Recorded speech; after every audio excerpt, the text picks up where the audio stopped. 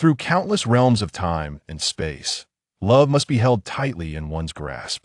The system, in its naivete, never anticipated that the beautiful host it had acquired was, in fact, a concealed mastermind. When tasked with rescuing the male protagonist, he was indeed capable of doing so. The once aloof and desolate man transformed into a fervent and devoted young master, declaring, "You shall never cast me aside in this lifetime." The new emperor, with his fair skin and dark undercurrents, often stealthily ventured into the general's residence under the cover of night. Chapter 1. Off to save the male protagonist. The river babbled gently, and verdant trees dripped with dew. With a splash, sunlight filtered through the leaves, casting circular shadows upon his jade-white skin. A man with shoulder-length hair lounged against a stone, his lower body submerged in the flowing water. The contours of his upper body were alluring and gracefully displayed in the solitude of the wilderness. Broad shoulders tapered down to a slim waist, with defined muscles that glistened like flawless white jade. This striking contrast radiated an enticing yet youthful innocence. Upon entering this miniature world, the system was greeted by this scene, and being a pure-hearted entity, it covered its eyes and squealed. Bai Xianwei half opened his eyes, glanced upward lazily, and then closed them once more. The system, still covering its eyes, suddenly remembered it was merely a semi-physical entity, perceiving the world through mental energy rather than sight. With a resigned sigh, it lowered its hands. The image of that exquisite body lingered in its mind, refusing to dissipate. As its thoughts wandered upward, it chided itself. It must not dwell on such matters. It was a proper system after all. Attempting to discreetly float away as if nothing had happened, the system was suddenly alerted by a red exclamation mark in its back end. Energy is about to be depleted. Please replenish energy promptly. The system had exerted every ounce of its power traversing the torrents between 3,000 worlds to enter this E-grade realm, and without hastily binding to a host, it would succumb to eternal slumber before it lay a ready-to-bind candidate. Moreover, with such an appearance, it would surely be a coveted asset back at headquarters. It truly was a fortunate little system.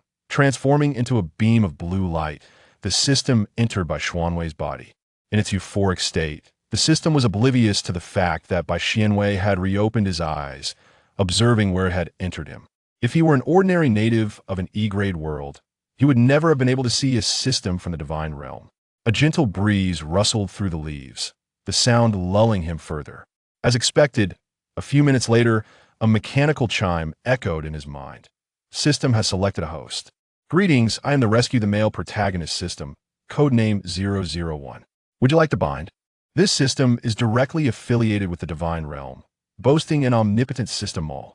Tasks will be issued to rescue the male protagonist in small worlds, and upon completion, you will earn points to exchange for your every dream in the system mall. The system diligently promoted itself.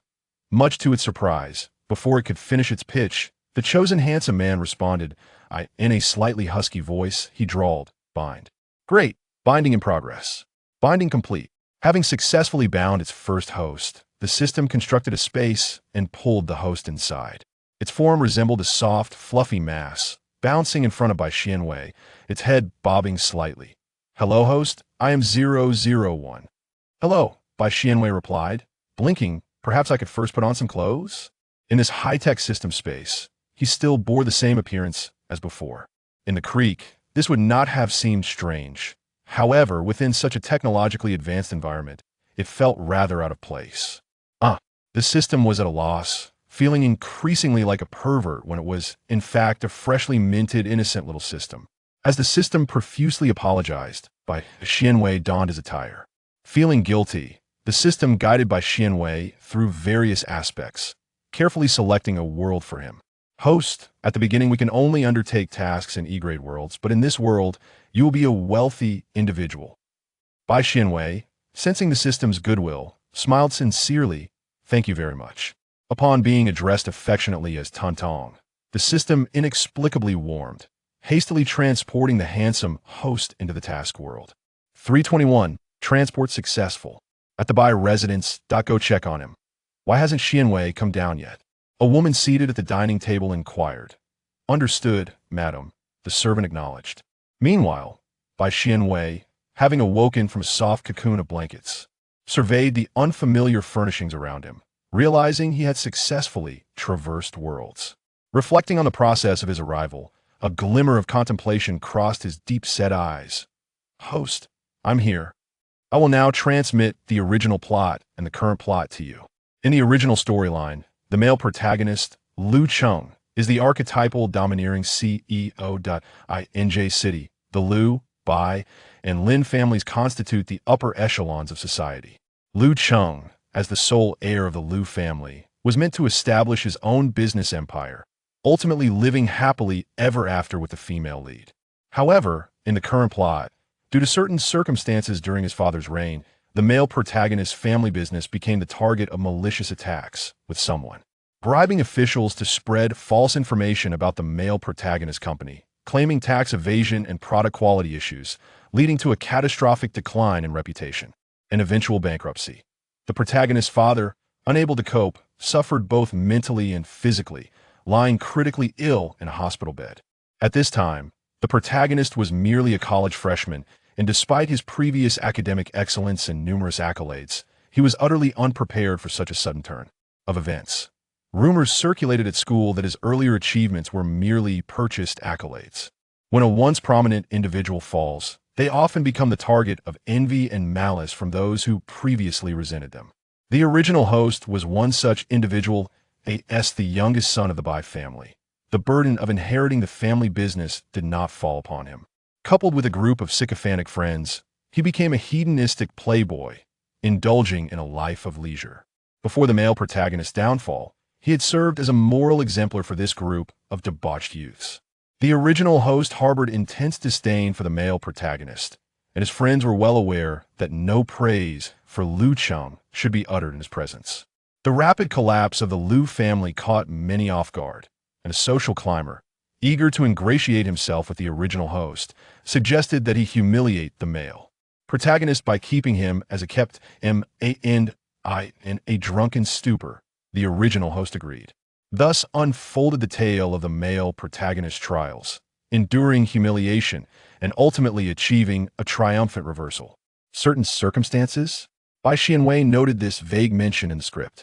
The system replied despondently, I am unaware of the specifics. I was released from the divine realm as soon as I was manufactured. However, I overheard a factory worker mention that I am the first system designated for rescuing a male protagonist. Our mission is to assist the male protagonist and restore the plot to its rightful course. The system's unreliability caused Bai Xianwei to rub his temples in frustration. To save the male protagonist, he must identify the root cause of his family's bankruptcy, perhaps uncovering deeper secrets about the 3,000 worlds. As of now, it had been 2 months since the male protagonist family had gone bankrupt. Knock, knock, knock. Sir, breakfast is ready. Bai Xianwei adjusted his demeanor, transforming into the petulant young master, his tone laced with impatience. Do not rush me. I shall descend shortly. The servant, accustomed to the young master's manner of speaking, merely remarked that the lady was awaiting him before departing. Bai Xianwei donned a simple white t-shirt and made his way to the dining room. Mother, good morning. Qin Xing turned her head and, upon seeing her tall and handsome younger son, could not conceal her smile. Once Bai Xianwei took his seat, she spoke in a tone infused with affection yet tinged with reproach. You sleep in so late every day. Your brother has already left for the office early this morning. Bai Xianwei replied endearingly, I am here to keep you company, mother. Qin Xing's expression softened further as she considered that her younger son had scarcely set foot in the company, and she passed him a shrimp dumpling. Make time to visit the company. Certainly. After finishing breakfast, Bai Xianwei spent time at home chatting with Qin Xing, simultaneously familiarizing himself with the household dynamics. Qin Xing often found herself laughing at Bai Xianwei's antics. Although she was aware of her son's less than stellar reputation outside, she felt that his youthful rebellion was quite normal, and thus refrained from excessive admonishment. Regrettably, the original owner had strayed further and further, ultimately leading to a disastrous entanglement with the male lead, which gradually brought the Bai family to. Declined as the sun dipped below the horizon, Bai Xianwei received a message. Brother Bai, we've organized a gathering at Blue Shadow. Would you care to join us? Bai Xianwei knew that this very gathering was where the original owner had taken the male lead under his wing, but I'll be there. The response came swiftly. Absolutely, brother. Tonight's event will be splendid, and we have a big surprise prepared for you. Chapter 2. The formation of the capricious young master upon entering the blue shadow. A refreshing chill enveloped the air, and the patrons within were adorned in the latest fashions. Upon noticing Bai Xuanwei's arrival, a staff member promptly approached, expertly escorting him into a private booth.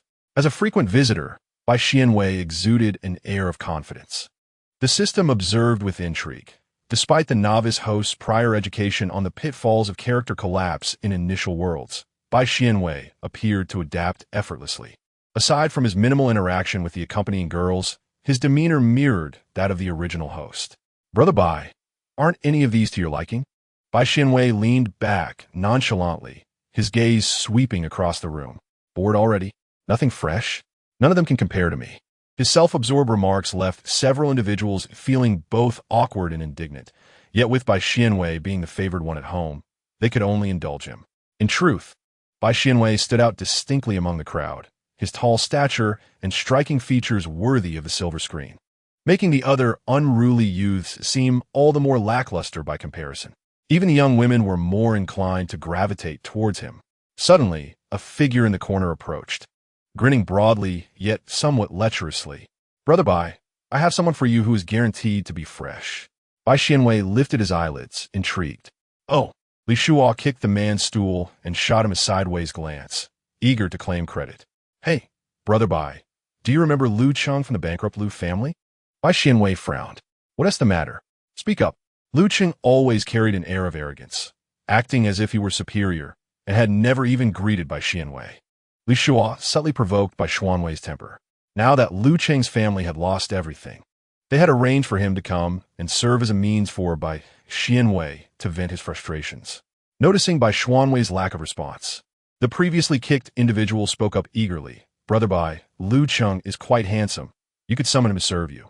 Before he could finish, Bai Xuanwei disdainfully kicked his long leg, sending the stool crashing over. I don't need you to speak for me. Get lost. The man dared not express his anger. While Li Shuo, observing Bai Xuanwei's expression, cautiously suggested, Lu Cheng is currently in an upstairs room. Brother Bai, what do you think? Lead the way. Bai Xuanwei replied curtly. With fervent nods, Li Shuo complied. Meanwhile, Lu Cheng lay in a haze, his mind throbbing painfully, gradually regaining consciousness.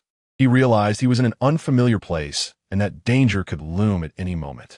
Someone had plotted against him. He had sensed something amiss when coerced into drinking at work.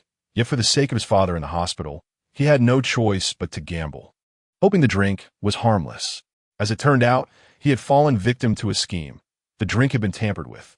By the time he regained a semblance of awareness, he found himself incapacitated in this strange location. Lu Cheng had never experienced such a downer in fortune. His life had been relatively smooth sailing, save for an instance of childhood kidnapping from which he had escaped with the help of a young girl. Yet now, in a mere 2 months, his world had been irrevocably turned upside down. Now, he harbors an intense loathing for his formerly arrogant self. Had he possessed the foresight to reflect, his family would not have suffered so gravely due to the machinations of others. Lu Cheng wallowed in a moment of despair before regaining his composure, beginning to analyze his current predicament. The sound of a rune card being swiped pierced the air, causing Lu Cheng's nerves to tense. 34, Brother Bai is inside. Indeed, the man referred to as Brother Bai emitted a condescending sound through his nose. Leave the rune card, and you may go. Very well, enjoy yourself, Brother Bai. With that, Li Shuo chuckled with a hint of implication. Is this the youngest son of the Bai family? Lu Cheng recalled the man's reputation, uneducated, arrogant, and a leader among the wealthy playboys of J-City. His recollection was solely due to the man's esteemed lineage as a member of the Bai family. Lu Cheng harbored a deep disdain for those who wield their family backgrounds to commit misdeeds. He had scarcely interacted with the young master of the Bai family before. It was surprising to find that his current abduction was orchestrated by Xuanwei. The door clicked shut, and moments later, a figure stood by the bedside, the air in the room seeming to stagnate. The man on the bed furrowed his brow, his pale lips seemingly devoid of life, one arm hanging limply over the edge. his body contorted due to the effects of the drug. His physique was remarkable, clearly the result of rigorous training. "Host, I possess a pill to counteract the drug's effects." "Bring me one." Bai Xianwei leisurely removed his shoes and stepped onto the floor. He sat beside Lu Cheng, slowly reaching for the buttons on his shirt. 1, 2, 3. Lu Cheng felt the air conditioning's chill intensify within the room. "Your muscles are indeed substantial." Bai Xianwei casually squeezed the muscle on the man's arm. Suddenly, the man's tightly shut eyes flew open, a sharp light igniting within them as he surged upward, his previously feeble hand reaching for Bai Xianwei's neck. Bai Xianwei reacted swiftly, raising his upper body to evade the attack. He then sat squarely on Lu Cheng, firmly restraining his hands. Lu Cheng felt as though Bai Xianwei's grip was akin to iron pincers, rendering him immobile. Externally, Bai Xianwei appeared strikingly handsome, devoid of any traits one would associate with brute strength. However, Lu Cheng was utterly unprepared for the realization that he could not even withstand 2 exchanges against him. After a brief struggle, the strength Lu Cheng had managed to muster dissipated entirely, as he remained under the influence of the drug. How audacious of him to attempt to fight back. Does young master Lu find feigning unconsciousness amusing? Bai Xianwei's lips curled into a smirk, his demeanor exuding confidence. Having missed the optimal moment for resistance, Lu Cheng's eyes flashed with a cold light. "Bai Xianwei, what is your intention?" "Isn't that a question with an obvious answer?" In response to the inquiry, Bai Xianwei chuckled softly, pressing Lu Cheng down with renewed force to prevent further struggle. Although Lu Cheng lacked the strength to resist at that moment, the proximity between them rendered him rigid, as if his blood had congealed. As the individual observed that events were unfolding quite differently from what he had anticipated, the system, perplexed, inquired, "Host, what are you intending to do?" "With a handsome man present, what do you think?" "This is not right." "Host, are we not meant to assist the male lead?" "How can this be?" The system's voice dwindled as it noticed that the host had genuinely begun to heed its counsel and exhibit a willingness to assist. With effortless grace, he subdued the man, lending aid to one in need. A belt adorned with intricate black patterns was flung aside. Bai Xianwei raised an eyebrow. "Ah, what a powerful male lead." The system? It was rendered speechless, promptly confined to a small dark room. On the walls of this chamber, the words "Protect the system. It is everyone's responsibility" were inscribed. Chapter 3. The formation of a dastardly young master by Xianwei's heart was suddenly enlightened. It became apparent that some individuals were destined to become domineering male leads for a reason. With this realization, a subtle smile crept upon his lips as he softly remarked, "It seems, Lu Cheng, that your abilities are remarkable." Upon hearing these words, Lu Cheng's breath quickened slightly as he struggled to maintain a clear and calm mind. He was uncertain of what offense he might have committed. While he bore no transgressions, Bai Xianwei, with an expression of playful innocence, akin to a pampered young master, stated, "I simply find you appealing and wish to take care of you." Lu Cheng was momentarily taken aback, at a loss for words, his mind a tumult of thoughts. He was well aware of his own appearance, having attracted many admirers in the past. However, after the Lu family's sudden bankruptcy, the enigmatic figure orchestrating it all evidently had significant influence, and no one dared to step forward during such precarious times for fear of entanglement. The proposition from this young master to care for him was likely not merely based on superficial attraction. Perhaps it was yet another method of tormenting him. Even if he were to agree, substantial rewards would be elusive. Lu Cheng contemplated his escape. Bai Xianwei's soft laughter pulled him back to reality. "I am quite satisfied with my inspection." Lu Cheng narrowed his elongated eyes, unwilling to concede. Yet, the young master nonchalantly uttered, "Fulfill my request, and I shall resolve your father's treatment." This statement effectively struck at Lu Cheng's vulnerable point. With the Bai family's capabilities, ensuring the welfare of his father was trivial. Even the one responsible for the Lu family's downfall would not dare to act against them. The Bai family not only possessed a publicly listed company, but also held substantial official connections, with a focus on research development, making them the most stable among their peers. This resulted in the Bai family having limited interactions with others. When the Lu family faced their crisis, Lu Cheng had suspected the Bai family of foul play, but later dismissed the notion, recognizing that their interests did not conflict and the Bai family would not resort to such underhanded tactics. I agree. Lu Cheng did not deliberate for long. The circumstances left little room for contemplation. Such a good boy. Bai Xianwei released his hold, and Lu Cheng ceased his resistance. Having made his decision, Bai Xianwei achieved his objective, his mood evidently elevated, and began to leave a trail of footprints on the undulating mountains. Lu Cheng inhaled sharply, silently turning his head.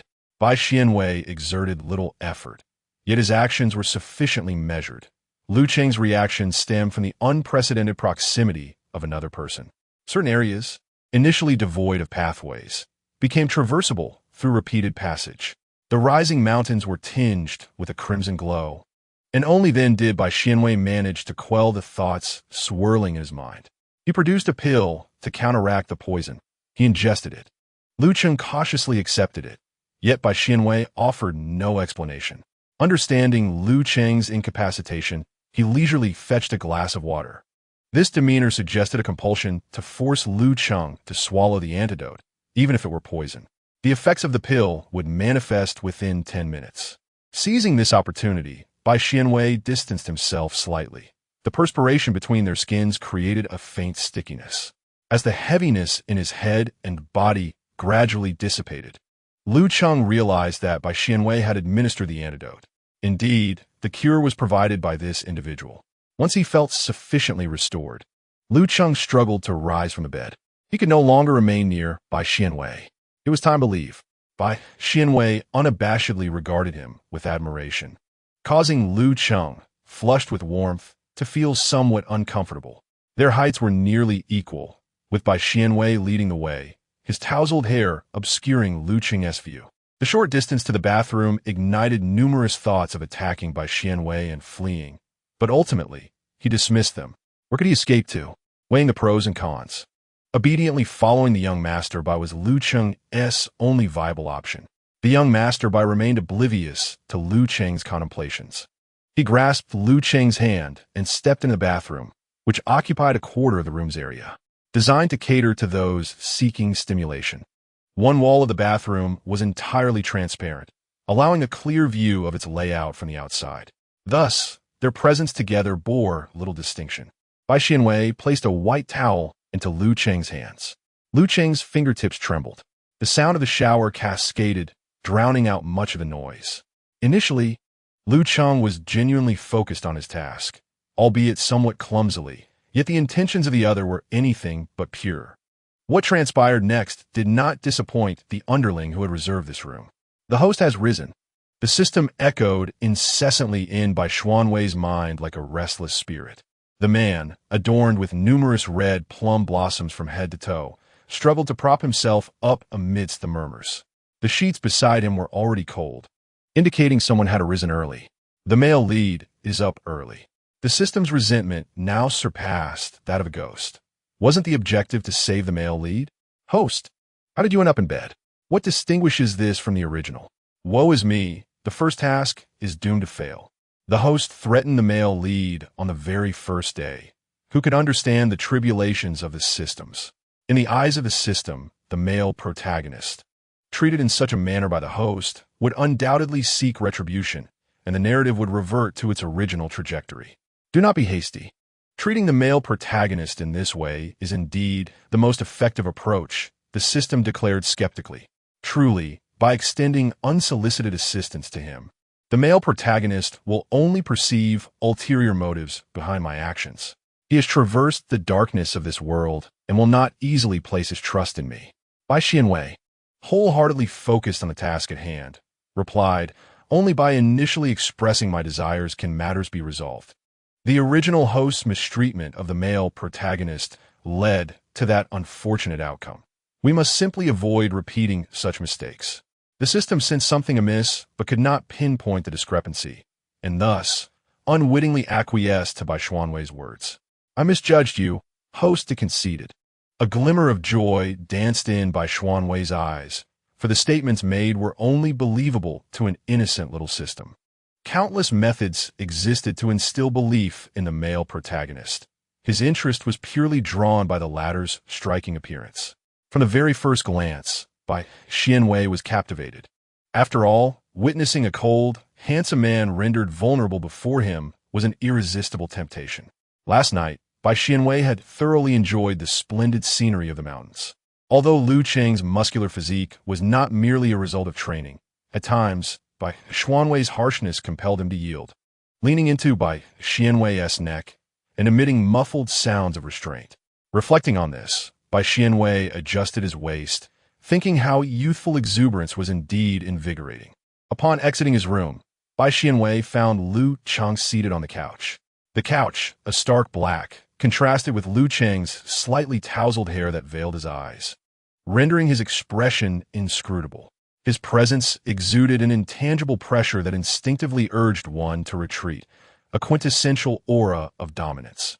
Unfazed by Lu Cheng's commanding presence, Bai Xianwei placed his hand on Lu Cheng's solid arm and leaning closer, whispering, "You performed admirably." Having endured a night of torment, Lu Cheng should have harbored deep resentment towards Bai Xianwei. Yet, as the latter's breath enveloped him, a portion of his inner turmoil inexplicably dissipated.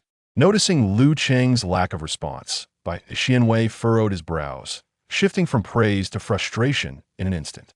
"What is your purpose in being here if you do not embrace me at this moment?" Lu Cheng pressed his thin lips together, choosing not to quibble with the pampered young master, and pulled Bai Xianwei into his embrace. Satisfied, Bai Xianwei nodded and retrieved his phone to place a call. The line was answered promptly. "Good day, young master. How may I assist you?" The next words from Bai Xianwei left Lu Cheng momentarily stunned. "Have the previous head of the Lu family admitted to our hospital for the finest treatment." The assistant, bewildered by the directive, responded, "Are you referring to Lu Guolin?" "Indeed. Take utmost care of him. Should any issue arise, you need not concern yourself further," Bai Xianwei concluded, ending the call with a triumphant smile. He looked at Lu Cheng and declared, "I have fulfilled my promise to you." The mechanical system's prompt sounded. "Save progress 5, current 5. Just as Bai Xianwei believed that Lu Cheng would be filled with gratitude, Lu Cheng suddenly rose. He effortlessly lifted the 185 centimeters tall man into his arms, and Bai Xianwei instinctively tightened his grip around Lu Cheng's waist. Upon realizing that he might have lost face, Bai Xianwei was about to voice his discontent. However, words eluded him as Lu Cheng silenced him. After Bai Xianwei concluded his phone call, Lu Cheng felt a surge of emotion welling up, his eyes slightly misty. In essence, he had faced the world's immense malice at such a tender age, a prodigy sinking into the mire. Today, Bai Xianwei's gesture was the only kindness he had received in the past 2 months. Even if this kindness came with conditions, one always needs an outlet for their emotions. And Bai Xianwei had unwittingly struck a chord. The resentment Lu Cheng felt from last night's scheming had considerably waned. By the expansive window, the robust man held another, basking in each other's warmth. Yet, the one being embraced was somewhat restless. Chapter 4. The formation of a spoiled young master as time passed. Lu Cheng's tumultuous emotions began to settle, the sunlight streaming through the window, enveloping him in warmth. The subsequent moments were spent with the young master, gradually imparting techniques to him. Surely, the young master must have had numerous romantic encounters. This thought flickered in Lu Cheng's mind. Having never dated anyone himself, he felt a tinge of frustration in comparison. This sudden bout of immaturity ignited a desire in Lu Cheng to assert himself, his kisses growing increasingly fervent. The youth's legs bent slightly, struggling to withstand the intensity. A rustling sound ensued. He learned quickly. Bai Xianwei gasped, teasingly chuckling. Lu Cheng remained silent, his warm palm pressed firmly against the young master's lower back. Feeling the delicate softness, Bai Xianwei felt a slight tickle and leaped off Lu Cheng. In that fleeting moment, as he turned to the side, Lu Cheng caught sight of Bai Xianwei's originally fair ear, now flushed with a rosy hue. For reasons unknown, Lu Cheng's mood elevated further. The seemingly arrogant and carefree young master appeared to be less composed than he projected. Perhaps it was only when Bai Xianwei truly committed an act of insult or harm that Lu Cheng would unleash his vengeance without mercy. Meanwhile, the eldest son of the Bai family received a report from his assistant in the office. "Treating Lu Guoling?" "Yes, the young master called me 5 minutes ago, requesting that the former head of the Liu family be taken to the Bai family's hospital. Bai Sun did not quite understand what his younger brother was up to, but since it had little impact on the Bai family, he acquiesced. Still, with a hint of concern, he instructed, just check what Bai Xianwei has been up to lately. Understood. Bai Xianwei, however, was blissfully unaware of Bai Sun's worries. Nestled in the embrace of a handsome man, he was being fed fruit, thoroughly enjoying the pampering. Truly, the male protagonist was stunning. His looks were undeniably striking. The sharp-featured male protagonist meticulously peeled grapes, feeding them one by one into Bai Xuanwei's mouth. Wow, the male lead is truly kind to you, host. It seems you were right, the system remarked, now thoroughly convinced of the host's earlier assertions. Having observed that the male lead exhibited no disdain toward her, Bai Xianwei affectionately patted the system's head. Do not blame yourself. Go have some fun. Trusting that Liu Cheng genuinely cared for Bai Xianwei was perhaps more prudent than believing the system possessed emotional intelligence. The future tycoon was not so simple. He had merely weighed the pros and cons and concluded that staying by his side was presently the best choice. If Bai Xianwei could not genuinely alter the male lead's attitude and perception of him, he would be the first to suffer once Liu Cheng gained power. As Bai Xianwei continued eating the grapes, he found that the male lead appeared increasingly handsome. He impulsively leaned in and planted 2 kisses, one on his cheek and another on his prominent nose. Liu Cheng's hand, which had been peeling grapes, froze in place. The warmth of the touch was unmistakable on his face. He had never anticipated being kissed in such a manner, let alone by a man. When he looked up at Bai Xianwei again, he noticed the latter's expression was exuberant and triumphant. It is an honor to be kissed by me. You possess an exquisite face. However, as Liu Cheng's gaze slightly shifted, he caught sight of Bai Xianwei's ears turning crimson. Bai Xianwei, sensing his stare, yet unaware of his own reddened ears, assumed Liu Cheng was reluctant to meet his gaze. He frowned and turned Liu Cheng's face towards him. What are you looking at? Liu Cheng, with a hint of amusement, spoke his first words of the day. Young Master Bai is quite handsome as well. Of course, Bai Xianwei retorted, momentarily at a loss for words, feeling as if his fists were striking cotton, rendered ineffective. Young Master Bai, you are mine. Don't call me that ridiculous name.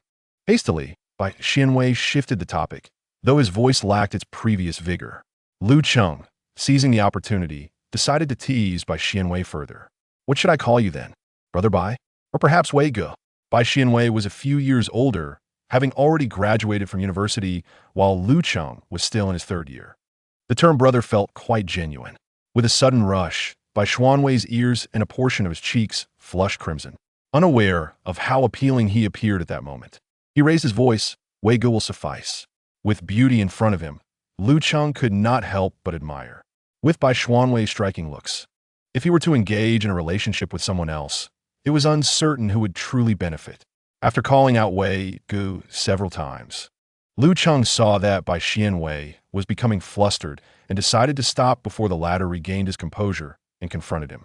Bai Xianwei, indeed delighted by the playful banter, tossed Liu Cheng a napkin to wipe his hands and suggested he accompany him. Liu Cheng nodded indifferently, refraining from asking further questions. As they descended to the lobby of Lan Ying, Bai Xianwei was greeted by many along the way. He was the top VIP there, and others sought to make a favorable impression in his presence.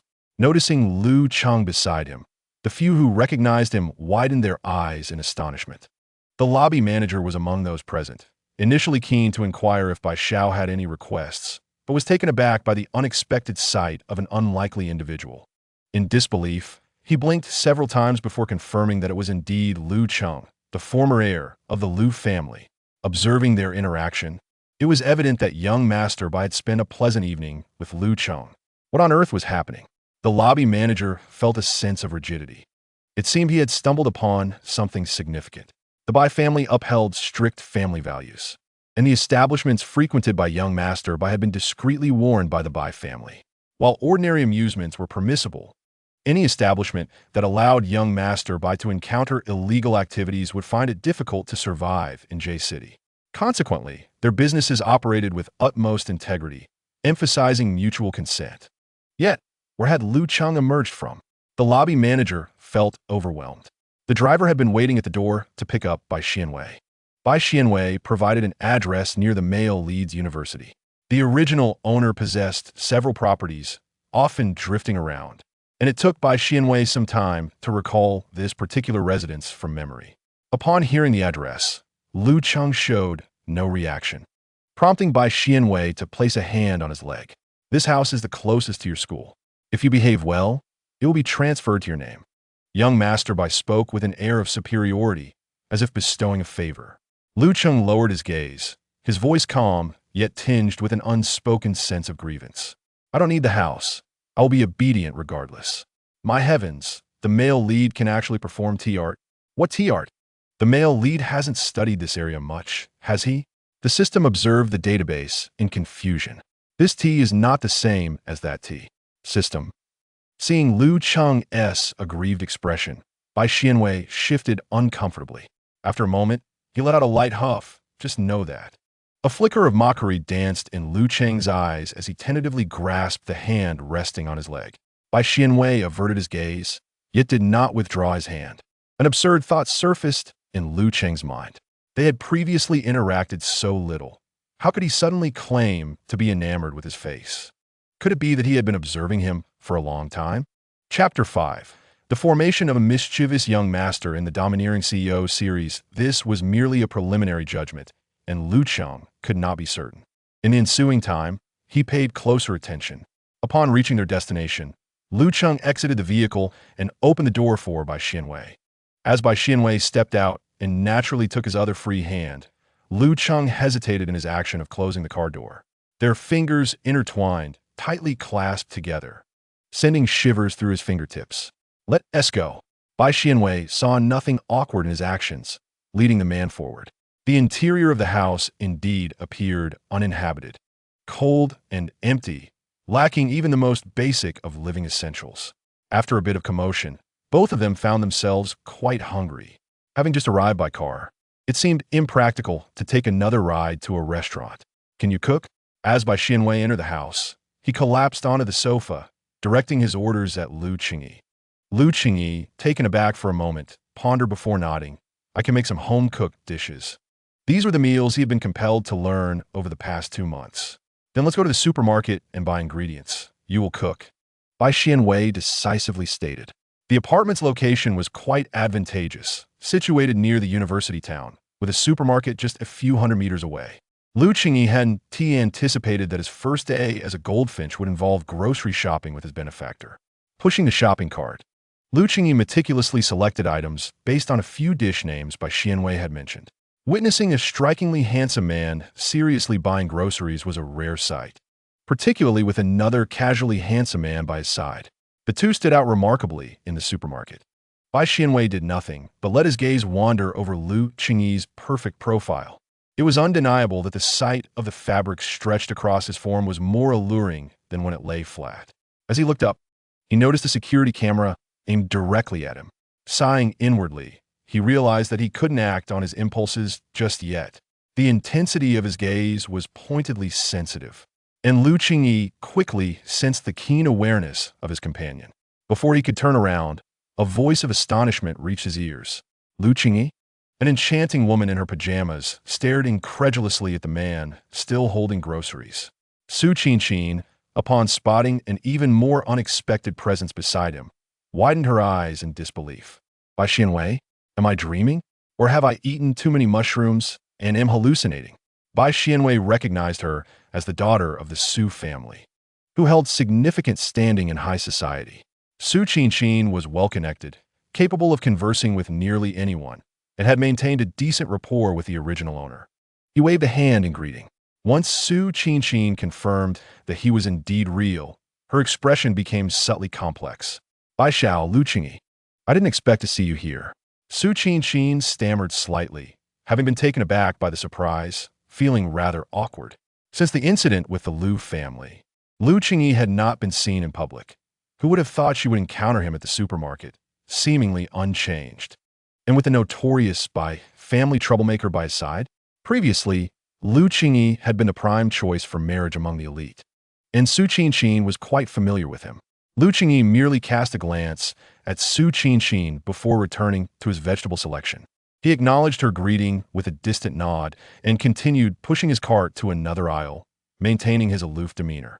Su Qinxin was not surprised. Lu Qingyi had always been indifferent towards the second-generation elites. She followed by Xianwei as curiosity got the better of her. "Bai Xiao, what you two up to?" "He buying groceries for me to cook," Bai Xianwei declared, clearly relishing the opportunity to boast. Su Qinxin was taken aback by the information contained in the statement. "Are you together?" Bai Xianwei frowned and corrected, "I'm financially supporting him." The man nearby slightly curled his fingers, his gaze returning to calmness.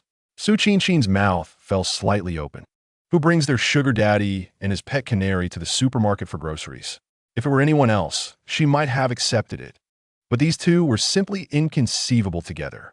She thought this but dared not voice her thoughts, treating it as if she had stumbled upon a great secret, quietly departing. At that moment, Lu Qing arrived, pushing a shopping cart filled with groceries. The two proceeded to the checkout, passing through the porcelain section. "Wait a moment." Just as they were about to walk past, Bai Xianwei turned back. Lu Cheng halted, adopting a demeanor that repelled passers-by. However, when Bai Xianwei approached with 2 pairs of couple mugs, Lu Cheng paused in surprise. "Which pair looks better?" His gaze lowered as he selected a pair. "This one." The 2 mugs, adorned in a black and white palette, exuded simplicity and elegance. "Then this pair it is." Bai Xianwei placed them into the cart, and they continued to the checkout. He turned to walk ahead, oblivious to Lu Cheng's expression, which was momentarily dazed as he gazed at Bai Xianwei's tall figure. Upon returning to the apartment, they encountered a cleaner exiting. "Boss, it's all cleaned up." The cleaner had been summoned by Xianwei through the property management to tidy the apartment. Lu Cheng carried the groceries into the kitchen, where the semi-transparent door separated the cooking area from the rest of the space, accentuating the man's broad shoulders and narrow waist from behind. He tied on an apron and began to cook. Bai Xianwei admired him for a moment before entering the study to turn on the computer. "Host, do you wish to play a game?" The system perked up. "Can I join you? You can play games?" Bai Xianwei was taken aback. The system replied proudly, "Of course, I'm a product of the main god space. I'm not playing right now. Let us wait a bit." The system, curious, asked, "What are you planning to do then?" Bai Xianwei had already opened the computer, the cool blue light illuminating his face. "Looking for a rat." The rat referred to the individual responsible for the downfall of the once prominent male lead, who now lurked in the shadows, employing underhanded tactics. Bai Xianwei harbored no fondness for such behavior. His fingers danced across the keyboard, the sound rhythmic and pleasant. "Found him." In a certain part of J City, a man in his 30s felt a chill run down his spine. Lu Cheng knocked and entered the study just as Bai Xianwei finished a game. He set the headphones down on the desk, stretching lazily, his hair slightly tousled. Lu Cheng said nothing, and Bai Xianwei approached him. Suddenly, he playfully bit the corner of the man's lips. "Can't you speak? Lu Cheng, are you mute?" In the narrative, Lu Cheng's character was portrayed as an aloof and domineering CEO, seemingly incapable of uttering a single word, remaining silent for an unusually long time. That simply won't do. Bai Xianwei cannot tolerate such a taciturn individual, so he resolved to impart some earnest instruction to Lu Cheng. The meal was prepared. At last, Lu Cheng spoke up. "Say a bit more, little mute." A hint of pain lingered at the corner of Lu Cheng's mouth. "Wei Ge, it's time to eat." Bai Xianwei smirked. "Make your voice softer. Are you capable of charming anyone?" Lu Cheng fixated on the striking visage before him, his eyelashes fluttering incessantly. "Way good, darling. I've made shrimp soup. Would you care to taste it?" He barely managed to pass muster. 10 minutes later, Bai Xianwei emerged from his room, content, eager to sample the soup's flavor. Chapter 6. The development of a mischievous young master. It proved that Lu Cheng's culinary skills were commendable. Bai Xianwei savored his meal with satisfaction, reclining in his chair with half-closed eyes. When Lu Cheng rose to clear the dishes, he lazily remarked, "No need to tidy up. Someone will come to take care of it." Bai Xianwei had a dedicated housekeeping team. Regardless of where he resided, someone attended to his every need. Of course, cooking was included in the services offered. Hence, even if Lu Cheng were incapable of cooking, someone would arrive to do so. Lu Cheng had considered this as well. He approached Bai Xianwei's side. "Host, will the male lead not take issue with you?" The system chirped believing that the male lead should never be slighted, as those who offended him invariably met with disastrous fates. However, Lu Cheng unexpectedly squatted down, his gaze filled with affection as he inquired, Wei Ge, is the food I made tasty? Quite good, Bai Xianwei replied. A trace of a smile appeared on Lu Cheng's austere face, as if he were bashful from receiving praise. What a good actor, Bai Xianwei commented. It seemed the male lead was formally adopting a soft approach, intending to win him over in return. Astute in recognizing that the young master had developed a fondness for him, he was capitalizing on the opportunity. Truly, a future business magnate. Yet Bai Xianwei did not mind. After all, he would ultimately reap the benefits. He pressed for what he desired next. Lu Cheng readily agreed. Just a few days later, as Bai Xianwei was enveloped in thoughts of the handsome young man, a call from President Bai interrupted. Brother, come to the company. Bai Sun tossed out a terse command. It seemed that his arrangement with Lu Cheng had been exposed. In the original narrative, Bai Sun had not discovered this so early, as the original character had neglected to instruct anyone to care for Lu Cheng's father, which resulted in the male lead suffering for quite some time before Bai Sun uncovered the truth. Meanwhile, Bai Sun pressed his temples, plagued by a headache. He never anticipated that his younger brother would take Lu Cheng under his wing.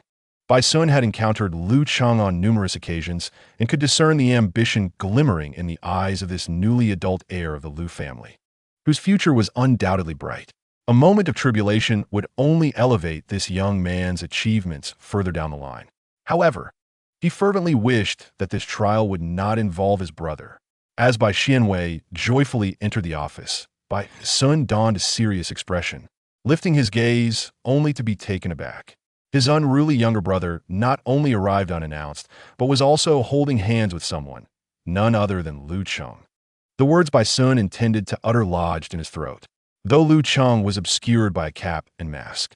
Bai Sun instantly recognized him as the victim of his younger brother's mischief, evidenced by the way they clung to each other. Good day, President Bai. You, Bai Xianwei. Bai Sun bellowed, his voice laced with indignation. Your audacity seems to have grown, engaging in such antics. Bai Xianwei positioned himself protectively in front of Lu Cheng. Brother, is that what you think? Bai Sun struggled to temper his emotions. And what exactly is it? He retorted, do not dare tell me you are genuinely in love. From behind, Lu Cheng, peering through the limited visibility of his mask and cap, noticed Bai Xianwei's ears gradually turning a shade of pink. He heard the normally proud voice of his companion soften. Brother, how do you know? Bai Sun, I truly love him, Bai Xianwei declared, nudging Lu Cheng playfully. Lu Cheng fell silent for 2 seconds before affirmatively responding. Yes, we are genuinely in love. Bai Sun felt a mix of anger and amusement. Did he take him for a fool? This absurdity must cease immediately. I refuse, Bai Xianwei firmly rejected. Brother, you worry too much. Do you not know who I am? He attempted to console his brother. I truly have feelings for Lu Cheng. As he spoke, his voice grew softer. Bai Sun's eyelids twitched.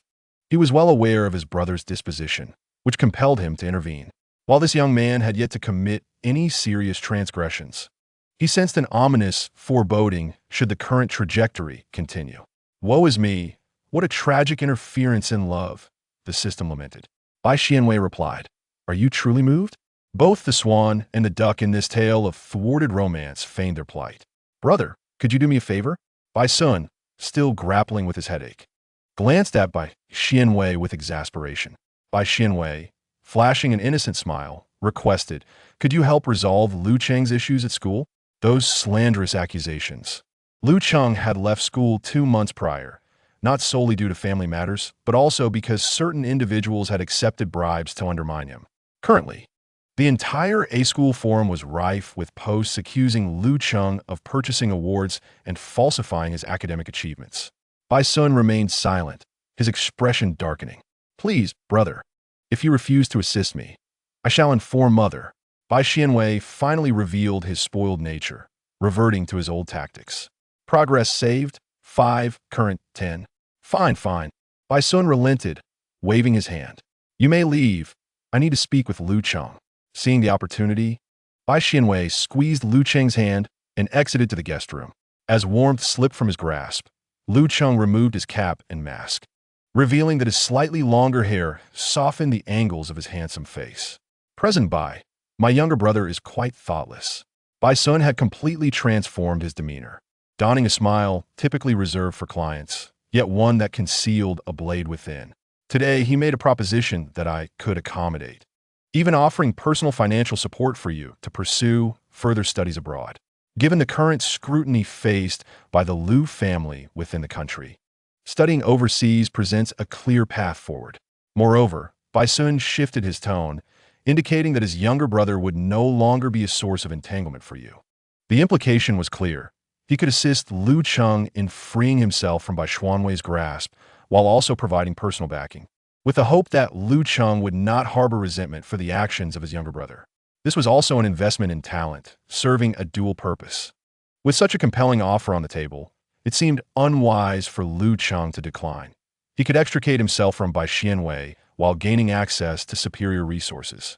Yet, at that moment, memories of his recent interactions with Bai Xuanwei flooded Liu Cheng's mind.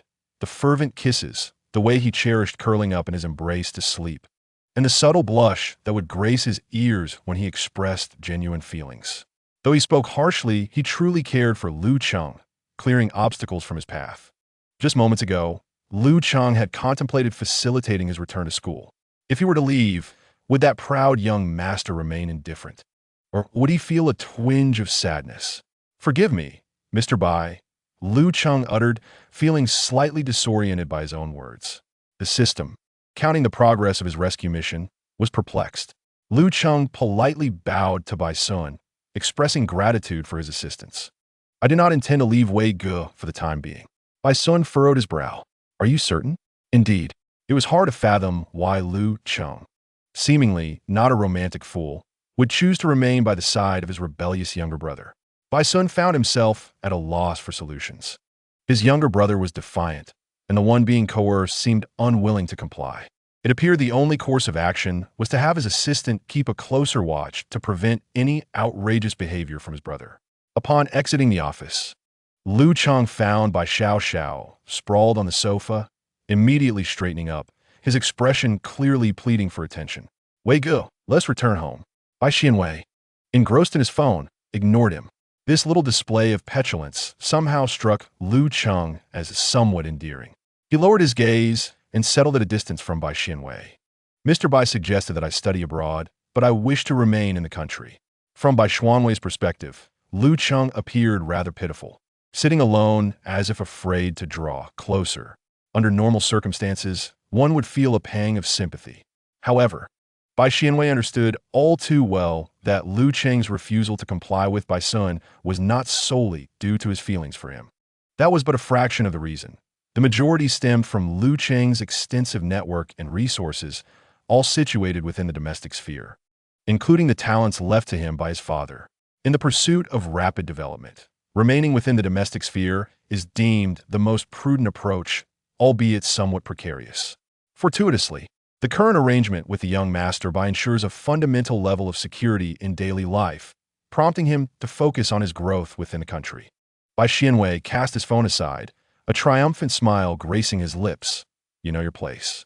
The demeanor of the young master, once irksome to Liu Cheng, now appeared somewhat endearing.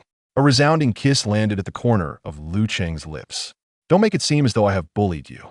When the young master is in high spirits, he acts with carefree abandon, utterly oblivious to the horrified gaze of his assistant.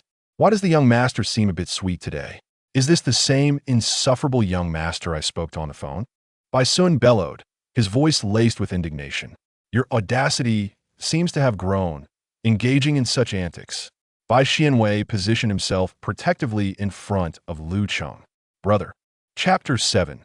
The evolution of the mischievous young master. The gentle sunlight filtered through the window, accompanied by the soft sounds of morning routines.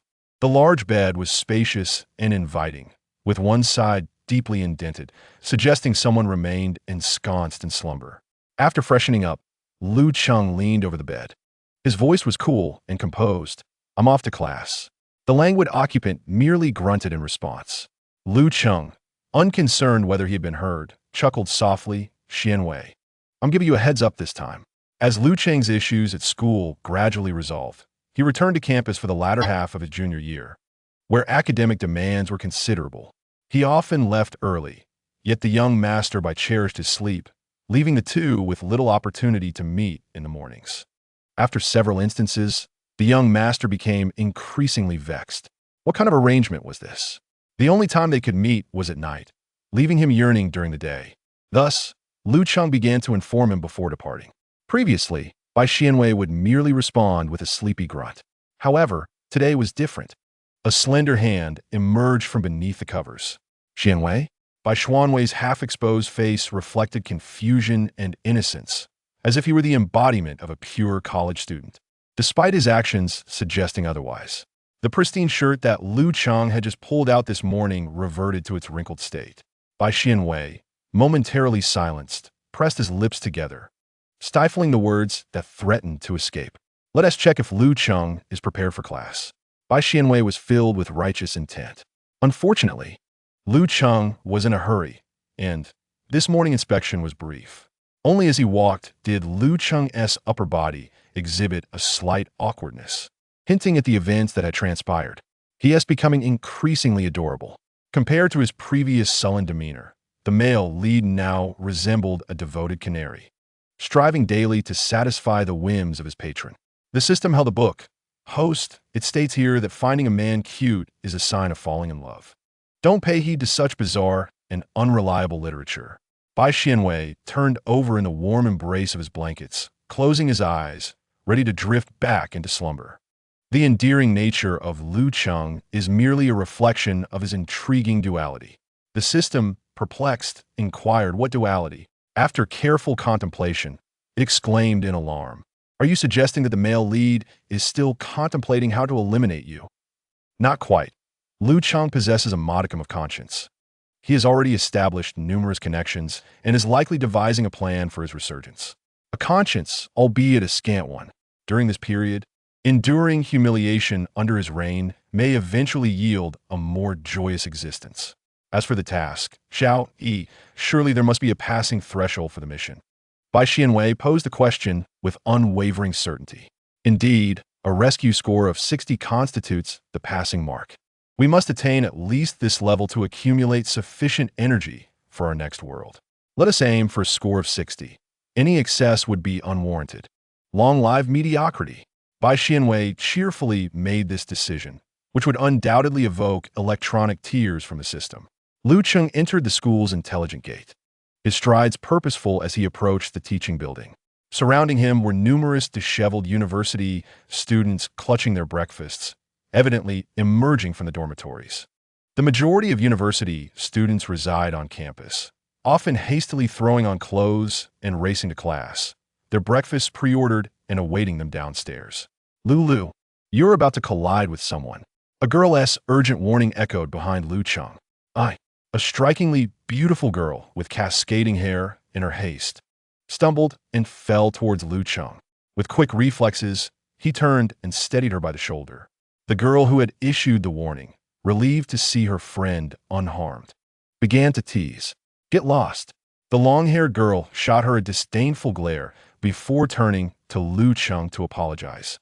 I'm so sorry, classmate. Thank you. Thank you, my handsome savior. As she spoke, she looked up and was momentarily captivated by the sheer handsomeness of the boy who had caught her. It wasn't her lack of experience. How often does one encounter a paragon of male beauty in such close proximity? Bai Lu's spirits soared that morning, as having glimpsed such a visually appealing gentleman seemed to promise longevity. Thank you. Have you had breakfast? I have buns and soybean milk. As she spoke, she nimbly handed him a portion of her breakfast. The warmth of the meal seemed to embody the vibrant atmosphere of the campus. Fearing Lu Cheng might linger, the two girls hurriedly departed. Goodness, I feel as though my day has been illuminated. Oh, I've stumbled into love. But he is so handsome. He undoubtedly has a girlfriend. True enough, someone as dashing as he must have already been claimed. Lu Cheng, holding the breakfast, paused momentarily before merging with the flow of students entering the teaching building. Beep. The male lead and female lead have encountered each other for the first time as adults. So they have encountered each other. Bai Xianwei covered his head with a quilt, wishing to be left undisturbed for his slumber. Having experienced so much, The male protagonist's mindset diverges significantly from the ostentatious and domineering demeanor typical of the original narrative, rendering it highly improbable for any sparks to ignite between him and the delicate female lead. Moreover, Bai Xianwei clenches his teeth. During the time he is being supported by him, should he dare to engage with others, it would leave him unable to escape the consequences in their shared bed. Brotherly, hasn't Bai been out to play these past few days? One inquired. Indeed, brotherly, perhaps we should invite Bai to Blue Shadow. A group encircled Li Shua, lamenting that Bai Xianwei had not made an appearance recently, causing their visits to high-end venues to lack the previous lavish treatment. Whenever the young master Bai graced them with his presence, he would cover all expenses, allowing them to indulge freely. This group, previously disparaging Bai Xuanwei's aristocratic airs, now shamelessly trailed behind him, seeking favors. Go away. How should I know when Brother Bai will emerge? Li Shua impatiently dismissed them, though he too felt uncertain. Ever since Bai Xianwei had taken Lu Cheng away, he had been unable to reach the young master, and, with no response to his messages, he could only ruminate over his own shortcomings. After all, his standing in his household relied heavily on his connection with the young master of the Bai family. Should he provoke the latter's ire, his fate would undoubtedly be grim. However, in the next moment, Li Shua's spirits soared as he answered the phone. Brother Bai. Yes, yes. Absolutely. Rest assured, I will make all the arrangements. After hanging up, he glanced at the eager faces leaning in and with a grand gesture declared, Brother Bai will be out to play tonight. Cheers erupted as the group began to envision the evening's revelry. As the night unfolded in their private room, filled with laughter and libations, Bai Xianwei, the very focal point of the gathering, had yet to arrive. Just as the atmosphere reached a fever pitch, the door to the room swung open, unleashing a wave of smoke and alcohol that prompted the windows to be flung open for ventilation. All right, the server said respectfully while pulling apart the large glass window. A sudden chill swept through the room, swiftly cooling the previously heated ambience. Glances were exchanged, and silence enveloped the group, each hesitant to speak. The figure at the doorway was none other than Bai Xianwei, the guest of honor that evening. Chapter 8. The formation of a spoiled young master standing at the threshold. Bai Xianwei wore an expression tinged with disdain, clearly disapproving of the environment within the room. Previously, he had conformed to the original character's persona by partaking in such frivolities. Yet he personally abhorred the foul atmosphere and had departed swiftly to seek the male lead. However, this time, his intentions were not for amusement. Having already intertwined with the male lead through the storyline, it was time to reckon with the debts incurred by the original's entourage. Under the guise of the young Master Bai, they had engaged in numerous unsavory deeds, all hidden from the original's view, save for one newcomer who had breached protocol by kidnapping Lu Cheng for Bai Xianwei.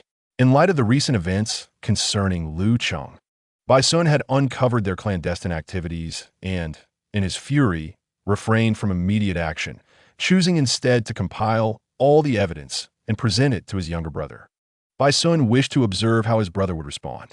Brother Bai, you've arrived. As the atmosphere grew tense, Li Shua stepped forward with a smile to greet Bai Xianwei. Haha, the brothers are all waiting for you. This is a rare collection from the hotel. Come and taste it, Brother Bai. No, thank you, Bai Xiao replied coldly. Doesn't young Master Bai enjoy drinking? Come, take a seat. Li Shua felt a sudden chill creep down his spine, an instinctive warning that something ominous was about to unfold. He forced himself to rise from the sofa, striving to lighten the mood, hoping to invite Bai Xianwei to take a seat at the main table. With a slight smile, Bai Xianwei replied, No need, I find it unsightly. Li Shua's unease deepened, sensing an impending storm. Brother Bai, do you remember me? A slick-haired individual, clearly having spent considerable time on his appearance, suddenly approached from behind. Why are you here again? Li Shua was exasperated. This was the very person who had orchestrated the kidnapping of Lu Cheng. If Bai Xianwei learned of this, the Bai family would ensure that they paid dearly. Step back.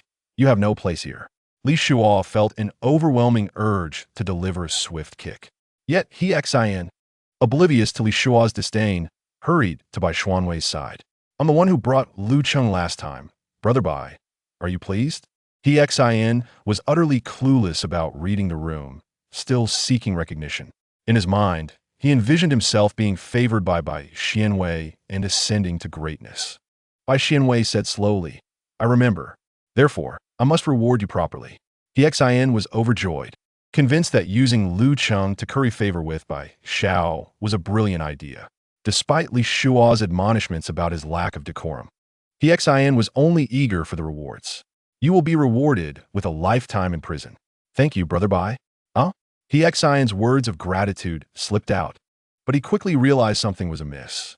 "Brother Bai, you must be joking." The chill in Bai Xiao's handsome visage betrayed no hint of jest. A stack of papers was tossed onto the two of them.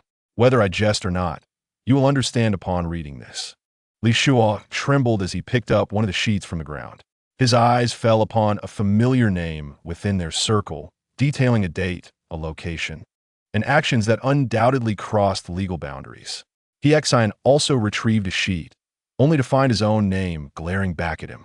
In an instant, his fingers grew numb as the document detailed his abuses of power against underage girls, his involvement in breaking others' legs, and even instances of bullying the weak in school.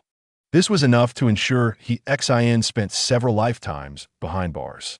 Li Shuo reacted with remarkable speed, dropping to his knees. "Brother Bai, I was blinded by foolishness. I'm not worthy." Without a moment's hesitation, he knew that the stack of papers contained irrefutable evidence of his own crimes. Devoid of the protective mantle of the esteemed young Master Bai, his relatives were the first to turn against him, even to the extent of genuinely offending the Bai family, whereupon the entire Li clan would suffer dire consequences. "Brother Bai, I assure you, I, Li Shua, shall never engage in such acts again, lest the heavens strike me down." Those in the back, utterly bewildered, dared to approach and pick up the scattered papers, only to stumble and fall to the floor. In an instant, the private room was filled with a cacophony of pleas for mercy and confessions of guilt. The door to the room was ajar, allowing the commotion to spill out and attract the curiosity of others. Bai Xianwei, growing weary of the charade, noted the late hour, with others awaiting his return home. Observing the gathering crowd at the entrance, Bai Xuanwei's voice resonated, audible to all present, laced with barely contained fury. "How foolish of me to be deceived by your actions in my name. The Bai family will never condone illegal activities. Whatever transgressions you have committed, be prepared to face the consequences." With that, the young Master Bai turned on his heel, seemingly eager to distance himself from such filth. The revelation that the young Master Bai had been unwittingly associated with illegal activities was met with incredulity by the witnesses of this drama. Yet, the sight of the despondent individuals within the room compelled belief. In high society, the reputation of the young Master Bai was undeniably tarnished, known for his reckless behavior and bullying tendencies. Although some had heard that the Bai family upheld strict moral values, preventing the young master from engaging with unseemly elements, many suspected it to be mere facade. To their astonishment, it appeared that the Bai family indeed enforced discipline, with the young master unaware of the misconduct occurring under his name, having been deceived.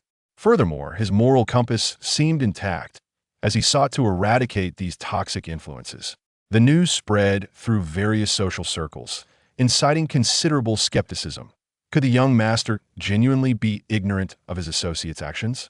Reports of criminal charges emerged, claiming intentions to incarcerate the culprits, prompting doubt regarding their authenticity. Indeed, there were videos as evidence. I had heard nearly everything at the door. Watching Li Shua, that gluttonous wretch, kneel before Bai Xianwei was utterly gratifying. The sight of those scoundrels weeping profusely finally fulfilled my long-held wish. Who would believe such a farce? The evidence was irrefutable, yet it seemed irrelevant to those who doubted. Quiet down. Let us await further developments. If the allegations hold true, these scoundrels will soon find themselves behind bars, and the truth will be revealed. I stand in support. I cast my vote for my husband, Xianwei. Xianwei, you are incredibly handsome. Those long legs and that perfect V-shape. I can see your abs even through your clothes. My dear husband, I would gladly drive a luxury car and reside in a mansion for you. You wish to have it all, don't you? Is it possible that Bai Xianwei has admirers? Reflect on that. All right, I concede he is somewhat handsome. Unbeknownst to Bai Xianwei, The ripples of gossip coursed through various groups. Though even if he were aware, it would not surprise him, for this was precisely the purpose of his attendance. Did the original owner truly remain oblivious to his subordinates' actions? No, he was aware.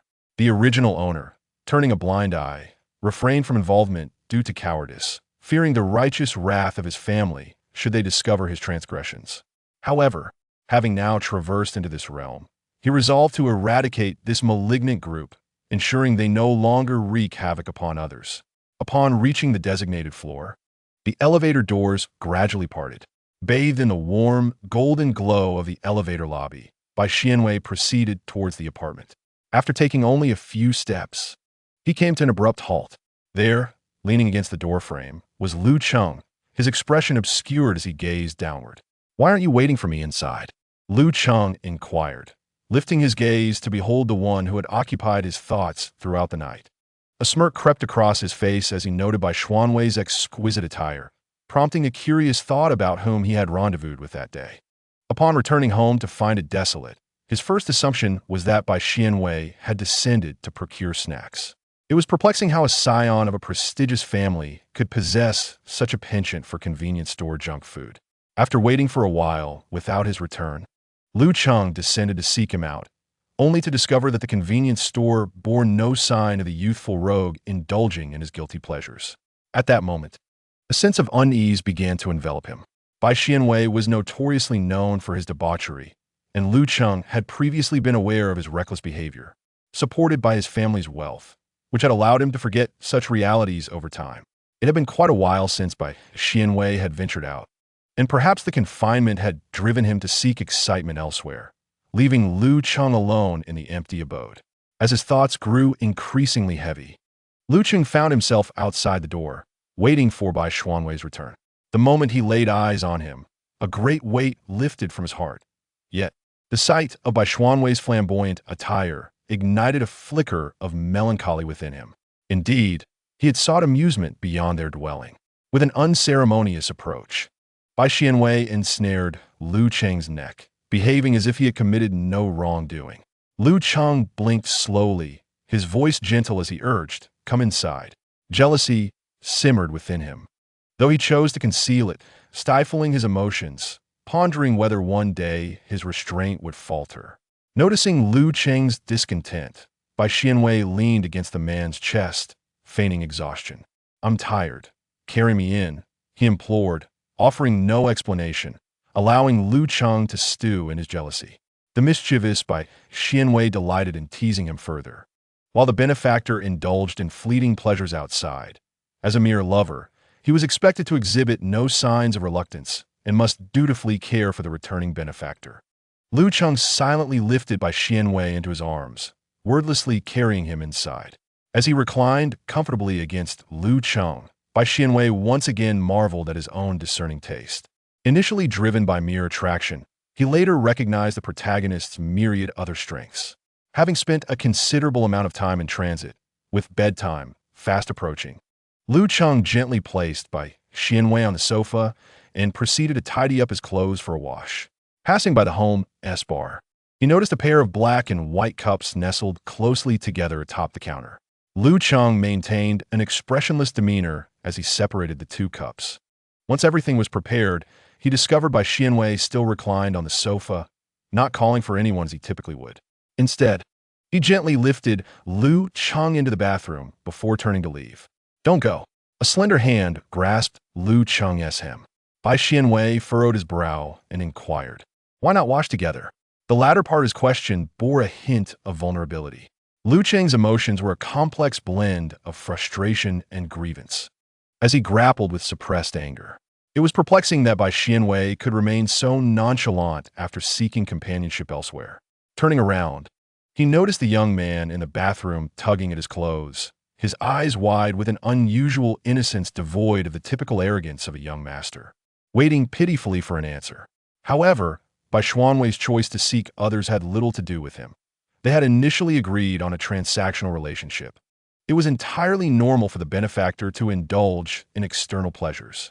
Why did he have to criticize? The fact that the young master of the Bai family was willing to share a modest dwelling with him for so long was already astonishing. Viewed through this lens, their relationship was a clear exchange. Bai Xianwei had alleviated his current plight, and even if Lu Cheng later sought revenge, the only justification would be Bai Xuanwei's opportunistic actions. The life post-agreement had not been marked by humiliation or abuse. On the contrary, Lu Cheng had gained considerably. Suppressing his bitterness, Lu Cheng closed the door behind him, preparing to bathe with Bai Xianwei as they had on their first encounter. Rescue Progress 1, currently 13. The system had malfunctioned, leaving behind a trail of perplexity. How was this progress calculated? Could it be that Lu Cheng's late return home had lightened the male lead's mood?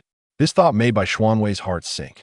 He was acutely aware of where the rescue progress stemmed from, which confirmed his suspicion that the male lead had misconstrued their relationship.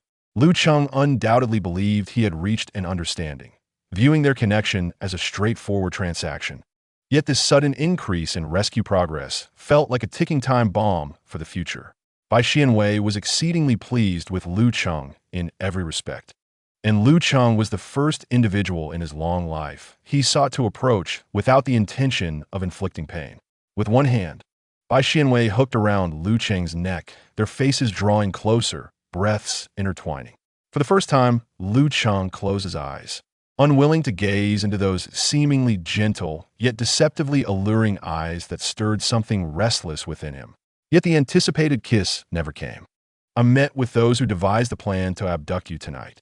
At this revelation, Lu Cheng's posture stiffened slightly. My brother uncovered their vile deeds and informed me. I had no idea they were capable of such actions. The original host had known, but remained silent. After assuming the original host's body, Bai Xianwei could aid in eradicating these wrongdoings, but could not shoulder the blame entirely. The increasingly desolate tone of Bai Xianwei's voice sent a tremor through Lu Cheng's heart. He opened his eyes and wrapped his arms around Bai Xianwei's waist, reassuringly stating, "This is not your fault." Young Master Bai chuckled softly, his resilient waist swaying beneath his garment.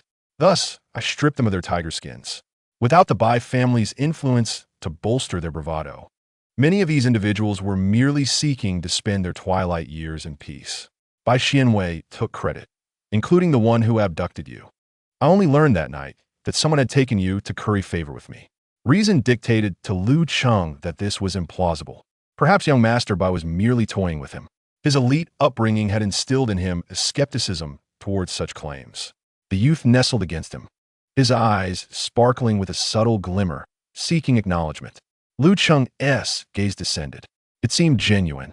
Young Master Bai was not one to indulge in deceit and possessed a certain innocence. These past few days, he had likely spent most of his mental energy contemplating the appropriate posture. He spoke again, his voice inexplicably hoarse. "Thank you." Rescue Progress 10, currently 23, Bai Xianwei exhaled in relief. This time, the rescue was sanctioned through legitimate channels. With the misunderstanding resolved, it felt reminiscent of the first day.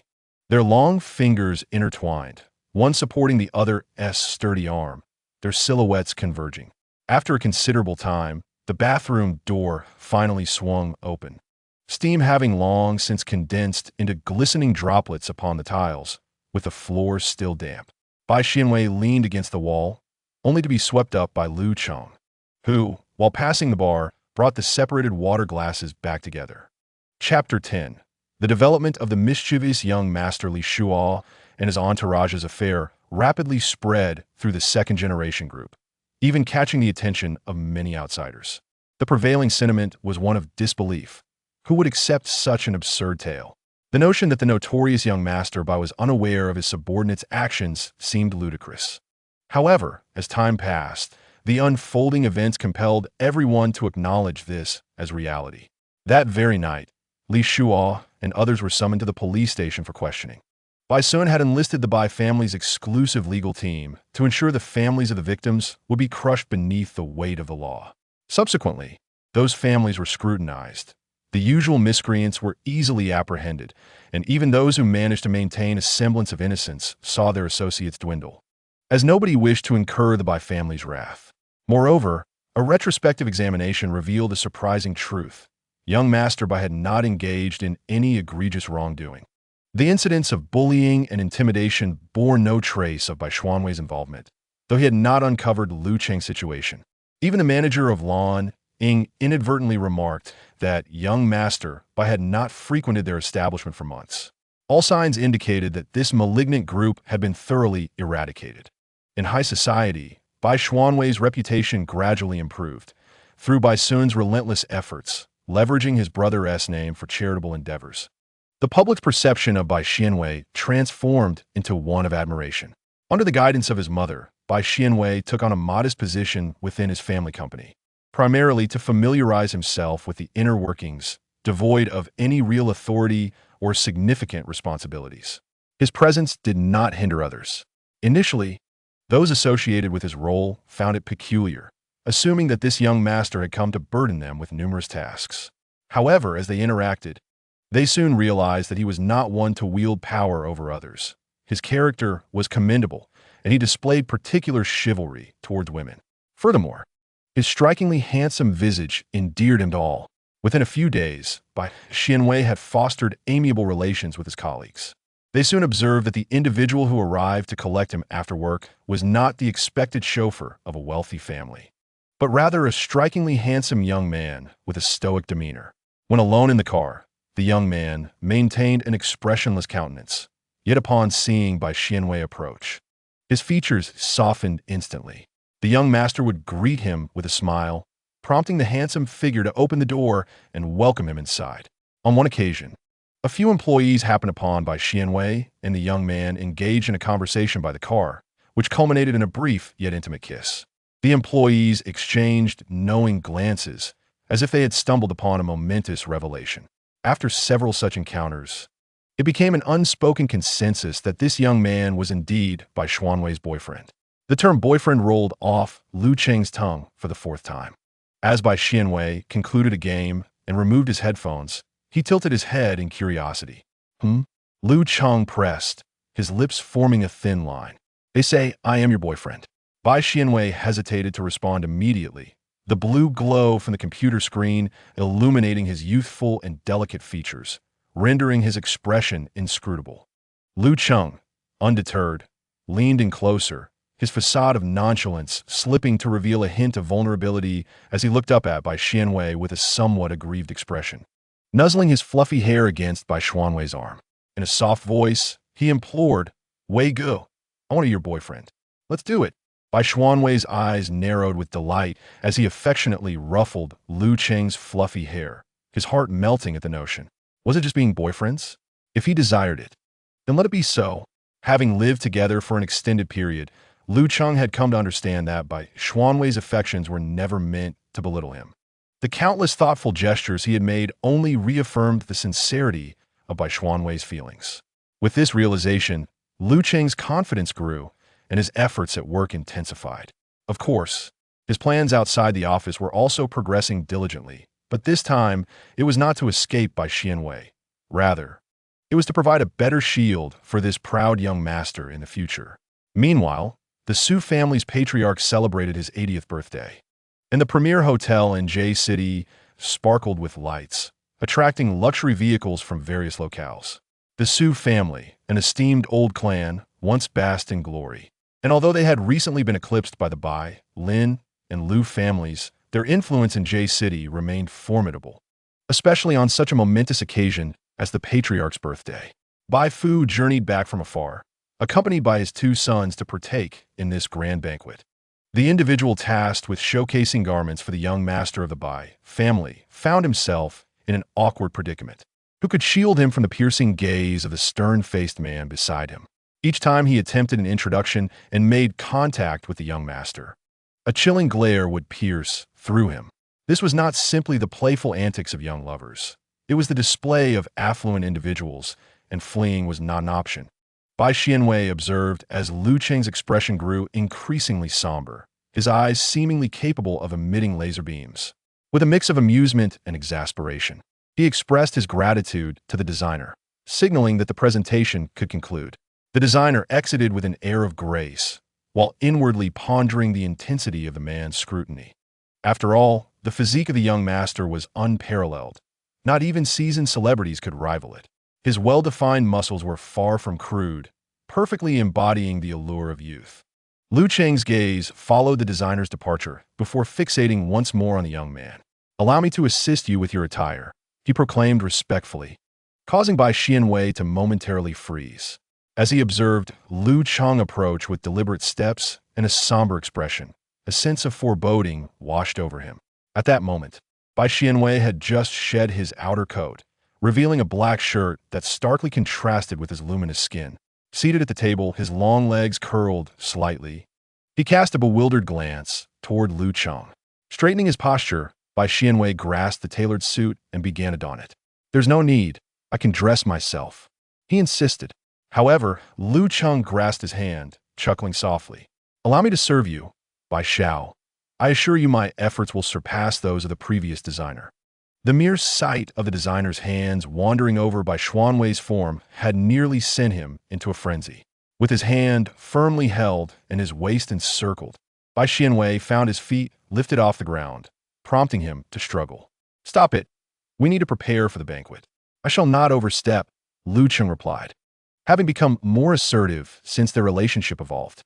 His boundless energy was almost overwhelming for someone like Bai Xianwei. Fortunately, Lu Cheng maintained a sense of restraint and, after a few minutes, placed Bai Xianwei back down, diligently assisting him into the suit.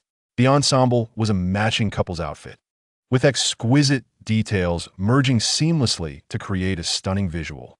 Once adorned, it accentuated Bai Xianwei's attributes beautifully. "Quite impressive. Your boyfriend appeal is growing," noted the system, which promptly shut its metaphorical ears to avoid hearing any further. It had come to understand that the host was indeed swayed by appearances. While this did contribute positively to the task's progress, it could not overshadow the fact that the host had deceived it.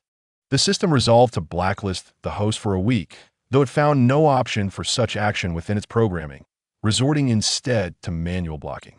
"Why must it be this way? Am I not undertaking these efforts for the sake of the task?" The host lamented. Daily toil and labor, as Lu Cheng prepared meals and engaged in leisure activities. Sleepless nights, as Lu Cheng toiled away at work, constantly fixating on the task's progress, striving with great effort to excel. Bai Xianwei closed his eyes, contemplating, "My efforts seem so insignificant." The system, its essence bristling, interjected, "That is not my intention, host. You have performed admirably.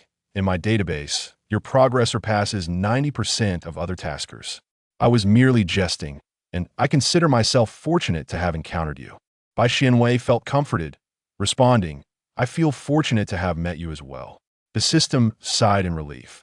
The host had exerted enough effort, and it ought not to wound his spirit further. A knock echoed from the door, accompanied by the voice of Bai Sun. "Xianwei, are you inside?" Chapter 11. The development of a spoiled young master. Bai Sun pushed the door open and was greeted by the sight of two individuals clad in matching suits. They stood tall, both exceeding 1.80 meters, with broad shoulders and long legs, presenting an exquisite visual of handsome men. Bai Sun was taken aback to learn that Bai Xianwei was bringing Lu Cheng to the banquet. In such formal circumstances, one typically brought a partner with whom they had publicly acknowledged a relationship. Though he refrained from suggesting that Lu Cheng was inappropriate, he was astonished to discover their relationship was genuine, rather than a mere ruse to deceive him. Bai Xianwei and Lu Cheng stood together, impeccably dressed, yet Bai Sun felt an inexplicable urge to look away. Despite their lack of physical closeness, an atmosphere surrounded them that no outsider could penetrate, a distinction that had not been so palpable during their last encounter. "Brother," Bai Xianwei, having just tricked the little system, smiled at Bai Sun without a hint of guilt. "We are all set." Bai Sun nodded. "Our parents are waiting for us. Let us proceed." As for Bai's father's perspective on his son being with Lu Cheng, he not only expressed no opposition, but displayed an open-mindedness, indicating that Bai Xianwei had inherited his investment acumen. And it was remarkable that such an outstanding former heir of the Lu family was now in their fold. He even transferred a sum for romantic expenses into Bai Xianwei's account. The banquet had yet to officially commence, and the air was filled with lively chatter, as numerous elegantly attired waitstaff navigated through the crowd. The Bai family, under guidance took their seats in the designated area, awaiting the start of the celebration. Pinch me. One of two individuals at a table, stealthily indulging in cake, whispered nervously to his blonde companion. The latter, chewing on cake, looked puzzled and replied, "What's got you so fidgety?" His friend, making exaggerated facial expressions, insisted, "You will never guess who I just saw." The blonde, uninterested and taking another bite of mango cake, replied, "Who? Is there anyone more captivating than this delicious cake? Let's finish up and find the old folks, or we'll surely face a lecture." His companion shook his head, eyes closed, as if the idea to sneak out for a treat hadn't originated with him. Frustrated, he remarked, "All you think about is food. This person is far more explosive than cake. No, it's not even fair to compare." "Oh, just see for yourself," he urged, turning the blonde's head towards the seating on the second floor. The second floor is encircled by a glass barrier, allowing for a clear view from above and below. Those close to the glass can be seen distinctly, making it evident who among the esteemed guests in the front rows has arrived. "What is this?" The young man with golden hair raised his neck to take a look. "Look at that guy in the white suit," he nudged his friend. "Is that Bai Xianwei? The Bai family has brought him out. It seems the young master of the Bai clan is also being groomed. Oh, he is somewhat handsome." The earlier pictures in the group chat were indeed unedited. "But no matter how handsome he is, he can't outshine me." His friend, feeling disdain, walked away. "It's the person next to Bai Xianwei." Normally, the young man with golden hair would have argued with his friend, but now he was so astonished that he nearly dropped his cake. Lu Cheng? Lu Cheng? The name escaped Lin Jiang's lips as he stared wide-eyed. Situated in the designated seats of the Lin family. Lin Jiang, the sole heir of the Lin family, exclaimed the name in unison with the young man with golden hair. Upon hearing his name, Lu Cheng turned his gaze toward them, and his hand resting on the armrest gradually clenched, waves of hatred swelling in his eyes. It was this person who had a hand in the downfall of the Lu family and their subsequent oppression. Wrongly accused, his family business crumbled, while his father, Lu Guolin, struggled desperately to clarify the situation. Yet no one believed him. Fervent individuals hurled rotten eggs and laid wreaths at their building's entrance, labeling them as societal parasites. Numerous innocent employees within the building were also caught in the crossfire. Unable to bear such immense pressure, Lu Guolin muttered apologies to his son and the staff before fainting. Meanwhile, as his father lay on the brink of death, Lin Jiang was reveling aboard his family's yacht, celebrating. All of this information had been painstakingly uncovered by Lu Cheng through his connections over recent days. However, Lin Jiang was not the sole participant in the Lu family's downfall. Others had been involved, yet Lu Cheng had exerted considerable effort to uncover their identities. Even their genders remained a mystery. Now, with Lin Jiang standing before him, a surge of emotions swelled within Lu Cheng.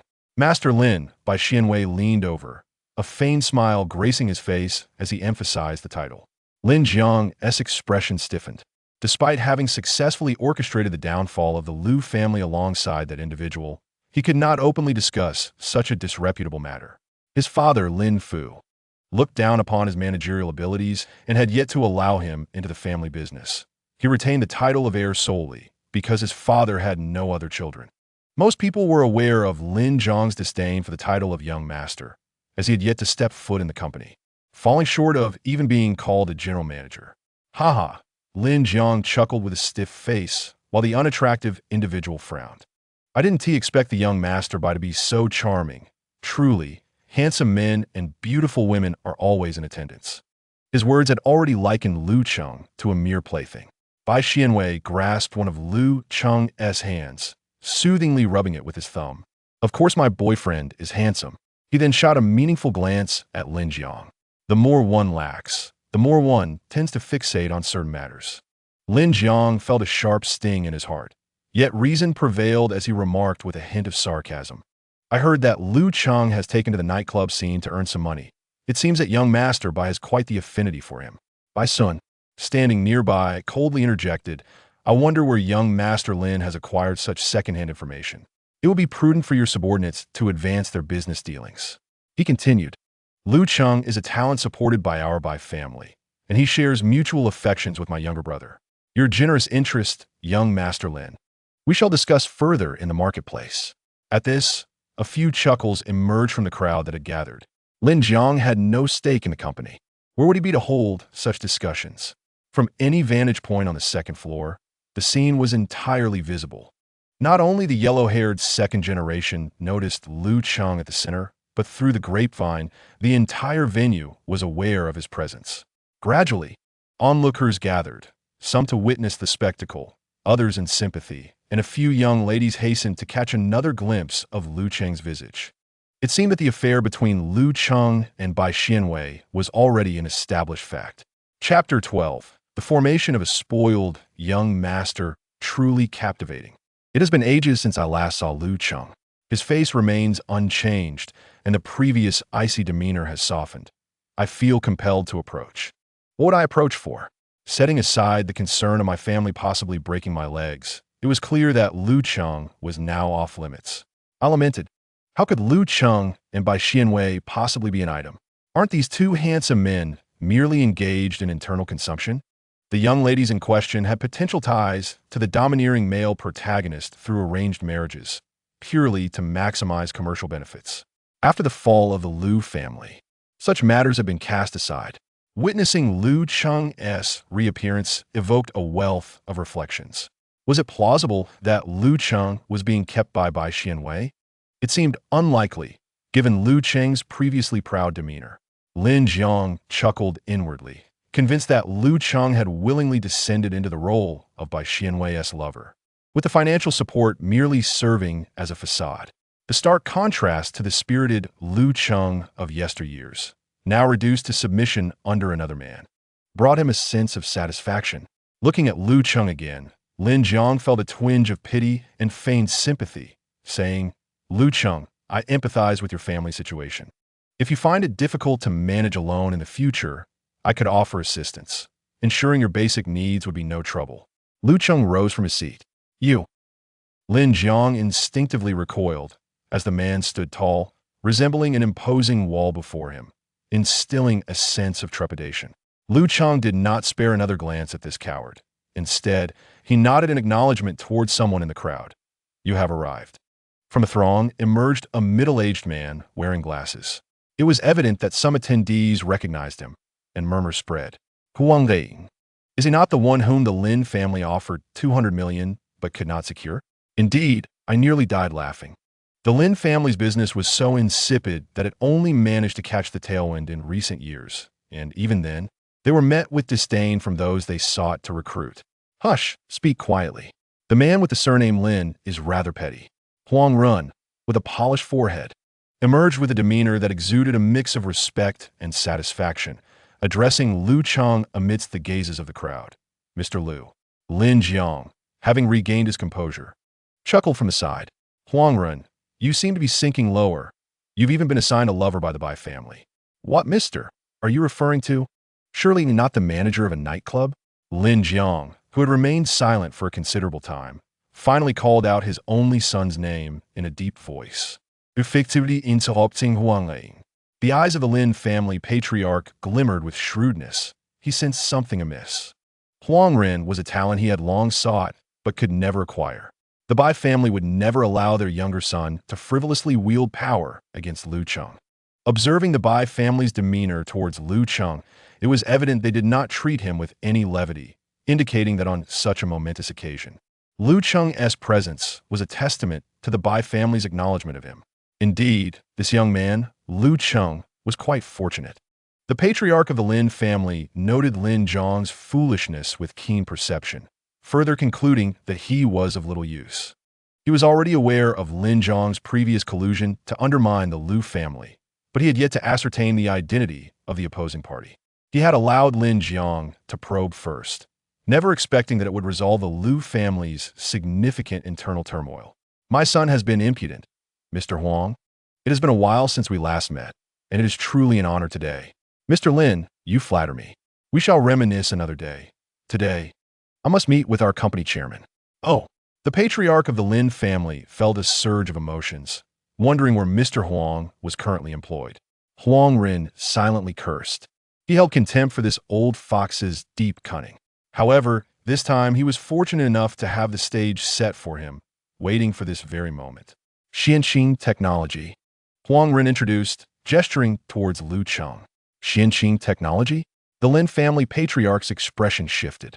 Just days prior, he had proposed acquiring this company, only to be rejected.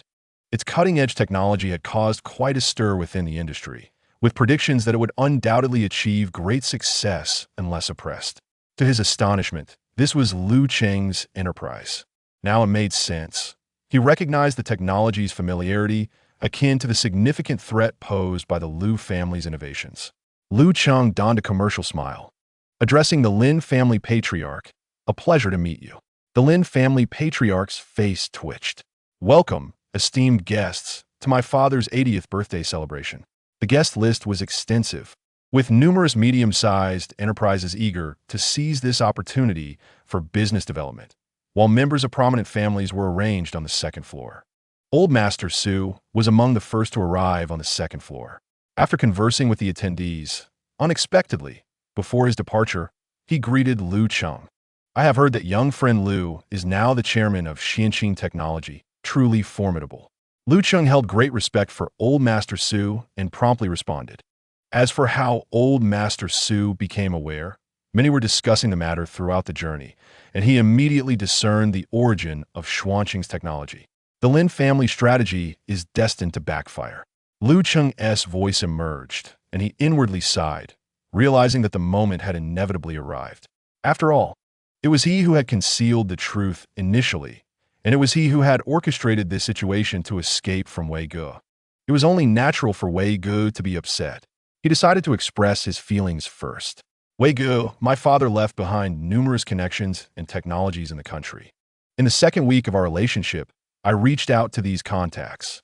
The company, named Xianqing, was established when we officially became together. My earlier concealment stemmed from the uncertainty of our relationship. I thought you were merely playing with my affections. I apologize, Wei Ge. I should not have thought that way." After speaking, he awaited the verdict. "Huh." Wei Xianwei could not suppress a laugh. Lu Cheng's face, adorned with an expression of submission, was both incongruous and endearing. With a playful smile, she replied, "I already knew." "What?" Lu Cheng's expression turned blank. "Did you think that being by my side every day could conceal your actions from me? If it were the original owner, he might have succeeded in his deception. But you have a system at your disposal. Then why didn't you expose me?" Wei Xianwei grasped Lu Cheng's hand, intertwining their fingers. "Because I have always liked you. From the moment we first met, no, from the instant I first learned of your existence, I was fond of you. The notion of a sugar daddy was merely an excuse. My true intention was to draw closer to you." Lu Cheng stood there dazed, allowing Wei Xianwei to toy with his knuckles, recalling the youth before him with his perpetually flushed ears, oblivious to his own bashfulness. It turned out his previous conjectures were indeed correct. At this moment, joy and a sense of tenderness filled Lu Cheng's heart. To have harbored feelings for him for so long, Wei Ge must have felt quite wronged when faced with his cold demeanor upon their first encounter. While he appeared to force himself to keep his distance, he secretly longed for his embrace and kisses, melting his heart entirely. Progress saved, 20. Currently at 63, Wei Xianwei chuckled inwardly and whispered something into Lu Cheng's ear. Lu Cheng's eyes shimmered, and he nodded, an uncommon warmth gracing his cheeks. In Chapter 13, the development of the mischievous young master continues. Bai Lulu cautiously placed the wine glass on the exquisite dining table, retreating to a corner of the opulent hall to observe if anyone required service. This was her part-time job for the day. Typically, this hotel does not hire part-time staff externally, relying instead on their trained personnel. However, due to the grandeur of today's banquet, they had urgently recruited a small number of temporary workers. Bai Lulu, possessing both beauty and poise, was unsurprisingly hired. The thought of the substantial wages for her part-time work filled her with uncontainable joy. Little did she expect to encounter a classmate she had inadvertently bumped into earlier. It is no wonder that such a handsome gentleman hails from a wealthy family. She remarked that the first impression of this young man exudes a certain nobility. Moreover, the young master beside him, hand in hand, smiled sweetly, causing her heart to race. Just as Bai Lulu was immersed in this delightful romance, her shoulder was unexpectedly tapped. The one who tapped her was a male server, who flashed her an earnest smile while balancing several glasses of water on his tray. The manager announced that everyone should hydrate, as there was still a lengthy duration ahead, so as not to tire themselves out. Ah, thank you, thank you. Bai Lulu softly expressed her gratitude, taking a glass of water from the edge of the tray. The young server's eyes fixated on her, and upon sensing Bai Lulu's gaze upon him, he averted his eyes awkwardly to the glass she held. Your smile is so warm. Just hand me the glass, and I shall return it to the back later. All right. Bai Lulu thought little of it, finishing the water in a few sips and placing the glass back on the tray at the server's suggestion. The thirst that had plagued her was alleviated, and she even detected a hint of sweetness, enhancing her impression of the hotel: excellent accommodations, generous pay, and kind treatment of employees. Engrossed in the banquet, Bai Lulu failed to notice that after serving her alone, the male server hurried back to the kitchen. Just leave the glass there. I'll wash it, he assured. No worries. I'll take care of it, he added, as he poured all the water from the tray into a sink, exhibiting the enthusiasm of a diligent young man. Bai Xianwei accompanied Lu Cheng as they meandered through the banquet hall, primarily engaging in discussions about business matters. Though Bai Xianwei had once been the CEO of a premier conglomerate and was adept in such affairs, he harbored little desire to engage in anything in this world. His true motive for taking a position at the company, as per Qin Xing's suggestion, was to free up Lu Cheng's time for company management. Each time Lu Cheng came to pick him up, he had just concluded his own work and arrived punctually to collect Bai Xianwei from his duties. Bai Xianwei observed Lu Cheng's hurried demeanor and couldn't help but secretly chuckle. The system within his mind quivered. What was this? The internet referred to such a situation involving his host as cunning and scheming. Bai Xianwei's earlier declaration of my boyfriend had been nothing short of a revelation, making it known to all present that, despite the Lu family's decline, Lu Cheng still had the Bai family's protection. Now, observing Bai Xianwei beside, Lu Cheng caused a slight discomfort in others. Unfazed by their sentiments, Bai Xianwei's arrogant demeanor only amplified the pressure felt by those around him. Do they address you as President Lu at the company? Lu Cheng nodded, affirming, yes, that is how they address me. The previous night, he had been a man akin to a wolf, yet the following day, donned in a neat suit and tie, he was greeted with utmost respect as President Lu by subordinates as he passed by. In reality, remnants of red marks still lingered on President Lu's skin. Bai Xianwei narrowed his eyes, leaning closer to Lu Cheng's ear, his neck elongated like that of a graceful swan. He gently exhaled, President Lu. A shiver coursed from the nape of Lu Cheng's neck to the crown of his head as he turned his head, suddenly called by his name. Lu Cheng discerned a hint of ambiguity in the address that he had previously deemed unremarkable. His heart quickened slightly. Lu, may I inquire about certain work-related matters? Bai Xianwei smiled radiantly, feigning seriousness. Lu Cheng cleared his throat. Wei Gu, please refrain from jesting. Very well. The young gentleman, clad in an expensive suit, radiated an aura that captivated the attention of those around him, their gazes drawn irresistibly to his striking features. A particularly malicious glare stood out conspicuously. The young man subtly turned his head, casually scanning the vicinity, and soon identified a suspicious character not far away. A man in his 30s, his slicked-back hair gleaming with oil, appeared to be engaged in jovial conversation at a small gathering. Yet his gaze frequently pierced through the crowd, fixating upon them. When his eyes fell upon Lu Cheng, they bore a sinister weight.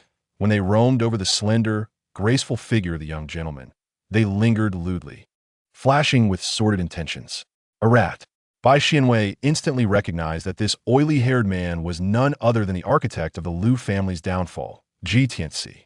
However, how could such a man have bribed corrupt officials to orchestrate the collapse of the Lu family? Bai Xianwei had gathered substantial information on this individual. Previously, he had been merely a lowly owner of a small company, devoid of any capacity to perpetrate such acts. Later, it was discovered that a substantial sum had inexplicably appeared in his bank account, leading him to indulge in a life of debauchery. Even more suspicious was the fact that those who conspired with Ji Tianxi to bring down the Lu family were unaware of his true identity. Bai Xianwei harbored many speculations. Now, face to face with the man, and sensing the foul odor emanating from his mind, he understood. This stench bore a subtle connection to his own system. If the system resembled a warm dandelion basking in sunlight, then this man was its putrid fruit. GTNC harbored a system of dubious nature within his mind. The banquet unfolded amidst soft, understated music, and after the initial shock of the opening, the ensuing merriment felt like mere interludes, quickly forgotten in laughter. With little to occupy his time, Bai Xianwei indulged in the exquisite delicacies laid out in the banquet hall, inadvertently filling himself to a comfortable state with the assistance of a handsome attendant. After consuming too much, he felt the need for mineral water to quench his thirst. Bai Lulu was resting against a wall nearby, her eyelids growing heavier and her body feeling as if it were laden with lead. This part-time job was crucial, and Bai Lulu was determined to avoid any missteps. Thus, she sought a secluded spot to regain her composure. Upon noticing Bai Xianwei and Lu Cheng approaching, she involuntarily jolted. "Sir, may I assist you with anything?" Lu Cheng recognized her as a former junior colleague, but reacted with little more than indifference. "Please fetch us a bottle of mineral water." "Certainly. Please hold on." Bai Lulu steeled herself to retrieve the item, but her unsteady gait drew a concerned frown from Bai Xianwei. Something was amiss with her. Host, she is the female lead by Lulu, and she's been drugged." Without hesitation, Bai Xianwei tapped Lu Cheng's shoulder. "She must have been drugged. Summon the bodyguard." Bai Xianwei never regarded the female protagonist as a rival vying for his affections. The narrative merely represented one of countless possible futures. Moreover, the female lead was but a young girl. He would never stoop to the despicable act of humiliating a woman. When an innocent girl finds herself in peril, any person with a sound moral compass would instinctively rush to safeguard and assist her. Lu Cheng also grew vigilant, scanning the surroundings, and soon spotted a waiter furtively watching Bai Lulu, his expression betraying an air of guilt. He immediately contacted the bodyguard. Bai Lulu, having brought what the guest requested, was becoming increasingly disoriented, her awareness fading. As Bai Xianwei took the water from her, he seized the opportunity, drawing closer. "Madam, you appear to be in an unusual state. I have summoned a bodyguard. Do not be afraid, as they may take you to the hospital shortly." Bai Lulu, unable to hold on any longer, felt her body weaken and was supported by the hastily arriving bodyguards. "Take her to the hospital and ensure the police are notified," they replied, swiftly escorting Bai Lulu away. The waiter, who had been covertly observing from a distance, immediately lowered his gaze, his expression frozen, his heart racing with a sense of foreboding. He dared not intervene. The individual his boss sought had been taken away, and it was the young master of the Bai family who had done so. To obstruct them would be tantamount to courting death. Chapter 14. The formation of a malicious young master due to Bai Xianwei's deliberate concealment. This incident garnered little attention. The bodyguards were trustworthy. Entrusting the matter to them would pose no significant issues. After the banquet, as he settled into the car, he received an update from the bodyguards. The female lead had been successfully delivered to the hospital, where it was confirmed that she had been incapacitated by drugs, and the police had been informed.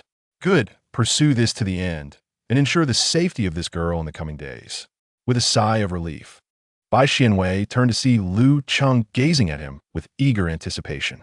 On the surface, Lu Cheng appeared to be quietly seated beside him, yet Bai Xianwei discerned an unmistakable eagerness in his demeanor. Indeed, as soon as he set down his phone, Lu Cheng leaned closer. "Resolved?" "Yes." Bai Xianwei succinctly summarized the outcome, but couldn't resist the urge to pinch Lu Cheng's feigned serious face.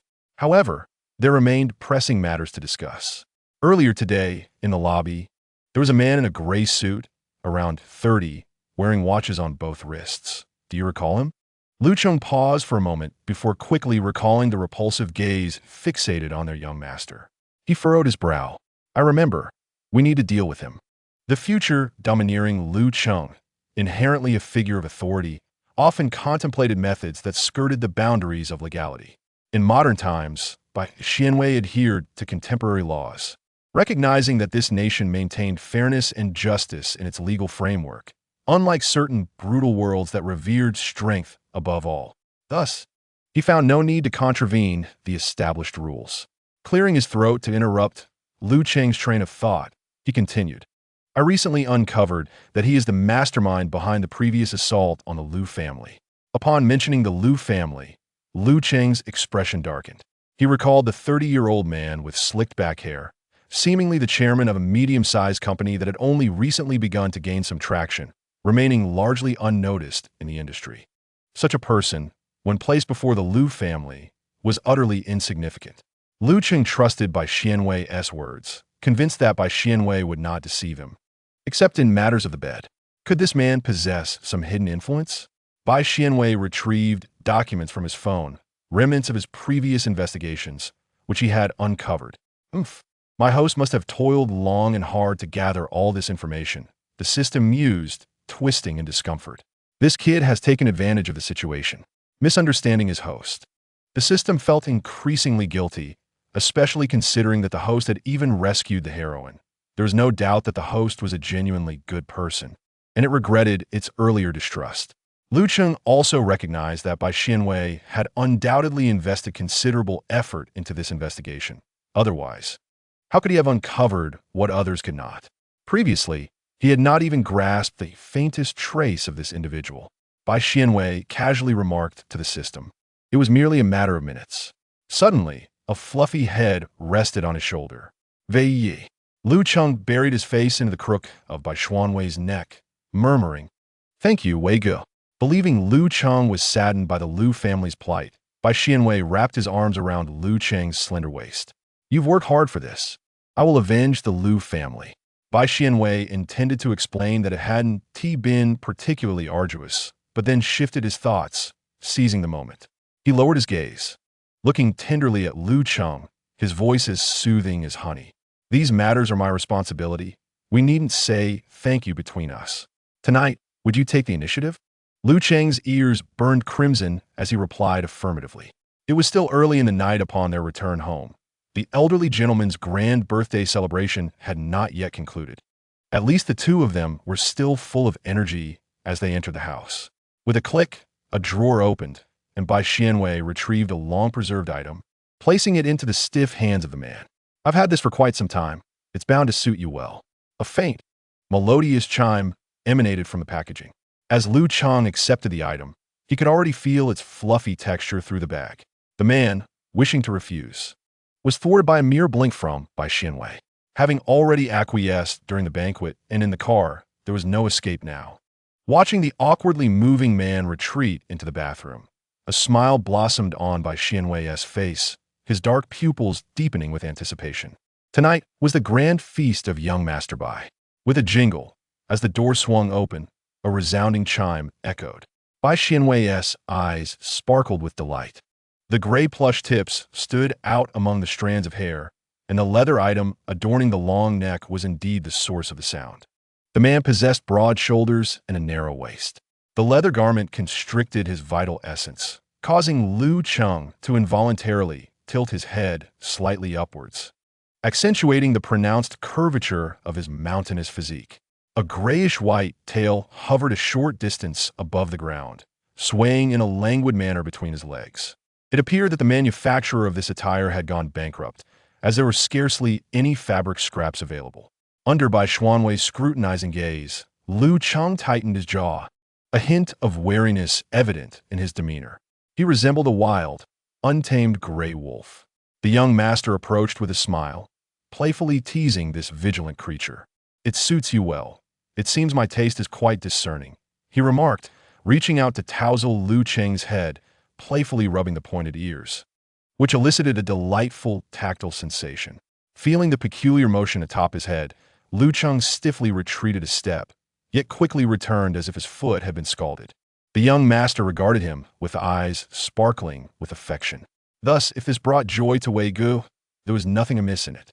Lu Cheng willingly placed his chin into Bai Xianwei's hand, discarding all remnants of his initial reserve.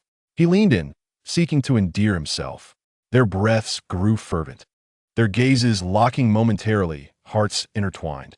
Lu Cheng swept the young master into his arms, his muscular embrace firm, his steps slightly hurried, the accompanying bell jingling in a hurried dance.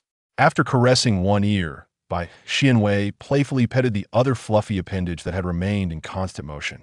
Lu Cheng hovered protectively above, enveloping Bai Xianwei within his territory. Grasping the tail, he gave it a gentle flick, prompting a soft giggle from Bai Xianwei, who exclaimed how utterly adorable it was. Lu Cheng's gaze deepened, the soft fur brushing against his skin igniting a tickling sensation. After that, Bai Xianwei found himself at a loss for words.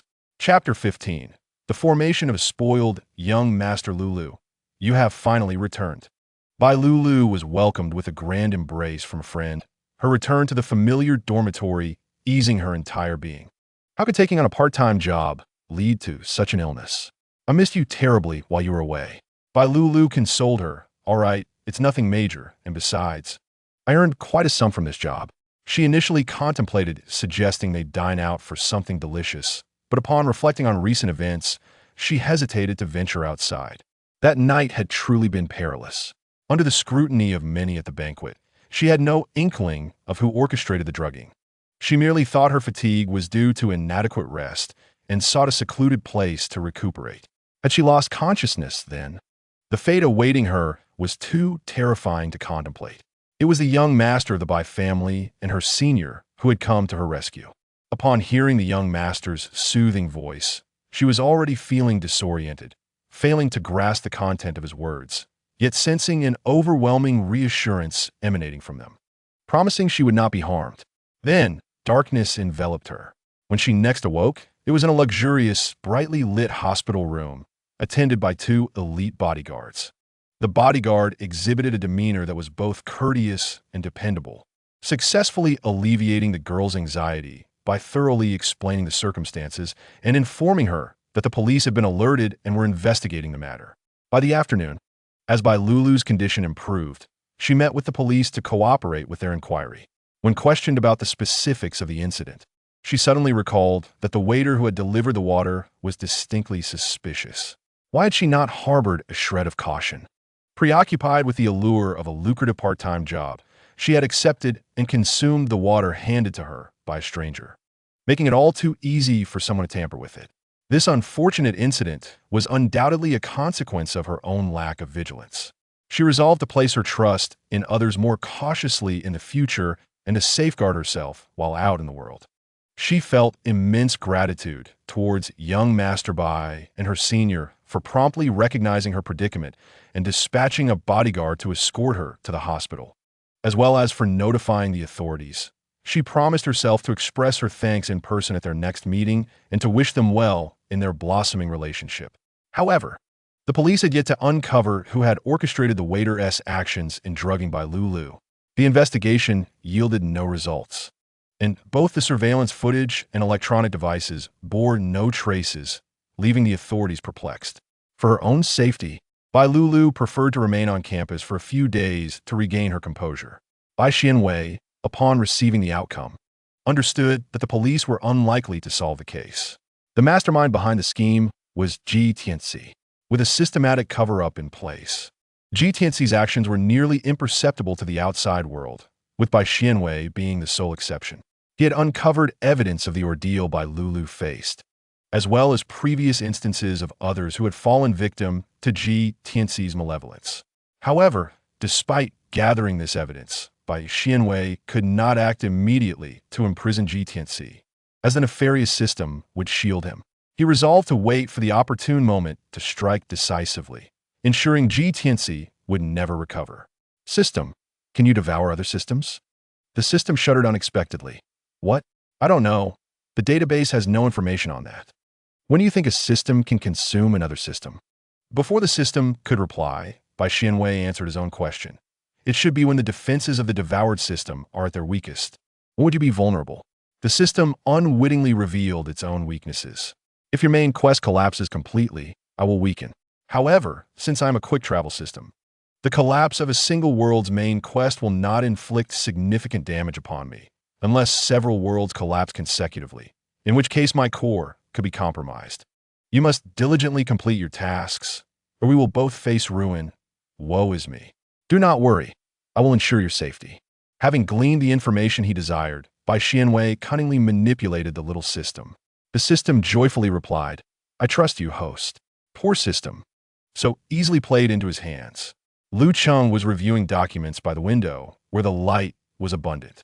He had moved the sofa to the floor-to-ceiling window, allowing a certain young master to lounge on it while basking in the sun.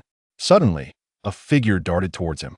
Lu Cheng adeptly caught by Xian Wei, whose casual attire was disheveled, exposing a glimpse of his waist as he rolled back and forth between the sofa and Lu Cheng's embrace. Xiao Luzi, I wish to claim the sofa for myself. You can kneel in peace, Bai Xianwei declared. A hint of a helpless smile curved Lu Cheng's lips as he replied. My presence here does not hinder you. Besides, I can serve as your pillow. Please do not send me away, your majesty.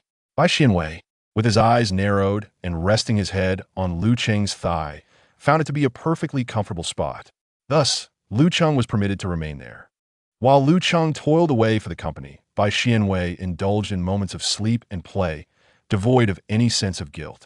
In his work mode, Lu Cheng's face was taut, his eyes sharp and piercing, exuding a mature charm. Initially, he had been somewhat naive when Bai Xianwei had coerced him into a patronage. But now, as he established his company and gradually mastered many aspects, he increasingly resembled a domineering CEO. In the midst of it all, Lu Cheng picked up his phone to read a message. His brows lifted, and a joyful expression bloomed on his face. What brings you such delight? Bai Xianwei inquired, leaning closer, his softly curled lashes fluttering with emotion. My childhood friend, Qin Feng, is returning to the country tomorrow. Qin Feng? In the narrative, Qin Feng made his entrance midway through the story. For reasons unknown, he had gone abroad, but in both the original and altered plots, he had provided substantial assistance to Lu Cheng. However, in the revised storyline, he returned during a period when the male lead faced humiliation and resistance.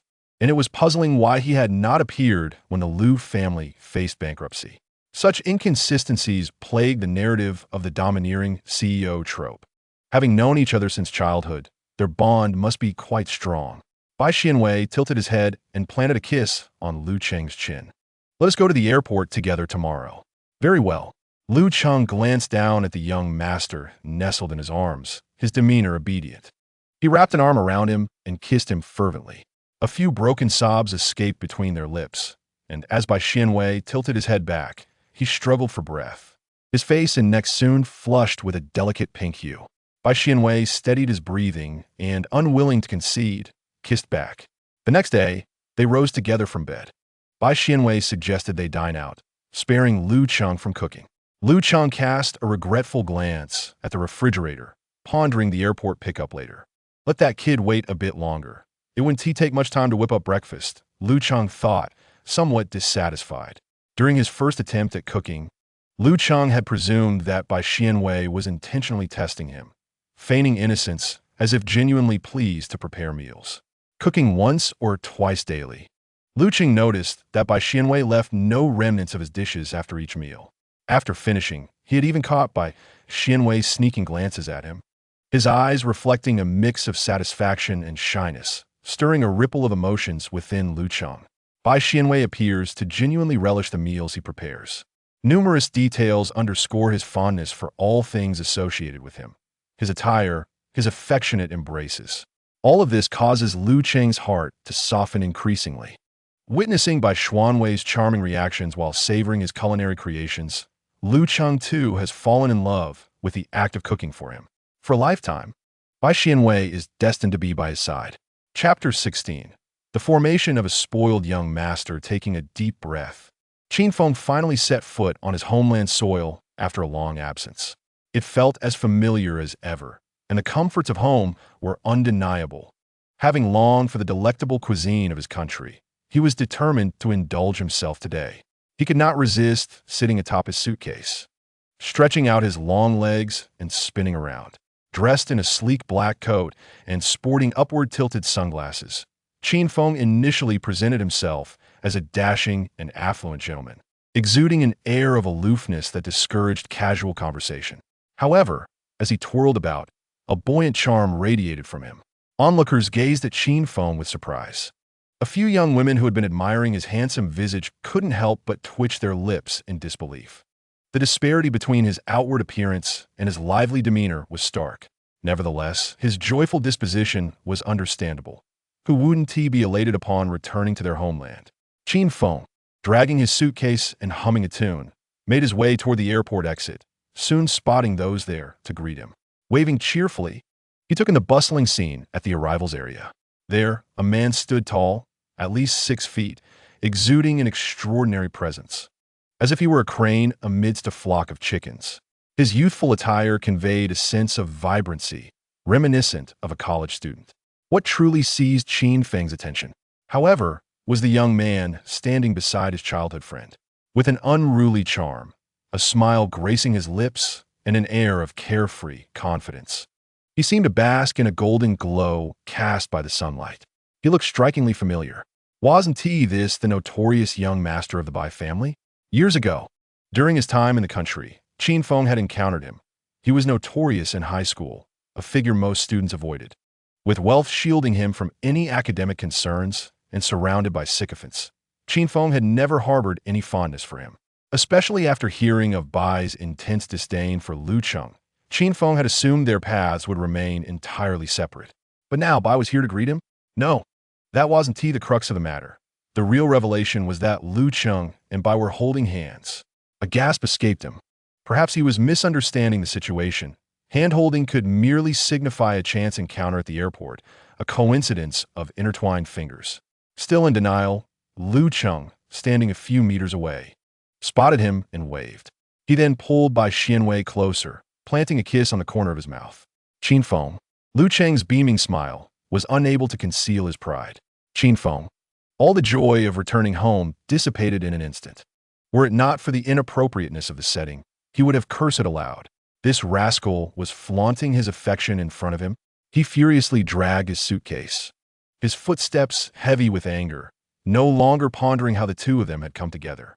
Without hesitation, he delivered a punch to Lu Cheng's chest. You, flaunting your affection. Are you? Let me show you. Lu Cheng absorbed the blow, his arms still tightly encircling Bai Xianwei.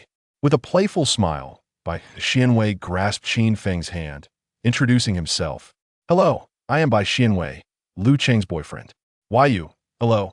Qin Feng awkwardly extended his hand. How could 2 years abroad transform everything? Was he truly his boyfriend? Bai Xianwei had always looked down upon them. Although they belonged to the same elite circle in the city, they rarely crossed paths. How could they possibly be entangled in such an explosive relationship? They had booked a highly rated restaurant, and Qin Feng had been eagerly exclaiming on his phone about trying all the delicious food upon his return. Lu Cheng had made the reservation to welcome his childhood friend back. As they got into the car, Qin Feng noticed Lu Cheng opening the door for Bai Xianwei and shivered, quickly diving into the front seat. It was astonishing to witness Lu Cheng opening the door for someone else. He had never seen such a thing before. Though he wouldn't openly declare himself as Lu Cheng's closest friend, he certainly understood Lu Cheng's nature, self-centered and proud. While this might sound juvenile, Qin Feng had no doubt that Lu Cheng would do something ruthless behind the scenes. Therefore, when he learned of the troubles at Lu Cheng's home, despite being initially flustered by his family's objections to his return, he eventually calmed down. Lu Cheng would undoubtedly manage to turn the situation around himself. The reason Lu Cheng was so adept at opening doors for Bai Xianwei was undoubtedly due to Bai's gentle guidance. Intimate gestures like kisses and hugs had fostered a delightful bond between them. For instance, at that moment, Lu Cheng was peeling shrimp for him.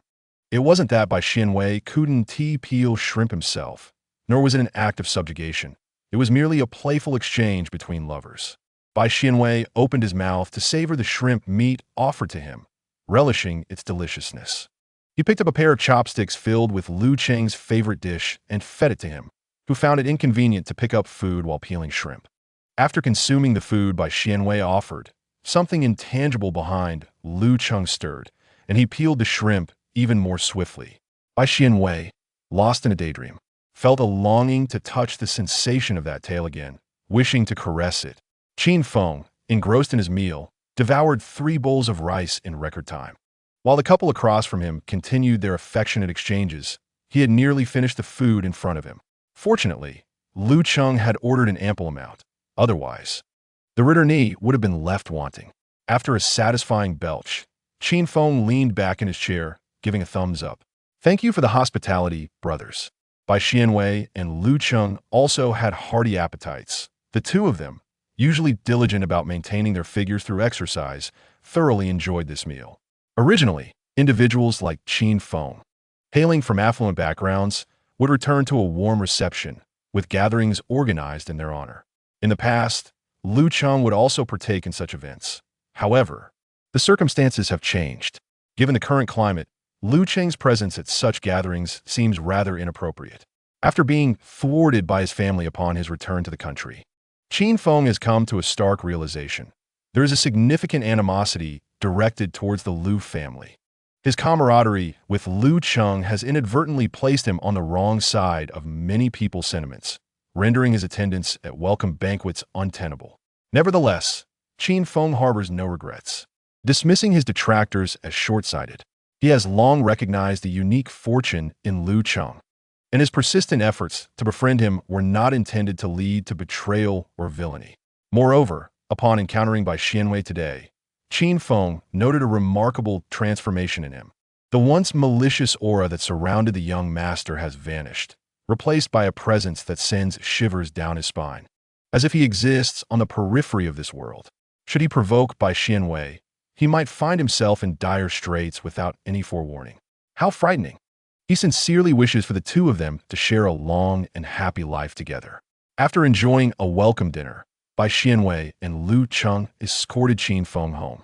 As Qin Feng struggled with his luggage outside, he waved fervently, exclaiming, "You gentlemen are truly loyal. Until we meet again." Bai Xianwei chuckled softly and waved goodbye. "Your childhood friend is quite entertaining," he remarked. With such a disposition, he is inherently good-natured, and Qin Feng can be trusted with any revelations. Lu Cheng, aware of the reasons behind Qin Feng's prior absence from the country, held no resentment towards him. The return of his concerned friend today has secretly elevated Lu Cheng's spirits. Noticing a subtle glimmer in Lu Cheng's eyes, Bai Xianwei meaningfully took his hand. He does not mind that the protagonist has several friends. Lu Cheng, having stepped away from the narrative, is a person with emotions, capable of both sorrow and joy, which is entirely natural. The delightful days and the happiness stemming from his childhood friend's return have boosted Lu Cheng's sense of salvation to 75. "Darling, I have a wonderful surprise for you," he declared.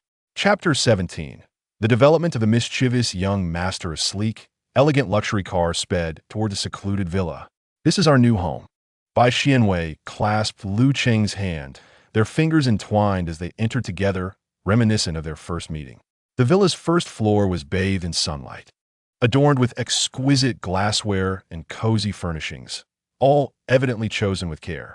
A vibrant bouquet of crimson roses graced the table. Bai Xianwei picked up a card resting atop it, which read, "Welcome to our new beginning." The card bore the words, "Mr. Lu, my beloved boyfriend, let us cherish and maintain this new home together." Lu Cheng delicately accepted the card, his eyelashes fluttering with emotion. "I will," he vowed, "not only to uphold their new abode, but also to nurture everything that exists between them." Having lost his mother at a young age, and with his father perpetually occupied with work, Lu Cheng epitomized the neglected child of a wealthy family. It was only through his continuous accolades and exemplary performance that his father would momentarily pause from his busy schedule to commend him with a rare compliment. As he entered adolescence, Lu Cheng did not exhibit the typical rebellious behavior of other children. Instead, through exposure to a wider array of experiences, he gradually came to understand his father. The burden of managing a large corporation left his father with little time to eat, not out of a lack of love, but simply due to the demands of his responsibilities. Once Lu Cheng grasped this truth, he became less of a concern for his father, striving to become the exemplary child that others often spoke of. Yet, the absence of parental affection during his childhood lingered in the depths of his heart. His yearning for family continued to sear his soul, until today, when someone suggested to him, "Let us nurture our new home together." "I will," he replied, even if it meant risking his life. Lu Cheng lifted Bai Xianwei into his arms, prompting a startled gasp from her as she instinctively wrapped her legs around his waist and her arms around his neck. The embrace, reminiscent of a koala's, created an intimate bond between them. With his face nestled against her soft hair, Lu Cheng's eyes brimmed with an intense obsession that would astonish onlookers. "You said this, so don't deceive me." Though Bai Xianwei could not see his expression, he knew she could sense his resolve. As he caressed Lu Cheng's broad back, she murmured, "I want to deceive you. We are destined to be together for a lifetime." He would traverse countless worlds, and his most genuine promise was that for every day he existed in this realm, he would remain by her side. This was not a deception. Bai Xianwei had already arranged for the belongings from the previous house to be moved over and placed in similar positions. He guided Lu Cheng through a thorough tour of their new villa.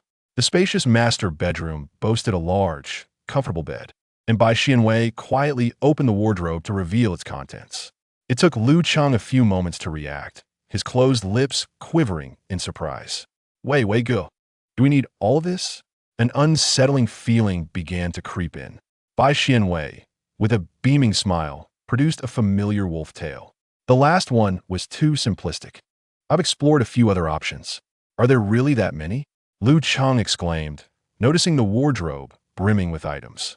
It seemed that Bai Xianwei had awakened something extraordinary. His ears flushed crimson, though he secretly found it rather appealing. Surrounding the master bedroom were spaces such as a study, while guest rooms were located upstairs. The villa featured a semi-open gym on the ground floor, equipped with various exercise equipment and a clear swimming pool at the back. After completing the tour, they settled into the home theater to watch a film together. With the development of Xianxin technology flourishing, Lu Cheng focused intently on his company. Following Bai Xianwei's advice, he enhanced the security of important company documents by installing numerous hidden surveillance cameras, all linked to his own devices. Beyond these documents, the more critical information was securely stored on Bai Xianwei's computer, leaving him utterly unconcerned about potential issues. It was as if these were trivial matters, readily accessible for Bai Xianwei to examine at any time. After returning from the banquet that day, Ji Tianxi trembled upon learning that the individuals he had dispatched had been captured. Until the voice of the life system in his mind assured him that the evidence had been buried, he finally exhaled in relief.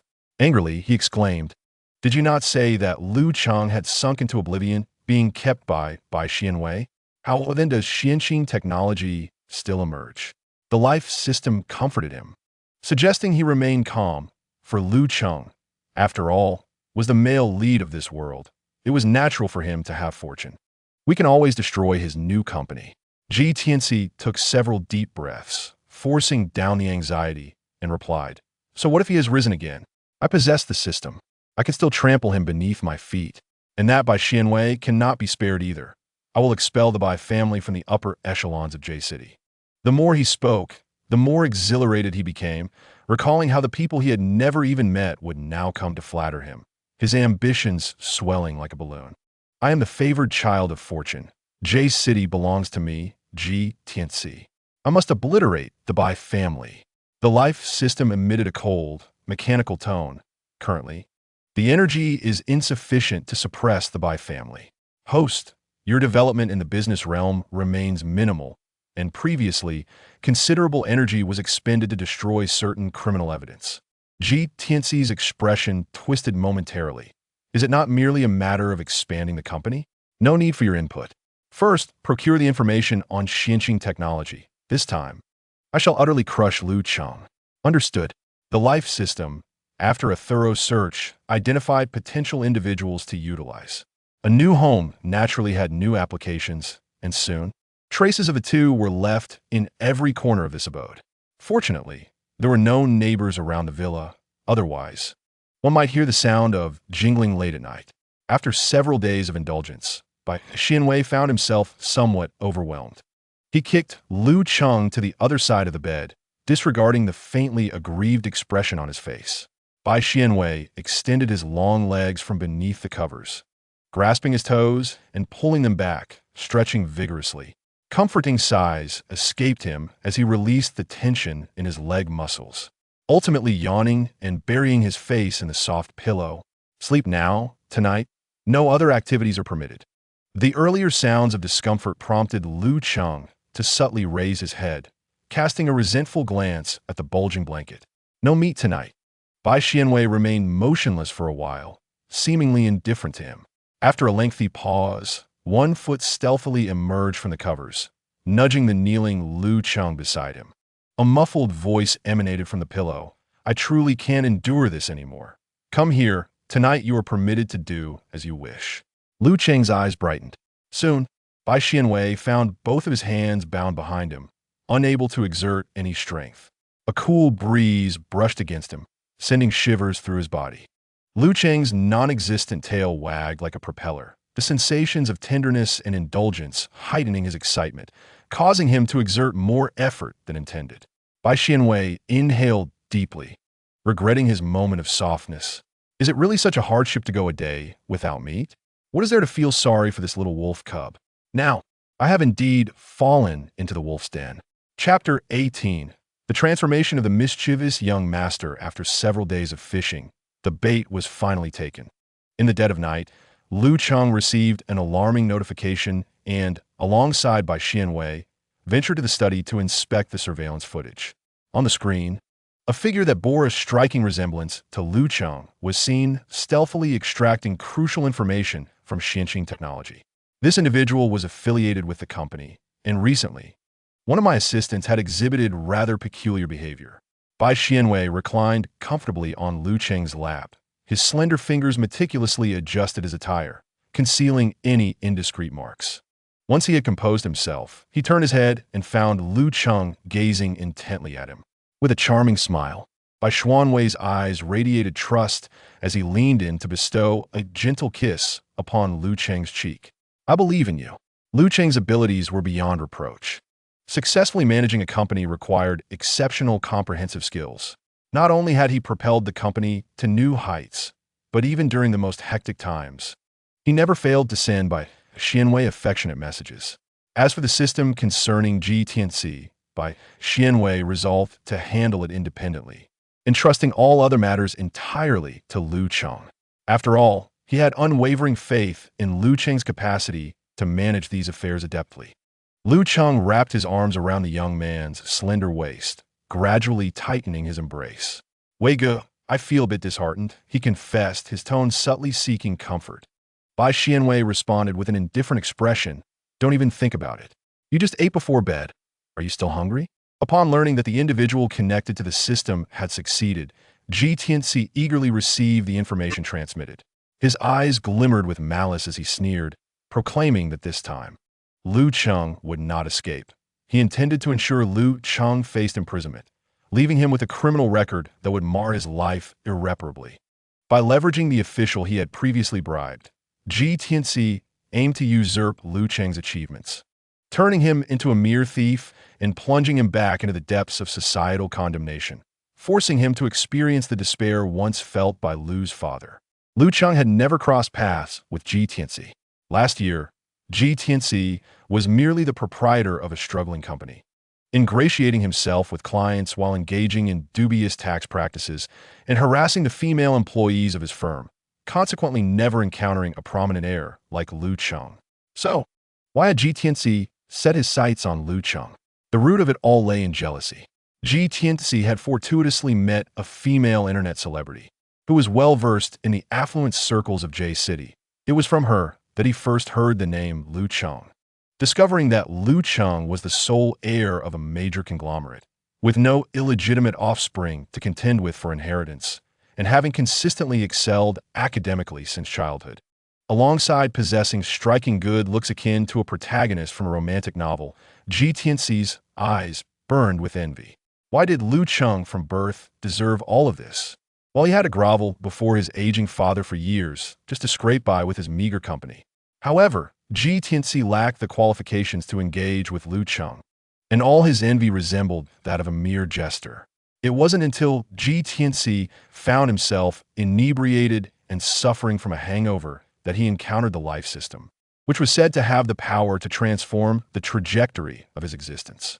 This system promised to provide various forms of assistance, enabling him to thrive in the business world.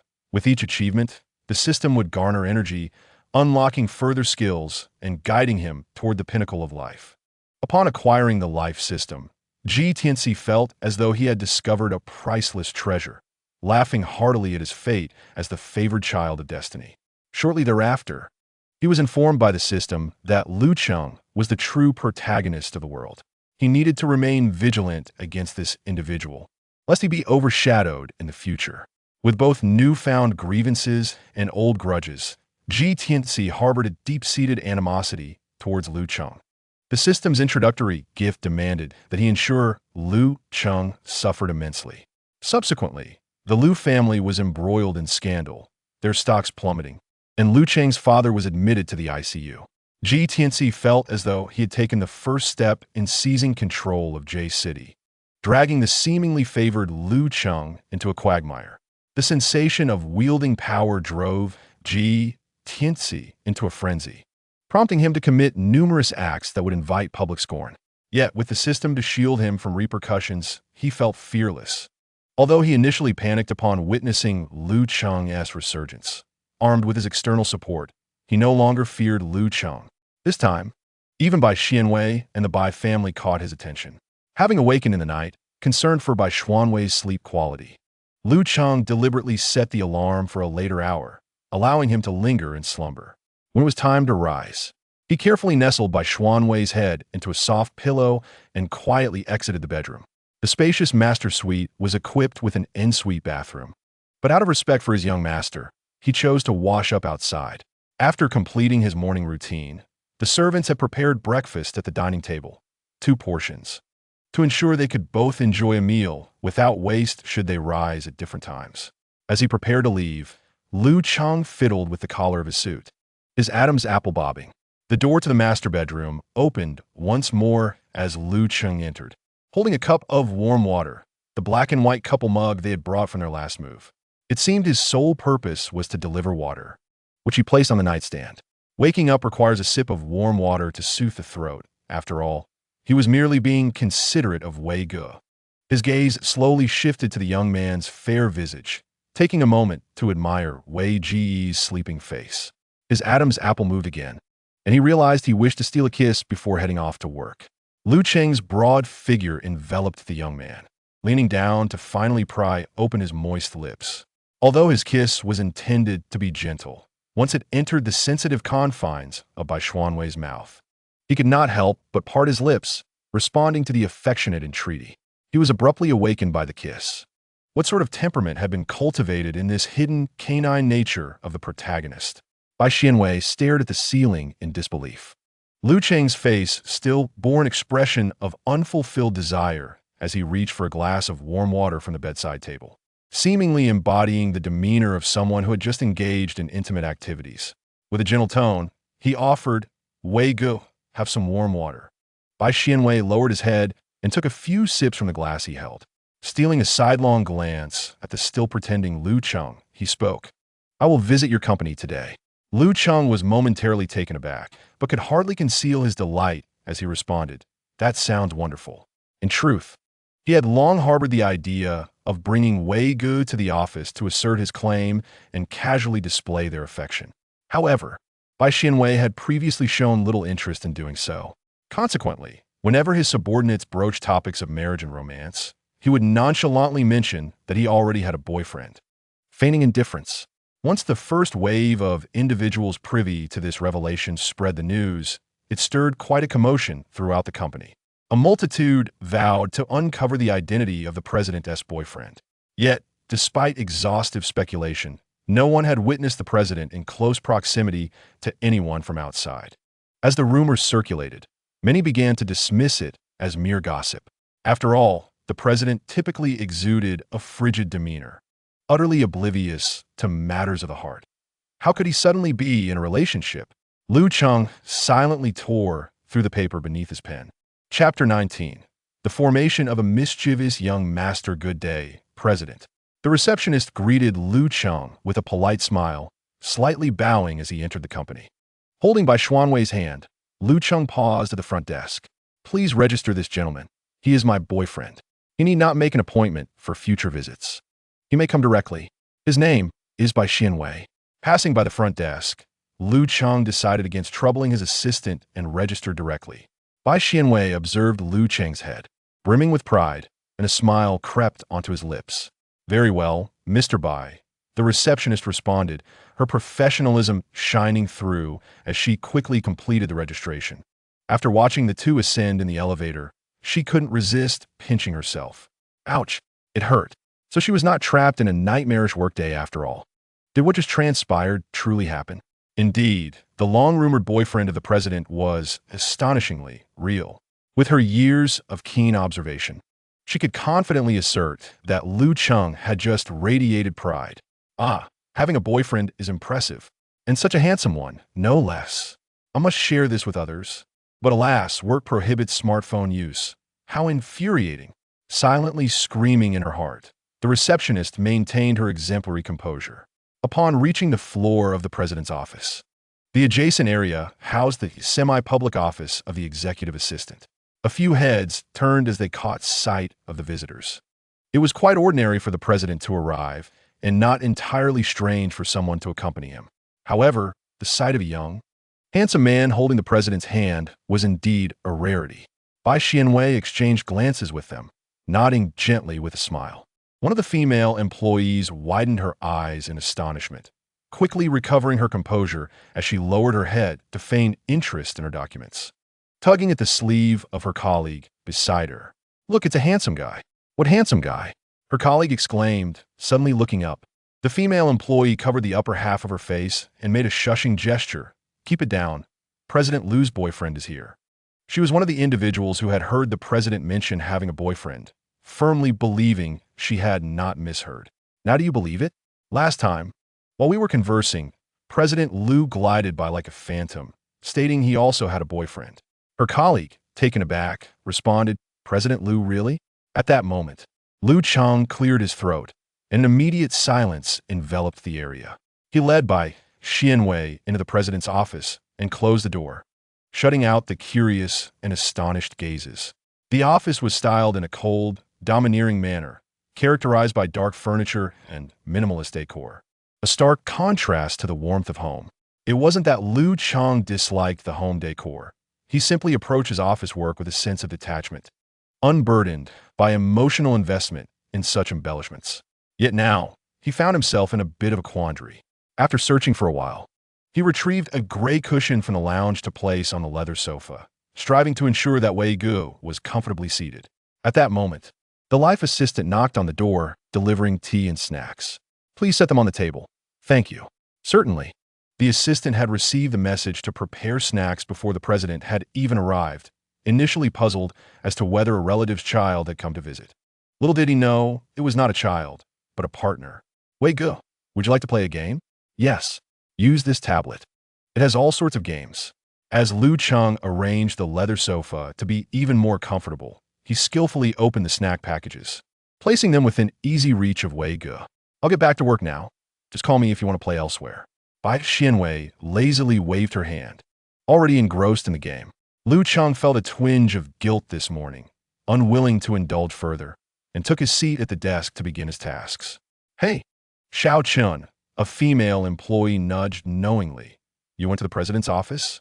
The life assistant emerged in a daze, having witnessed the usually stoic President Lu coaxing the young man like a child. No, it's nothing, just delivering snacks to the kid." "Kid?"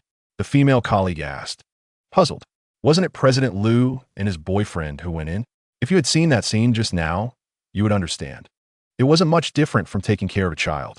The cushion was arranged, the snacks were opened, and to hear such a gentle voice from President Lu was astonishing. The news of President Lu bringing his boyfriend to the company spread like wildfire through various small groups within the company. Another rumor, is it? I must admit, I am quite curious about who keeps insisting that President Lu has a boyfriend. Even if he does have a partner, it should be a woman, right? The striking jawline and the aura of coldness surrounding President Lu undoubtedly suggest he is destined for a delicate little wife. However, such stereotypes are rather misguided. What nonsense is this about a delicate wife? Kindly refrain from imposing such terms upon women. If you cherish the notion, feel free to embody it yourself. In today's society, everyone possesses the ability to carve out their own lives, regardless of gender, and we should refrain from belittling either side. Enough of this quarrel. Those who misspeak ought to reflect on their words. Let us return to the matter at hand. The administrator stepped in to steer the direction of the conversation. This is not a mere rumor. President Liu truly entered hand in hand with his boyfriend. I could provide evidence, though it may not be prudent to disclose it. Indeed, it is true that the two ascended directly to the upper floors. Allow me to hint that this boyfriend possesses quite an extraordinary background. President Liu, there is a meeting scheduled with Mr. Cheetah in half an hour. As the CEO entered work mode, there were occasional knocks on the door as colleagues came in to report on various matters. In these moments, one might witness a rather amusing sight. President Liu diligently immersed in his work, while on the sofa behind him, a young man with headphones was earnestly engaged in gaming. Surrounded by a scattering of snack wrappers, President Liu's tone had softened significantly compared to his usual demeanor. Those who had seen the messages in the group chat were well aware of the situation, while those who diligently worked or had not joined the gossip group were genuinely taken aback. Very well, I shall take a stroll downstairs. After concluding a gaming session, Bai Xianwei stretched, his body creaking. Wei Gu, Lu Cheng began, intending to say he would accompany him. But he could not afford to breach the commitment of their scheduled meeting. Even a domineering CEO would face harsh criticism for such a lapse. He could only remind him, be careful, or you may invite my personal assistant to accompany you. Bai Xianwei shook his head. He preferred not to be alone with strangers. Having stayed at home more frequently in recent days, he appreciated the scenic views from the villa but felt the need to explore elsewhere. The headquarters of Xianxing was situated right next to a star-rated tourist attraction, adorned with vast expanses of blooming flowers and lush trees. As he rode the elevator upward, he encountered several individuals descending and ascending. Just moments ago, in the East District S1 elevator, an exceptionally handsome young man caught his eye. Are there still handsome men in this building that I am unaware of? Are you referring to the one in the black short-sleeve shirt with white patterns, slightly upturned eyes, and a few short strands of hair on the left side of his forehead, likely in his 20s? How do you know such details? Perhaps you've encountered the CEO's boyfriend. Upon returning to the company, Bai Xianwei found Lu Cheng standing not far from the office entrance, engaged in conversation with a young woman. As the girl finished speaking and turned to leave, she caught sight of Bai Xianwei and her face lit up with delight. She greeted him warmly, and after exchanging a few pleasantries, she departed with evident satisfaction. The young woman in question is none other than the daughter of Mr. Cheetah, who has come today to discuss a collaboration with Lu Cheng. Accompanying her father, her intention is not to leave a favorable impression on Lu Cheng in pursuit of a romantic relationship, as others might presume. Rather, Mr. Chi hopes to seize this opportunity for his daughter to gain insights into corporate management, nurturing her into an exemplary leader in the future. After the meeting concluded, she approached Lu Cheng to inquire about several matters. To her surprise, she encountered an unexpected twist. Previously, her friend Su Qinxin mentioned having seen the two of them at the supermarket, where the atmosphere between them was imbued with palpable affection, even jesting about companionship. She regretted not having joined her friend on that outing, lamenting the missed opportunity to witness such strikingly handsome men in a romantic context. Today, however, her wish was finally granted. Lu Cheng's cool voice drifted toward Bai Xianwei's ears. Xianwei, did you enjoy yourself? Bai Xianwei replied nonchalantly, remarking on the splendid scenery. Before Lu Cheng could succumb to jealousy, Bai Xianwei gently hooked his pinky finger, soothing him with a tender remark. But knowing you were waiting for me made me eager to return. An inexplicable warmth surged from Lu Cheng's fingertips to his heart. He found himself involuntarily pressing his lips together, obediently following Bai Xianwei into the office, akin to a well-behaved pup. The afternoon passed in an unusually tranquil manner. With Lu Cheng's posture straight and composed, the soft rustle of paper and the rhythmic tapping of the keyboard creating a harmonious symphony. As the time approached for employees to clock out, Lu Cheng had nearly completed his tasks. Feeling somewhat fatigued, he reclined on the sofa with his eyes closed, resting. Bai Xianwei lay before him, cradled in his embrace, taking his hand and gently kneading his fingers to help him relax. A soft breath brushed against the nape of Bai Xianwei's neck, a moist sensation teasing his sensitive skin. Meanwhile, Lu Cheng's other hand had quietly ventured beneath the hem of his shirt, reaching toward his lower back. That's enough, Bai Xianwei remarked, his expression unfaltering as he restrained Lu Cheng's hand. Helplessly, Lu Cheng withdrew his hand. Stop pretending, he said, noting that the male protagonist had become increasingly adept at feigning innocence. I'll cook dinner tonight. At this, Lu Cheng's hand froze within the confines of his clothing. Leaning closer with a muffled voice, you needn't trouble yourself, Xianwei. Bai Xianwei elongated his tone. You've worked hard. I'll make sure to reward you when we return. Really? It's unnecessary, Xianwei. You've had a demanding day too. Let the servants handle dinner, Lu Cheng replied, an unusual expression of distress crossing his face. The dishes you prepare are quite unique. It is not that Bai Xianwei is incapable of cooking, but rather that his culinary creations often transcend the bounds of conventionality. Though he begins with a proper recipe at any given moment, Bai Xianwei might whimsically introduce an ingredient that transforms the entire dish into something fantastical. Eating is not entirely off the table. It merely evokes a sense of betraying one's ancestors. For instance, the Bai Xianwei brand of spicy yogurt noodles and chocolate braised meat. How peculiar it is that Bai Xianwei himself indulges in these dishes without a hint of concern, even marveling at the success of his culinary experiment. Upon hearing this, Bai Xianwei perked up, facing Lu Cheng, his eyes shimmering with sparkling light. After a few lingering moments of shared gaze, Lu Cheng, feeling a twinge of conscience, could not resist agreeing to his request. Bai Xianwei expressed his desire to savor the meals prepared by Lu Cheng. A wave of relief washed over Lu Cheng as he acquiesced. With this distraction, the once ambiguous atmosphere had dissipated significantly. Even though he was aware that Wei Gu was being purposefully provocative, Lu Cheng could not bring himself to reproach him. He had already become quite the devoted partner.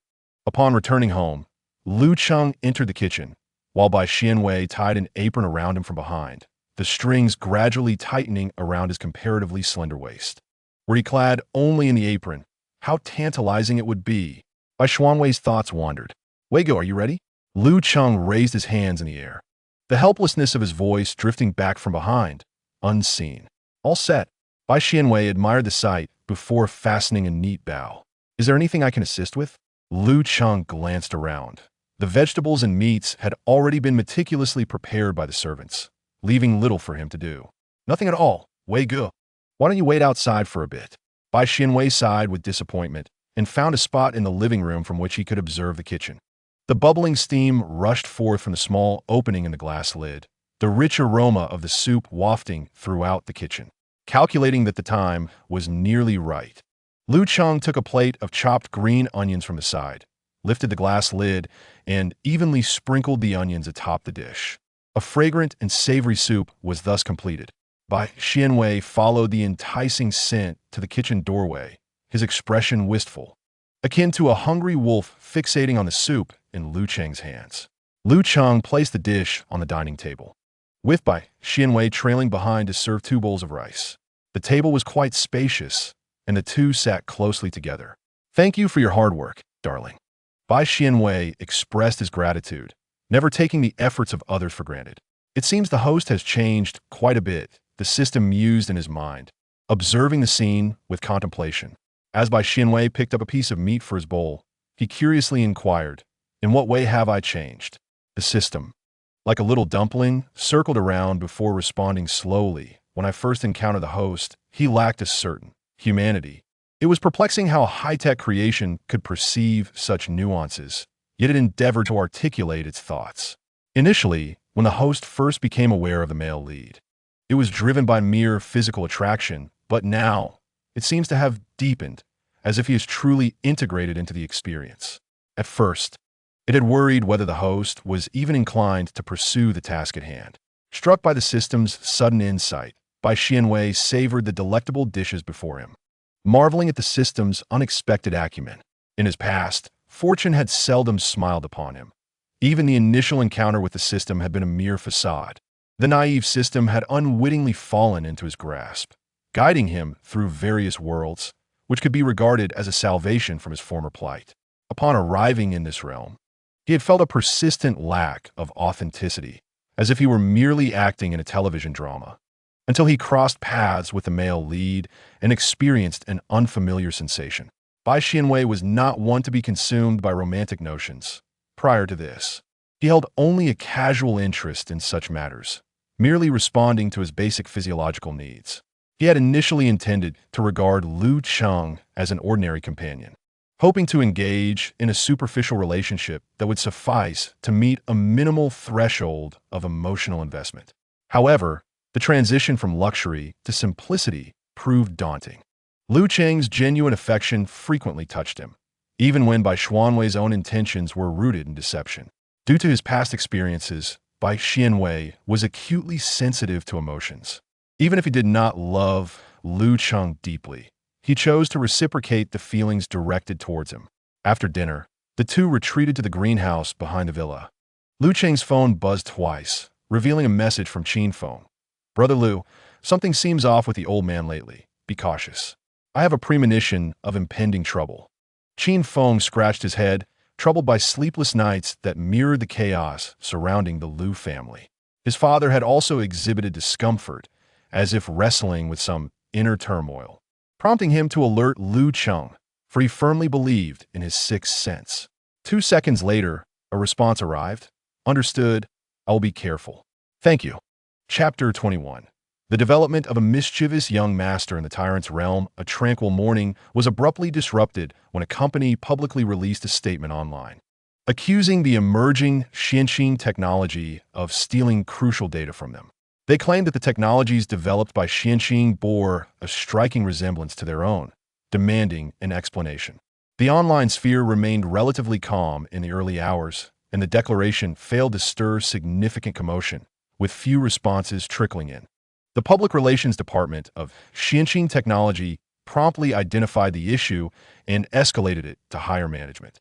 Lu Cheng acknowledged the situation and urged his subordinates to remain calm before convening a meeting. Just before entering the conference room, he caught a glimpse of one of his assistants hastily grabbing their phone and striding towards the restroom. Half an hour later, a marketing account released a video of the announcement, accompanied by somber music and the classic yellow background with black text, clearly positioning itself on the side of righteousness.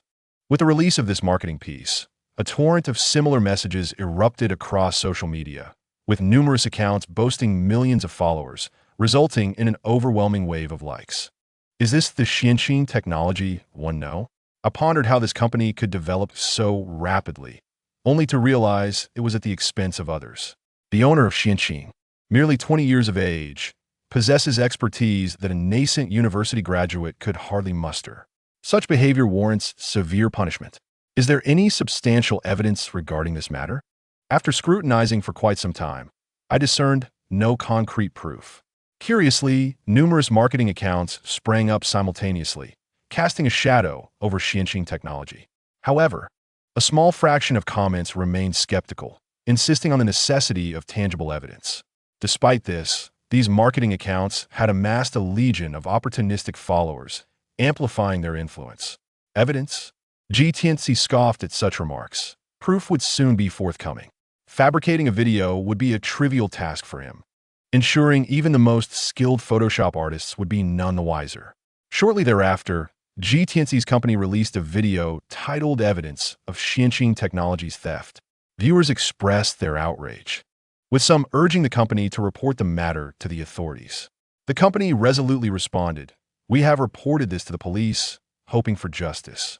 Unable to contain his laughter, Bai Xianwei mocked the performance. It was quite the act. He manipulated the video as progress bar, and while the footage appeared convincingly authentic, the absurdity was not lost on him, as he was privy to the truth. He could easily predict the ensuing events.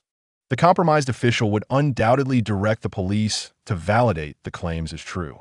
As Bai Xianwei had anticipated, the police indeed issued a statement, prompting even the previously hesitant individuals to rally behind Tianxi. System, it is time to commence. Hooray! At last, my moment has arrived. The system cheered, bustling off to fulfill its role. Before long, revelations regarding the official's corrupt dealings found their way into a high-ranking official's inbox. The resolution of these matters would not be swift, yet Lu Cheng felt a sense of relief upon receiving news from Bai Xianwei. Addressing the middle-aged man before him, he offered reassurance to Uncle Huang. Early that day, Huang Ren had rushed into the company, incensed. The technology in question was the culmination of years of dedication alongside Lu Cheng's father, Lu Gulin, and further refinement with Lu Cheng. After investing so much effort, to be sullied by such slander was intolerable. The other party even had the audacity to corrupt the police. Huang Mintit, expressing to Lu Cheng his readiness to act against those vile perpetrators who would resort to such underhanded tactics. Uncle Huang, look here, Lu Cheng said, presenting the surveillance footage recorded that night. Huang Run, a brother to Lu Cheng's father for over 2 decades, had experienced much and trusted Lu Cheng implicitly. After the video concluded, Lu Cheng met Huang Rin's furious gaze and shared a portion of his strategy. I had long been aware of the theft of company data. However, such information does not encompass the entirety of the company's lifeblood. Thus, I resolved to turn the tables. Huang Rin's anger gradually subsided with his words, allowing him to enter a contemplative state. After a moment, he nodded thoughtfully. I see now. It is indeed your keen perception, Lu Cheng.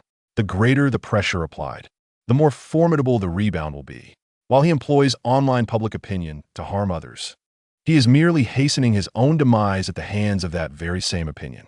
Uncle Huang, please step out momentarily to lend some momentum to this matter. With a resounding bang, the door to the president's office slammed shut, the cacophony causing those nearby to look up in surprise. They beheld the notably enraged Minister Huang. A heavy silence fell over the room, no one daring to utter a sound, exchanging furtive glances instead.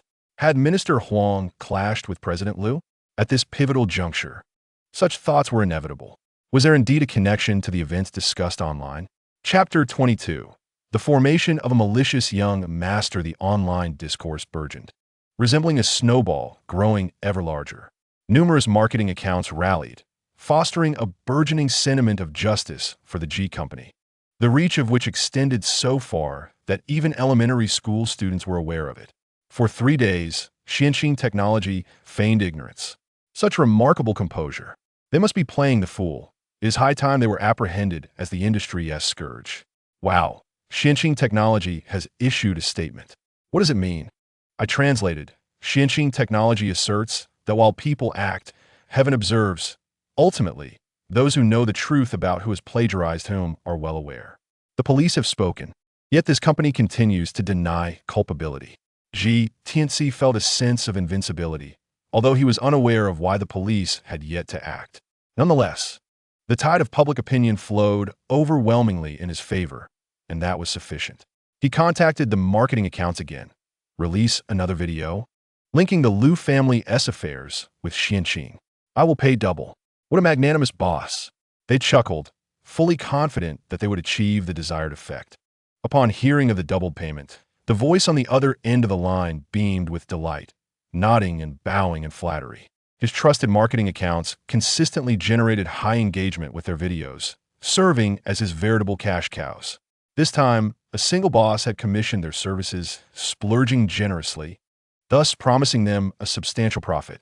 Moreover, he typically exercised caution in maintaining the integrity of his accounts, refraining from disseminating news without credible evidence. He believed that, even as a marketing account, his was among the more reputable.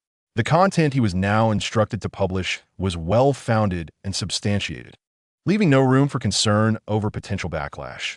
He could also ride the wave of heightened visibility. An hour later, yet another trending topic surged to prominence. The president of Xianxin Technology was once the heir of the Liu Group. Prior allegations against the Liu Group resurfaced, stirring public interest once more.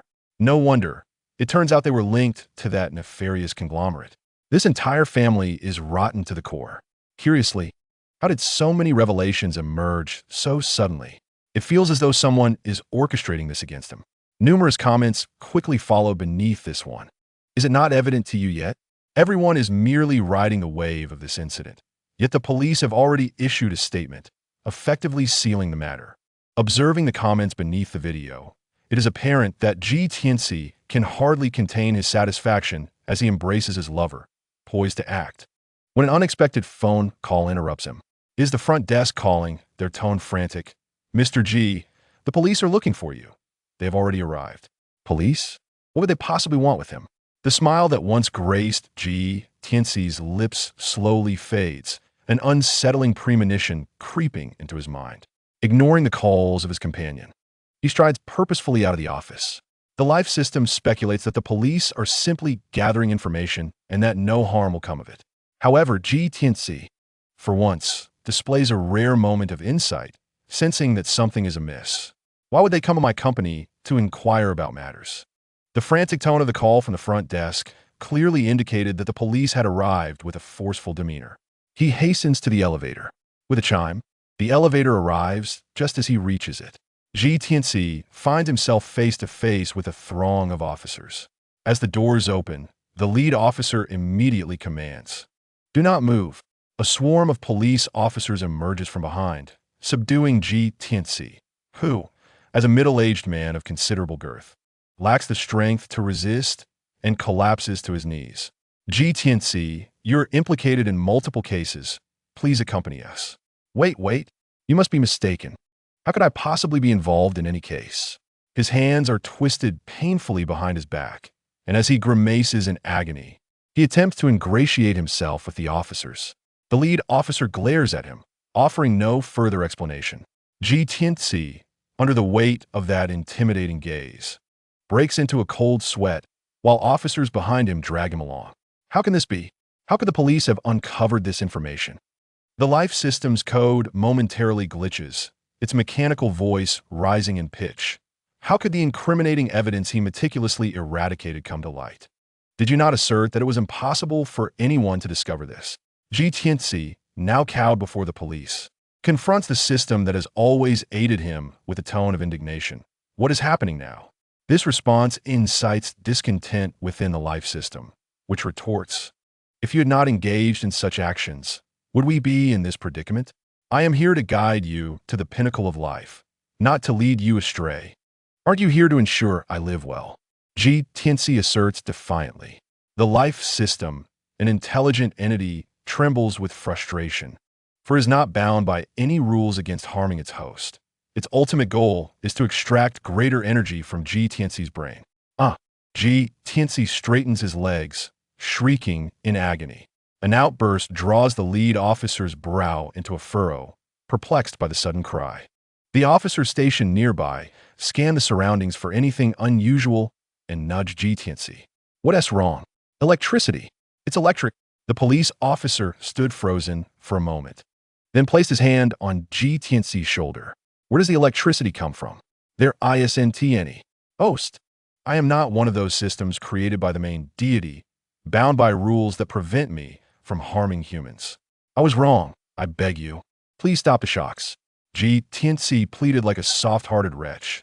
"I will listen to you from now on." Only then did the electric shock cease, leaving Tianxi in a state of distress, still howling in pain. His cries were so pitiful that, to avoid any suspicion of police brutality, the officers took Tianxi to the hospital for examination. Naturally, nothing was found.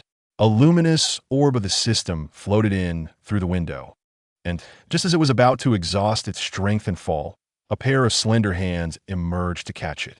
Phew, the system sighed in relief. Ever since the male protagonist achieved over 90 in his rescue mission, it suddenly discovered its ability to materialize partially in this world and wander about. It could interact with objects in this world, yet others could not see it. The ecstatic system spent several nights immersed in gaming after first manifesting.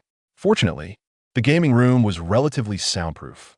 Otherwise, it would have been quite alarming for Lu Cheng to find the gaming console operating on its own in the middle of the night.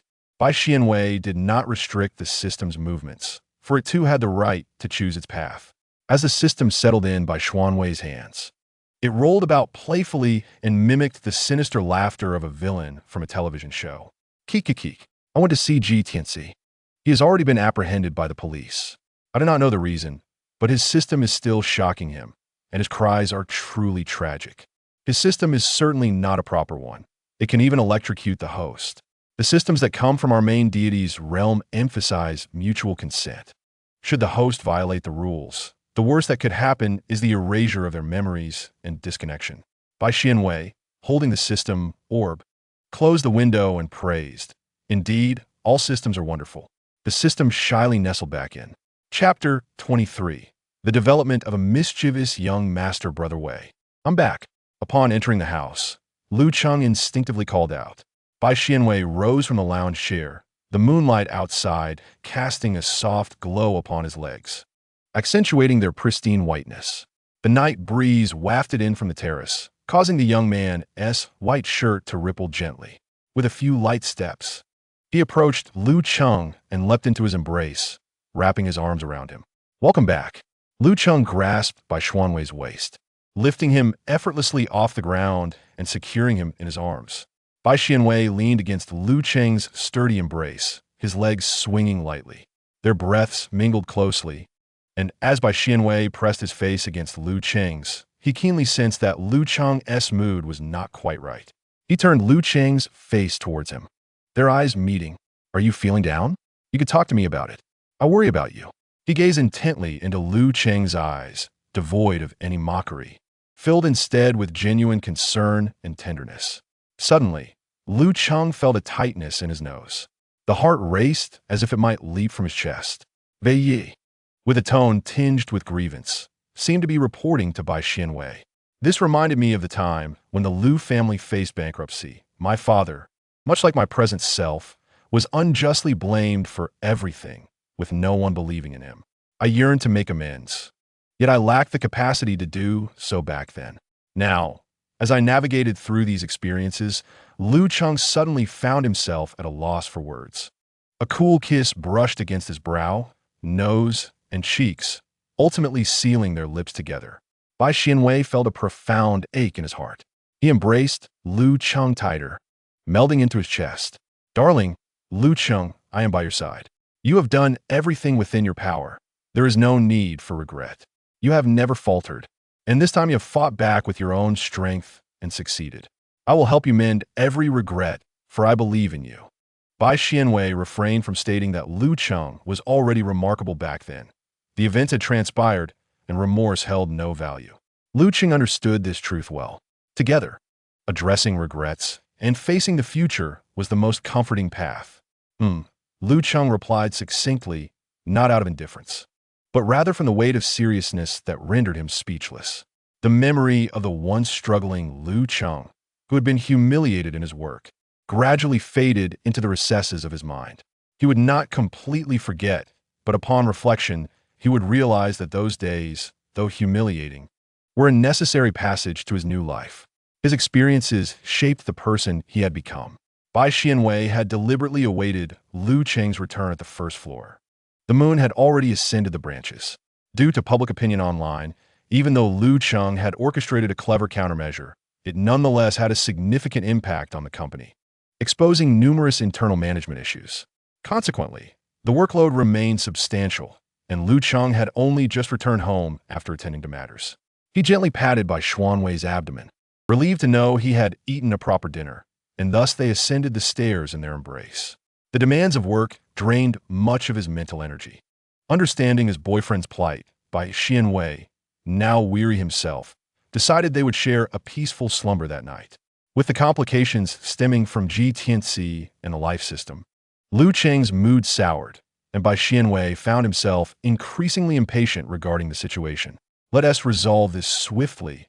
I am weary of these clowns. With a stern expression, Bai Xianwei opened his computer, his slender fingers dancing swiftly over the keyboard. In the comment section of GTNC's company announcement, a video surfaced. Various media outlets scrambled to extract information from this incident, and the video did not fade into obscurity, drawing a handful of curious viewers. Am I blind? Why is this yet another video of stolen data, supposedly from Xianxin Company? One commenter scoffed. The video quickly gained traction. The original poster responded to the skeptics, asserting, "The video can be verified. The individual featured is one of the assistants to the president of Xianxin Technology, bribed to steal crucial company information." Soon, technical experts arrived to confirm the video's authenticity. Is that not true? Are these two companies stealing each other's information? I find it perplexing. It is merely a video. Even if it is genuine, could it not be a fabrication? The original poster responded, "Within 2 hours, you will discover that all I have stated is true." Some individuals sensed something amiss and probed the original poster, Yet after that comment, the poster ceased to respond. Given the surreal nature of the situation, the video garnered considerable attention, with a group of netizens waiting eagerly to see what transpired within the 2-hour time frame. Some had already tagged the J City Police, who had previously defended the GTNC company. As a final half-hour approached, impatience grew among the crowd. This person is merely seeking attention. The J City Police account remained silent. How do you expect us to believe you? Oh my God. A sudden outcry erupted in the comments section. What happened? You all must watch the official video released. It is not from J City, but from the people's side. I have truly encountered a major revelation. The official People's account released a message regarding a certain official's corruption and bribery. The target of this official's bribery was none other than Xianxin Technology. The J City account promptly released a video stating that GTNC is suspected of multiple crimes and has been arrested. The litany of accusations left many aghast. The internet erupted in a frenzy. The theft of vital information from Xianxin Technology was indeed true, while the so-called police-certified video was merely a consequence of the bribery. Both the bribed official and GTNC were apprehended. Moreover, the Lu Group, initially wronged, was also vindicated.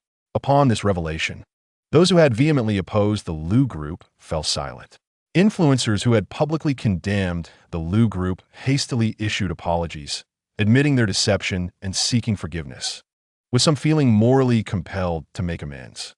Meanwhile, those who had viciously attacked both the Lu Group and Xianxin Technology first turned their ire towards the marketing accounts.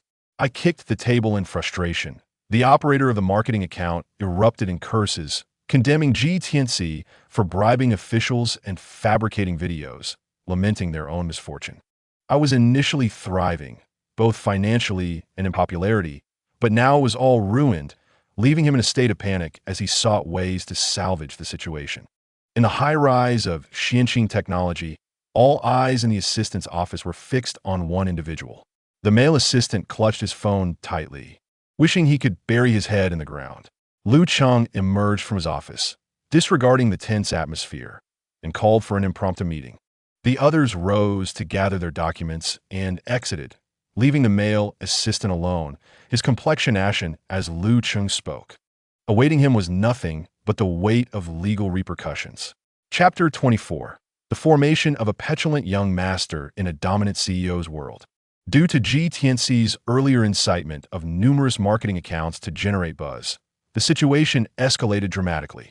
With the truth now revealed, the backlash was swift and intense. The official website of the People has spoken, and many previously rational netizens who had refrained from commenting have come to understand who the true offenders are. Before long, GTNC's company was left in utter ruin. Other firms that had collaborated with him, fearing the taint of scandal, hastily distanced themselves. Inundated with calls as employees expressed profound disdain for their boss, GTNC, with no one stepping forward to address the turmoil. The company disintegrated into a mere scattering of sand. The discourse surrounding the Lu Group and Xianxin Technology has reached alarming heights, as the unexpected twist of events has taken everyone by surprise. They have been vociferously condemning the wrong party for so long. Even the once defamed Lu Group found itself in an unfavorable position. A wave of overwhelming guilt began to erode their hearts, leading to an increasing chorus of apologies online. The father and son duo had been unjustly maligned, evoking a sense of sympathy. How deeply must GTNC harbor animosity towards them? I apologize. I should not have hastily condemned them when the matter first arose. This has been a valuable lesson. It is imperative that everyone approaches online matters with rationality. For this reason alone, I wholeheartedly support Xianxin Technology. Their capabilities are indeed commendable. Otherwise, GTNC would not have resorted to stealing their data. In response to the online tumult, Xianxin Technology has maintained a straightforward and blunt stance, reminiscent of the initial wave of online vitriol. This Wednesday, they will hold a press conference to unveil their new technology. Upon the announcement, numerous media reporters scrambled fervently for entry. As the focal point of this recent sensational event, their allure is unparalleled. The flashing lights at the press conference dazzled the eyes, and amidst the throng of attention, Lu Cheng, clad in a bespoke suit, appeared unaffected by the surrounding controversy, confidently taking the stage. Xianqing Technology was not there to elicit pity. They emerged to showcase the fruits of their diligent research. As a leading enterprise in the industry, their strength is indisputable. Whether attendees were filled with anticipation for the new technology or merely drawn by the recent buzz, they gradually became captivated by Lu Cheng's explanations. Nearing the conclusion, a confident smile graced Lu Cheng's handsome face as his voice resonated clearly. I am aware that Xianqing Technology has recently found itself embroiled in controversy, under constant scrutiny from the outside world. However, as the spotlight shone down upon him, it felt as though he was the sole luminary in existence. Xianqing Technology has always been committed to researching superior technology, and regardless of any doubts cast upon us, we shall counter with authentic and compelling evidence, both in terms of rumors and technology. In that moment, thunderous applause erupted. As the press conference drew to a close, news reports on the internet began to spring forth like bamboo shoots after a spring rain. Perhaps it was the final words of Lu Cheng that stirred the hearts of many within these news reports. Ample space was devoted to introducing the groundbreaking technology of Xianqing Technology. The remaining content, of course, was not neglected either. This was precisely what Lu Cheng desired, as his remarks were intended to provide greater exposure for the new technology. A few hesitant comments emerged. Is Xianqing Technology really doing this well? Oh my, isn't that just a modeling projection? You should have mentioned you looked like this earlier. Such voices resonated beneath numerous news articles. At the press conference, everyone was focusing on Lu Cheng, and the resultant news reports inevitably included several high-definition photographs of him. The impact was extraordinary. With a face as striking as that of a model and an undeniably fit physique, broad shoulders and a narrow waist, he was the CEO of a company, embodying the archetype of the domineering president in the minds of netizens. Oh my gosh, that's my husband. Husband, I'm unlike others. I am male. Absolutely stunning. This look is truly impressive. There's no room for criticism. Lu Cheng's social media account had never posted anything before, merely displaying an official verification badge. In a matter of hours, his follower count surged into the millions. Mr. Lu, please post a selfie. Don't make me beg on my knees. It's so painful. Why is there nothing? Mr. Lu surely doesn't lack this kind of attention. I feel like a little dog waiting for him to engage. What a divine visage. Does Mr. Lu have a girlfriend? Should I consider my status as a recent university graduate? A rose emoji appears. Bai Xianwei scrolled through Lu Cheng's social media account, which he had registered for him. The private messages were about to explode. Yes, I no longer wish to be a mere dog. Frankly, I have grown weary of the so-called little dog literature. I cannot accept being someone's pet. Over the past 6 months, I have hardly uttered the phrase, I am your dog, as I have truly become fatigued by the chaotic narratives. Yet this time, it is genuine.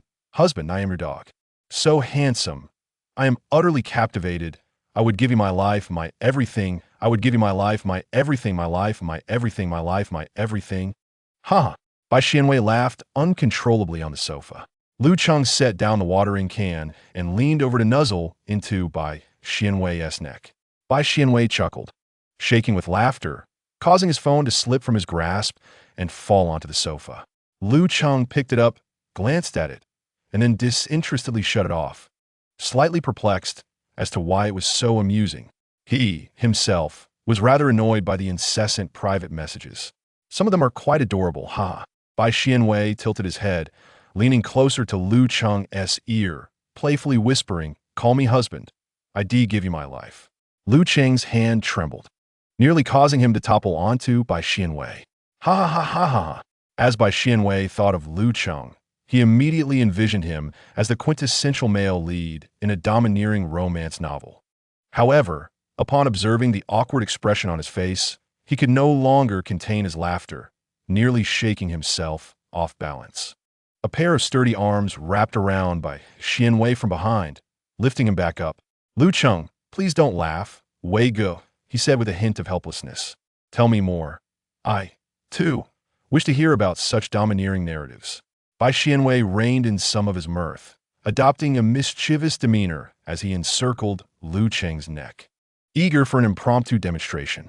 Lu Cheng's face remained stoic, devoid of any visible emotion, as he slowly averted his gaze and declared, "With you by my side, everything I possess belongs to you." Bai Xianwei discerned the sincerity concealed within Lu Cheng's words, pressing his lips against Lu Cheng's now closed thin ones. He felt warmth and moisture seep into Lu Cheng's parched soul. "Of course, everything you have is mine, both your body and your spirit." Wow, host. I just absorbed a tremendous amount of energy. Burp. The system emitted an electronic belch. How do you feel now? After Ji Tianxi's sentencing, the life system, having exhausted all means to turn the tide, found itself on the brink of collapse as the prison term loomed closer. Ultimately, it could no longer endure, crumbling entirely, with the residual energy arriving at Bai Xuanwei's system. The system, now shimmering with light, clearly enjoyed a bountiful feast with energy to spare. I feel that the program has become significantly smoother. Wait, I seem to recall something. What is a male lead? Oh, the little factory worker mentioned that the world I could enter is unique, probably because of the male lead. What was that about? Upon hearing the mention of the male lead, Bai Xuanwei's eyes shifted, yet the system, having momentarily stalled, could only recall this fragment. Anything more would cause it to crash. It's all right. When challenges arise, he will find a solution. Bai Xianwei reassured himself, feeling less anxious about ensuring Lu Cheng's safety in the E-rank world. There will always be opportunities to remember later. It's fine. He comforted the system in his hands. The system bubbled with excitement. I will be sure to inform the host at the first opportunity next time. Chapter 25. The formation of the ill-tempered young master. The melodious chirping of birds echoed, their sounds weaving through the narrow crack of an open window, ultimately reaching the ears of the man in the hospital bed. After the morning shift change, the incoming nurse proceeded to check the basic vital signs. And just as she was about to exit, two men appeared at the door of the ward. "Dad," called out the slightly taller of the two. The middle-aged man in the bed turned upon hearing the voice, his face breaking into a radiant smile. "Cheng, what brings you here?" The visitors were none other than Lu Cheng and Bai Xianwei. The patient in the room was Lu Cheng's father, Lu Guilin, whom Bai Xianwei had brought to this hospital for intensive treatment. Not long after entering the Bai family hospital, Lu Cheng had visited Lu Guilin and, upon realizing his father was receiving excellent care, felt a great weight lift from his heart. Thanks to the expert team at Bai's, Lu Guilin's condition had significantly improved, and he had recently been transferred to a standard single room for continued recuperation. After all this time and so many events, the relationship between Lu Cheng and his father, Lu Guilin, has become far less estranged than before. Lu Guilin has also gained a new perspective. Work is an endless pursuit, but the moments spent with family throughout one's lifetime are indeed limited. Lu Cheng, hand in hand with Bai Xianwei, enters the hospital room. "Dad, this is Bai Xianwei, my boyfriend." Bai Xianwei places the gift he brought on the table, politely bows slightly towards Lu Guilin, and greets, "Hello, uncle." Lu Guilin, taken aback for a few seconds, hurriedly gestures for them to sit, stammering, hello, no need for such formality. Suddenly confronted with this situation, his mind is in a whirl. The words spill out. "We are all family, after all." Bai Xianwei can't help but smile, while Lu Guilin secretly shoots a glare at Lu Cheng, thinking, "You rascal, catching me off guard so early in the morning." He is not an old-fashioned man. He maintains a natural disposition towards same-sex relationships, understanding that love is simply love. Why then should he play the villain? With this matter now in his own household, Lu Guilin's mindset is surprisingly accommodating, inviting the two to sit down. After a while, he regains his composure, feeling a pang of hesitation as he contemplates speaking. However, after lying in bed for so many days, he wonders if he might have misremembered something. Sensing Lu Guilin's uncertainty, Bai Xianwei introduces his parents and brother. Indeed, they are from the Bai family. Lu Guilin's forehead twitches. How should he articulate this? His son certainly has made quite a splash. It seems that Lu Cheng's admission to this hospital is indeed thanks to Bai Xianwei. As he reflects on all of this, Lu Guilin finds himself in a rare daze. When did Lu Cheng and Bai Xianwei become involved? He realizes he has been woefully uninformed about Lu Cheng's life, and it must have been quite some time since they got together.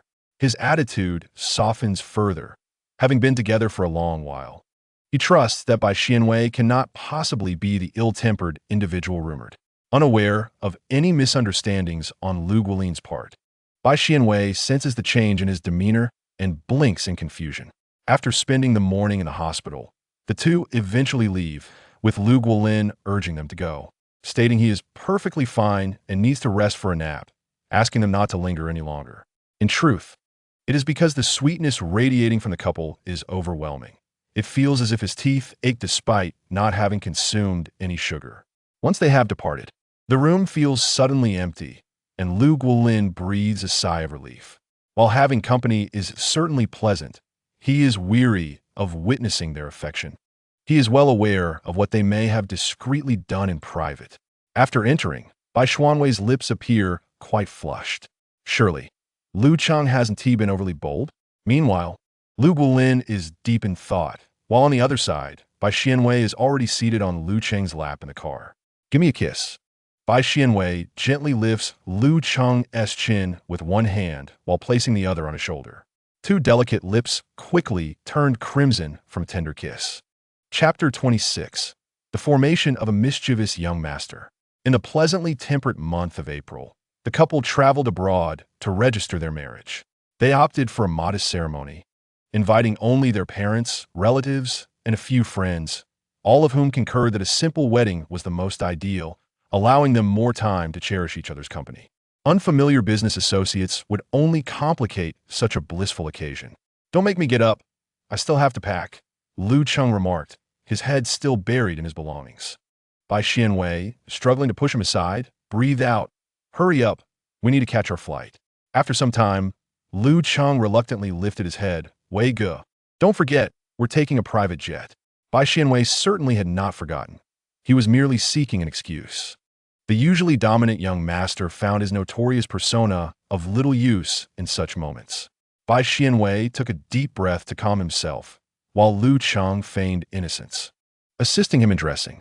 This provoked Bai Xianwei's desire to deliver punch. Once aboard the aircraft, he promptly fell asleep. Since their wedding, he had been endlessly stirred, enduring a particularly exhausting 5 days without stepping outside. Even he found it difficult to cope. The human body has its limits. Lu Cheng, aware of how hard he had pushed Wei Ge these past few days, dutifully became a human prop, ensuring Bai Xianwei could rest comfortably, even in slumber. Vei exuded beauty. His peaceful visage softened the originally fierce charm of the young master. And the sunlight, streaming through the airplane window, made his face glow as if illuminated by divine light, resembling an angel in all its splendor. Wei Ge was indeed his angel, pulling him from the depths of confusion and granting him the lifelong pursuit of love and companionship. On their wedding night, Lu Cheng felt a sense of disbelief. He truly had a partner for life, now irrevocably entwined with him. He grasped Bai Xianwei's hand tightly. Wei Yi, I can never leave you. The plane soon landed in a city adorned with stunning beaches, a popular tourist destination attracting countless visitors from around the globe, thereby fostering rapid local economic development. Upon disembarking, Bai Xianwei kept his head slightly bowed, still drowsy, while Lu Cheng wrapped an arm around his waist, guiding him forward. Their honeymoon, originally planned to follow swiftly after the wedding, had been delayed due to Lu Cheng's antics. In this foreign land, where no one recognized them, their striking appearances drew considerable attention, especially on the beach. Relishing the sun's rays, they sat on a mound of sand, dressed in ordinary swim trunks. As Bai Xianwei endeavored to bury Lu Cheng's calves, in an effort to preserve his position, Lu Cheng hugged his knees, appearing almost pitiful. Amid their playful antics, a group of alluring young women approached them. A beautiful woman, confidently striking a pose while cradling a volleyball, called out in a vibrant voice, "Hey there, would you like to join me for a game?" On this sun-kissed beach, the striking appearances of the two individuals drew quite a few curious glances. Bai Xianwei waved his hand dismissively. "No, thank you. We're planning to enjoy the water shortly." "Very well," the woman replied, undeterred by the rejection, tossing the volleyball into the air. "Have fun." She discerned that their invitation was merely a gesture of camaraderie, prompted by their attractive features and the unique charm of their East Asian heritage, devoid of any ulterior motives. Moreover, The gentleman who had declined her offer appeared quite youthful, likely still in his teens. While adolescent romances are not uncommon abroad, she thought little of it, turning away to join her friends for a game. Just as she departed, two men approached, eager to engage. One was tall and muscular, his sun-kissed skin suggesting a fitness enthusiast, while the other was comparatively slender, with fair skin and adorably tousled golden curls. The curly-haired youth bounced over to Bai Xianwei, enthusiastically greeting him. Out of politeness, Bai Xianwei introduced himself and mentioned that Lu Cheng was his newlywed husband. Instantly, Lu Cheng's demeanor brightened, and he nestled closer to Bai Xianwei, appearing somewhat displeased moments before. "Wow, your husband is quite handsome," exclaimed the curly-haired youth, introducing his companion. "This is Andrew, my boyfriend." Andrew affectionately tousled the curls of his companion, a gentle smile gracing his face. Upon realizing they were a couple, Lu Cheng relaxed his guarded expression, no longer casting dark glares at them. This brooding demeanor had been noted by the curly-haired youth, who sensed Lu Cheng's displeasure upon his arrival. Bai Xianwei, sensing the tension, gently patted Lu Cheng's head. In an instant, the somber expression vanished. Lu Cheng lowered his head, allowing the playful touches, and an atmosphere of happiness enveloped them, as if a joyful tail was wagging behind him. What a surprise that such a stoic face harbors a soft side, the curly-haired youth thought. Undeterred by Lu Cheng's earlier demeanor, he was determined to forge a friendship with Bai Xianwei. A beauty of such magnitude was too precious to overlook. Upon hearing that Bai Xianwei intended to enjoy the water, excitement surged through him. His boyfriend was athletic, and there would be myriad ways to have fun in the sea. Andrew, albeit reluctantly, found himself tasked with leading the way. The serene beach, with its seagulls and a landscape vastly different from the city, invigorated the spirit. Bai Xianwei, lost in the moment, became engrossed in the activities. After Andrew had demonstrated several times, Lu Cheng soon mastered the skills and clung to Bai Xianwei under the pretense of teaching, making it difficult for anyone to pry him away. True to his lively nature, the curly-haired youth's laughter rang out frequently, and he too gravitated towards Bai Xianwei, positioning himself alternately on either side of Lu Cheng. Bai Xianwei found his exuberant personality quite delightful, and before long, they were all immersed in joyous play. This stirred a quiet jealousy in the two men standing nearby. Although their fates had collided, leading to an impossibility of development, the feeling of being overlooked was far from pleasant. After exhausting themselves in the sea, they returned to the beach where Aiden proposed the construction of a grand fortress. As they built it higher, Aiden found himself unable to reach the top, prompting Bai Xianwei to wrap his arms around Aiden's waist and lift him effortlessly. "Thank you, Bai." Aiden swung his legs to complete the pinnacle of the fortress. However, the moment Bai Xianwei set him down, an arm encircled his waist tightly, and he felt the world spin as Lu Cheng lifted him off the ground. "Hey!" Lu Cheng carried Bai Xianwei without uttering a word, making his way toward the hotel. Aiden attempted to call out from behind, only to be lifted by Andrew, who silenced him with a kiss. The jealousy of men could be quite fearsome, a sentiment Bai Xianwei preferred to remain oblivious to for the rest of his life. Chapter 27. The development of the arrogant young master. The conclusion of the overbearing so upon entering the room, even before the lights could be turned on. Bai Xianwei felt a whirlwind of sensations. Lu Cheng lunged at him like a large dog. "You had so much fun earlier, ignoring me." Lu Cheng abandoned his domineering facade, adopting the appearance of a wronged husband, burying his head into Bai Xianwei's shoulder and speaking in muffled tones. "Here we go again." Bai Xianwei instinctively placed his hands on the broad, sturdy shoulders of the man, feeling the tautness of his muscles through the thin fabric. "You hardly spent any time with me today. This is supposed to be our honeymoon. You owe me a compensation." Bai Xianwei felt a softening in his heart, aware of his own shortcomings, and inquired, "How would you like me to compensate you?" At his words, a glimmer of cunning flickered in Lu Cheng's eyes, though his tone still carried a hint of grievance. "I want you to make up for the time we missed during the day." "All right." Agreeing was momentarily satisfying, but would lead to regret later. Lu Cheng insisted on reliving the moment they first met, claiming he was filled with nostalgia. The proud young master held his position with an air of charming restraint, reminiscent of a prince. However, unlike previous encounters, Bai Xianwei was now weary from a day of carefree play in the sea, feeling a heavy fatigue settle in. He found himself lacking strength. Yet, Lu Cheng's usual tenderness seemed to vanish. In resignation, Bai Xianwei could only strive forward on his own. Progress Update 4, currently at 99. The long-awaited system notification chimed, but the protagonists were diligently toiling away. Bai Xianwei felt physiological tears welling in his eyes, crystal clear. Just as a tear slid down the corner of his eye, Lu Cheng tenderly kissed it away. From the shadowy corner, the system could be heard mumbling, "When will we get out? When will we get out?" In a haze, he heard the man's voice. "You'll never be able to leave me in this lifetime." Reflexively, Bai Xianwei murmured in agreement. The air seemed to still for a fleeting moment before giving way to a stronger tempest. Upon awakening the following day, Bai Xianwei felt somewhat disoriented in this world.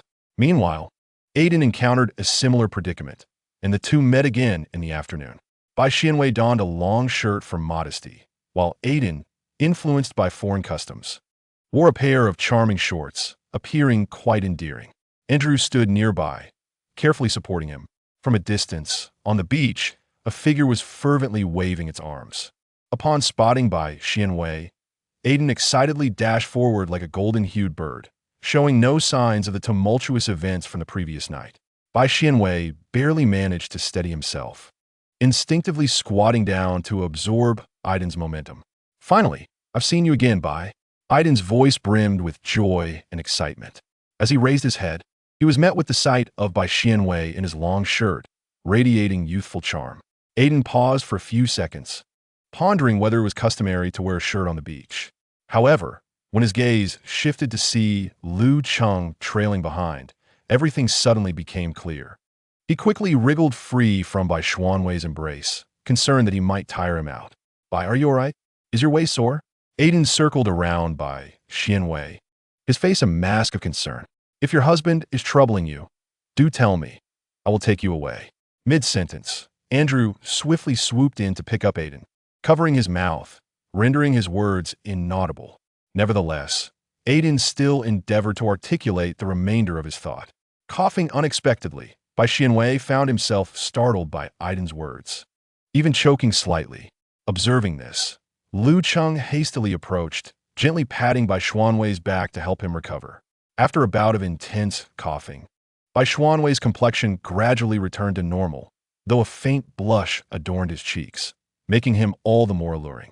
His voice was somewhat husky, yet still melodious. "No one is bullying me." Aiden's eyes widened. He possessed no resistance against beauty and was eager to assist. Realizing his words were perhaps too direct for Bai Xianwei, he quickly covered his mouth. Bai Xianwei understood Aiden's good intentions and did not take offense. The two spent the day playing on the beach, deliberately avoiding the sea. In a fit of playful anger, Bai Xianwei beckoned Lu Cheng to lie down on the sand, whereupon he playfully buried him with handfuls of sand. Aiden exclaimed with delight, pulling Andrew over to join the fun. The two, having been overly indulgent the night before, had no grounds for resistance and willingly surrendered to their partner's antics. Their honeymoon by the sea lasted a full month, as Aiden, always reluctant to part, adored spending time with Bai Xianwei, extending their originally planned duration. Bai Xianwei, too, relished the company of the spirited golden-haired boy, finding immense joy in their playful escapades. During a brief return to the country to attend to company matters, Lu Cheng was rather despondent in a video call that evening, lamenting the absence of a romantic partner. While Aiden reveled in the company of both a beloved and good friends, the envy was palpable. Following this episode, upon returning home, Lu Cheng became increasingly protective of Bai Xianwei, insisting that even the delivery personnel for takeout should be summoned by him to eliminate any chance of Bai being coveted by others. Bai Xianwei found himself in a humorous predicament. His personality was rather challenging to engage with, and Aiden was but an exception. Only through Lu Cheng's infatuated gaze did Bai appear exceptional, as if everyone adored him. The once downcast male had ultimately transformed into a devoted companion for Bai Xianwei, exhibiting an obsessive and possessive nature. Moreover, akin to a previous life, he had emerged as a renowned entrepreneur, basking in public adoration. Yet, those within the circle were well aware of the unspoken rules. Do not offer Lu the temptation of alcohol, nor summon him at odd hours, particularly to unsavory locales, lest one face dire consequences. This behavior stemmed from Lu's deep-seated affection for his cherished partner, Bai Xianwei. According to confidential sources within Xianxing Technology, Lu's daily haste to leave work was solely to return home to his beloved, even if the latter occasionally found his presence burdensome, urging him to focus on work rather than rush home every evening. On one such occasion, Lu, feeling aggrieved, lingered at the office for an additional 5 minutes. This information was relayed by an unnamed individual who had unwittingly overheard the exchange. Bai Xianwei sometimes felt exasperated, for without his domineering facade, Lu Chang transformed into an overly clingy individual, particularly at night, which became quite overwhelming. The status of their progress had remained stagnant, and the system appeared somewhat anxious. However, Bai Xianwei remained untroubled. Until a century later, the two elderly figures, having lived well over 100 years, embraced one another as their breaths gradually slowed, ultimately coming to a serene halt. In their final moments, a soft whisper reached their ears. "Weigo, I love you. Progress 1, status complete. Congratulations to the tasker for successfully completing the mission." Chapter 28. The Executive's World. Side story: the door to the president's office gently opened and closed. A woman in professional attire, her long hair cascading like a waterfall, emerged, adorned with a pearl hairpin that accentuated her innocent beauty. Lu, clutching a folder, gracefully made her way to her workstation, her every movement reminiscent of a living painting. "Lulu, you truly are becoming more beautiful by the day," remarked an envious colleague, captivated by Lulu's exquisite visage. Working alongside such a stunning individual brought a daily uplift to her spirits. The praises of Lulu's professional capabilities flowed freely. Yet before the colleague could finish, another voice interjected. This voice, while seemingly complimentary towards Lulu, carried an undertone of sarcasm. Of course, with how much work Lulu accomplishes daily, it's no surprise that even the president favors her, summoning her to his office every day. The colleague furrowed her brow, questioning the intent behind those words. "Hey, I'm merely stating the truth." Somewhat peculiar and sarcastic, a colleague named Meow, who is notably older and affectionately referred to as Sister Meow despite her relatively short tenure, suddenly lowered her voice and wore an odd smile. However, her volume remained unapologetically loud, resonating throughout the room. "Lulu, the boss calls you to his office daily. You see, the boss is just a person, youthful and handsome. I can't help but think you two would make a lovely couple, a perfect match of beauty and talent." The more she spoke, the more bizarre Lulu's expression became. "Do you know what you were saying? Everyone in the company is well aware that President Lu has a beloved male partner. And do you know what kind of pervert he is? After graduating from university, Lulu, exceptionally talented, was chosen by Xianxing Technology, landing a coveted assistant position that many envied. President Lu even intended to promote her, having taken her along on several business trips. To avoid any impropriety, President Lu would also bring along another male assistant. Mindful of the current workplace dynamics that could unjustly tarnish a woman's reputation, President Lu was determined not to let such matters overshadow a promising talent. Additionally, almost all business trips were accompanied by Xianwei. On her first trip, Lulu was exuberantly spirited, not only anticipating a significant advancement in her career, but also relishing the prospect of witnessing her beloved CP up close. She was immensely grateful to Bai Xianwei and President Lu for their past rescue, and since then, she had become a devoted fan of their pairing. However, as time passed, Lulu began to sense something awry. Was President Lu a pervert? Should she consider reporting him? She found herself inadvertently observing the two men. Consequently, she noticed that the day before, the seemingly fine young master had strange marks on his wrist, as if he had been restrained. It was puzzling that President Lu insisted on accompanying his partner to the restroom when he could easily go alone. Upon their return, both men bore swollen lips. The facade of her kind senior crumbled. "President Lu, could you please focus on your work and refrain from harassing young Master Bai?" It was absurd to insinuate that there was an improper relationship between them. Lulu was left speechless, almost amused.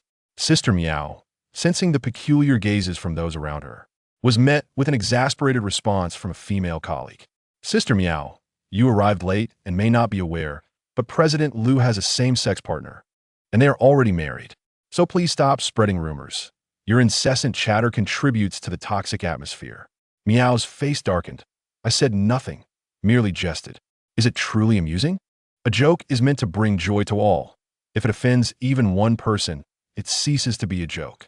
What could possibly be wrong with that? Meow retorted, trying to salvage her dignity, but no one paid her any heed.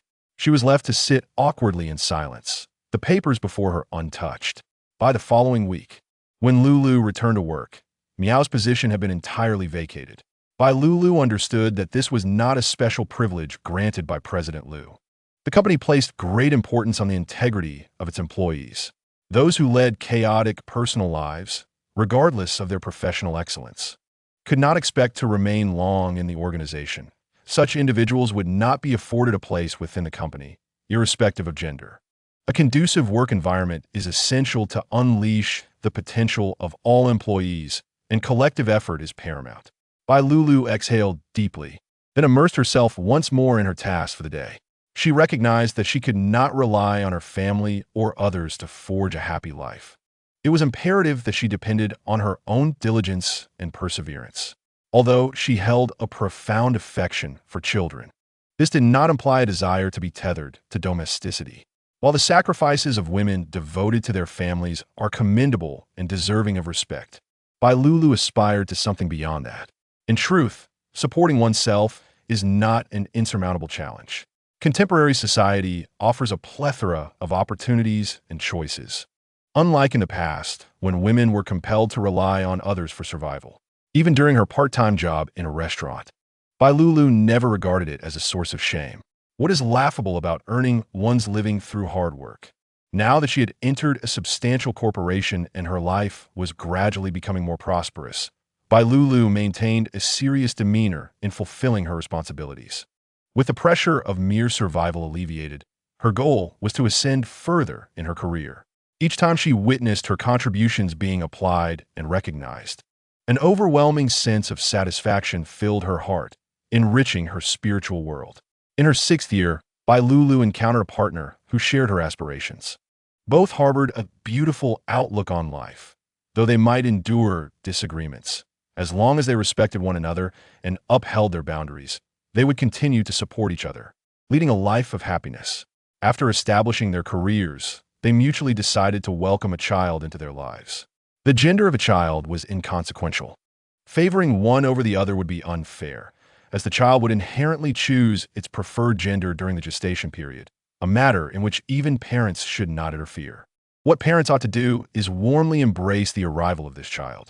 The mere fact that a child comes into the world through its parents does not grant the parents dominion over its life, but rather positions them as nurturers of its existence. Regardless of the profession the child may pursue, it is essential that they become a person who does not harm society. Lulu and her husband would not impose their ambitions as company executives or as so-called successful individuals upon their child. During her wedding, Bai Xianwei and Lu Cheng served as groomsmen, having become quite familiar with each other over the years at the company. I recall that during my most helpless moments, you both appeared like celestial beings to rescue me, Lulu said, her voice trembling as tears streamed down her cheeks. Reflecting on the wedding, she acknowledged having indulged a bit too much in drink, and upon reflection, found her choice of words rather poor. What did it mean to describe them as celestial beings? No wonder Bai Xiaoye and President Lu had looked as if they wished to laugh but held back. Chapter 29. The Emperor is a white shell with a dark filling swish. Beware, General! An arrow shot through the air with a velocity akin to a bolt of iron lightning. Just as the figure on horseback struck down an enemy with a swift blow, a sword whistled from a diagonal rear. He slightly turned his head. The cold gleam of his large blade flickered as he deftly redirected the sword, severing the arrowhead. The battlefield echoed with anguished cries, and in the next moment, the assailant met their demise. As the swirling dust gradually settled, clarity returned, revealing the scene before them. Dismounting, The general tossed the reins to the stableman, wielding a bloody blade as he returned to the camp. Their recent victory invigorated the soldiers, and the entire camp buzzed with excitement. Upon the general's return, the clamor ceased abruptly, erupting into a harmonious cheer. "Our general is magnificent! Our general is magnificent!" Bai Xianwei bore the blood of his foes across his nose, his wolf-like eyes brimming with untamed ferocity, exuding an aura of power. He commanded respect from all who beheld him. A young soldier, anxious and hesitant, rushed to Bai Xianwei's side, unable to meet the general's gaze as he relayed a few words. "The strategist seeks you?" Bai Xianwei shifted his grip on the blade to rest it upon his shoulder, gesturing for silence as he strode toward the tent. At his command, the soldiers resumed their tasks in orderly fashion, tending to the battlefield and accounting for prisoners. As he lifted the heavy tent flap, warmth enveloped him, and he spotted the strategist waiting at the lower seat. The strategist rose to greet him, his voice tinged with fatigue. "General." Bai Xianwei waved for him to sit, claiming the main seat himself, and drained a pot of tea in one go. "What is it you seek me for?" The strategist's revelation was startling. "The late emperor has passed. The young emperor has ascended the throne." The word struck Bai Xianwei, causing him to pause, his grip on the teapot faltering as he processed the news for several moments. Even he was taken aback. After such an extensive absence from the battlefield, his attention toward the imperial city had waned significantly. The occupant of the throne was not only irrelevant to him, but also reliant on his power to remain comfortably seated. He had not heard a single edict from the imperial city. After several attempts to convey messages, he had realized their futility, and those within the walls had fallen silent. After all, as a general in the field, he harbored no familial ties or threats to concern him, rendering their affairs inconsequential to his own. The subsequent communication had dwindled further. As the sudden news sank in, Bai Xianwei pondered deeply. The age of the current emperor seemed advanced, yet there were still several adult sons. Where had this young emperor emerged from? Noticing Bai Xianwei's furrowed brow, the strategist understood that the general had forgotten much and began to elucidate further. The young emperor was born of a palace maid, and from the moment of his birth, he was met with disdain. After all, a palace maid was merely a fleeting favor of the late emperor, and her status was deemed ignoble by others. To give birth to a prince was already a stroke of extraordinary luck. Yet, on the very night of his birth, he was condemned to death. The increasingly absurd old emperor had little time to attend to his young son, offering him no residence, allowing him to fend for himself. With several sons of age already, the old emperor paid little heed to this youngest child. Thus, the young emperor's upbringing was fraught with hardship. As the old emperor aged, factions began to emerge among his officials, each vying to support their favored prince, stirring turmoil within the court. As they contended, some princes were deemed unworthy or incapacitated, and ultimately, the third prince seemed to gain the upper hand. However, in a fit of madness just before his death, the old emperor ordered the execution of the third prince. The capital was thrown into chaos during those days. The military strategist could not discern the precise details, but later learned that the inconspicuous young emperor of the Fu family was unexpectedly elevated to the throne. He had already ascended over half a month prior. Due to the slow communication methods of ancient times at the borders, this news had only just reached the military camp. Wait, the young emperor, the Fu family. Why do these names sound so familiar? It is our task, host. The system materialized like a ghost, invisible to those around. Exuding a palpable sense of resentment as it hovered before its host, its mechanical voice tinged with despondency. "Do you remember the task by the shores of Daming Lake?" Bai Xianwei felt a tremor of unease in his pupils. Fortunately, at that moment, the strategist produced an imperial decree. An imperial decree? There was nothing particularly surprising about the decree itself. What astonished him was how it had emerged from the strategist's possession. The decree instructed their swift return to the capital, filled with verbose admonitions, essentially demanding the surrender of military power. As Bai Xianwei scanned the decree, it was indeed as the strategist had said. While it appeared elegantly composed, its underlying message was a clear insinuation for him to submit to the new emperor. It was uncertain whether this truly emanated from the new emperor, for the young emperor was merely a puppet. Casting aside the decree, Bai Xianwei maintained a stoic expression.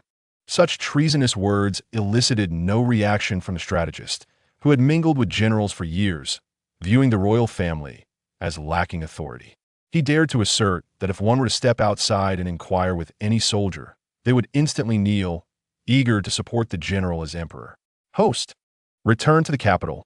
Our task awaits. Without you, the young emperor could be undone by the Fu family, and this world would be doomed. Bai Xianwei was momentarily dazzled by a flurry of white fur before him, and he closed his eyes. Show me the world's narrative once more. Of course. The system responded with delight. The original plot revolved around a charismatic prince and a lady disguised as a man. The protagonist, Liu Ke, who had endured abuse from a young age, was ennobled as a prince after the ascension of the third prince. To avoid suspicion, Liu Ke presented himself as a debauched nobleman while secretly nurturing an underground network. After encountering the female protagonist disguised as a man in the officialdom, he admired her talents, and together they endeavored to benefit the people, ultimately succeeding in ascending to the throne and marrying her. However, the current plot has become a chaotic mess. The third prince never ascended, and Liu Ke, at the tender age of 15, was supported by the Fu family to take power, remaining a mere puppet emperor. During a banquet, the female protagonist's true identity was exposed, reducing her to a prisoner and thwarting her aspirations. It was only much later that Liu Ke seized control of his own power, leading a life devoid of comfort. Liu Ke, Bai Xianwei murmured this name. The entire royal family of this dynasty bore the surname Liu. Despite having known this before, why did his heart now race with such fervor? It felt as though a veil had been lifted, bringing something closer to him. He felt an urge to return to the imperial city, a strong intuition guiding him. The previous world's system had absorbed a significant amount of power, allowing him to choose the time of his entry into this realm. This time, Bai Xianwei entered when the male protagonist was merely 4 or 5 years old. Initially, he was just an obscure leader, unable to even step beyond the threshold of the palace. Yet now, from the imperial city to the borders, the name General Xianwei resonated throughout the land, known by all. It was no longer a challenge for him to meet the emperor. He could also undertake missions. After a prolonged silence in the tent, Bai Xianwei resolved to return to the imperial city. The system breathed a sigh of relief. Finally, since leaving the first world for this one, the host had grown increasingly withdrawn. It felt as if a fire burned within him, having become the renowned war god of the dynasty over the years. He could slay anyone who stood in his way, even gods. At times, the system trembled in his mind. This was undoubtedly related to Liu Cheng, as they had been companions for a lifetime, and the host would not easily let go. The system wished to see the host regain his spirit, hoping that returning to the imperial city would alter his mindset. Chapter 30. This emperor is fair-skinned with a dark filling. General Xianwei is returning. The news spread to the imperial city as if it had sprouted wings. Without discussing the astonishment of the aristocracy upon hearing this news, the common folk of the imperial city rejoiced. With General Xianwei's return, the noble youths in the capital had to lay low. No official dared to act brazenly, as this was more effective than anything else. And how could they not be delighted? As Bai Xianwei set off, by the time the news reached the imperial city, he had already traveled a considerable distance towards it. The citizens had hardly celebrated for a few days when they heard General Xianwei was nearing the city gates. "Miss, please slow down. If you tear your clothes, I'll be scolded again." "Shoo, call me young master." The child's delicate face donned a serious expression and clad in white. He floated through the crowd, truly resembling an elegant young master. The accompanying maidservant ran out of breath. "All right, young master, no need to run so fast. I heard General Xianwei is still some time away from entering the city. Arriving early allows one to secure a more advantageous position." Off she went. Zhou Qing tugged at the hem of the maid's garment and dashed away, vanishing in an instant. Her petite frame allowed her to squeeze through the gaps with ease. Several times, the maid nearly lost sight of her. As they drew closer to the city gates, the throng of people swelled, and soon Zhou Qing found herself unable to advance further. She glanced around and managed to maneuver to a spot where she could barely peek out. Here it was. The sun ascended steadily to its zenith, accompanied by the rhythmic clatter of hooves growing louder from afar. General Xianwei was entering the city. The crowd watched the gates with eager anticipation. As Xianwei approached the city entrance, he tightened his grip on the reins, slowing his steed's pace, with the soldiers behind him following suit. Upon entering the gates, the atmosphere felt as if it had solidified. The palpable aura of warriors who had truly tasted the bitterness of battle subdued those in the imperial city, who had seldom faced such hardships. The man at the forefront sat boldly, wielding a gleaming blade that exuded a strong scent of blood. The nearby children ceased their cries, their faces pale, burying their heads in their mother's arms. This was indeed a sight that could silence a child's wails. The once boisterous citizens fell into a hushed silence, the imposing presence of General Xianwei becoming increasingly formidable. Among the crowd, some who had seen Xianwei in the imperial city years prior spoke in hushed tones, expressing a desire to witness the general as he once was. Someone couldn't help but exclaim their longing to see the former General Xianwei.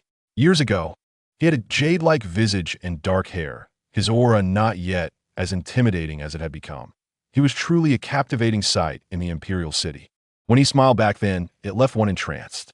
Lost in memories of that fleeting smile, a companion had to nudge them back to reality. Was that truly the smile he bore? Xianwei, seated upon his steed, repressed his fierce demeanor, gazing at the citizens of the imperial city, though not opulent. They were well-fed and clothed, finally revealing a genuine smile filled with heartfelt emotion. At a roadside tavern, a silk handkerchief embroidered with flowers was tossed toward Xianwei, and the girl behind the curtain, her cheeks flushed with embarrassment, peered out shyly. This sound shattered the silence completely, and the citizens erupted in cheers, their voices rising in a crescendo. Handkerchiefs and flowers, lightweight tokens, rained down upon the soldiers. Xianwei did not reach out to catch them, nor did the soldiers behind him. Some were showered with flowers, eliciting a chorus of good-natured laughter from those nearby. Zhou Qing, amidst the crowd, also tossed a small white flower high into the air. It paused momentarily in the sky, then gently descended, ultimately nestling into Xianwei's hair. He turned toward her direction, catching sight of the petite figure peeking out, and a faint smile flickered in his eyes. The heroine of this world harbored grand ambitions to benefit the populace, dedicating her life to this noble endeavor. His fondness for her grew immensely. The flowers incessantly thrown into the air filled the atmosphere with a sweet aroma, dispelling the earlier scent of blood brought by the army. A child, with traces of tears still on his face, smiled as he picked up the honey in his hands, imitating the act of offering it to the soldiers. The common folk understood well why they had been able to live in peace for so many years. It was not due to the royal sacrifices nor the hollow benevolence professed by the aristocracy, but rather the valiant soldiers who fought for their country along the borders. They were the true guardians of the people's tranquility. I want to be like them. Young master, what did you say?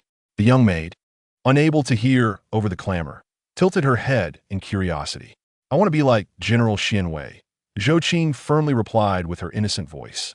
The maid widened her eyes, glancing at the towering figure on horseback and then at her mistress's slender arms, pondering that she was a girl. What boys can do, girls can do as well. We all have hands and feet. What difference does it make? Zhou Qing's large eyes sparkled with a unique brilliance. Even if I cannot become a general, I still wish to enter the officialdom and ensure that no beggars roam the streets. Xianwei felt elated upon hearing the system relay her words. He was determined to support this female protagonist. He returned to the royal city and took residence in a grand yet desolate general's mansion, a reward bestowed upon him. The exterior had been barely maintained, and a plaque inscribed with the words "General's Mansion" hung above the entrance, purportedly written by the young emperor himself. After circling the place, the strategist could not conceal his disdain, and once there were no outsiders around, he remarked on the dismal state of the mansion. This place, aside from its size, is nothing but dilapidated. It might even suggest that our general's reputation is far greater than the reality of his circumstances. Xianwei narrowed his eyes, taking note of the mention of the Fu family. That evening, Bai Xianwei chose not to stay in the general's mansion, but instead found lodging at an inn. This news swiftly reached the palace.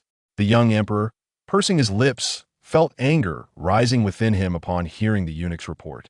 "Your Majesty, General Xuanwei's actions are truly inappropriate. He is far too arrogant," the young emperor admonished. "Indeed, Your Majesty, it is quite ungrateful of him to neglect the mansion you graciously bestowed upon him. Should we not summon General Xianwei back?" the eunuch suggested. The young emperor took a step back, seemingly startled. "No, it would be inappropriate to disturb General Xianwei at such a late hour." The eunuch, bowing his head deeply, nodded in agreement, praising the young emperor for his consideration for his subjects, though his face betrayed a look of disdain. The cowardly young emperor, who likely trembled at the thought of Bai Xuanwei's return, was destined to achieve little. He kept his head down, oblivious to the fact that the young emperor's eyes held no trace of fear or trepidation despite his retreat. On the following day, before dawn, it was time to attend court. As Bai Xianwei entered the hall, he unexpectedly garnered the attention of numerous gazes. Officials of all ranks cast sidelong glances in his direction. However, at that moment, Bai Xianwei had no inclination to concern himself with such scrutiny. His eyes were fixed upon the dragon throne, unable to shake off his astonishment. Chapter 31. This emperor is a white shell with a dark filling. Upon the dragon throne sat the young emperor, Liu Ke, who bore an uncanny resemblance to Liu Cheng in his youth. Bai Xianwei stood in a daze, gazing up at him, while the young emperor cast his gaze downward. The ministers below resembled stars encircling the moon, with the renowned General Xianwei standing at the center of the throne. Though the distance rendered Liu Ke unable to discern Bai Xuanwei's features clearly, the latter's extraordinary demeanor left a profound impression on him, invoking a sense of nonchalance he had never previously encountered, something unattainable for one long confined within the palace walls. Under the scrutinizing eyes of the eunuchs and attendants around him, Liu Ke, filled with trepidation, lowered his head, no longer daring to look up. Unable to see the young emperor's face, Bai Xianwei withdrew his gaze. His hands clenched tightly beneath his sleeves.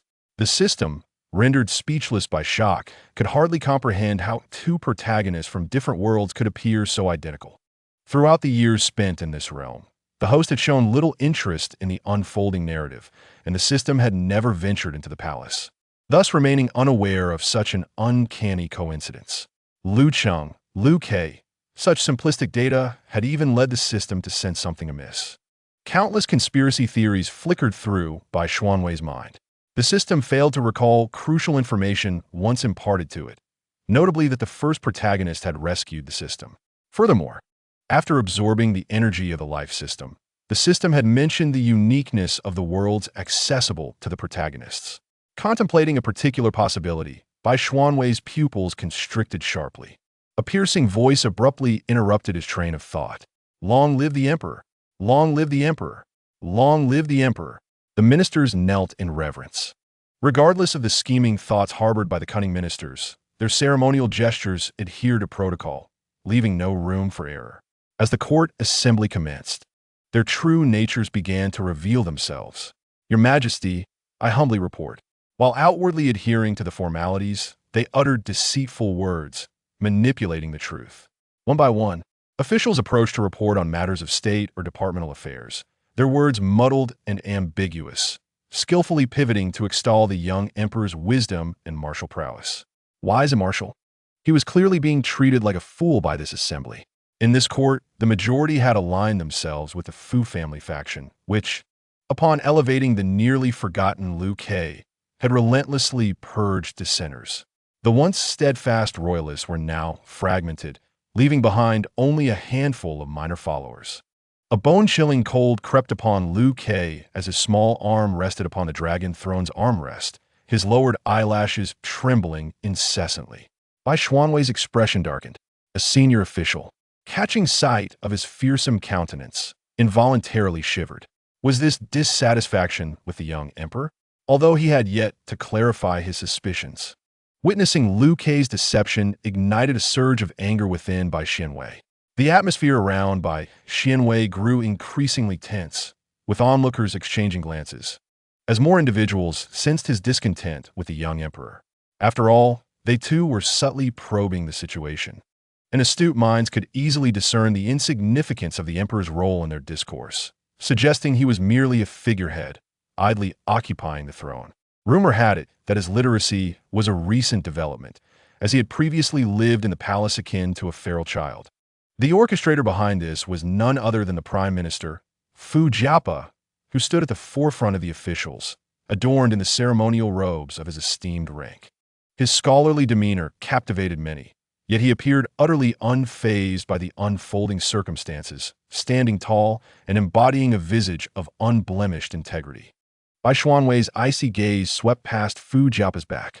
The morning court concluded amidst this peculiar ambience. Liu Kei's steps were heavy, moving at a deliberate pace, while a throng of palace maids and eunuchs reluctantly matched his slow tempo, their toes touching their heels, striving to keep the young emperor within their line of sight, creating a rather ludicrous scene. Should the emperor show any inclination to stray in another direction, the eunuchs would inadvertently extend a foot, obstructing his path significantly. It could be said that Liu Kei's every movement throughout the day was under their watchful scrutiny, despite their seemingly restrained actions. They could not conceal the audacity of their behavior, which was well known throughout the palace. By the time morning court concluded, the sun was high, and lunch was promptly arranged. Liu Kei had not partaken in breakfast, as the morning court began at an early hour, and the Prime Minister had advised him that consuming food in the morning could lead to lethargy, asserting that as emperor, he must remain diligent, thus canceling his breakfast altogether. Each morning court found Liu Kei enduring hunger. He sat silently for lunch, as the palace maids and eunuchs withdrew at his request. Having not been educated for over a decade, when fu-jiapa first encountered Liu Kei, he witnessed the young emperor wielding chopsticks in a fundamentally incorrect manner, his gaze filled with disdain. Unsurprisingly, as a child raised in the palace, Liu Kei was unaccustomed to the service of commoners and was inherently incapable of enjoying the privileges of nobility. In their initial meeting, to gain Liu Kei's trust, fu-jiapa decreed that the palace attendants would remain outside while Liu Kei dined. However, the servants did not stray far, lingering near the entrance under the pretense of awaiting the emperor's needs. Fu-jiapa was oblivious to the profound consequences this decision would later impose upon him. As tranquility enveloped the room, Liu Kei gently traced the rim of his bowl with his chopsticks. A soft thud echoed from a slightly misaligned column. A rough, thin piece of paper was discreetly pushed out from the crevice at the base of the column. Liu Kei picked it up with great care. As he unfolded the paper, it made scarcely a sound. He read swiftly, absorbing the contents with remarkable speed. Should the teacher summoned by fu-jiapa to instruct Liu Kei in calligraphy discover this, he would surely be infuriated beyond measure. He would repeat each character 10 times during his teaching, and only then would the young emperor, somewhat slow-witted, show a flicker of comprehension. How is it that he can now read 10 lines at a glance? Suddenly, a cacophony erupted from outside. Liu Kei carefully tucked away the paper between his fingers. A eunuch's sharp voice pierced through the door, announcing the arrival of General Xianwei. Having just perused the information regarding this general, Liu Kei felt a twinge of unease at the thought of him appearing before him in the next moment. He instructed the guards at the entrance to admit the visitor. In fact, the moment Liu Kei opened his mouth, the eunuch eagerly swung the door open, bowing so low that it seemed he might vanish into the ground. "Please enter, General."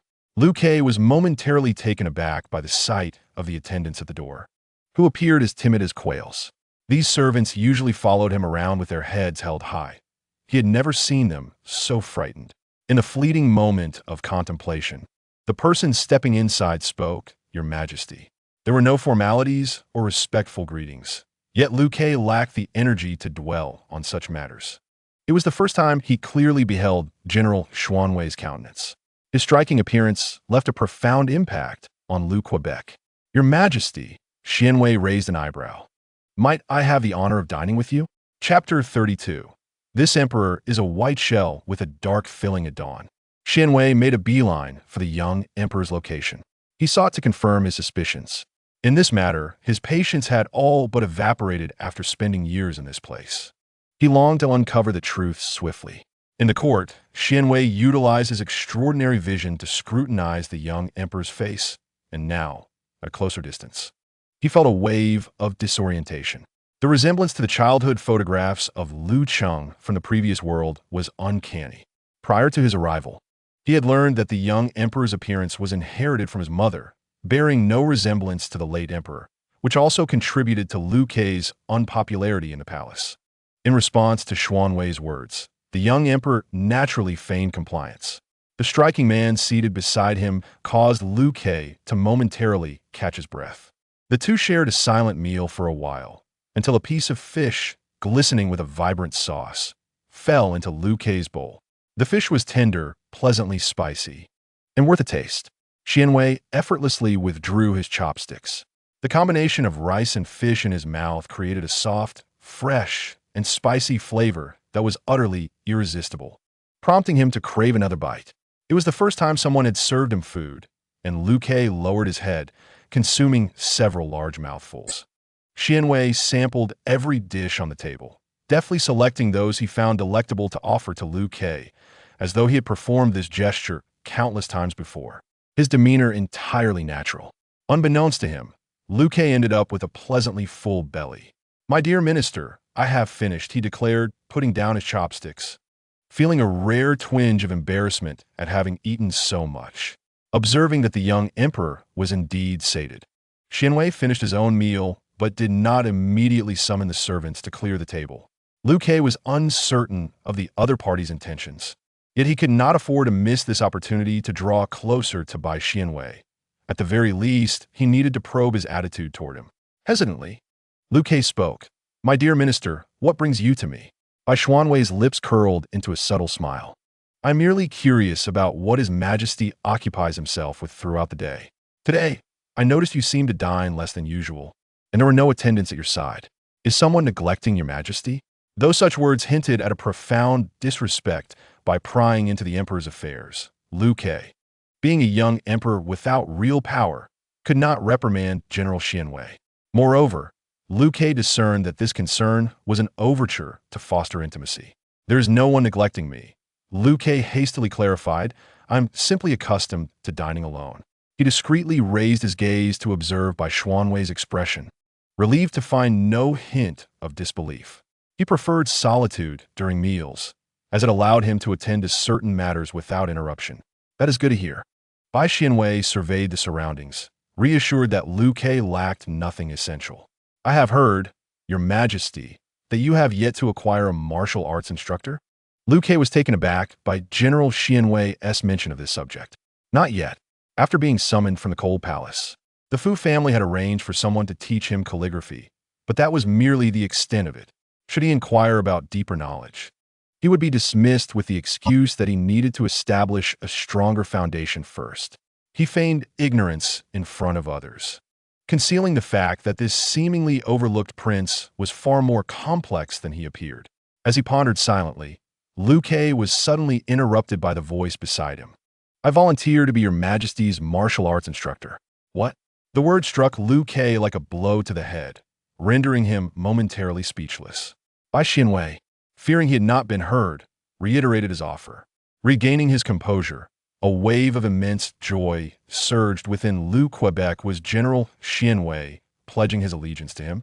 According to the intelligence from his shadowy informants, General Xianwei was an orphan without kin, having risen solely through his formidable skills to his current position. The very person whom the Fu family secretly feared now seemed poised to align himself with Lu Kei, and how could he not be elated? "Your Majesty, I have fought on the battlefield for many years. While I may not claim to be unmatched in martial prowess, I can assure you that I am among the finest in the capital." Bai Xianwei rose, his stature and physique marking him as a standout among his contemporaries. As he revealed his arms, the sinewy muscles beneath the fabric were evident, a testament to his strength, with veins visibly pronounced. In this world, Bai Xianwei's physique surpassed that of his previous incarnation. On the battlefield, the blade wielded by Bai Xianwei instilled fear in the hearts of enemies. Observing those robust arms, Lu Kei sprang to his feet and called out, "Wang Jin, come in." A fleeting rush of heat surged from his core, coloring his cheeks crimson. Hidden from by Xuanwei's sight. Your Majesty. At the entrance, the eunuch who intercepted by Xianwei was Wang Jin, the head of the internal servants and a loyal dog of the Fu family, who often wielded his power with great cruelty. Upon seeing General Xianwei within, Wang Jin, with a voice both thin and trembling, inquired, "What orders do you have for this servant?" "I wish to issue an edict. Go fetch the imperial decree," by Xianwei commanded. Wang Jin's immediate reaction was to report to Prime Minister Fu. "Bring it," by Xianwei added. Reluctantly, Wang Jin set off. Outside the door, he summoned a young eunuch and whispered a few words, to which the young eunuch nodded before departing.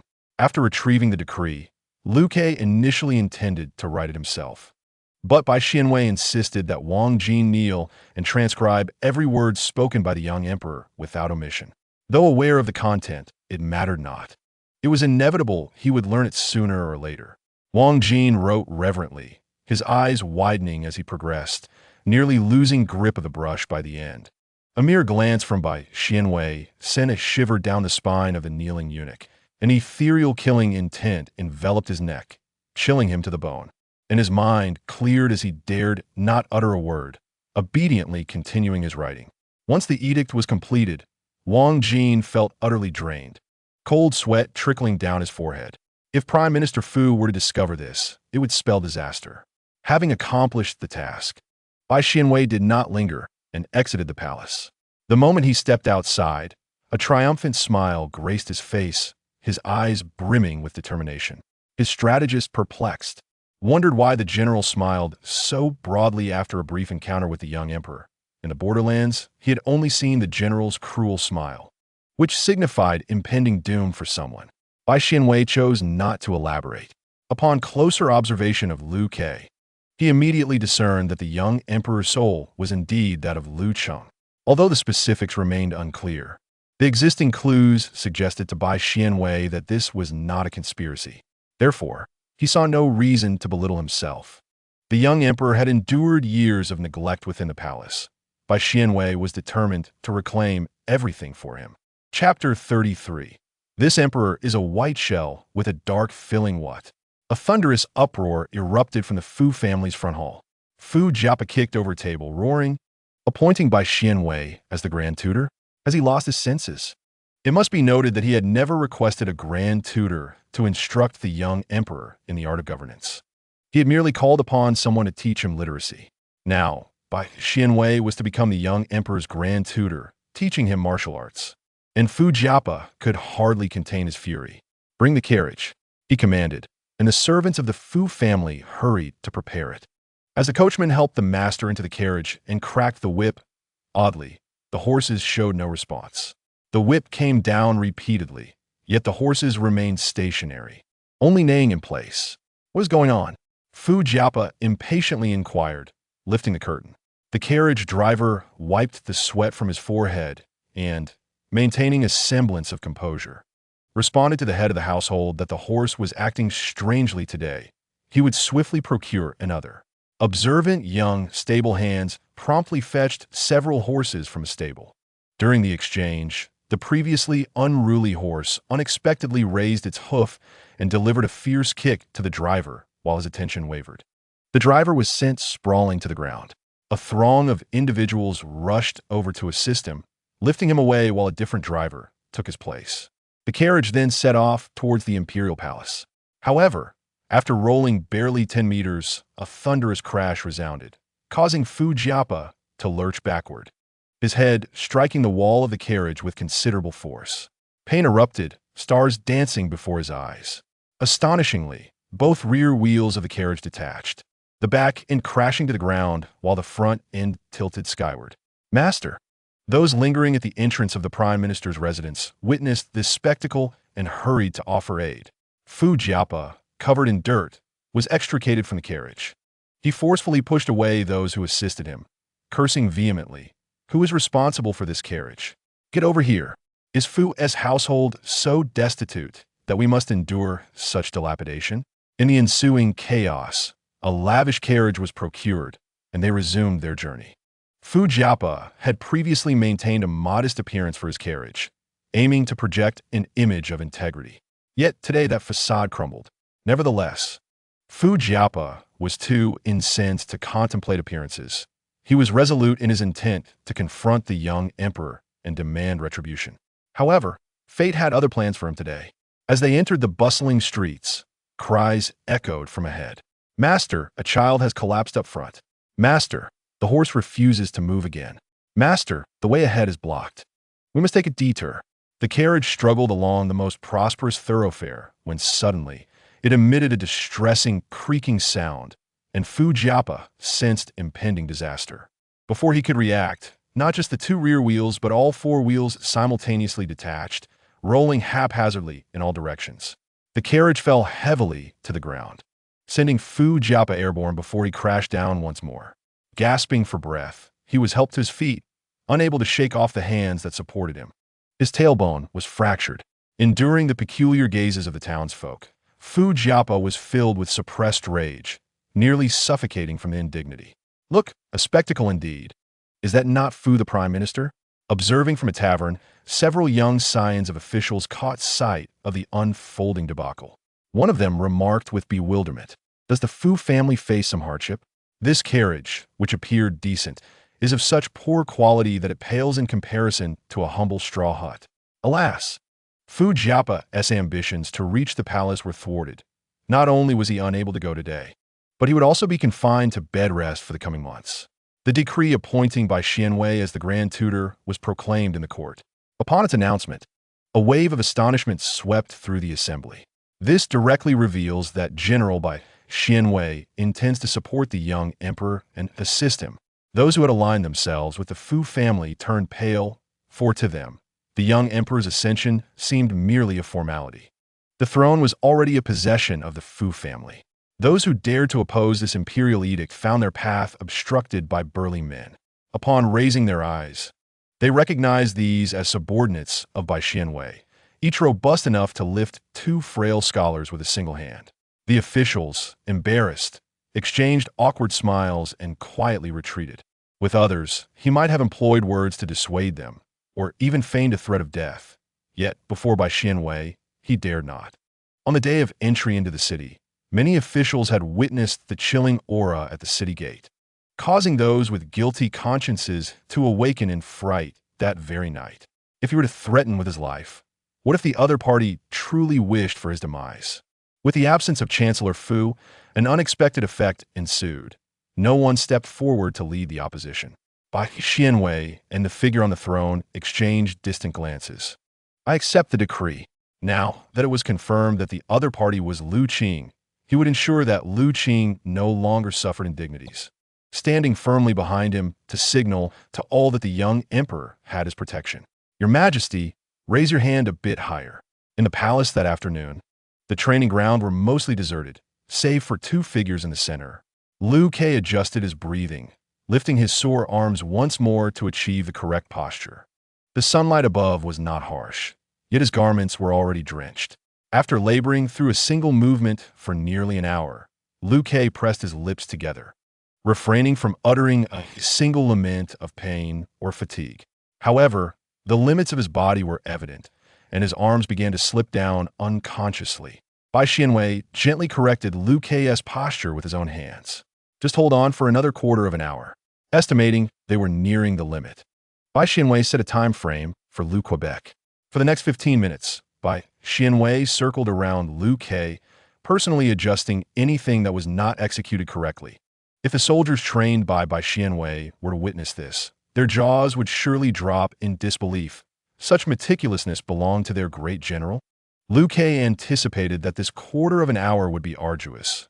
Yet, with General Xianwei repeatedly assisting him in maintaining the correct posture, the coolness of his palm against Liu Ke's skin soothed his restless heart.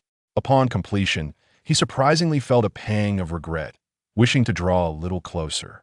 This thought startled Liu Ke himself. As he pondered, Bai Xianwei noticed Liu Ke standing still and anxiously asked, "Are you uncomfortable? Would you like some water?" The water was brought to Liu Ke's lips, and he drank eagerly. Seeing Liu Ke was parched, Bai Xianwei furrowed his brow, contemplating shortening the next session for the emperor. Liu Ke shook his head at the remark, There is no need, my tutor. I can endure it. It's just that I feel worn out after training and need a moment to rest. As Liu Kei's feet wavered, Bai Xianwei quickly steadied him. How comforting! As he drew near to the grand tutor, a refreshing coolness enveloped him entirely. Liu Kei feigned weakness, leaning against Bai Xianwei. Bai Xianwei, discerning his pretense, managed a helpless smile above him, choosing to feign ignorance and allowing the young emperor to rest against his shoulder. Chapter 34.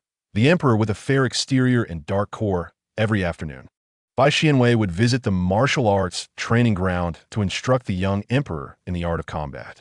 During their initial session, Bai Xianwei realized that the young emperor was far from the fragile figure he appeared to be. Though slender in appearance, Liu Kei possessed a considerable amount of muscle, which merely appeared concealed beneath his attire. This revelation eased Bai Xianwei's concerns. Liu Kei was not as inept as the rumor suggested. This was reassuring. Bai Xianwei opted not to voice his discovery, instead adjusting the training regimen accordingly. Fearing that Bai Xianwei might harbor doubts, Liu Kei too felt a sense of relief. Bai Xianwei's training program had proven effective among numerous soldiers, and within a month, Liu Kei's stability and core strength had significantly improved.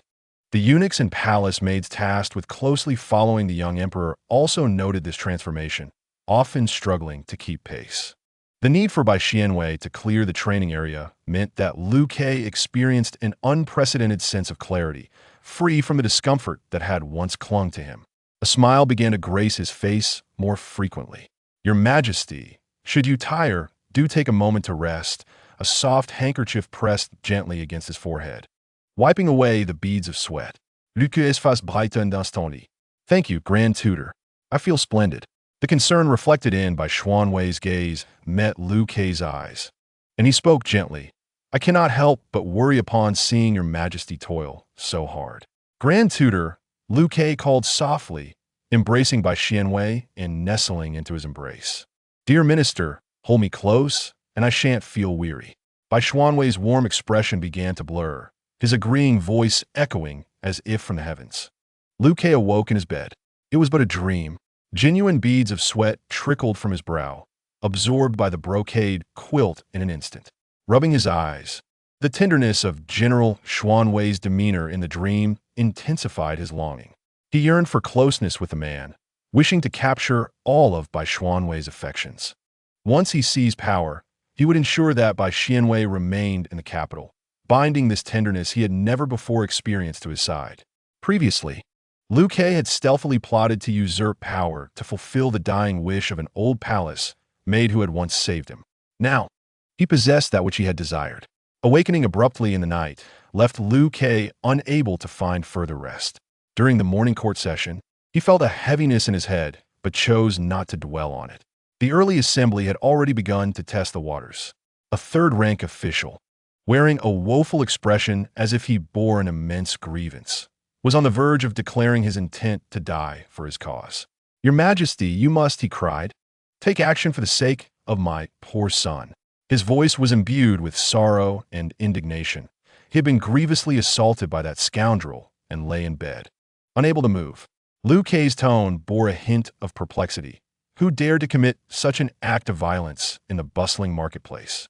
The third-rank official, sensing Liu Kei's interest, raised his cries even louder. It was the son of Wang Chongshi. My son was merely dining at an inn when that villain brandished a spiked club, overturned the table, and left my son battered and bruised. Your Majesty must seek justice for us. Wang Chongshi, a general under Bai Xianwei's command, also held the rank of third-rank official. Typically, disputes among officials could be resolved at local levels. When such matters escalated to the imperial court, it was usually because one party had suffered a grievous injustice, willing to risk their career for fairness. Wang Chongshi interjected, his cold snort punctuating the air as he addressed the emperor. This fellow speaks only one side of the story, deliberately obscuring the truth. Just as Liu Kei was about to allow the defendant to present his account, Wang Chongshi continued. The other side of the story is this. My son overturned the table because someone had poisoned the tea. The third-rank official's brow furrowed at such an implication. Are you suggesting my son ought to express gratitude towards yours? Do not be hasty in your thanks. Wang Changshi waved a dismissive hand, standing tall. The one who administered the poison is none other than the beloved son of Lord Wu. Why would my son poison himself? If you wish to exonerate your son, do not resort to such absurd justifications. Ah, but there is a third point. Wang Changshi's gaze sharpened. On that day at the dining table, there was a young lady whom Lord Wu's son forcibly approached. The poison in the tea was undoubtedly meant for her. Every word I speak is the truth. The events of that day can be investigated, he asserted. The third-rank official, the very Lord Wu, froze at the implication. This was indeed within the realm of possibility for his son. As Wang Changshi's words concluded, a wretched wailing erupted once more. Alas, my son has suffered 2 broken bones.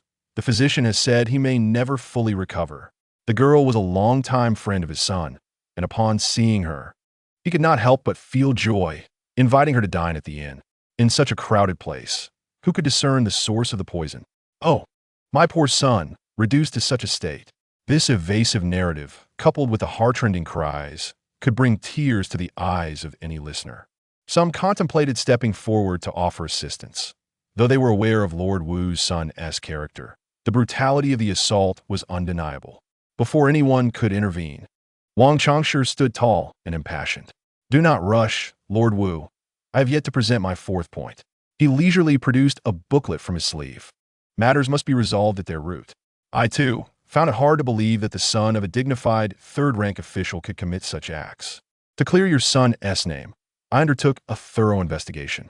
Yet, to my dismay, Wang Changshi intended to present the booklet to the young emperor. But Liu Ke pondered for a few moments before instructing him to read it aloud in front of all present. On June 3rd, he began, "These are the incriminating evidences against Lord Wu's son." And there was more. Wang Changshi proceeded to recount the offenses committed by Lord Wu himself. "Stop!" the esteemed Minister Wu exclaimed, his legs buckling as he collapsed to the ground, his face ashen. He had been tasked with probing the young emperor's sentiments and inciting discord between him and Bai Xianwei. But now, in light of the circumstances, his fate was sealed. Once Wang Changshi concluded his reading, the vigor for Wu's defense had all but dissipated. "Your Majesty, I am wronged," Wu protested weakly. Liu Ke perused the presented documents before handing them over to the Dali Temple for thorough investigation.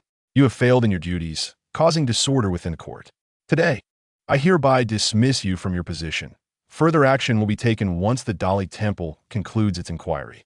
Wang Aiqing, the emperor, called. "I am here, Your Majesty. Although it is improper to strike another, considering the balance of merits and demerits, I shall impose a penalty of 1 month's salary upon you, as a warning to others." The punishment of a month's salary was hardly more than a trivial reprimand.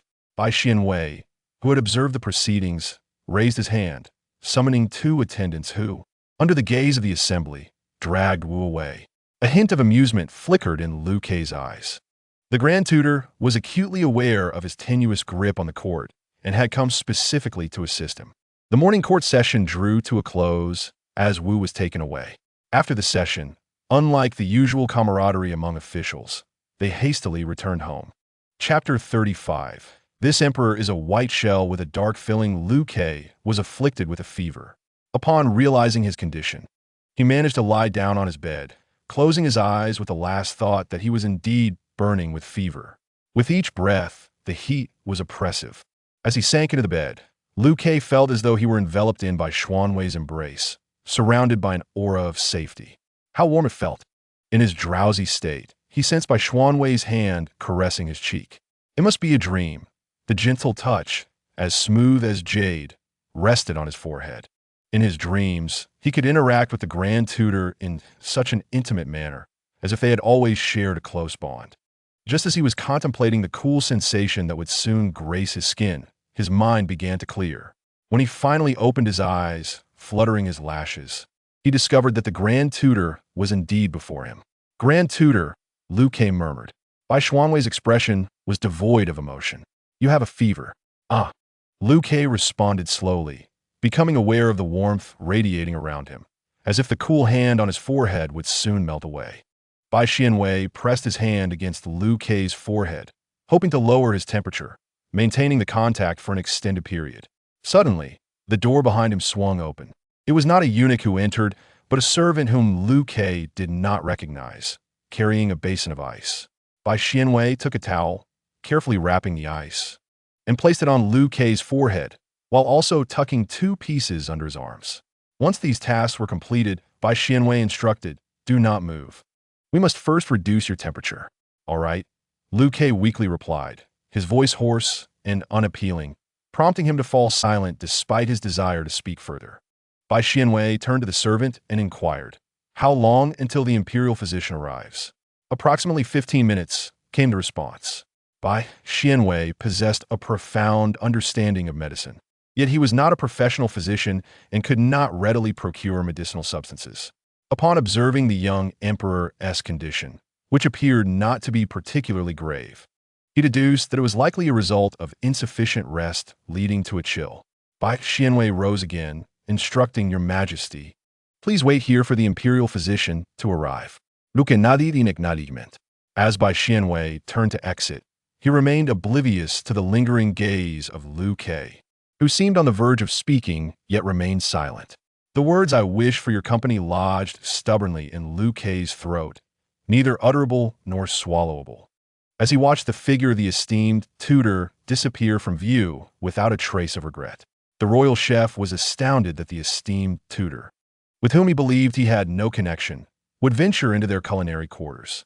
Bai Xianwei's purpose for being there was, of course, to prepare a meal. He instructed everyone else to step outside and wait, leaving only the royal chef behind. Beyond his title as tutor, Bai Xianwei was also the renowned General Xianwei, his deeds well known across both court and common folk. Naturally, none dared to oppose him, and in no time, the kitchen was vacated. The presence of General Xianwei in their midst was an undeniable force, with the young emperor lacking authority and Prime Minister Fu bedridden. One could argue that if Bai Xianwei were unconcerned about public condemnation, a rebellion could indeed succeed. The royal chef worked diligently, fearful of incurring the wrath of General Xianwei.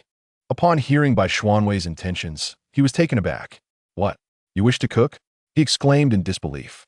"You mean to tell me that the purpose of General Xianwei's intrusion into the royal kitchen is to prepare a meal?" Initially, Bai Xianwei had not intended to keep anyone there, but his unfamiliarity with the kitchen's layout made the chef's presence more practical. Thus, the chef bore witness to an unforgettable scene, marking the commencement of Bai Xianwei's numerous culinary endeavors for the emperor. Bai Xianwei's culinary skills were quite commendable. Cooking was an essential survival skill and a fundamental aspect of life. Much of existence revolves around nourishment, and regardless of gender, mastering the art of cooking significantly enhances one's quality of life. In the modern world, where Bai Xianwei had no need to cook for himself, he had nonetheless acquired various culinary techniques, including methods for cooking without electricity. He enjoyed experimenting with novel combinations, finding them pleasing to his palate. The royal kitchen was well stocked with top-quality ingredients, ensuring that they dared not take shortcuts. Considering the dietary needs of the ailing, Bai Xianwei prepared 2 easily digestible stir-fried dishes and a nourishing soup, opting for millet porridge as the staple. The soup and porridge required considerable time to prepare, and when Bai Xianwei returned to the palace, an hour had passed. Outside the palace, a throng of eunuchs and palace maids knelt in a sea of black, and upon seeing Bai Xianwei, most recoiled in trepidation. Bai Xianwei's visage resembled that of glacial ice. The individuals before him were those he had punished to this place. His master had been afflicted with fever for an extended period, yet not a single sign of discomfort had been perceived. His heart resided with the Fu family, and from the very first day, he had yearned to replace them all, though he feared alarming the serpent in the grass. Under the blazing sun, instead of engaging in meaningful labor, they knelt in prayer for the young emperor. In the chamber, Liu Kei consumed the medicinal concoction prescribed by the imperial physician and fell asleep once more. Yet, as soon as he shut his eyes, the decisive figure of the former grand tutor appeared in his mind. A hint of grievance flickered in Liu Kei's brow. Could he not receive a modicum more attention? He longed to dream, as one does in a fevered haze, nestled in the grand tutor's embrace, comforted by him. Upon hearing someone enter, a delightful aroma of sumptuous food wafted into his nostrils. "Your Majesty!" In the next moment, Liu Kei heard the very person he had just yearned for call out to him. The hair on the back of Liu Kei's neck stood on end in disbelief as he propped himself up. The Grand Tutor had not only arrived, but bore a full platter of food. Meeting his gaze, Bai Xuanwei's eyes reflected a twinge of concern. "Please eat something. I prepared this just for you." The food on the platter was evidently crafted with great care. Thud, thud, thud. Liu Kei felt his heart race violently. After the morning court session, he had fallen ill with fever and now felt the pangs of hunger, his stomach pressed against his back. Bai Xianwei recalled this and hurried to the imperial kitchen to prepare a meal. He arrived rather late, having been delayed by troubles instigated by the Fu family after court. And the matters involving Minister Wu and Director Wang were merely the beginning. Bai Xianwei had also eaten little, intentionally preparing a generous portion to share. Liu Kei cradled the warm millet porridge, as if still caught in a dream. "Today, I have arrived late. I beg your majesty's pardon." As he placed a pair of chopsticks laden with side dishes into the small emperor's bowl, Bai Xianwei, concerned about Liu Kei's weakened state due to fever, insisted on serving him. Liu Kei awoke from his dreamlike state. No, I must thank the Grand Tutor instead," he stammered, forgetting even to address him as Your Majesty. Bai Xianwei could not contain himself and broke into a tender smile. Liu Kei found himself momentarily entranced. The Grand Tutor was so beautiful. His appearance, demeanor, and emotions held Liu Kei's gaze captive. The dishes before him had been crafted by the Grand Tutor's own hands. As Liu Kei beheld the delectable fare, his heart swelled with emotion. He had initially thought that the Grand Tutor's departure signified a desire to distance himself, only to discover he had gone to the imperial kitchen to prepare a meal tailored for him. Furthermore, the Grand Tutor's culinary skills were astonishing. As the meal was consumed, Liu Kei's heart felt as if it had been immersed in warm water. At last, Liu Kei mustered the courage to voice his desire. "Grand Tutor, may you stay with me for a while?" Hearing Liu Kei's words, Bai Xianwei was momentarily taken aback, his face betraying a flicker of surprise and delight. He had not anticipated that the young emperor would so directly and actively express his reliance and trust in him. Naturally, he was pleased that their relationship had progressed further. After suffering from fever, Liu Kei found himself physically weakened, lacking the vitality he usually possessed. Not long after finishing his meal, a wave of drowsiness washed over him, lulling him into a state of semi-slumber. As he drifted off, his hand tightly grasped the wrist of Bai Xianwei, as if fearing that he might vanish. In the hazy border between wakefulness and dreams, Liu Kei heard the Grand Tutor's soft murmur, vowing that such events would not occur again. The system registered a long-awaited update. Rescue rate 40, current status 40. Chapter 36. The Emperor is a white shell with a dark filling, Your Majesty. I am the newly appointed Xiao Weizi. The person kneeling before him was clad in eunuch attire, his tall stature immediately drawing attention to his robust physique. Liu Kei recognized him as the attendant who had brought ice during his fever. Now, he had suddenly become Liu Kei's personal eunuch, evidently a gift from the Grand Tutor. Liu Kei surveyed the surroundings, noting a group of eunuchs and palace maids led by Wang Jin, all standing behind Xiao Weizi. Wang Jin kept his head bowed, not daring to speak, clearly frightened.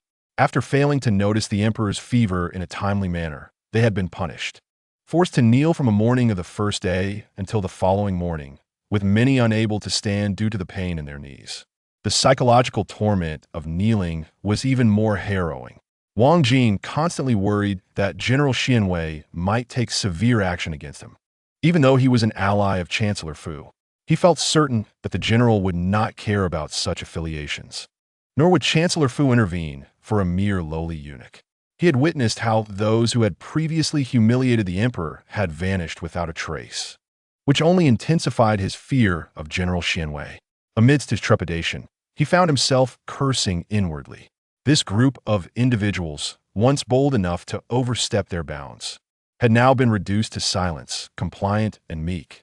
They had come to understand that within the palace, they were mere servants. Any failure could lead to severe punishment or even death. Previously emboldened by Chancellor Fu's name, they now felt fortunate to have retained their lives. What difference did the arrival of a newcomer make? They were powerless to resist. Other palace inhabitants might still defy authority, boldly claiming that someone just arrived from outside the palace could not command them all, but they would find themselves subjected to brutal punishment, perhaps even losing their teeth for their insolence. Thus, Xiao Weizi seamlessly assumed the position of chief eunuch over Wang Jin. Within a matter of days, the atmosphere within the palace underwent a dramatic transformation. No one dared to belittle their master any longer, nor did they presume to act beyond their station. Liu Ke moved freely within the palace, with the servants respectfully following in his wake, always prepared to heed his commands. In this manner, his surroundings became much quieter, devoid of disturbances. "I seem to have gained quite a bit of weight recently," Liu Ke remarked with a wry smile as he touched his belly. Bai Xianwei, however, was thoroughly pleased with this change. The young emperor's visage has gained a touch of plumpness, lending him a more youthful allure. Compared to his previous frail appearance, he now presents a more pleasing sight. The benefits of this transformation are evident. Liu Ke feels invigorated and full of vitality during his martial training. On this particular night, the exquisitely crafted window stands slightly ajar, allowing a cool breeze to waft into the room. A corner of the rice paper on the sandalwood desk flutters in the gentle wind, creating a soft, rustling sound. Liu Ke presses a paperweight down on the corner to steady it. His hair cascades down, framing his sharp brows and eyes, revealing an intensity rarely seen in the stillness of the night. The ink spills onto the paper, forming elegant and precise characters. As the young emperor practices his calligraphy, his brush falters, a large blot of ink marring the character he was crafting. However, he pays it no heed. With a swift motion, he sets down his tools and rises. Suddenly, a shadow appears at the partially open window, clad in black attire, a hat obscuring the face, and a black cloth veiling the features, rendering the figure nearly unrecognizable. A jolt of surprise courses through Liu Ke, but he quickly regains his composure, swiftly moving behind the sandalwood desk to secure a relatively safe position. "What brings you here?" Liu Ke inquires in a low, grave tone. The cloaked figure offers no reply, but instead leaps into the room through the window, launching an immediate attack on Liu Quebec. The two engage in a fierce struggle, exchanging blows that echo like the clash of bone and flesh. Their movements are rapid, yet the surrounding furnishings remain unscathed, save for the rice paper, which scatters across the floor, freed from the weight of the paperweight. Gradually, Liu Ke begins to feel the strain. His arms grow numb, and he realizes that his martial skills require further refinement, as he cannot match the prowess of his adversary. In that moment, a glimmer of silver flashes at his fingertips, and without hesitation, he strikes toward the black-clad figure's neck, aiming a lethal blow. Yet, the move is effortlessly countered. Recognizing he is outmatched, Liu Ke decisively pushes off the ground and turns to dash toward the door, intending to summon his guards for aid. However, the cloaked figure is quicker, appearing behind him like a specter, hand clamping over his mouth.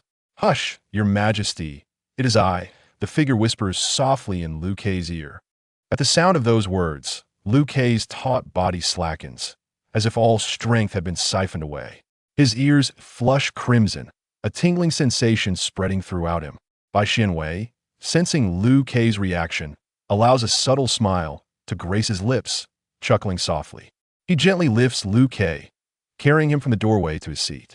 Throughout the entire process, Bai Xianwei's movements are tender, and Liu Ke remains still in his embrace, as though he were a wooden puppet. Bai Xianwei remarks, "Your Majesty, your martial arts have made considerable strides. Do not jest with me, Grand Tutor," Liu Ke replies. Liu Ke rarely experienced anger.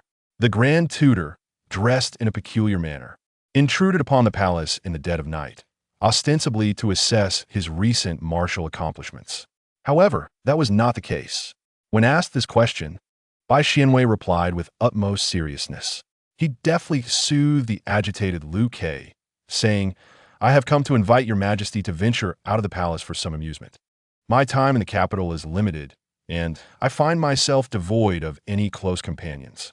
This evening, I yearned for a delightful escapade, but discovered no one to accompany me." As he spoke, Bai Xianwei lowered his head, evoking a sense of pity. What could Liu Ke do but comply?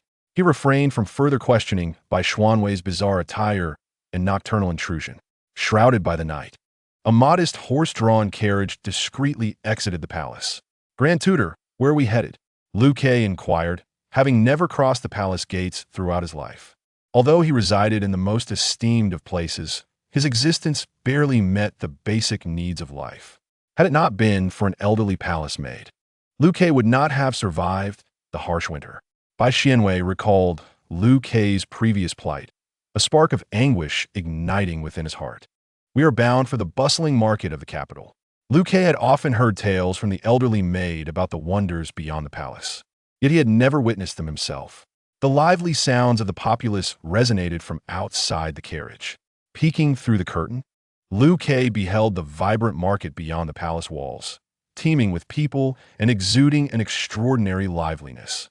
It was nighttime, and various lights illuminated the streets, where shops lined both sides, and the calls of vendors harmonized in a lively chorus. A glance revealed an array of goods that dazzled the senses, while the townsfolk donned simple attire. Wealthy youths wielded folding fans, and everyone seemed to seek joy within this bustling market. The air was thick with the essence of life, enveloping the entire carriage as they approached the market, where the throng grew denser and the carriage came to a halt. Bai Xianwei disembarked first, extending his hand towards Liu Kei with a voice just loud enough for them to hear. "Come down, my little majesty, let's enjoy ourselves." Liu Kei stood frozen for a few seconds, momentarily oblivious to his surroundings, before placing his hand in Bai Xianwei's, feeling as though he were a mermaid lured by a sorcerer into the realm of humanity. The illuminated market reflected in Liu Kei's eyes. In the capital, the vendors seemed unperturbed by the cost of the oil lamps, for in such a bustling night market, they would easily recoup their expenses contingent upon their salesmanship. A throng of vendors shouted with fervor, eager for every passerby to patronize their stalls. "Is it truly this lively outside the palace?" Looking guairdernistly, Bai Xianwei gestured toward the stall adorned with swaying lanterns, one of which displayed an exquisite design featuring a large round pastry. "It is a mooncake, Your Majesty." "The Mid-Autumn Festival is fast approaching," Bai Xianwei remarked, his words laced with amusement. "The populace rejoices in anticipation of the forthcoming Mid-Autumn Festival. The night market, typically seldom open, is now bustling with vendors selling various items related to the celebration, all hoping to earn enough to reunite with their families." It suddenly dawned on Liu Kei that the Mid-Autumn Festival is fast approaching. Should we host a banquet for the occasion? From the recesses of his memory, he recollected that Wang Jin had mentioned it some time ago. However, none wished for Liu Kei to involve himself in such a grand affair, and the matter gradually faded from their discourse. Together, they stepped into the vibrant and noisy marketplace. Liu Kei first approached the lantern stall pointed out by the Grand Tutor, purchasing a lantern adorned with exquisite embroidery depicting a large mooncake. This mooncake lantern serves as a symbol, enhancing the festive ambience of the Mid-Autumn Festival, and to his surprise, someone actually bought it. The stall owner regarded the customer with astonishment, stealing glances at him. It appeared as though an elder brother was taking his younger sibling out for a day of amusement, the younger one yearning for the lantern, while the elder paid for it. Both possessed strikingly handsome features. The younger brother around 14 or 15 years of age, his eyes sparkling with curiosity at the bustling market, clearly not accustomed to such outings. The elder brother held his hand tightly, his gaze filled with both concern and affection, wary of losing him in the throng. Yet, there was something familiar about the elder brother. Before the lantern vendor could ponder further, another wave of customers surged forward, prompting him to hurriedly hand over the lantern to the siblings and attend to the new arrivals. As Liu Kei clutched the mooncake lantern, his thoughts drifted elsewhere. The Grand Tutor held his hand, and the excitement of mingling within the crowd quickened his pace, while Bai Xianwei protectively grasped his hand from behind. Taking a deep breath to steady himself, Liu Kei endeavored to suppress the flush creeping onto his face. It felt natural for Bai Xianwei to take his hand, and he hesitated to call him anything formal. "May I call you Brother Liu?" he ventured, considering how the character Kei had brought Liu Kei many undesirable associations.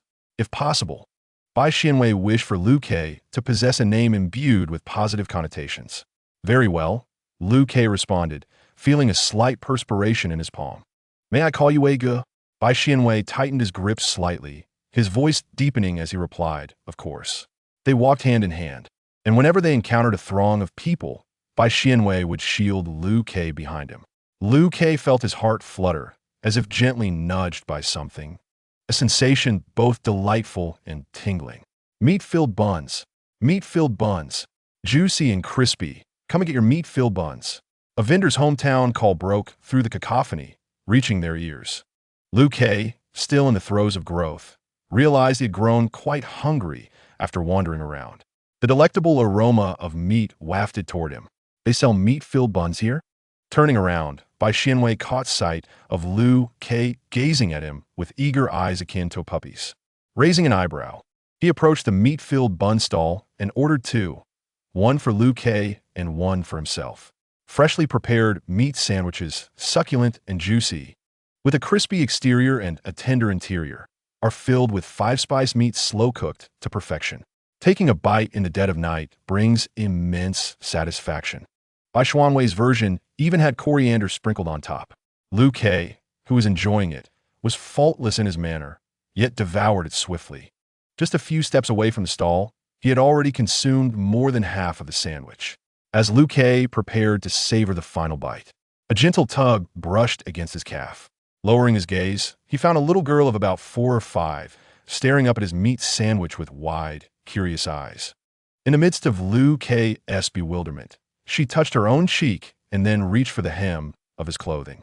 After a series of playful gestures, her hand extended towards the meat sandwich. Unfortunately, her height was far from sufficient, rendering her attempts futile. Desiring the morsel, the little girl resorted to charming Lu Quebec. Bai Xianwei chuckled upon witnessing Lu Ke being accosted. He squatted down to face the little girl, kindly asking if she would like him to buy her a meat sandwich, given that his own had already been bitten into. The girl, with wide eyes, was captivated by Bai Xianwei's handsome features and wasted no time before launching herself towards him, exclaiming, "I want to eat." Her voice was sweet and delicate as Bai Xianwei caught her and effortlessly lifted her into his arms. Meanwhile, Lu Ke stood by, feeling a void in his hands. The grand tutor turned away, not wanting him to feel disheartened by the situation, gently patting his head. A warmth surged in Lu Ke's eyes as he subtly shook his head. In his younger days, he often envied the children in the palace who had mothers to shower them with love and to meticulously plan for their futures. He perceived himself as an unwanted wild child. However, as he ascended to the throne, such thoughts became increasingly rare. After all, there were countless unhappy children in the world, and he was not the only one. It would be foolish to dwell on envy. Now, he had the grand tutor's care. Bai Xianwei instructed his guards to investigate which family the little girl belonged to, and with that, they moved on, transforming their duo into a trio. The little girl, unreserved, had already claimed Bai Xianwei and Lu Ke as her brothers. Whatever Lu Ke desired, Bai Xianwei would procure a share for the little girl. Conversely, whatever the little girl desired, Bai Xianwei would also ensure Lu Ke received a portion. "Host, I know whose child she is," the system interjected. Bai Xianwei inquired, "Whose?" "She is the sister of the female protagonist, Zhou Qing, Zhou Yuan. Chapter 38. This emperor is white on the outside and black on the inside, Miss. I have found her." A girl dressed as a maid rushed towards Bai Xianwei like an arrow released from a bow, her face radiant with uncontainable joy. "I have found Yuan." Following closely behind, Zhou Qing ran up, her gaze eagerly following the direction indicated by the maid, ultimately landing on Zhou Yuan nestled in Bai Xianwei's arms. Yuan, how did you end up here?" Zhou Qing gasped, her heart finally settling back in place upon seeing her sister safe and sound, releasing a long sigh of relief. Upon discovering Yuan's absence, she had immediately dispatched attendants to search in different directions, fearing that her younger sister might encounter misfortune or fall into the clutches of ill-intentioned individuals. Fortunately, witnessing her sister's face smeared with sauce, Zhou Qing couldn't help but feel grateful, realizing that her sister had likely been taken in and cared for by kind-hearted souls. With this thought, Zhou Qing expressed her heartfelt gratitude to Bai Xianwei, repeatedly thanking him. "Thank you, young master, for your assistance. I am immensely grateful. My little sister has caused you trouble, and I am truly sorry." Despite her tender age, Zhou Qing had acquired an understanding of many social niceties, bowing in appreciation. "It's nothing. Yuan Yuan is quite adorable and well-behaved," Bai Xianwei casually remarked as he handed Zhou Yuan Yuan over to the maid. Zhou Qing relaxed, finally taking a moment to observe the person who had cared for her sister. "Zhou Qing, why does this young master look so familiar?" Zhou Qing exclaimed in astonishment. Her remarkable memory allowing her to never forget a face, leaving her in disbelief. "This is General Xianwei." "General," she stammered, her lips trembling. The appearance of her idol before her was utterly unexpected. The crowd around them was bustling, yet her utterance did not stir any waves. Bai Xianwei was not surprised that the female protagonist recognized him, placing a finger gently to his lips in a gesture of silence. Zhou Qing quickly covered her mouth, assuring him, "All right, I want to speak of it." So, General Xianwei also enjoys visiting the lively marketplace before the festival. Zhou Qing noticed the numerous trendy festive ornaments adorning his attire, and she marveled at how kind he was to children. Her sister's round belly clearly indicating that she had been having a delightful time. Zhou Qing had always imagined General Xianwei as a stern and imposing figure, unyielding towards anyone. However, witnessing his gentle demeanor towards his own people while being relentless towards enemies deepened her admiration for him. "Weigo, I want to eat that." Suddenly, Liu Kei, who had been silent for some time, spoke up, pointing to a stall not far away. Observing the little girl gazing at the taifu with such admiration, a sense of discontent gradually welled up within him. He disliked others focusing their attention on the taifu. Understanding that the girl's admiration was innocent, he still felt irked. Thus, he casually pointed to a stall, hoping to redirect the taifu's attention back to himself. Zhou Qing soon noticed another companion accompanying General Xianwei, a youthful boy, whose face still bore traces of childlike innocence. Clad in garments befitting a wealthy scion, the boy's gaze remained fixated upon General Xianwei. Zhou Qing realized that her prolonged presence, along with her younger sister, had indeed become somewhat intrusive. They were out enjoying themselves, and it was reasonable to assume they did not wish for others to intrude upon their merriment. While it was kind of her to look after her sister, she could not monopolize General Xianwei's time indefinitely. With this thought, she expressed her gratitude once more and prepared to depart with her sister. General Bai Xianwei instructed his guards to hand over the items he had purchased for Zhou Yuan to the maidservant. As the maid took the goods, Yuan attempted to walk on her own, but Zhou Qing tightened her grip on her sister's hand to prevent losing her again. Today's experiences had been a roller coaster of emotions. Fortunately, her sister had been found, and they had encountered the revered General Xianwei. Zhou Qing took note of the boy beside him after glancing at him a couple of times. After bidding farewell to the protagonists, Bai Xianwei led Liu Kei to the stall he had mentioned earlier. It was a stall selling candied hawthorns, and in addition to these treats, there were also small fruits prepared in a similar fashion. Liu Kei had heard of this beloved national snack, known to all ages. Though he did not typically enjoy sour flavors, he felt compelled to sample it since he had pointed it out. As he bit into the sugary coating, he found his tongue overwhelmed by an odd bitterness. Finally, overcoming the sugary layer, he discovered the vibrant red hawthorn within and hastily took a bite to alleviate the sweetness. "Sour." Bai Xianwei chuckled at his side, clearly amused by the fact that this young emperor had randomly chosen a stall. If he enjoyed sourness, then he should certainly try the hawthorn. Liu Kei, saliva pooling in his mouth, struggled not to contort his features as he swallowed the hawthorn. Grand Tutor. He shot a resentful glance at the teasing by Xianwei. Bai Xianwei, still grinning, earnestly inquired if Liu Kei enjoyed the candied hawthorn. There are royal chefs in the palace who can also master this craft. Liu Kei pouted, suddenly lowering his voice, so sour, his expression a pitiable sight.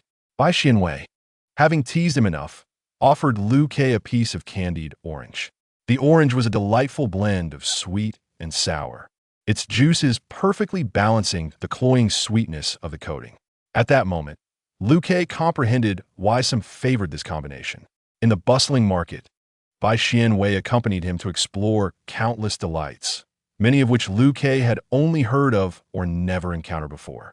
The two indulged in playful exploration for a full 2 hours, with Liu Ke remaining spirited and enthusiastic. However, Bai Xianwei grew concerned that Liu Ke might tire the following day, thus concluding their clandestine evening escapade. They returned quietly, making little noise, and even the servants in the quarters were unaware of the night's adventures. Liu Ke carefully hung the exquisite mooncake lantern in the most prominent spot of the hall, ensuring it was immediately visible upon entering. He then began to organize the other items he had purchased, meticulously inspecting and arranging each one. Upon purchasing, I did not realize the extent of my acquisitions until I returned home. It was indeed a rarity for a servant to accompany me with such a multitude of items throughout the entire journey. Liu Ke had them delivered to his private quarters, placing them in the area where he rested each night. After completing these tasks, however, Liu Ke did not immediately seek repose. Instead, he procured a pen and inscribed a note, which he discreetly concealed within a hidden crevice of a pillar. Before long, a note was returned through the narrow opening. The text was legibly written by the individual responsible for the Mid-Autumn Festival banquet. Liu Ke inquired about the organizer of the forthcoming celebration. Although he typically held little regard for such matters, tonight's events stirred a plethora of thoughts within him. Upon noticing that some esteemed young ladies sought to leverage this occasion to recommend themselves, Liu Ke furrowed his brow. To the onlookers, he was merely a nominal emperor devoid of actual authority. Thus, the notion of sending their daughters into his harem seemed dubious at best. Liu Ke harbored no intentions of expanding his harem. The thought of someone being intimate with him was utterly distasteful. At that moment, the visage of the Grand Tutor flashed in Liu Ke's mind. If the person in question were the Grand Tutor, he found himself surprisingly unperturbed by the prospect. Yet, Liu Ke remained oblivious to the implications of his own sentiments. Chapter 39. The Emperor is a contradiction. Your servant pays homage to your majesty. Are you the one responsible for this Mid-Autumn Festival banquet? Yes, your servant is, came the reply from the kneeling figure, head bowed. This year's celebration differed from those of the past.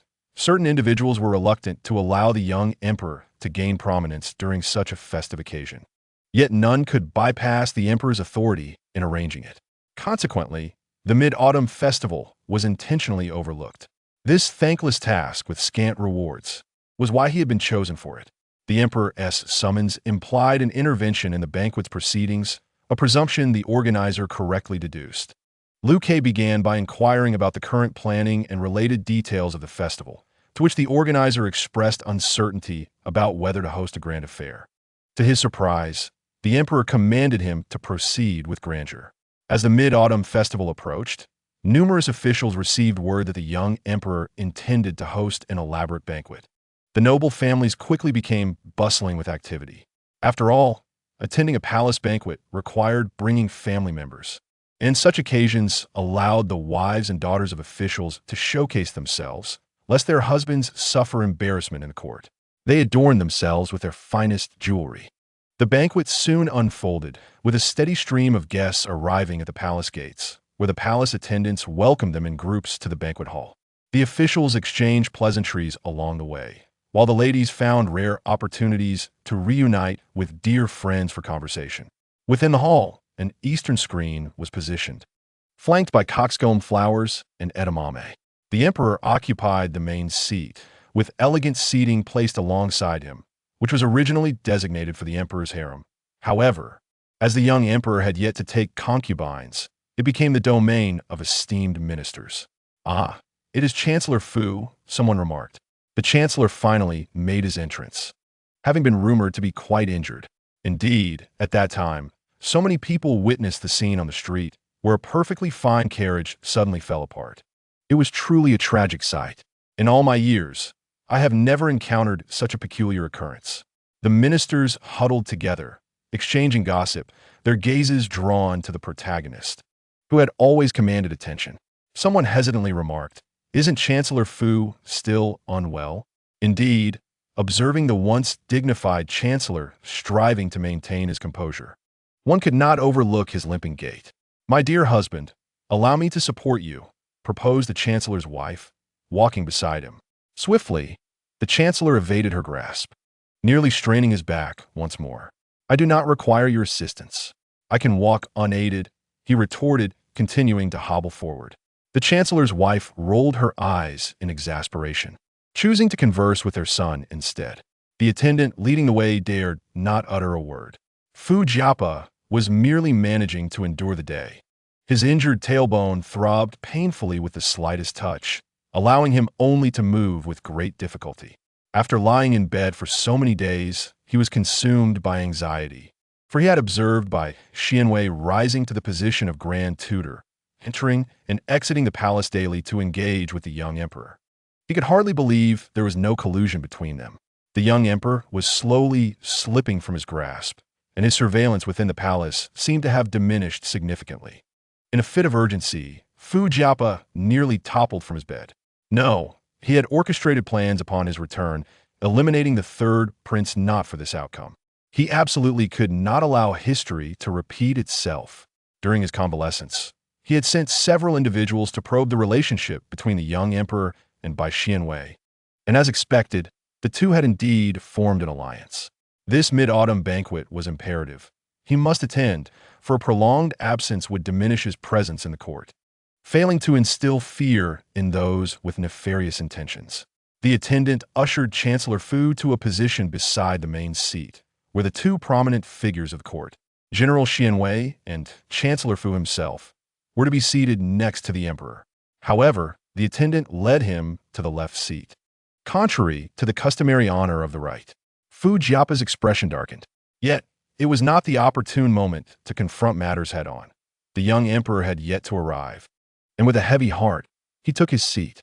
The moment he did, Fu Jiapa's face contorted in pain as the rigid chair collided with his fractured tailbone, exacerbating the discomfort. As the civil and military officials gathered, the voice of the eunuch resounded outside the hall. "The emperor has arrived. We humbly greet his majesty." With a chorus of "Long live the emperor," everyone was taken aback to see General Xianwei accompanying the emperor, due to his position at the back. Bai Xianwei did not perform the kneeling salute, yet as the officials bowed to the emperor, it felt as if they were also bowing to him. Once the young emperor took his seat, Bai Xianwei settled on his right. The Mid-Autumn Festival symbolizes reunion, and the officials in attendance brought along many family members, creating a lively and festive atmosphere. In the palace, the only two solitary figures were the young emperor and General Xianwei. However, should anyone cast a sympathetic glance their way, they would perceive a harmonious camaraderie between the two, radiating warmth no less than that of their surroundings. The banquet soon commenced. Following the introduction of ceremonial proceedings, it was time for the culinary offerings, served in a descending order from the most esteemed to the least. Aside from a selection of renowned palace delicacies, there were also dishes unique to the Mid-Autumn Festival, among which a plate of crabs before Liu Kei was particularly eye-catching. The crabs, steamed in bamboo baskets, had taken on a golden hue, utterly enticing. At this moment, Fu Jiapa noticed that the eunuch attending the young emperor had been replaced. It was no longer Wang Jin. Despite having mentally prepared himself, Fu Jiapa's grip on his chopsticks tightened involuntarily. Planting one's pieces within the palace was no simple task, and after his return, he had exerted considerable effort, only to find much of it rendered moot. Anger surged within him, and, as he shifted slightly, his body stiffened, his tailbone protesting with a crack, compelling him to refrain from any grand gestures. A melodious sound resonated through the assembly, capturing the attention of all present. A beautiful woman, her face partially obscured, cradled a guzheng, her delicate fingers gliding over the strings. "I am Min Nu Yuehua, here to perform a piece for you all, in celebration of this Mid-Autumn Festival." With that declaration, Yuehua seated herself gracefully on the ground, her expressive gaze rippling like autumn waters as she played, her eyes occasionally flickering towards the young emperor, only to shyly retreat when their gazes met. This scene swiftly elucidated her intentions to the audience. She was presenting herself to the young emperor. Was her family not aware of the futility? The individual perched upon the throne wielded no real power and was widely regarded as a puppet, who would seek to curry favor with a mere marionette. Thus, even though the young emperor had just reached the age for selecting a consort, none dared to broach the subject, fearing their daughters might be chosen and incur the displeasure of Chancellor Fu. Yuehua appeared to be no more than 13 or 14, yet she was cultivated and enchanting. Her musical prowess remarkable. Gradually, many were drawn into the melodies she conjured. Yet, the young emperor, whom Yuehua's gaze persistently followed, did not cast even a fleeting glance in her direction. "Do you enjoy crabs, Your Excellency?" Bai Xianwei inquired, taking a bite of his appetizer, a smile gracing his features. "I have a fondness for shrimp and crab." In truth, Bai Xianwei was not particularly enamored with the tedious task of shelling.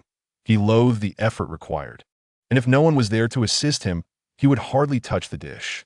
Naturally, as a powerful general, countless individuals sought to please him, eager to shell crabs for him. Ever since the general's residence had been established, the newly appointed chefs had been tirelessly inventing various culinary delights to prepare river delicacies. The melodious strains wafting through the air failed to ignite any desire within Liu Ke to lower his gaze. Instead, his attention remained fixated on the elegant fingers of the Grand Tutor. One could observe the delicate white fingers grasping ebony chopsticks, the stark contrast between the pale and the dark evoking a sense of wonder. It was unexpected that General Xianwei, who had fought valiantly for many years, possessed skin more refined than that of an ordinary person. On the very first day of training under the Grand Tutor, Liu Ke discerned this peculiarity. Hearing that the Grand Tutor had a fondness for shrimp and crab, Liu Ke instructed Xiao Weizi to fetch the tools for cracking crabs. As the final notes of the moonlit melody faded, the graceful Yuehua bowed elegantly to the gathering. If one were to disregard her intentions and simply listen to her music, it was undoubtedly a pleasure. Many officials could not help but applaud, eagerly anticipating the emperor as commentary. However, for Liu Ke, the primary motivation behind hosting this mid-autumn banquet was to share the festive occasion with the Grand Tutor. Thus, he had no inclination to praise a woman whose intentions were suggestive. The atmosphere grew palpably awkward, as if time itself had frozen. Yuehua's bright eyes glistened with unshed tears as she cast several glances upwards, attempting to capture the young emperor's attention. Yet, it was akin to throwing flirtations at a blind man. Liu Ke paid her no mind, wholly engrossed in the task of peeling crab, seemingly oblivious to everything around him. For if Liu Ke were to show even the slightest hint of admiration that night, Yuehua would find herself welcomed into his harem. Ultimately, it was Bai Xianwei who shattered the silence. He set down his chopsticks and addressed the bashful Yuehua, who was bowing her head. "Miss Yuehua, your musical prowess is remarkable. It is truly the sound of celestial beings." Clutching her guqin, Yuehua gracefully returned a bow, reluctantly stepping back. Bai Xianwei felt a sense of relief upon witnessing her understanding of social boundaries. Yuehua was merely a girl of 13 or 14. Thrust into the limelight to serve her family's future, Bai Xianwei had always held disdain for such familial practices. When the males of the household lacked capability, it was expected that daughters would sacrifice their entire lives to support everyone. If a daughter resisted, she was often coerced with the debt of parental care. Oblivious to how they had prioritized sons over daughters since childhood, neglecting the women in their midst. When needed, they would not hesitate to exploit the women. It was truly a paradox of expectations. Moreover, it was no wonder that in ancient times, the mortality rate of infants was alarmingly high. Parents marrying and bearing children in their teenage years could hardly be expected to produce robust offspring. As a troupe of musicians and dancers gracefully entered, the atmosphere of the banquet quickly reignited, unspokenly casting aside the earlier incident. With several rounds of song and dance, the ambience reached a fever pitch. Xiao Weizi approached Bai Xianwei, steadily balancing a tray in his hands. On the tray lay a generous serving of crab meat, with neatly arranged crab legs surrounding it. Luscious crab, roe displayed separately, and small dishes of crab vinegar and other condiments encircling the platter, akin to stars surrounding the moon, embellishing this exquisite dish. "Sir, this crab meat has been painstakingly peeled by the emperor himself, specially brought for you to savor," Xiao Weizi exclaimed, a radiant smile gracing his face. his tone imbued with a level of enthusiasm and respect that even surpassed his demeanor when addressing Lu Quebec. He harbored a modicum of selfishness, deliberately informing the generals of the little emperor's diligence and efforts, hoping that the relationship between his general and the young emperor would remain harmonious. Bai Xianwei had previously observed Liu Kei's clumsy struggle with the crab-cracking tools. Although his movements were somewhat awkward, the earnest expression on his face softened Bai Xianwei's heart. Truly, Liu was thoughtful, he mused silently. He examined the crab meat on the plate and discovered that each piece had been meticulously prepared, peeled with great precision, evidently indicating that Liu Kei had invested considerable effort. The damaged bits were likely discarded by him, all to present himself with a flawless delicacy.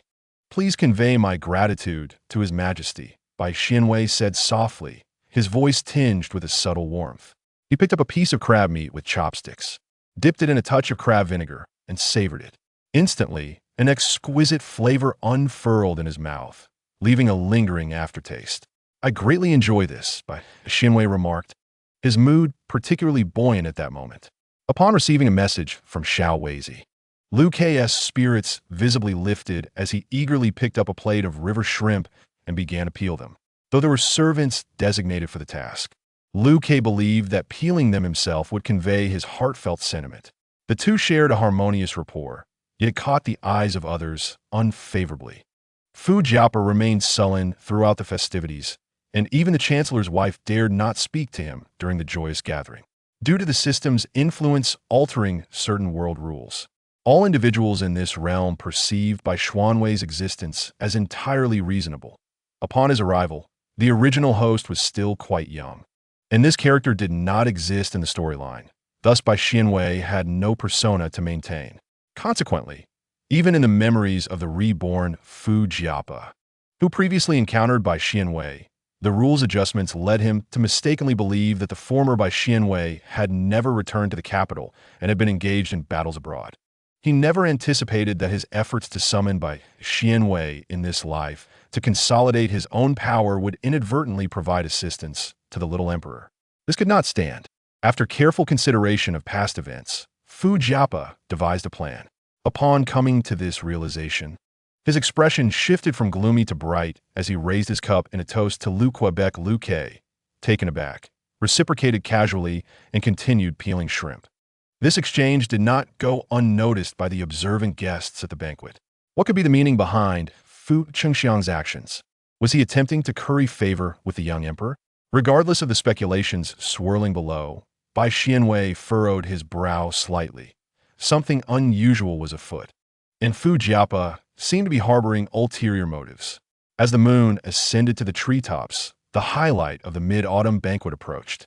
A mooncake, resembling a golden disc, was carried in by several eunuchs. The cake appeared quite substantial, weighing no less than 20 pounds at first glance. Its golden hue resembled the round moon above, intricately carved with various exquisite patterns and designs, evoking admiration for the culinary artistry of the imperial chefs. As the mooncake was presented at the banquet, a rich aroma wafted through the air, tantalizing and mouth-watering. The culinary skills of the imperial chef are indeed unparalleled. As the mooncakes were presented, the delightful aroma wafted through the air. The mooncakes were distributed one by one, and everyone eagerly began to savor them. Bai Xianwei sampled a few. He and Liu Kei were not particularly fond of sweet flavors. Although the mooncakes were undoubtedly well-crafted, he did not indulge excessively, as there was a plate of river shrimp in Liu Kei's hands that awaited his enjoyment. As the banquet concluded, the ministers were escorted back by the palace attendants, while the palace maids and eunuchs began to tidy up. Liu Kei returned to Qianning Palace. A refreshing breeze swept through the window, and a familiar figure reappeared at the pane, his esteemed tutor. "Ah, tutor!" Liu Kei exclaimed with delight, surprised by his tutor's visit that evening. Bai Xianwei had not only come, but also brought a flask of fine wine. He gently swayed the jug in his hand and smiled. "Your Majesty, might I share a cup of wine with you on this splendid night?" Liu Kei welcomed Bai Xianwei inside, retrieving 2 cups and placing them on the table by the window, filling them with the clear wine. The moonlight streamed into the room, and the two sat across from each other, gazing up to behold the resplendent full moon adorning the night sky. Bai Xianwei stared at the moon, while Liu Kei's gaze lingered upon him. Tutor, you are truly captivating. Having grown up in the palace, Liu Kei had encountered many beauties, yet to him, they were merely ephemeral, destined to become dust a century hence, devoid of allure. An elderly palace maid had once remarked that he was destined for greatness, impervious to the charms of beauty. Yet now, as he sipped the fine wine, Liu Kei felt a parched longing. Surviving within the palace, he could hardly be considered naive. He had witnessed both the seen and the unseen. Previously, he had entertained thoughts of binding this rare tenderness of his tutor within the capital. But recently, he found his sentiments evolving. It was not merely a desire to release his tutor, but rather, his thoughts had taken a more rebellious turn, veering towards uncontrollable inclinations. The pitch-black, silky hair of his tutor, coupled with his unparalleled beauty, captivated Liu Kei as he raised his cup, his throat moving enticingly, causing Liu Kei's gaze to fixate. "Why do you stare at me so?" A single phrase snapped Liu Kei from his reverie. Bai Xianwei replied, his voice a curious hum, as his long fingers lifted the wine jug to refill their cups. The psychological defenses Liu Kei had just erected crumbled under the seductive inflection of that sound, his breath quickening as his fingers caressed the wine cup. Bai Xianwei, noticing Liu Kei's change in demeanor, decided to address the matter at hand. "Your Majesty," he stated earnestly, "I suspect that Fu Jiapa intends to exploit the floods for his own gain." Indeed, since forming an alliance with Liu Kei, Fu Jiapa would undoubtedly not remain indifferent. Prior to entering the capital, Bai Xianwei had analyzed the deviations in the narrative. According to the system, aside from the previous non-main deity system, there was a significant possibility of another element, reincarnation. This trope had been overused in countless novels. Bai Xianwei believed that Fu Jiapa was indeed a reincarnator. In the original narrative, the Fu family met their tragic end just a few years after the third prince ascended the throne, never living to witness the transformation of the protagonist, Liu Kei, from a debauched prince to an emperor. This elucidates why the Fu family, upon their rebirth, sought to eliminate the third prince and elevate Liu Kei to power. It is not contradictory, as the Fu family was entirely unaware of Liu Kei's ascension and believed this young prince to be utterly ineffectual. During a banquet, upon noticing the peculiarities surrounding the Fu family, Bai Xianwei scrutinized the plot further and uncovered a fatal detail, a catastrophic flood. The regions traversed by the Yellow River are characterized by their flat terrain, making them susceptible to severe inundations during the rainy season. Historically, the awareness of flood prevention in that area has been profound, with officials routinely dispatched to reinforce the dams each year. Unfortunately, the current local officials are insatiably greedy. As the imperial court's grip weakened amidst the transition of power, this official seized the opportunity to embezzle funds intended for the preservation of life. With the Yellow River's already fierce currents, the dam was gradually eroded, leading to a day when it would inevitably fail, marking a nightmare for the citizens on both banks. Bai Xianwei meticulously conveyed the impending flood to the young emperor. After a prolonged silence, Liu Kei ultimately accepted the sage's words, looking up at Bai Xianwei with resolute determination. "Grand Tutor, I must seize power," he declared within the confines of their secluded world. Liu Kei's gaze was fierce, reminiscent of a wolf cub revealing its fangs. "I cannot bear to see the people along the Yellow River suffer such calamity. The court exists to protect the populace, not to exploit them," he further asserted. "I refuse to remain a mere puppet, suppressed by the Fu family." Liu Kei approached Bai Xianwei step by step, transitioning from I to me. "Will you assist me, Grand Tutor?" His eyes brimmed with expectation and trepidation. Bai Xianwei reached out and gently caressed his head. "I shall help you." At dawn, the melodious chirping of birds outside the window roused Liu Kei from his slumber. His consciousness gradually returned, yet he felt a lingering haze, momentarily unable to distinguish between dreams and reality. The events of the previous night flickered vividly in his mind. Had the Grand Tutor indeed agreed? After consuming considerable amounts of wine, even the clear liquor had overwhelmed him, and he could not recall how he had managed to retire to bed. As he sat up, preparing to stretch, he suddenly sensed a warm presence beside him. Instinctively, he turned his head and was met with a familiar figure. Liu Kei's eyes widened in disbelief. His heart raced as he mechanically lowered his gaze, fixating on the exquisite visage resting beside him, the very grand tutor who had captivated his thoughts throughout the night. Bai Xuanwei's eyelashes fluttered gently as he opened his eyes. "Your Majesty, there is no court session this morning. You may indulge in a little more rest." His voice carried a hint of fatigue, muffled and surprisingly soft. At this moment, Bai Xuanwei remained in a state of half-dream, seemingly still immersed in the realm of dreams. With a gentle motion of his arm, he pulled Liu Kei into his embrace. "Sleep." Instantly, Liu Kei's face flushed crimson, although their garments remained intact, suggesting that nothing untoward had transpired the previous night. Being so close to the one he cherished was overwhelming. Moreover, had not the esteemed tutor carried him to bed last night? After a considerable time, Bai Xuanwei awoke fully, realizing that Liu Kei had lain stiffly in his arms for quite a while. Gradually, Bai Xuanwei began to instruct the young emperor on matters of state. Previously, the young emperor had been shielded from such affairs, as Prime Minister Fu would only entrust him with trivial matters. Significant state issues were handled in his stead, justified by the emperor's tender age. Under Bai Xuanwei's guidance, Liu Kei began to engage in certain state matters during court sessions. The Fu family repeatedly sought to entangle the young emperor in incidents reminiscent of the previous altercation, attempting to undermine his authority in the eyes of the populace. Yet, each time, Liu Kei managed to navigate these challenges with remarkable skill, leaving the Fu family at a loss. The sudden realization that Liu Kei could participate in state affairs left Fu Jia both astonished and enraged. How dare he?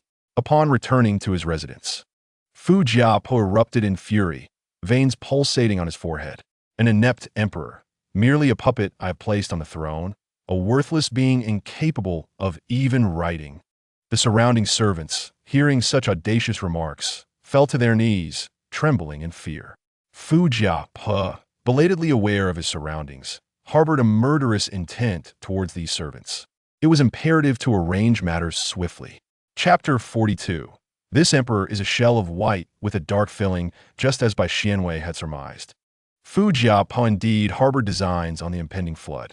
In the previous life, the disaster had left the third prince, who ascended the throne, overwhelmed with responsibilities, leading to self-reproach and prostrations at the altar, inciting a tide of public discontent that severely undermined the third prince's foundation. If he were to exploit the flood effectively in this life, it might not only displace Liu Kei from his position, but could also allow him to further marginalize the young emperor, branding Bai Xuanwei a treacherous minister, rendering the court once again a realm of his unilateral decree. As for the suffering populace during the flood, Fu Jia had given such matters no thought whatsoever. While he feigned concern for the common people in public, beneath his facade, he looked down upon the common folk with disdain. The following day, a portion of his servants responsible for the front courtyard of the Prime Minister's residence was quietly replaced. However, Bai Xuanwei had already received the news of Fu Jiapo's vehement outbursts within the Prime Minister's residence. Some individuals still lacked the finesse of disguise. He shook his head, holding a book, and remarked, while Liu Kei, who was bent over his desk, looked up in confusion at the tutor. Bai Xuanwei gently tapped his forehead. "It's nothing. Continue your writing." Liu Kei, still perplexed, responded with an uncertain no. That evening, his shadow guard delivered the news to him, and he finally understood what the tutor had been alluding to earlier. After the mid-autumn banquet, time seemed to accelerate, and Liu Kei immersed himself in the relentless study of court affairs, making progress day by day. Before long, a year had passed. The atmosphere within the palace had shifted significantly, thanks to the unwavering efforts of Chief Eunuch Xiao Weizi. Many clandestine matters that once transpired behind closed doors were now scarcely noticeable. The palace maids and eunuchs had collectively adopted the belief that the emperor was their true sovereign. The Qianqing Palace resembled an impenetrable fortress. Those once represented by Wang Jin had vanished without a trace. Yet, Liu Kei found himself troubled, now that he was so well protected. Even the shadow guards found it challenging to enter. However, his concerns were short-lived, as he soon realized that his shadow guards seemed to be overlooked by the entire palace. with no one paying particular attention to his discreet affairs. The shadow guards continued to move in and out with ease, and during meals, a mere command would send the servants scurrying away. After nearly a year of refinement, Liu Kei not only excelled in managing state affairs, but also underwent a remarkable transformation in his appearance. He had grown taller, his physique more robust, hinting at a future of exceptional stature. And by Xuanwei's eyes, Liu Kei was exceedingly obedient and diligent in his studies, often prompting Bai Xianwei to take him outside the palace for some relaxation. Liu Kei showed great respect and deference towards Bai Xianwei, the Grand Tutor. Despite their past as intimately bonded lovers in a previous life, destined to grow old together, Liu Kei, assessed by modern standards, was still not fully independent. Yet, in ancient times, he was of an age where marriage and fatherhood were common. His peers might already have several children. Bai Xianwei found this somewhat awkward. Furthermore, since Liu Kei had no recollection of their prior existence, Bai Xianwei could not approach him from the perspective of a lover, as that would be disrespectful to both the current Liu Kei and the former Liu Cheng. Thus, allowing things to unfold naturally seemed best. He intervened in Liu Kei's life as a mentor, seeking to ensure Liu Kei's well-being. Whether Liu Kei would eventually develop feelings for him or merely regard him with the respect due to a teacher was beyond Bai Xuanwei's control. At the very least, being able to see him again was a blessing. If the civil and military officials were to learn that Bai Xianwei found the young emperor to be obedient and compliant, their jaws would surely drop in astonishment. Throughout that year, they had endured considerable trials. It had never been so arduous to govern even during the reign of the late emperor. This was no mere puppet or incompetent ruler. In such a short span, the young emperor had become intimately familiar with state affairs and demonstrated a keen ability to select capable individuals. As for the local officials across the Yellow River, Liu Kei had already secured their loyalty. The Fu family intended to pull the young emperor into their schemes following the impending flood, thus also maneuvering to instigate corruption, clandestinely corresponding with those local officials. Unbeknownst to them, every letter sent out was intercepted along the way. The bribed local officials, while boasting about their corrupt achievements to the Fu family, shed tears as they labored to uphold the integrity of the dam under the emperor's relentless scrutiny. Your Majesty, the crisp autumn air has returned, marking the time for the royal hunt, Bai Xianwei remarked with a knowing smile. Indeed, the season for the royal hunting grounds has arrived. The late emperor relished activities such as horseback riding and archery, making the annual hunt indispensable. Liu Kei, now in power and in robust health, had made notable progress in both horsemanship and archery. This year's hunting event was essential, a splendid opportunity to showcase the emperor's authority. The court had witnessed the emergence of numerous new families, distinct from the old ministers loyal to Prime Minister Fu, representing a fresh force. The young scions of these new families displayed immense excitement and anticipation for the hunting event, eagerly preparing to demonstrate their prowess. Their enthusiasm invigorated the entire circle, leading to a recent trend of hiring martial arts masters, as news spread throughout the capital that the young emperor was set to hunt in the royal grounds. Sensing the double entendre in the Grand Tutor's words, Liu Kei responded, "Indeed, I can hardly wait to behold the scenery of the hunting grounds." Soon enough, Liu Kei beheld the scenery of the hunting grounds. The dragon carriage, surrounded by numerous palace attendants, glided into the venue, followed by a resplendent palanquin, which, by all accounts, should have contained one of the emperor's consorts. Doesn't the emperor have consorts? Why, then, is there a palanquin following? A young noble murmured in confusion. His companion echoed the sentiment. Could it be that the emperor has taken a fancy to someone in recent days? Mind your words, young rascal. Prepare to pay your respects. His father admonished, delivering a gentle smack to the back of the noble's shoulder. Startled, the young noble knelt alongside the others, proclaiming, "Long live the emperor." Before anyone could raise their heads, the young noble, unable to contain his curiosity, craned his neck to steal a glance. As the emperor dismounted the dragon carriage and approached the palanquin, personally lifting the curtain to welcome the occupant, he pondered, who could possibly warrant such honor? Casting aside his previous assumptions, he realized that no mere consort would receive such treatment. It was improper by protocol. The first glimpse of a descending garment revealed it to belong to a man. Suddenly, clarity struck him, almost as if to confirm his suspicions. The figure that emerged from the palanquin stood tall and unparalleled. Indeed, it was General Xianwei. Sensing the gaze upon him, Bai Xianwei cast a fleeting glance in his direction, prompting the young noble to hastily bow his head, wishing he could vanish into the earth. The emperor personally greeting General Xianwei was an astonishing sight. As a member of a new family, the young noble had been educated to uphold the belief that imperial authority reigned supreme, possessing little understanding of the previous young emperor's powerless predicament. Thus, witnessing Liu Kei's gesture of welcoming by Xianwei left him profoundly shaken. Unbeknownst to him, the upcoming days would further reshape his worldview. Chapter 43. This emperor is a white exterior with a dark filling as the emperor made his entrance. He began with some formalities customary to the court. He then proposed a challenge, inviting the young scions of noble families to engage in a competition. Liu Kei presented a reward. The individual who could capture the most game would claim this prize. The youthful men, brimming with vigor, were exhilarated, not merely for the material value of the reward, but for the prestige of possessing something deemed a royal gift, which would undoubtedly enhance their reputation at home. The royal hunting grounds, established since the reign of the previous emperor, had continued to thrive, consuming vast amounts of wealth and manpower each year to enclose several hills. Within these confines, the most ferocious beasts, including dangerous venomous snakes, had been eradicated, leaving only the more docile and manageable game, such as rabbits and deer. As the resounding drums signaled the commencement of the hunt, all participants mounted their steeds and charged into the forests. Different teams employed arrows marked with distinct symbols, facilitating the identification of each hunter's catch later on. The exhilarating hunt persisted for approximately 2 hours, causing a frenzy in the woods. Birds that had been resting within the trees took flight. Gradually, the game around the outskirts of the forest was rendered silent, having been hunted down. As dusk fell, the drumbeat signaling the end of the hunt echoed through the air, and individuals began to emerge from the woods. Liu Kei sat within a makeshift pavilion, with Bai Xianwei closely seated beside him.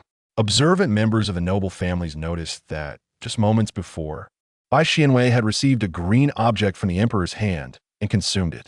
Soon, the tally of each hunter-esque captures was announced. The victor was a scion from a rising family, whose impressive stature and sun-kissed skin made him stand out. As he knelt, his voice resonated powerfully. Bai Xianwei's eyes sparkled with interest. This man appeared to possess considerable potential. The formidable hunter, now kneeling, introduced himself as Chunlei. When the young emperor praised him, Chunlei's expression remained stoic, making it difficult to discern his true feelings. Your archery is commendable, and your strength surpasses that of your peers. Chunlei was taken aback upon realizing that it was General Xianwei who had complimented him, and a radiant smile broke across his face, revealing a dazzling set of white teeth. His father, amidst the crowd, struggled to suppress an urge to cover his face, thinking to himself that his son's enthusiasm was perhaps a bit too conspicuous. While he understood his admiration for General Xianwei, he felt Chunlei should at least maintain a respectful demeanor towards the emperor. However, Chunlei was oblivious to such concerns. Having received the general's praise, he approached the podium for his prize, brimming with joy, nearly tripping over his own feet, as the poise he had displayed during the hunt seemed to evaporate in his excitement. The other young nobles cast envious glances at him, lamenting their own lack of martial prowess that prevented them from shining in a similar manner. As night enveloped the landscape, it was decided that everyone would remain at the hunting grounds to rest, with numerous tents being erected around the perimeter. At the heart of the scene stood the emperor's tent, surrounded by a relentless procession of guards vigilantly patrolling to ensure that neither man nor beast would intrude. The first day was reserved for the activities of the noble youths, while the second day promised participation from all. Liu Kei retired early, eagerly anticipating the hunt on the morrow. In truth, many outside found sleep elusive, and by the break of dawn, a considerable number had already risen. The outer perimeter of the forest had been thoroughly scoured for game, and today's expedition would venture deeper into the woods. Dressed in hunting attire, Liu Kei noticed that both the emperor and General Xian Wei donned matching colors and styles. Was this a new trend within the palace? In truth, it was Liu Kei's subtle design for Bai Xianwei. Mounted upon his steed, Bai Xianwei, the highest-ranking general in court, will be tasked with safeguarding the emperor's safety. Accompanying them was Chun Lei, the victor from the previous day, whose beaming expression revealed his delight. With a crack of the whip, the horses galloped forward, their hooves echoing as the group plunged into the depths of the forest. The woods, teeming with mosquitoes, posed a challenge despite the presence of attendants assigned to fend them off. Not long after entering, Liu Kei felt two welts form on his hand. Yet, rather than concern for himself, he turned to Bai Xianwei and inquired, might the Grand Tutor be troubled by the bites of mosquitoes? Coincidentally, he observed a small red bump rising on Bai Xianwei's face. Liu Kei. Bai Xianwei dismounted, prompting the entire party to halt. Liu Kei retrieved a vial of ointment and guided Bai Xianwei to sit beneath a tree. Why do you not care for your skin, Grand Tutor? What if these bites leave scars on your face? Bai Xianwei was nonchalant about the prospect of scars, but Liu Kei felt a disquiet at the sight of the bump. Dipping his finger into the porcelain vial, he applied the ointment directly to Bai Xianwei's face. A soothing chill spread over the bitten area, causing Bai Xianwei to lower his gaze, noticing the small emperor's fingers gently caressing his skin. It was only after applying the ointment that Liu Kei became fully aware of his actions. His finger curled slightly, feeling the warmth beneath his touch, and a strange discomfort enveloped him. So close they were. Aside from the distant memory of sharing a bed with the Grand Tutor, this marked the first time he had been so intimately close to him. The Grand Tutor's lips were exquisitely shaped, as were his eyes and nose. What was he thinking? Liu Kei abruptly halted the thoughts swirling in his mind, striving to refocus on the ointment. As he gently circled the once white ointment, it transformed into a translucent consistency. The texture became more fluid, increasing the contact between their skins. One of Liu Kei's hands had curled into a fist, while the other lingered on Bai Xianwei's face, reluctant to withdraw. Is it done, Your Majesty? Bai Xianwei inquired softly. Liu Kei deceived Dao, claiming he needed a little more time. He desired to prolong his contact with the Tai Fu's skin, yearning for even closer intimacy. Bai Xianwei understood that a mere mosquito bite would not require such an extended duration, yet he chose to remain silent. The atmosphere gradually shifted. Liu Kei was on the verge of pressing the mosquito bite flat with his fingers. Bai Xianwei observed him, lost in his own thoughts. The tension was abruptly shattered by a ferocious roar. Roar! Roar! The ground seemed to tremble as an enormous brown figure emerged from the thicket. It was a bear. A bear! All on high alert! Your Majesty, retreat to the back. Those accompanying the emperor on the hunt were thrown into disarray upon sighting the beast. How could there be a bear in the royal hunting grounds? The guards quickly shielded Liu Kei behind them, determined to protect the emperor's safety at all costs. Bai Xianwei rose and surveyed his surroundings. Something was amiss. His instincts warned him that there was more danger than just a bear. Chapter 44. This emperor is white on the outside, black on the inside. Protect the emperor. A group of guards swiftly isolated the emperor from the bear, while another group hastily escorted him backward, striving to ensure his safety. However, this very action incited the brown bear's fury. Its fierce gaze bore down on the crowd, exuding an emotion akin to that of a human. With a sudden, powerful lunge to the side, the bear charged. As the guards rushed towards the direction of the attack, the bear pivoted with astonishing agility, heading straight for the emperor. No one anticipated the cunning of this beast. Those standing in front braced themselves for a fight, completely unprepared for the bear's guile. What to do? At this moment, rushing towards the bear would leave no time to defend. They would merely become a mass of flesh beneath its paws. These guards, handpicked by Bai Xianwei, may not be military leaders, but they had trained in martial arts from a young age and were unafraid of death. In mere moments, the guards, fueled by sheer willpower, turned the tide, driving their swords deep into the bear's flesh. The bear let out a mournful roar, its massive body twisting in response, forcing the guards to stagger back. Bai Xianwei's expression hardened as he gestured to the right. Immediately, someone delivered a large blade to the general's hands. The blade glinted with a piercing silver light in the sunlight, momentarily stunning the bear. The entire blade radiated a chilling aura as Xianwei swung it with force. With a swift motion, a wolf's head was severed, rolling away while its mouth remained agape in shock, seemingly bewildered by its sudden dismemberment. The pack of wolves that had stealthily approached to ambush stood frozen in disbelief. How had this human detected them? The guards, belatedly aware, discovered that a pack of wolves had formed a semicircle around them. To their astonishment, the brown bear had joined forces with the wolves, as if they had conspired together to encircle the group. This was entirely contrary to nature. In such a tense environment, even the slowest among them realized that there was treachery afoot. The royal hunting grounds had suddenly become a stage for the unthinkable.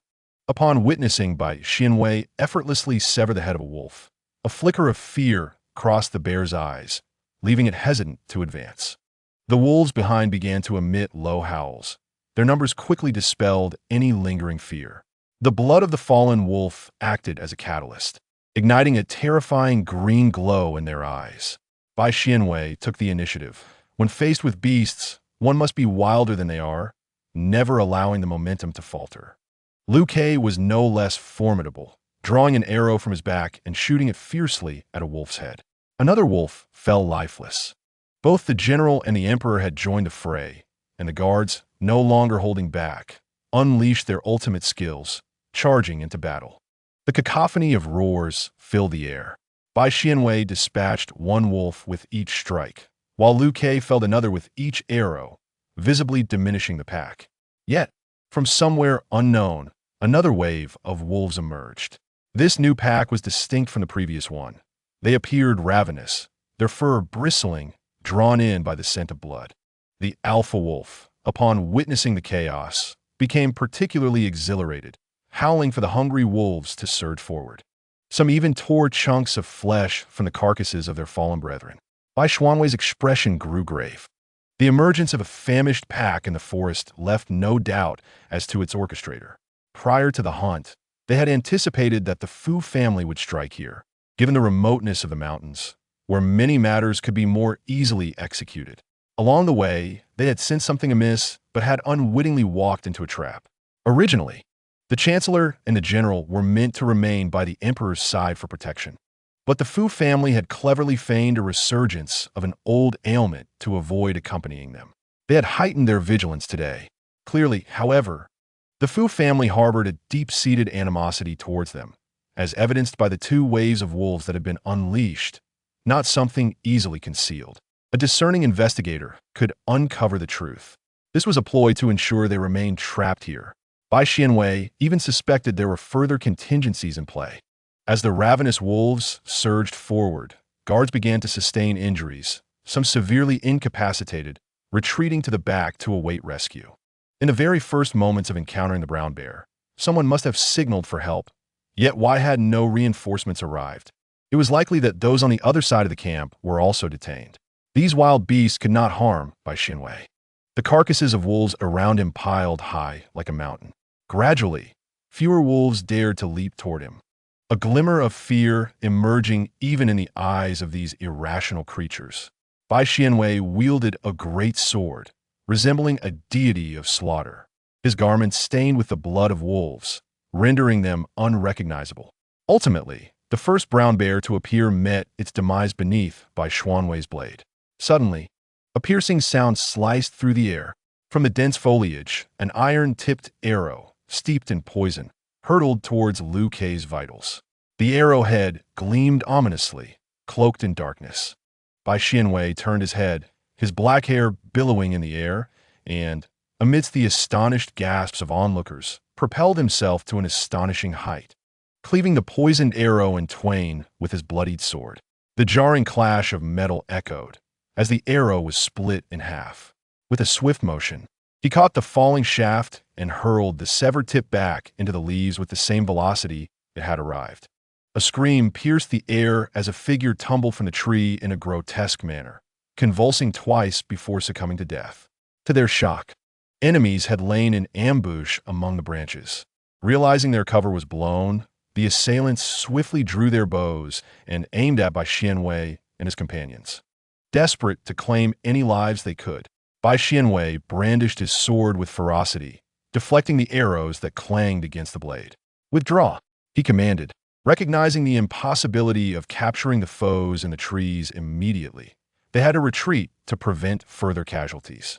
Indeed, after they had distanced themselves, the adversaries descended from the branches. Clad in black attire and masked, there were no distinguishing features, and from a distance, it was clear that there were at least hundreds. It was inconceivable for so many to be concealed in the trees. A portion must have arrived later. Liu Ke recalled that evening when the Grand Tutor had donned a similar disguise. At that moment, the Grand Tutor's hand unexpectedly rested upon his shoulder. He turned to exchange a glance with Bai Xianwei, an unspoken understanding blossoming between them. Bai Xianwei shouted, "Split up and run. Do not follow us." Without elaborating, he seized the young emperor and dashed to the side. The majority of the adversaries, upon witnessing their departure, pursued them. The guards left behind were frantic. Yet bound by the general's orders, they could only obey and scatter. However, one dark figure, resolute and unwavering, sprinted toward Bai Xianwei and the young emperor. It was Chun Lei. Ignoring Bai Xianwei's command, he followed without hesitation, determined to ensure the safety of General Xianwei, even at the cost of his own life. Chun Lei fought valiantly, slaying enemies, and Bai Xianwei, noticing him in the fray, felt a twinge of surprise. But time was of the essence. They soon reached a precipice. In a moment of desperation, Bai Xianwei embraced the young emperor and urged Chun Lei, "Jump." Liu Ke's heart was entirely focused on the Grand Tutor. Even as he was held during the leap off the cliff, he offered no resistance, trusting implicitly. Chun Lei's eyes widened as he watched the two plunge off the cliff. If he were to flee to the side at this moment, there might still be a chance for survival. How infuriating! Chun Lei roared, "General!" Without hesitation, he followed suit and leaped into the abyss. Chapter 45. This emperor is white-skinned with dark, filling the sky, was painted in hues of orange and red, with wisps of gossamer clouds encircling the sun as it sank slowly in the west.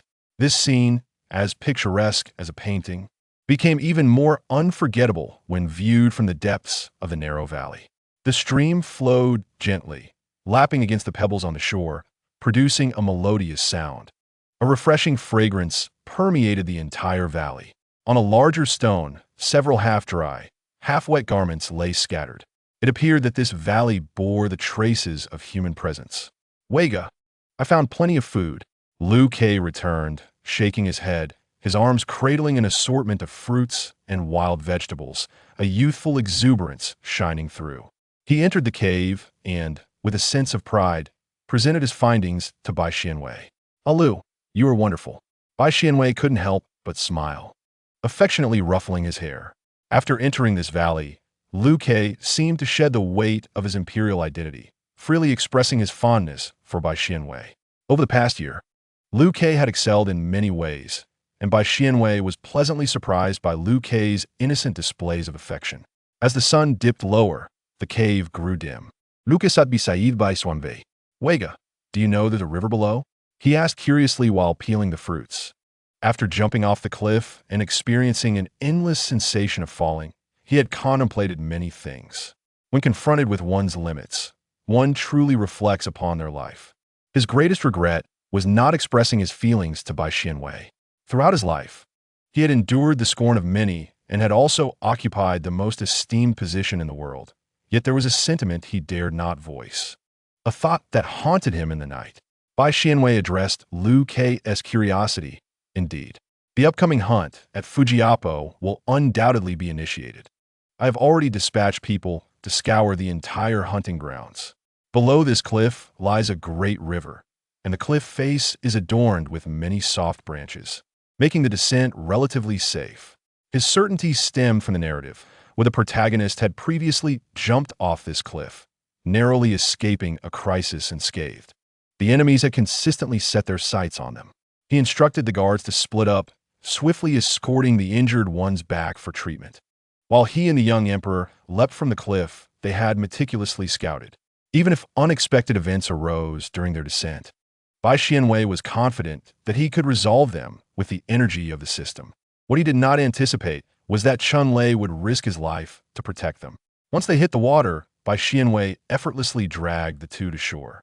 Along the riverbank, there was little flat land, so they continued upstream until they entered a valley, eventually discovering a cave suitable for shelter.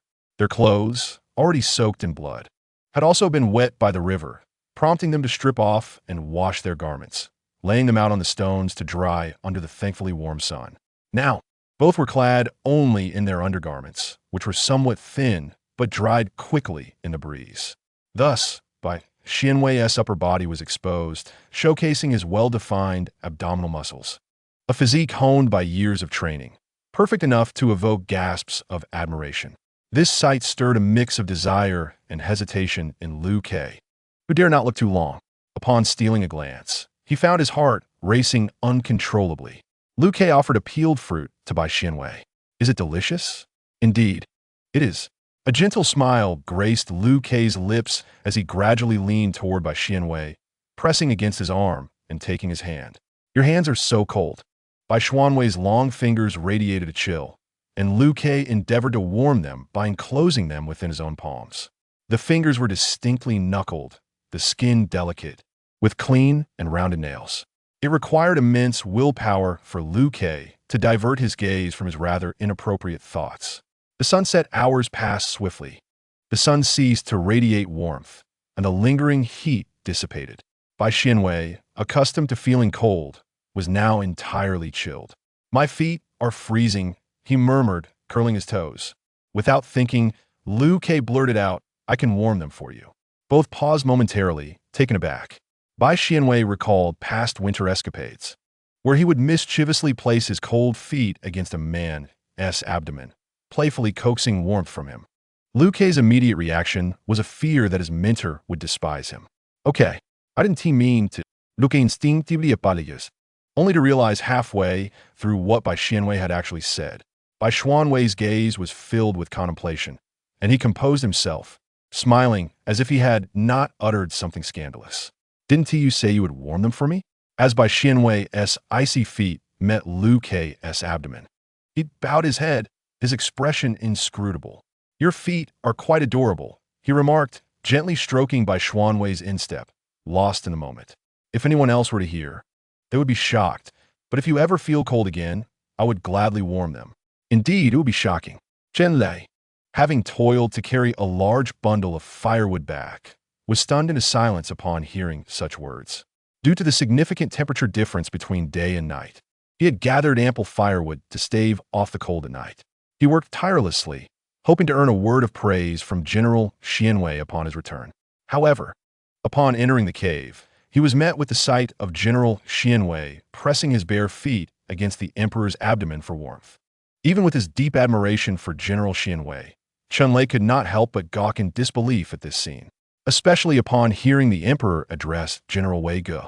There was an inexplicable feeling of having stumbled upon something significant. Bai Xianwei, upon seeing him, naturally responded, Yes, General. Chun-Lei, stiffly replying, set down a hefty bundle of firewood. A fire was kindled during the night. Wei Ge, I wish to share a bed with you. At that moment, Liu Ke had somewhat abandoned his reservations. In this realm devoid of worldly distractions, he allowed himself a moment of indulgence. Bai Xianwei tacitly permitted Liu Ke to embrace him as they slept, even adjusting his position for greater comfort. Chun-Lei, alert to the slightest sounds in the night, cast a vigilant glance. He wished he could blind himself to the scene before him, overwhelmed by what he perceived as an atmosphere meant for just two. Despite the presence of three, in Chapter 46, it becomes evident that this emperor is a paradox of appearances. The trio spent several days in the valley.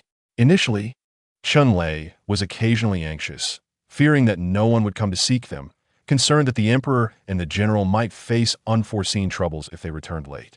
Yet, the two protagonists remained unperturbed. His worries, after all, were of little consequence. Gradually, his anxiety dulled. The emperor ventured out to procure food, diligently preparing it for General Xianwei. Their affectionate exchanges reminiscent of childhood friends. It became clear how the emperor and the grand tutor interacted. Chun-Lei held great admiration for General Xianwei. His friends were well aware that if anyone spoke ill of the general in his presence, his temper would ignite, leading to an impromptu contest. The recent hunting expedition, where he triumphed, brought him immense joy, particularly due to the general's commendation. During their encounter with the hungry wolves, the general's exceptional martial prowess left him in awe. Thus, when the general proposed dividing their forces, Chun-Li followed without hesitation, believing that if the general declared a leap, then he too would leap. As expected, the general did not deceive him, skillfully ensuring their safety. By the gently flowing stream, Bai Xianwei chose a relatively flat patch of ground, immersing his calves in the cool water. The stream was crystal clear, revealing small fish and crabs beneath the surface. Bai Xianwei gently extracted a tiny fish wedge between the stones, watching as it swam away into the depths. It should be arriving soon, he thought, gazing upward at the sky, which was confined between the valley's walls, shrouded in wisps of mist. Wega, what should I do about this? Luke, squatting beside him, inquired about matters of state. Bai Xianwei smiled softly at Liu Ke, advising him, perhaps you might try this way. Their conversation, conducted in hushed tones, infused the valley with an additional layer of tranquility and mystery. Wei Gu, you are so knowledgeable, Liu Ke remarked, his eyes brightening with a barely perceptible fascination. Bai Xianwei's voice was laced with a gentle smile as he spoke slowly, urging Liu not to rush, assuring him that he would always guard this world for him. He could take his time to learn and master it, as long as he knew that Bai would forever stand behind him. Liu Ke yearned to throw himself into Bai Xianwei's embrace, his heart fluttering with emotion. Will Wei Gu stay in the capital forever? He asked, lifting his head, his face reflecting a pitiable expression. You won't leave me, will you, Wei Gu? Of course not, Bai Xianwei replied, soothingly stroking Liu Ke's back, offering a promise. As long as Liu needs me, I will not depart. Overjoyed, Liu Ke exclaimed, then you must stay with me for a lifetime. Bai Xianwei paused slightly, perceiving this as merely a childlike jest, for Liu Ke could not possibly comprehend the true length of a lifetime. How long Liu needs me, I will remain here. If one day you no longer require my presence, you shall not see me again. The mere thought of such a possibility made Liu Ke hastily grasp Bai Xianwei's sleeve. No, that cannot happen. I will need Wei Gu for all my life. At that moment, a seed was sown in Liu Ke's heart, taking root and gradually growing into a robust tree. He would need Wei Gu for eternity, leaving him no reason to ever depart. Not far away, Chun-Li chewed on a blade of grass, his eyes unwilling to gaze in their direction. After all, he had witnessed the emperor's fierce possessiveness. Even a mere step within a meter of General Xianwei would earn him a fierce glare. Did he not see how infatuated the emperor's gaze was towards the general? Though he was a rough man raised solely in the practice of martial arts, the harmonious relationship between his own parents had imparted upon him an understanding of human emotions. Chun-Li could bet that these two were certainly not acting normally. Yet, as a mere scion of a minor noble family, he felt unqualified to comment on such matters. Thus, he chose to feign ignorance. You said it yourself. If your majesty does not abandon me, I too shall not leave. Bai Xianwei felt a tremor in his heart, instinctively opting for a more distant form of address, yet maintaining his composure. Liu Ke gazed earnestly at Bai Xianwei. If Wei Gu does not abandon me, Liu will not leave. This sentiment remained unspoken, for even if he were forsaken, he would not part ways. Bai Xianwei gently twirled a strand of Liu Ke's hair. His lips felt sealed, unable to utter a word as Liu Ke looked at him with anticipation. In the face of the young emperor's gaze, he seemed to realize something profound. Could it be? The little emperor has developed feelings for you. The system, having evolved over nearly a century in the previous world, was no longer the naive entity it once was. The love between the host and Liu Cheng moved it deeply, infusing warmth into its previously cold data. Seeing the hazy connection between the two, it could no longer resist revealing the truth. Host, the little emperor truly likes you. Bai Xianwei found himself momentarily stunned. How wonderful! The host's efforts are finally being rewarded. The system shed a tear of bitter sorrow. Each day, not only did it guide the young emperor, but it also discreetly deflected countless hidden arrows aimed at him. If the young emperor fails to grasp the extent of such dedication, I shall feel compelled to advocate for my host. Bai Xianwei hesitated, pondering, but Liu Ke lacks the memories of his previous life. The system promptly interrupted. What significance do memories hold? The truth remains that even in the absence of recollections, he has developed feelings for you. I don't care. My host must accept Liu Ke. It was unwilling to witness two lovers ultimately part ways.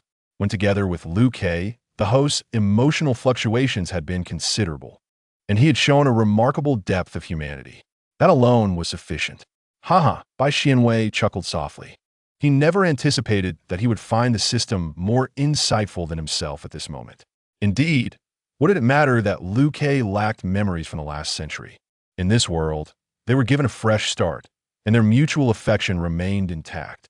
Coughing, poverty, and love are the most difficult to disguise. With this realization, Bai Xianwei felt an immediate surge of energy coursing through him, banishing all traces of fatigue from his body. His state of mind elevated. Liu Ke, who had been observing Bai Xianwei closely, noticed a change. Bai Xianwei's countenance seemed to radiate a brilliant glow. In the next moment, Liu Ke's eyes widened in astonishment as Bai Xianwei embraced him tightly, pledging their unwavering bond. General, a rugged voice suddenly echoed through the valley, reverberating against the cliffs. Several robust voices joined in unison, calling for the general. I see the general. Bai Xianwei had intentionally left clues for his subordinates, indicating potential locations where they might find him, and had specifically instructed them to arrive later, facilitating his subsequent plans. Now, a loyal entourage of subordinates had arrived. Chapter 47. This emperor is fair-skinned with a dark filling. Among those searching were strategists and several generals. The strategist meticulously examined his general, confirming that he had not faced any hardship in recent days, which allowed him to finally exhale a sigh of relief. He had been genuinely concerned. After all, his general had leaped from such a great height without hesitation, and the news of it nearly caused his heart to seize. General, such recklessness must not be repeated. The strategist mildly reproached. Bai Xianwei understood that he had startled the strategist and his fellow generals, and he bore no resentment at their words. He did not contest the assertion that there would be no next time. This risk was taken solely to lure the formidable Fu family, and Bai Xianwei had already conducted numerous tests to ensure that falling from such heights would result in no injury. However, others were unaware. In an era where medical expertise was limited, such a stunt was indeed alarming to many. The strategist recalled an important matter. He noticed the young emperor behind him and spoke with slight consideration, briefly stating that the court had indeed fallen into disarray as the general had predicted. Although they were said to be missing, everyone in the court believed they had perished. To leap from such a high cliff, only a deity could survive. The old faction and the emerging faction were embroiled in fierce conflict. The old faction, supporting the Fu family, was impatient to incite turmoil. Upon receiving news of the emperor's fall, they brazenly disseminated the information. They presumed that the emperor could not possibly return to life and reappear before them. The emerging faction quickly sensed something amiss, questioning how the old faction could be so well informed about the emperor's fall, as if they had witnessed the entire ordeal. Was this not a case of revealing their own guilt?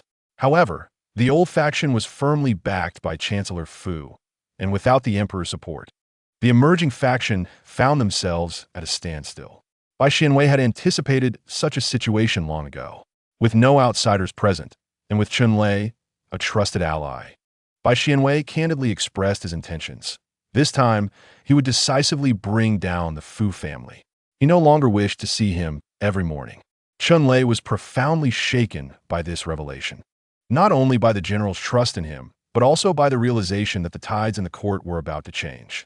Exiting the valley, several horses were grazing leisurely on grass. Bai Xianwei gracefully mounted a steed and extended his hand toward Liu Quebec. Liu Ke hesitated for a moment before placing his hand in Bai Xianwei's, who swiftly pulled him onto the horse in front. Giddy up! The stallion neighed and galloped rhythmically. The astonished subordinates exchanged glances before hastily mounting their horses to follow. How had the general become so intimate with the emperor? The hunting grounds were still surrounded by tents, and both the emperor and the general had encountered trouble during the hunt, leaving those involved in a state of anxious unrest. Many officials regretted their decision to wade into such murky waters. On that day, after the guards had followed the general's orders to disperse, the masked assailants had not pursued them, indicating that their true target was the emperor. As the group fled, they fortuitously encountered a few individuals who had gone to summon reinforcements. Those few had also fallen victim to an unknown attack on their way, which delayed their return. Several generals tracked the traces to the ambushers and captured them. However, a few of the captives bit down on concealed poison pouches, succumbing instantly. Fortunately, the vigilant guards swiftly disarmed them, preventing further suicides. After a thorough interrogation, it was revealed that the person they sought had already jumped off the cliff and vanished. The strategist was deeply shaken and understood the need for discretion, immediately instructing everyone present to remain silent. Subsequently, personnel were dispatched to meticulously search the mountains and forests. That night, the area was ablaze with light. Ultimately, no one was found, but fortunately, the strategist discovered clues left by the general, which helped to stabilize the morale of the troops. However, for reasons unknown, on the third day following the incident, an unexpected proclamation swept through the court, declaring that both the emperor and General Xianwei had perished by leaping from a precipice.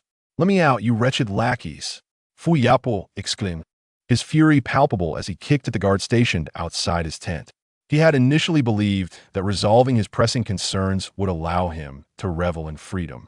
Yet he was taken aback by the obstinacy of the lackeys left behind by Xianwei, who continued to hold their ground, keeping numerous court officials confined.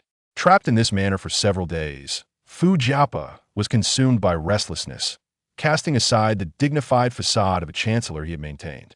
"You lackeys, your master is dead, and yet you persist in your vigil here. You would do better to kneel and beg for my mercy. Perhaps I might be inclined to spare you." The guard, narrowly avoiding the kick, was taken aback by the audacity of Fu Jiapa's words, his expression shifting. With a voice cold and firm, he cautioned, "My Lord Chancellor, tread carefully." Bah!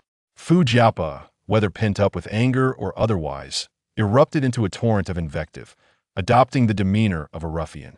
Perhaps the past year had suffocated him, and now, with his ambitions soaring, he deemed the entire realm ripe for the taking, with nothing to fear.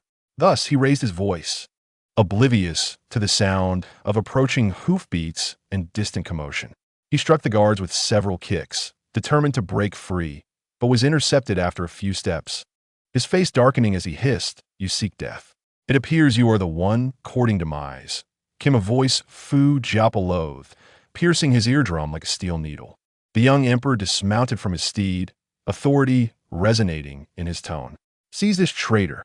Guards, long harboring grievances, surged forward and swiftly knocked Fu Jiapa to the ground, his face pressing painfully against the earth.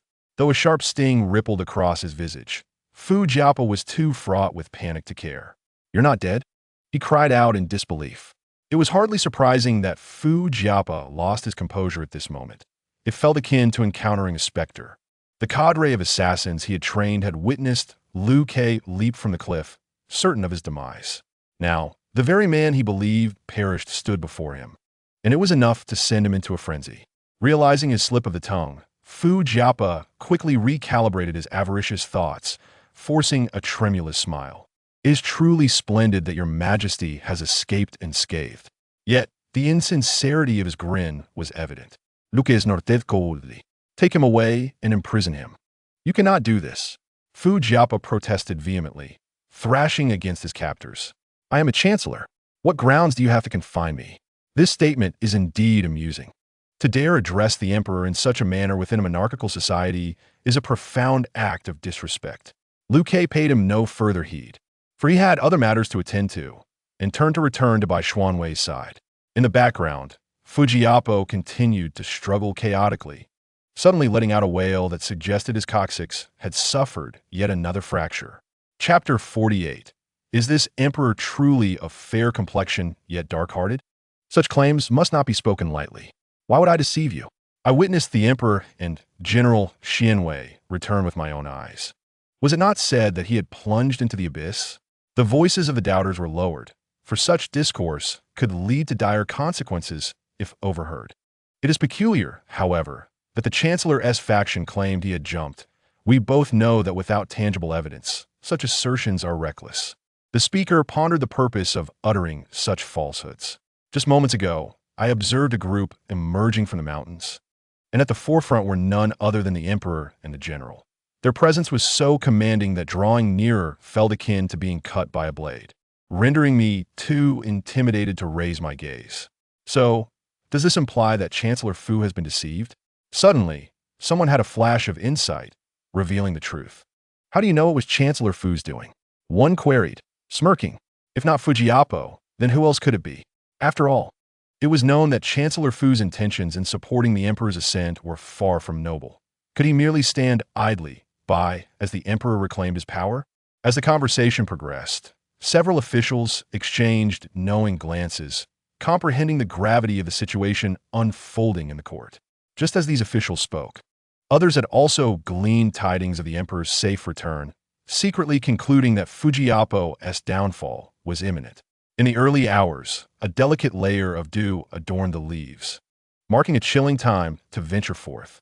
A junior official, emerging from his cocoon of warmth, shivered and hurriedly donned his official robes with the assistance of a maid. His wife, perplexed, inquired, "My lord, why are you up so early today?" The official, checking his appearance in a bronze mirror, shook his head, sensing that a grave matter was afoot. "Recently, I have instructed the household servants to remain indoors, and I cannot disclose much about court affairs to you, my dear. But please do not dwell too heavily on your thoughts these days." With that, he rushed out, feeling an unsettling sense of bravery akin to facing death. Who could tell if any escape remained in the coming days? As a mere minor official, he rarely engaged in factional alliances, yet the conflicts among the higher echelons could easily ensnare individuals like him. Upon entering the court, many other minor officials arrived as early as he, yet few exchanged words. An ominous atmosphere loomed over each individual present. If there are matters to present, do so. If not, depart. Your Majesty, I have matters to report. Liu Kai gazed upon by Xianwei below, his expression gentle as he granted permission. A shiver ran through all present. Bai Xianwei took note of their reactions, leisurely retrieving the prepared memorial. Your Majesty, I humbly seek to impeach Prime Minister Fu for 92 grave offenses. The first charge is treason. Upon uttering these words, the court erupted in astonished murmurs. Subsequently, 2 guards escorted a captured assassin into the hall, one of the many who had conspired to take the Emperor's life. Bai Xianwei pointed at the individual and declared, Your Majesty, this man is an assassin sent by the Fu family to slay you. Please examine the evidence. He presented various proofs, instantly shocking the court into silence, with those harboring guilt trembling on unsteady legs. The second charge is corruption and abuse of power. This allegation is not unfamiliar, as most officials in the court have some degree of misconduct. However, when Bai Xianwei revealed the next detail, they were left utterly astounded. It turned out that the Fu family had incited others to embezzle funds intended for dam construction. Not content with plundering what lay close at hand, they sought to extend their grasp to the distant Yellow River, coveting a sum of money that was sacred and untouchable. Even the most foolish of officials understood that meddling with such funds could jeopardize the lives of countless commoners. The court was once again thrown into uproar. The third charge is the buying and selling of official positions. As this was stated, additional evidence was presented. In the span of 2 incense sticks, Bai Xianwei enumerated all 92 offenses. Some officials, overwhelmed with anger, even fainted in the court. Such treachery! Those aligned with Prime Minister Fu felt as though the sky had fallen, their resentment towards the imprisoned Fu family intensifying. Engaging in such deeds left them with no escape. The day's court was destined for chaos. The Emperor, furious, ensnared a multitude of others in the fallout. Officials who once relied on Fu's influence now found themselves vulnerable and exposed. Your Majesty, I am wronged. The corrupt officials, aware that their demise was imminent, cried out with genuine despair. This was not a realization of their wrongdoing. Rather, it was the impending specter of death that prompted their lamentations. Liu Kai's eyes were cold as ice. The civil and military officials fell silent, now firmly subdued, from this moment forth. Any with similar intentions would dare not reach for such temptations. According to the law, Fu was to be executed at noon. The news spread, and at first, the merchants and commoners of the capital were incredulous.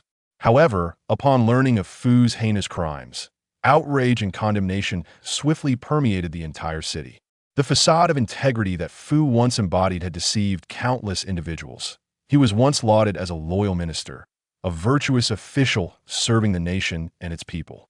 Tales circulated in the marketplace, lamenting that the royal family had but a single illiterate prince, and without Prime Minister Fu's support, the nation could not possibly endure. Such words had once garnered Fu immense acclaim, yet now they serve as fodder for ridicule. The populace was left astounded by the magnitude of his corruption. As the execution was carried out at Fujiapo, the throngs of onlookers converged, rendering the execution ground impassable. I was wrong. I acknowledge my faults. The disheveled Fujiapo lay prostrate on the ground, stripped of his former grandeur, reduced to a state of fear so profound that he required assistance to move. Though he had been granted a second chance at life, he could not escape his fate. He had once envisioned ascending to the pinnacle of power, harboring disdain for Liu Ke, while dispatching the eunuchs Wang Jin and others to torment him. Now, these actions had become the very evidence of his guilt. He was reviled by the common folk throughout the realm, particularly those along the banks of the Yellow River, who would spit at the mere mention of the name Fujiapo, a dog official who feasted on the blood of the people. Bai Xianwei stood atop a high building, choosing not to gaze upon the spectacle below. Previously, he had acquired a system. Now, he had been reborn. He was merely entering an E-level new world, devoid of any fantastical or supernatural elements. The main narrative involved those overlooked by the world consciousness, either out of jealousy seeking to harm the male protagonist or subjecting him to various forms of oppression. Though the new storyline had yet to depict the protagonist's demise, it remained uncertain if ascending to higher realms would entail greater peril for the protagonist, or if death loomed as a possibility. In both worlds, the protagonist was the soul he cherished. Bai Xianwei could not fathom the prospect of the protagonist enduring even worse tribulations. Who exactly was the protagonist? What purpose did the system serve? These questions remained unanswered for Bai Xianwei. Chapter 49. This emperor is a white shell with a black filling. Liu Ke approached from behind, observing the solitary figure of the Grand Tutor, and hastily grasped Bai Xianwei's hand, shielding his eyes. He presumed the Grand Tutor was disturbed by the scene below and anxiously implored him to look at him instead, forgetting entirely that the Grand Tutor was a seasoned general accustomed to the battlefield, and that such concern might be misplaced. Bai Xianwei's long eyelashes fluttered softly, and any trace of worry was instantly dispelled. Smiling gently at Liu Ke, he remarked, "Have you forgotten that I am not afraid of such sights?" Liu Ke withdrew his hand as if shocked, his voice tinged with embarrassment as he noted, "The Grand Tutor appears to be in a rather foul mood. Having resolved a significant source of distress, why does he possess such a desolate gaze?" The gentle brush of the Grand Tutor's eyelashes against his palm sent a shiver through Liu Ke, who clenched his fist, yearning to grasp something tightly. Naturally, Bai Xianwei could not disclose his thoughts to Liu Quebec. For now, Liu Ke was well and truly present before him, which sufficed. Regardless of where the protagonist might find himself in the future, Bai Xianwei was resolute in his determination to seek him out. Contemplating this, Bai Xianwei's gaze deepened as he regarded Liu Ke, feeling an inexplicable warmth from the Grand Tutor's watchful eyes. Liu Ke experienced an unsettling sensation, as if all of his innermost thoughts had been laid bare, causing his heart to flutter. Surely not. How could the Grand Tutor suspect that he had developed feelings for him?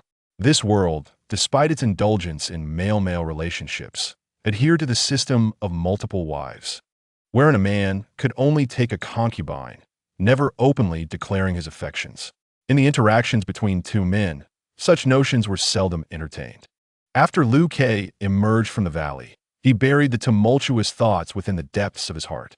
He wished to avoid witnessing the disappointment in the Grand Tutor's eyes upon learning of this matter. Thus he resolutely suppressed his inclinations towards intimacy. Only in the stillness of the night would he toss and turn, consumed by longing that corroded his heart. Bai Xianwei sighed, assuring that he was not unhappy. Rather, he was preoccupied with thoughts of how, once this matter was resolved, His Majesty would finally stand alone, which left him somewhat flustered. Had any ordinary subject dared to voice such sentiments, Liu Ke would have suspected them of harboring disdain. Yet, upon hearing the Grand Tutor's words, his heart softened a fraction. Bai Xianwei shared a similar sentiment, akin to a parent witnessing their child grow up. I have matured, yet I shall always hold respect for Brother Wei. Liu Ke, harboring personal sentiments, refrained from referring to himself as I. The small attendant behind him trembled, lowering his head and pursing his lips, horrified in silence. He discerned something but dared not speak, instead wishing to blend into the wall like a ghost. Very well, Bai Xianwei said, ruffling his hair, noting that he was nearly as tall as Liu Ke now.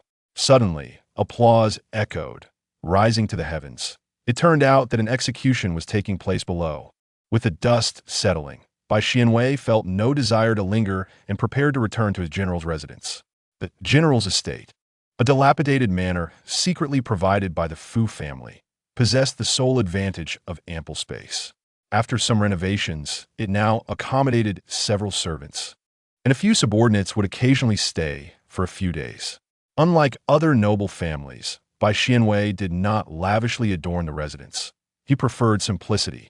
He even cleared a patch of land beside his quarters to cultivate plants, reflecting a leisurely disposition. Previously, Liu Ke had been incited by a eunuch, who sought to provoke him into a furious outburst regarding the then-General Xuan Wei's choice to reside in and rather than the general's estate. At that time, Liu Ke played the fool, choosing to feign fear rather than comply with another's expectations. Reflecting on that incident now, he still bore a frown. He had contributed to the renovations of the general's estate, yet occupying his position, he wished to conceal his nocturnal escapades from the palace. Fearing the attention of those with ulterior motives, Liu Ke inquired if he might visit the general's residence, eager to glimpse the domain where Bai Xianwei dwelled. Without hesitation, Bai Xianwei consented. The general's residence was not in close proximity to the imperial city. Such a vast estate would have cost double had it been situated nearer, a sacrifice the stern former chancellor would not entertain. Their journey to the general's estate consumed a fair amount of time. In the carriage, Liu Ke poured a cup of fragrant tea for Bai Xianwei. The latter lifted the cup, savoring small sips, feigning ignorance of the adoring gaze across from him. He had no intention of revealing Liu Ke's innermost thoughts, for ultimately, the decision lay with Liu Ke to ponder. Would he choose to walk hand in hand through life with him? Bai Xianwei believed Liu Ke's feelings were not merely a fleeting infatuation of youth. Yet such monumental life decisions could not be hastily made. Furthermore, Bai Xianwei himself felt a twinge of uncertainty within. In the realm of love, all are equal, plagued by uncertainties. This notion elicited a mischievous smile from Bai Xianwei, prompting a sigh of resignation from the system. The male lead still had much to strive for. After spending so many years with the host, the system had developed an inseparable bond with them. Upon arriving in this world, it mourned the loss of the previous male lead, the very one it had aided in vanquishing the antagonist. To facilitate the host's journey, the system initially suppressed the reminders of the male lead's redemption progress. However, upon realizing that this male lead's soul was that of the last, the system joyously reactivated the reminders, albeit with reduced frequency, alerting only at significant milestones. It pondered why the host had navigated the previous world with such ease, inherently possessing a mischievous nature. Upon reaching the general's mansion, Liu Ke entered the courtyard and noted the lamentably few servants attending the main residence. He preferred to maintain a distance from others, especially concerning private matters. Yet, his interactions with the Grand Tutor were notably more intimate, with the Grand Tutor showing no inclination to refuse. As this thought crossed Liu Ke's mind, a smile broke across his face. Bai Xianwei, sensing Luca's dalit, covered her lips and enticingly asked if he wished to take a look inside. Naturally, Liu Ke yoi feli consentith. Bai Xianwei's chamber was a novel experience for Liu Ke, possessing a unique charm. He was unaware that Bai Xianwei had been a modern individual in her past life, with certain sleeping habits that deviated from a norm. For instance, the bed in her room was devoid of any barriers on either side, positioned to allow sunlight to stream in, and was in close proximity to the window, adorned with two plush toys. Upon seeing these two toys, Liu Kei could hardly believe his eyes. Bai Xianwei picked up one of the plushies, its soft texture lifting his spirits even further. "What do you think of this doll, Liu Kei?" she inquired. Liu Kei felt his ears flush, stammering, It's very cute. Baigu loves such adorable things. Baigu is so charming." Liu Kei's eyes sparkled as he felt as though Bai Xianwei, who seemed ethereal, had suddenly descended beside him. The room was suffused with her essence, and the enveloping sensation was exquisite. Bai Xianwei placed the plush toy in Liu Kei's hands and asked, "Do you like it?" "Yes, it's so cute," he affirmed, referring to Baigu. "Then Liu Kei must hold it every night while sleeping. Is this toy a gift for me?" Liu Kei's mind was in a daze, as if struck by a sudden realization. He would now sleep with the plush toy that accompanied Baigu each night. Chapter 50. This Emperor is Deceptively Sweet. Redemption Progress 20. Currently 60. Embracing the plush toy, Liu Kei wore a content expression, which caused Bai Xianwei to involuntarily curve the corners of her eyes. It was astonishing that such a display had achieved a milestone in redemption progress. She felt a profound joy in teasing Liu Quebec. Lost in thought, yet reluctant to express his feelings, Liu Kei welcomed Bai Xianwei to his general's residence. Bai Xianwei, with playful intent, declared that he would prepare a splendid feast to entertain his guest. This prompted Liu Kei to reminisce about a time when Bai Xianwei had lovingly cooked for him during an illness, a meal that was both light and soothing, marking the most fulfilling culinary experience of his life. However, the labor of cooking weighed on his mind. He recalled how Bai Xianwei had been too lazy to even peel shrimp. "There's no need for that. A simple meal will suffice," Liu Kei quickly interjected. Bai Xianwei, with a hint of mischief, countered, "But I truly wish to cook. Will you assist me?" Liu Kei nodded fervently, sincerely promising to lend a hand. In that moment, he entertained the notion of learning to cook, not for any other reason than to witness the satisfaction on Bai Xianwei's face as he savored the meal Liu Kei had prepared. With Bai Xianwei's sudden whim to cook, the two found themselves in the small kitchen of the courtyard. The bewildered chef welcomed them, having received no prior notice that the general would be cooking. "This needs peeling," Bai Xianwei directed. "This must be scrubbed, and this should be sliced." Liu Kei, caught in the flurry of activity, fumbled about. But when he turned to glance at Bai Xianwei, clad in an apron and diligently preparing the dishes, his expression softened in disbelief. It felt as if they were a devoted couple, earnestly living their lives together.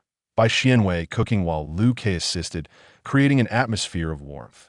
As dish after dish emerged, stir-fried green beans with meat, pan-seared fish, and shrimp soup, Liu Kei acquired numerous techniques for handling various ingredients. Bai Xianwei meticulously inspected the stir-fried green beans, the slightly charred pork belly, and the tender crisp green beans, which were undeniably appetizing. He then brought forth a bottle of honey. "What do you think about adding a touch of honey, Liu Kei?" He interjected. "No, please don't. Your lack of kitchen experience does not equate to a lack of dining experience. This could lead to culinary disaster." Bai Xianwei, undeterred, expressed his lingering desire to innovate, suggesting that a hint of honey might enhance the dish. In a rush, Liu Kei instructed the servants to remove the dishes, determined to thwart Bai Xianwei's culinary ambitions. With no ingredients left to experiment upon, Bai Xianwei reluctantly set down the honey. Later, as they enjoyed the stir-fried green beans with meat in their room, Liu Kei felt a sense of relief for having thwarted Bai Xianwei's whims. "Next time, I want Liu Kei to cook for me," Bai Xianwei whimsically demanded of his emperor. Liu Kei paused, slightly taken aback, yet found no discontent in his heart as he promised, "I shall endeavor to learn." Cooking would become a priority upon his return. After their meal, Liu Kei, having inadvertently overeaten, suggested a stroll with Bai Xianwei to aid digestion. As they passed by a small courtyard, he noticed an incongruous patch of land that had evidently been carelessly tilled by someone, with a hoe abandoned nearby. The seeds appeared to have been scattered haphazardly, resulting in seedlings sprouting sporadically. Liu Kei scrutinized the area several times, formulating a suspicion that this land must belong to the Grand Tutor. Bai Xianwei chuckled, remarking that the wind was rather strong, causing the seedlings to be blown about unevenly. It seemed as though he hadn't invested any effort in planting them neatly in the first place. Liu Kei chose not to expose him, merely curling his lips in agreement. Acknowledging the mischievousness of the wind, Bai Xianwei, feeling a rare blush of embarrassment, quickened his steps to distance himself from the area. The servants passing through the general's residence were not all familiar with the emperor. Seeing the general in such close proximity to another person piqued their curiosity. The general was known for his aloof demeanor, having spent so long in the capital without any close friends to engage in leisure activities with. Moreover, he showed no interest in courting young women or even taking a concubine, often interacting little with the servants. Many were left wondering who could possibly stir such emotions in the general. Today, they were fortunate enough to witness a smile gracing his features. One servant discreetly inquired of another, asking who the person beside the general was. Upon receiving the answer, their eyes widened in astonishment. Compared to the imperial palace, the general's residence appeared rather modest, lacking in extravagant flora or elaborate rockeries and murals, yet it exuded a warm and inviting atmosphere. If anything could be considered costly, it would be the hot spring by Xianwei used for bathing. The air was refreshing, and after walking for a while, Liu Kei felt a wave of relaxation wash over him. Noticing this, Bai Xianwei smiled and said, Liu, if you enjoyed here, you're always welcome to visit the general's residence. His tone was earnest, causing Liu Kei's heart to skip a beat. It seemed their relationship with Wei Ge could deepen. An invitation to frequently come visit suggested that there would be ample opportunities for them to spend time alone together. Liu Kei quickly agreed, suppressing the fervor in his eyes and feigning innocence. Then may I stay overnight at Wei Ji's place? I am often alone in the palace and have trouble sleeping at night. It would be wonderful to rest like last time. He quickly added, I'm not suggesting we share a bed, just that I would like to sleep in the adjacent room. I feel I would sleep more soundly next door to Wei Ge. Bai Xianwei had no objections. If Liu wished it, of course, it could be arranged. In a moment whereby Xuanwei's gaze was directed elsewhere, Liu Kei swiftly smirked to suppress his exuberant delight. Thank you, Wei Ge. Bai Xianwei placed a hand on Liu Kei's shoulder, and Liu Kei adopted a compliant demeanor. Now that he had received permission to stay, Liu Kei was eager to settle in, looking forward to spending the night in the room next to Bai Xianwei. After the servants prepared the room, he sat for a moment before asking one of them, What is the general currently doing? The servant, taken aback by the question, soon realized it was not a matter that should remain secret, especially given the inquirer was the emperor. He respectfully replied, Your Majesty, the general is currently enjoying a hot spring bath. Bathing? The mere mention of the word instantly ignited Liu Kei's imagination. Bai Xianwei, having spent years leading troops, possessed a strong physique defined by muscles, not in an exaggerated manner, but rather in a way that suggested a refined gentleman when donned in a long robe. His body bore distinct contours, and emerging from the water, droplets would glisten upon his collarbone, while his waist featured two gentle curves. Liu Kei recalled a time he had encountered an insurmountable dilemma. He could not bear to dishonor the esteemed Grand Tutor.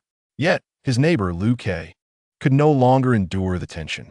Having not yet bathed, he made his way to Bai Xianwei's chamber to await his arrival. A cool breeze enveloped him, yet it did nothing to quell the fervor igniting within his heart. Rather, it intensified it. After a while, the wooden screen behind him emitted a gentle rustling sound against the floor. Liu Kei stiffened and turned, and upon witnessing the scene behind him, he felt as if he had turned to stone. Bai Xianwei emerged draped in a bathrobe, its loose fabric enveloping his upper half, while his damp, inky tresses clung delicately to his skin. Perhaps due to Bai Xianwei's height, the hem of the robe barely reached the tops of his thighs, exuding an alluring aura that captivated Liu Kei's gaze. Leaning against the screen, Bai Xianwei gently rubbed his hair with a soft towel. Observing Liu Kei's expression. He handed him the towel, his voice dripping with seduction even in the depths of night. Wipe my hair. Entranced, Liu Kei accepted the towel and began to dry Bai Xianwei's damp locks.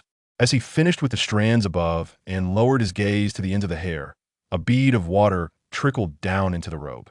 Liu Kei's mind clouded, and he instinctively touched his nose. Thankfully, it was unscathed. In the midst of this torment, As he dried the dark tresses, Liu Ke marveled at his own resilience. It was a time of youthful vigor. To avoid embarrassing himself before Bai Xianwei, he exerted every ounce of his willpower. Suddenly, Bai Xianwei brushed his forehead, where beads of perspiration had formed. "Alu, you have yet to bathe, I see," Bai Xianwei remarked, his tone laced with concern. "The hot spring is quite warm. You should try it." The hot spring, where Bai Xianwei had just soaked, beckoned. Liu Ke rose abruptly, unable to linger any longer. Bai Xianwei was a potent poison to him, and he felt he could barely contain himself. "I shall go to the hot spring," he exclaimed hastily, departing in a flurry. Indeed, the hot spring was the most opulent part of the general's estate, crystal-clear waters bubbling forth from the earth, enveloped in mist that created an otherworldly ambience.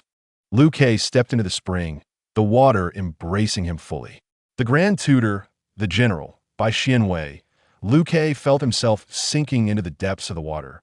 Regretting his earlier thoughts, after soaking, Liu Ke ultimately dared not indulge further and returned to his chamber to sleep. Yet that night, his dreams were vividly enchanting. On the following day, Liu Ke awoke with a sense of unease, and upon inspecting the sheets, he was met with a startling revelation. "Liu Ke," he gasped, trembling as he clutched the sheets in a tight bundle. That morning, the secret guards first set foot in the General S estate, specifically in the main courtyard. Previously, the emperor had instructed them to gather information across the capital S residences, but had never allowed them entry into the General S domain, leaving them with scant knowledge regarding General Xianwei and his affairs. The shadowy figure discreetly carried a small bundle, evading the gaze of passers-by, and entered the adjoining structure of the main courtyard. He then produced a set of bedding and carefully arranged it on the bed, while removing a set of filthy sheets from a corner. The entire process was executed with remarkable efficiency. One might easily mistake it for the theft of state secrets. Upon receiving the information transmitted by the system, Bai Xianwei found himself at a loss for words. Yet he couldn't help but chuckle, especially as he observed Liu Ke stalling in his presence, seemingly fearful of being discovered. "Ha ha ha. Brother Wei, did you sleep well last night?" Liu Ke endeavored to strike up a conversation. Bai Xianwei suppressed a smile, replying, "I slept splendidly. And you, Alu?" "Quite well," Liu Ke replied, though he dared not reflect on the chaotic dreams that plagued him the previous night. He blinked nervously, suddenly reminded of a secret he had yet to disclose to the Grand Tutor regarding the old palace maid who once aided him.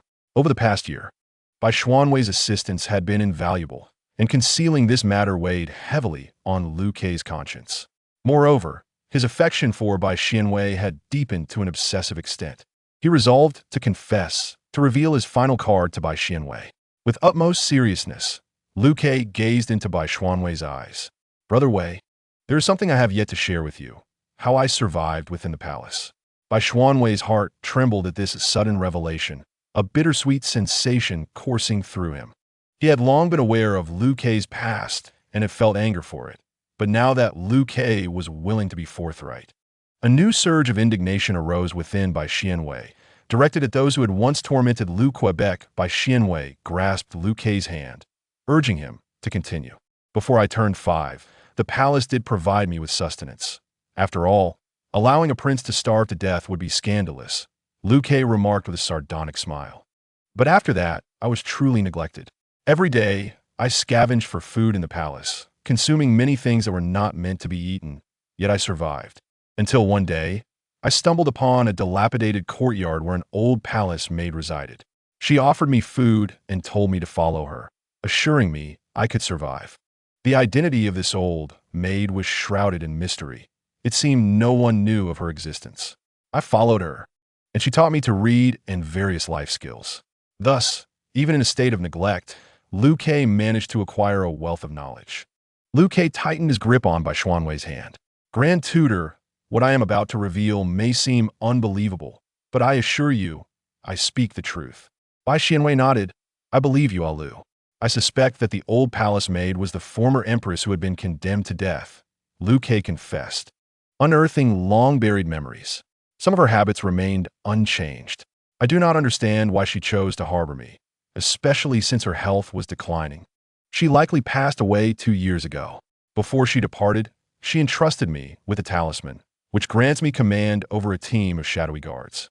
As Liu Kei's eyes gradually reddened, I sensed that she had something to convey, yet ultimately, her words remained unspoken. This served as a subtle foreshadowing within the original narrative. Bai Xianwei, understanding her unvoiced sentiment, gently embraced Liu Kei, who rested her head upon his shoulder. I can present the envoy to Wei Ge for his inspection. He may command them to undertake various tasks. Bai Xianwei did not decline, recognizing this as Liu Kei's heartfelt trust in him. They would also fulfill the uncompleted wishes of the elderly palace maid. With the eradication of the toxic presence that was Chancellor Fu, the court began to exhibit a flourishing vitality. The faction of the Chancellor had been dismantled, and Liu Kei had effectively severed the hands and feet of the corrupt officials and treacherous ministers. What remained, however, required a methodical approach. This time, the measures employed were rather brutal, instilling a sense of fear that rendered many officials reluctant to emerge, akin to frightened mice. Seizing the opportunity, Liu Kei actively sought out talents. Those capable of governance were appointed, and those adept at various tasks were engaged, ensuring that resources were utilized to their fullest potential. A wave of fresh blood surged into the court. Coupled with Liu Kei's enactment of numerous new policies, capable individuals flocked to the capital. Akin to carp leaping over the Dragon Gate, the original officials began to feel a sense of crisis.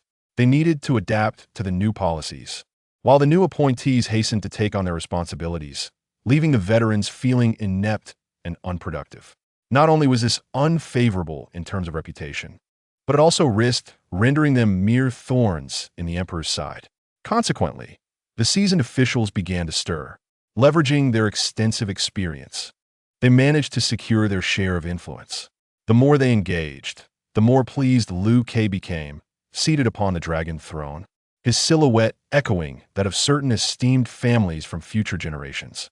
Years passed, and Liu Kei had firmly established himself as the sovereign of this realm. The struggles of his past seemed like a distant memory. Clad in a dragon robe, he appeared even taller, exuding an air of nobility that deterred others from approaching too closely. The colossal dragon, soaring majestically, gazed down upon the world, commanding respect without the need for anger. Chapter 52. This emperor is of pale skin and dark filling. Recently, Liu Kei's most vexing concern was perhaps the persistent marriage proposals from the ministers. With the nation stabilized, some of the veteran officials, who had previously worked tirelessly, now turned their attention to the emperor. In an instant, they were filled with dismay. How could the emperor, at such an age, still have not chosen a consort? It was their oversight. As the sovereign, it was paramount to establish a national mother soon, and to ensure the birth of more princes to solidify imperial authority. Reflecting on this, they felt a wave of regret for having overlooked such an essential matter. Consequently, they began to submit petitions, urging the emperor to hold a selection process to find a group of consorts. Liu Kei, however, prioritized state affairs and rejected each request with a firm stance, dismissing them as mere distractions. He rubbed his temples, tossing the petitions back, commanding them to focus on their duties. Although the marriage proposals diminished somewhat, other matters could not be easily averted. During the Mid-Autumn Festival, a grand banquet was held, where civil and military officials celebrated joyfully with their families, contemplating the idea of allowing the emperor to partake in such merriment. As the rounds of song and dance unfolded, the performances were predominantly by young maidens, who cast flirtatious glances, clearly not the court's designated entertainers. Liu Kei glanced around and noticed several daughters of ministers present. He sighed, unable to simply leave, especially with Bai Xianwei still in attendance. Instead, he focused intently on his esteemed tutor, ignoring the lively performances below. "General, it seems the time has come for you to consider a union, yet none of the suitors have made an appearance," a boisterous general slurred, prompting the seated audience to perk up in anticipation of an answer.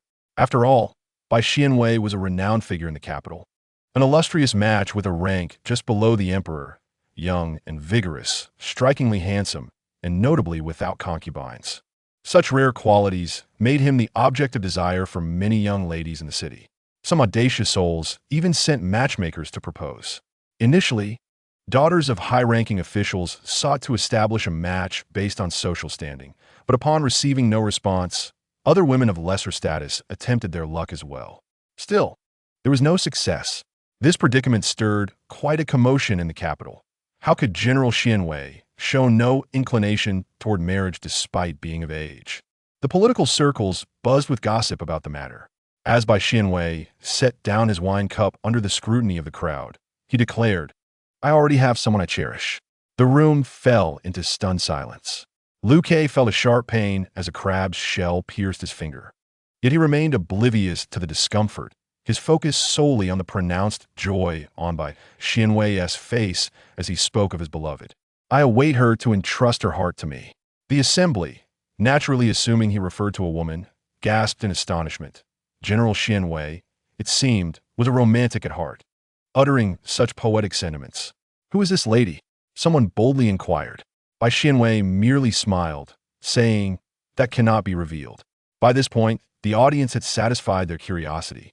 The reason behind General Xianwei's refusal of all proposals was now apparent. He already had someone in his heart, news that would undoubtedly shatter many hearts across the city. In fact, one heart had already broken. Liu Ke felt darkness encroaching on his vision. With only the image of Bai Xianwei's smile, when speaking of his beloved, remaining in focus. He already has someone he loves, waiting for her to lay her heart before him. Each word struck Liu Ke's heart like a whip, leaving him in a state of anguish, raw and bleeding. "Bai Xianwei, why must you be so heartless?" Tears threatened to spill from his eyes. "Your Majesty, your hand." Xiao Weizi, having just finished eavesdropping, turned to see the emperor's finger had been gashed by the crab shell, blood oozing into the dish. Startled, he quickly removed the shell and called for the physician. Liu Ke shut his eyes, surrendering to the chaos surrounding him. Bai Xianwei, realizing that Liu Ke had misunderstood the situation, swiftly rose to his feet. Understanding the urgency of the moment, with many ears around, he first grasped Liu Ke's finger to stem the bleeding, while the physician, ready at hand, hurried over to treat the emperor. Bai Xianwei gazed with concern, while Liu Ke bit his lip, unable to meet his eyes. Why, oh why, could he not be the one? Liu Ke understood that these were merely his own delusions. He was not even a woman. How could Bai Xianwei, who had painstakingly guided him to secure the throne, possibly harbor feelings for his disciple? He was simply a love-struck fool, lost in irrationality. The imperial physician had bandaged his wounds, yet the atmosphere remained particularly tense. Liu Ke gestured for him to withdraw. The banquet must continue, for a day of reunion should be filled with joy and merriment. Only he felt a profound sense of solitude in this moment. As was customary each year, Xiao Weizi presented Bai Xianwei with meticulously peeled shrimp and crabs.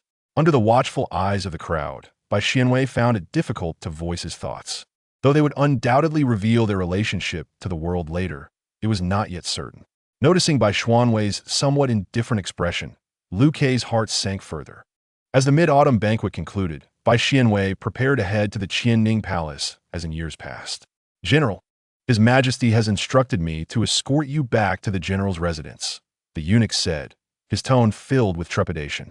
A sense of urgency gripped Bai Xianwei. This misunderstanding was far from his intention of presenting Liu Ke with a romantic surprise, and he never anticipated it would unfold this way. He wished to proceed to the Qianning Palace, and the eunuch showed no signs of restraint. "Wait a moment, host," the system suddenly interjected, appearing from seemingly nowhere. "You might want to return first. I noticed the male lead has changed into black attire, possibly hinting at a surprise." The system, lurking within the palace, had seen Liu Ke hastily donning a complete outfit of black. Moreover, was this not clothing the host had once worn? Such infatuation was truly daunting. Upon hearing this, Bai Xianwei raised an eyebrow and swiftly changed his mind. Soon, as the night deepened, the breaths within the room grew steady, signaling that the person on the bed had succumbed to a deep slumber. A shadow appeared at the window. Bai Xianwei parted his lips to speak, but remained silent, fervently grinding those three characters upon his lips. He quietly approached the bedside, his gaze fixed upon the sleeping figure's brow and eyes. He reached out, gently brushing a lock of inky hair and pressing a soft kiss upon it. "Is it not enough to simply gaze upon me? Look at me, look at me." Look at me. Liu Kei, inherently obsessive, pursued what he desired with fervor and tenacity. Yet, Bai Xianwei was not an object. He was a sentient being, and moreover, his mentor. Liu Kei respected him and could not force him. The man trembled, his lips quivering, as a crystalline tear traced down his cheek beneath the moonlight. He released the dark strands of hair and leaned down, greedily inhaling the essence of Bai Xianwei. Ultimately, a trembling kiss fell upon Bai Xianwei's lips. Just a single kiss. To indulge in his own fanciful notions, he resolved not to disturb the other any further. Wishing him happiness. Your Majesty, after nurturing you for so long, I have reared such a heartless creature. How utterly disgusting. Liu Kei had already envisioned the scenario should Bai Xianwei awaken at this moment, discovering his actions. A bitter taste filled his heart, and even the gentle kisses he bestowed bore the flavor of sorrow. Bai Xianwei, how can I wait for your heart? Chapter 53. This emperor is white-skinned with a dark filling. In the stillness of the deep night, the world lay in perfect silence, enveloped in darkness as thick as ink. A faint glimmer of moonlight, barely perceptible, seeped through the narrow crevice of the window, offering just enough illumination to discern the outlines of the surroundings. A man cloaked in black knelt reverently, kissing the person resting upon the bed as if he were in the presence of the most precious treasure in existence. With each tender caress, their breaths began to mingle softly. Liu Kei was acutely aware that Bai Xianwei was undoubtedly the most cherished individual in his life. Yet regrettably, this precious bond did not belong to him. After a series of gentle kisses, the slumbering Bai Xianwei seemed to feel a tickle on his cheek, slightly turning his head. His hair brushed against the silken quilt, creating a delicate rustle. Liu Kei held his breath. The aura of menace surrounding the sleeping Bai Xianwei dissipated, revealing a serene and beautiful visage. Little did he expect an uninvited guest to infiltrate his chamber that night. Startled by the shift of Bai Xianwei's head, Liu Kei instinctively turned his face away, distancing himself several feet to prevent his breath from disturbing the slumbering figure. At that moment, he found himself in a dilemma. If he were to kiss again, he feared awakening Bai Xianwei. Yet if he were to depart, the yearning within him would be unbearable. After all, these moments of intimacy with Bai Xianwei were rare.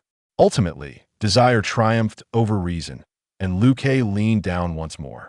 This time, his lips did not land on the edge, but in the very center of those enticingly soft lips. How tender they were.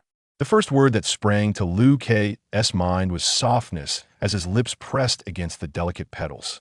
After their lips met, he found himself frozen, not from lack of desire, but from uncertainty about what to do next. Such education had never been imparted to him. With only a scant understanding, Liu Kei lingered against the lips he had longed for. Even this simple act filled him with an overwhelming sense of fulfillment. They remained closely connected for 3 or 4 minutes before Liu Kei prepared to rise. Bai Xianwei, who had been eagerly anticipating his next move, found himself momentarily stunned. Was that all?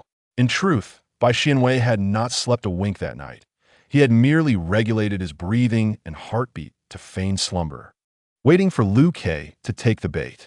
Though his eyes were closed, he was acutely aware of everything around him, even the minutest detail, including the attire Liu Kei wore, which was the same as that worn during Bai Xianwei's previous nocturnal foray.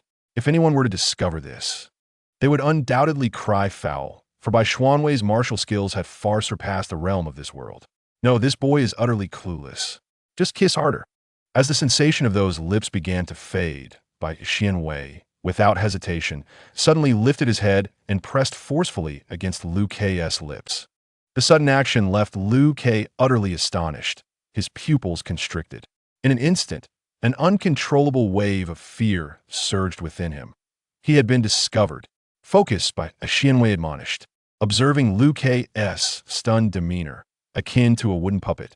Liu Kei, at a loss, lowered his head, breathing in synchrony with Bai Xianwei, his heart pounding like thunder. After a prolonged moment, the kiss concluded, leaving Liu Kei in a state of disbelief. "Wei go," he murmured. Bai Xianwei smirked, a subtle, enigmatic smile gracing his lips. "I was feigning sleep. I noticed you the moment you entered." "Ah, Liu, Your audacity is quite remarkable. There was no reprimand, no disappointment. Liu Kei found it hard to believe, even questioning whether this was merely a dream. He struggled to steady his rapid breathing. Wei Ge, aren't you going to scold me? Bai Xianwei pretended to be puzzled. Scold you for what? Liu Kei's heartbeat quickened, thumping as if it might leap from his throat, his voice trembling with tension, resonating clearly in the silent room. For harboring delusions of defiling you, for sneaking into your room at midnight, for being repulsive. Has Alu not realized yet? At that moment, Bai Xianwei slowly shifted, wrapping his arms around Liu Kei's neck, extending his leg to press him down. The distance between them was merely a blanket away. I was fully aware of your arrival, yet chose not to intervene. When you kissed me, I opted to feign sleep. Do these actions not sufficiently convey my feelings? Liu Kei was utterly mesmerized by the scene before him. He had never anticipated such a seductive expression to adorn Bai Xianwei's face. Beautiful yet perilous, drawing him in irresistibly. His breath, which had barely calmed, quickened once more. With all his willpower, he hoarsely inquired, Wei Ge, do you also have feelings for me? Bai Xianwei answered without words, demonstrating his intentions through action. No longer languidly reclined on the bed, he deftly flipped over, swapping positions with Liu Kei in an instant. Let us find out, shall we? The atmosphere crackled with tension. However, Liu Kei, inexperienced, awkwardly faltered. Bai Xianwei, embodying the patience of a seasoned tutor, gradually guided him. With a gentle motion, Liu Kei suddenly grasped the concept.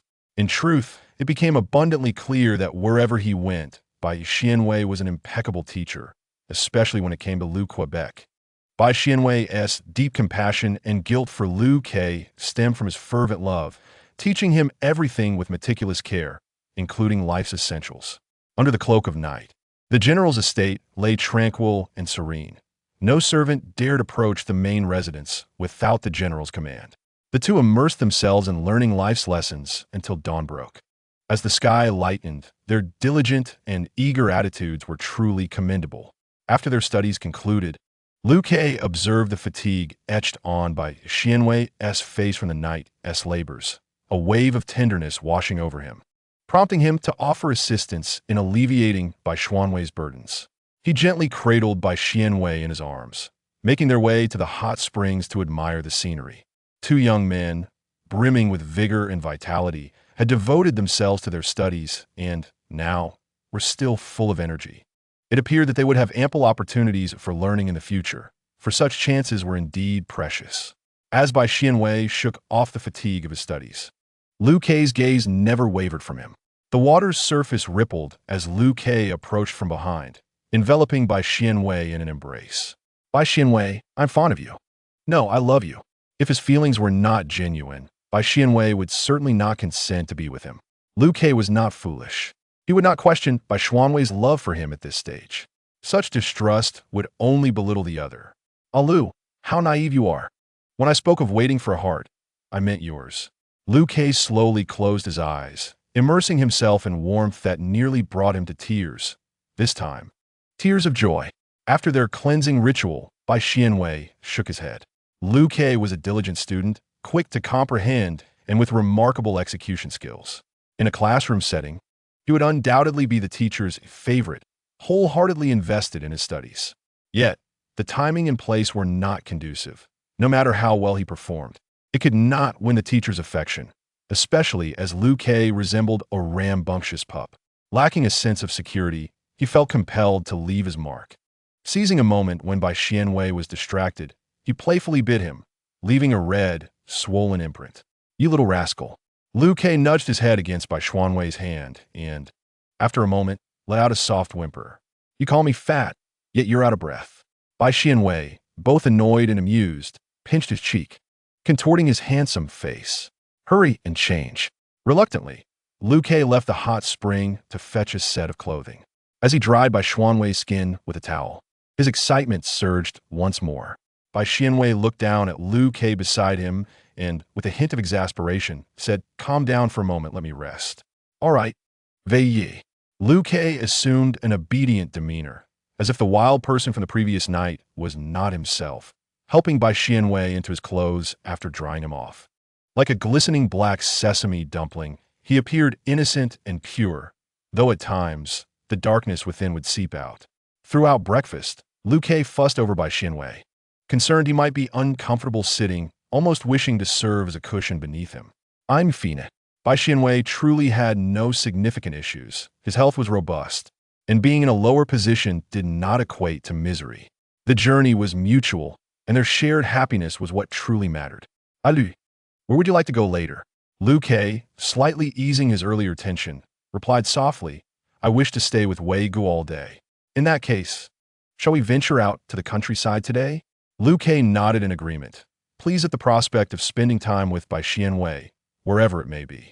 At this moment, deep within Liu Ke's heart, an indescribable sense of unease and apprehension lingered. After all, in the span of a single night, events had undergone a dramatic transformation. Having ventured stealthily into the general's residence, he had steeled himself for the worst, fully aware of Bai Xianwei's formidable martial prowess. To remain undetected was nearly impossible. Yet, driven by an obsessive compulsion, Liu Ke had infiltrated the place. Should he remain unnoticed, he would honestly struggle to ascertain his own intentions for coming here. If discovered, enduring punishment, scorn, or disdain would be entirely expected, and he would undoubtedly choose to bear it silently, never retaliating or uttering a word in defense.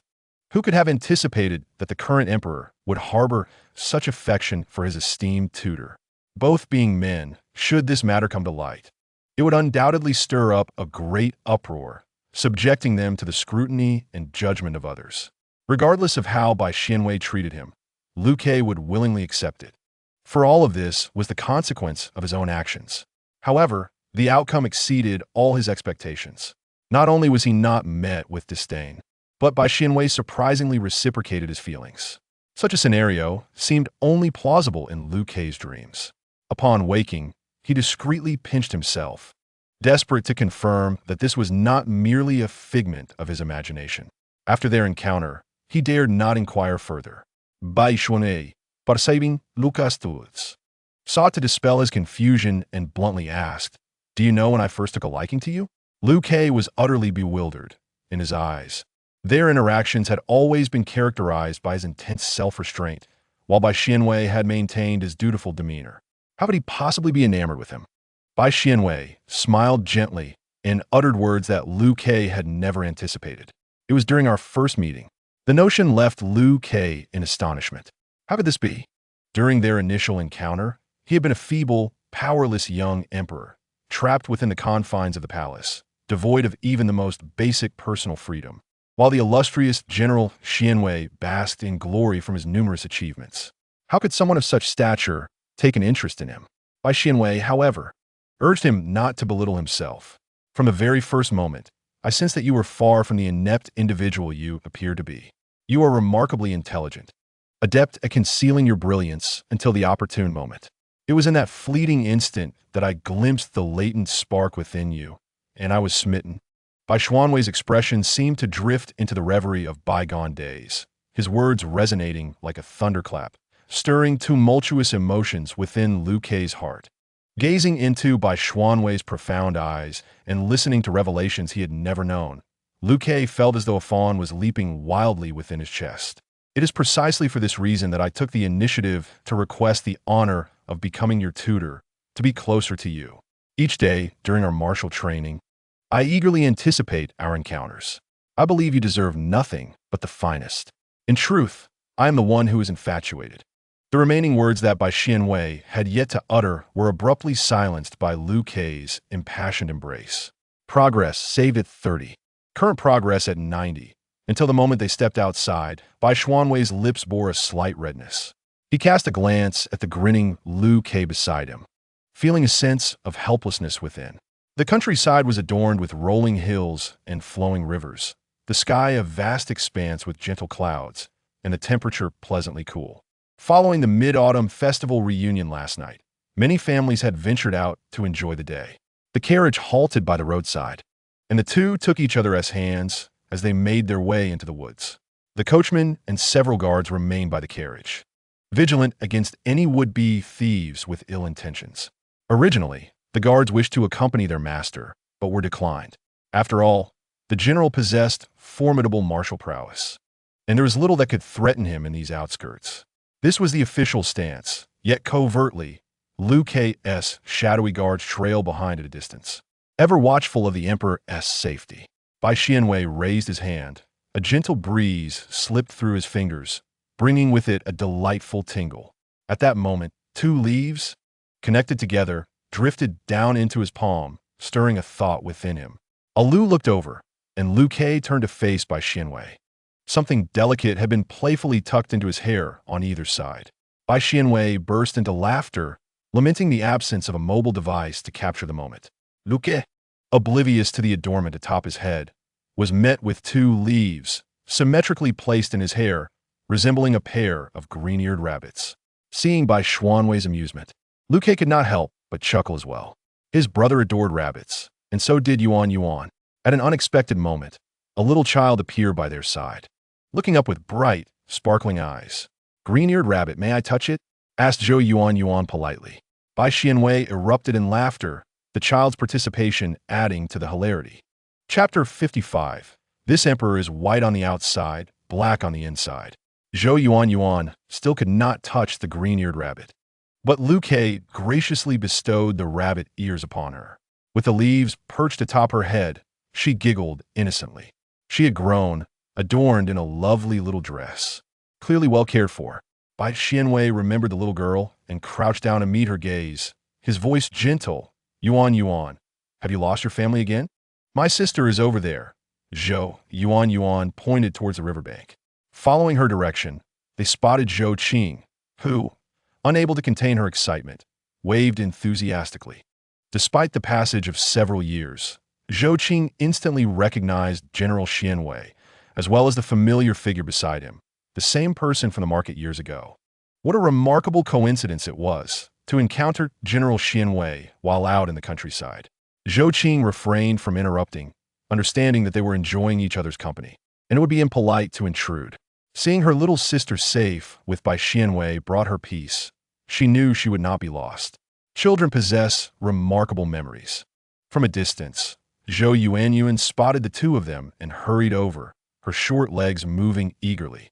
In her hand, she carried a bag of oiled paper.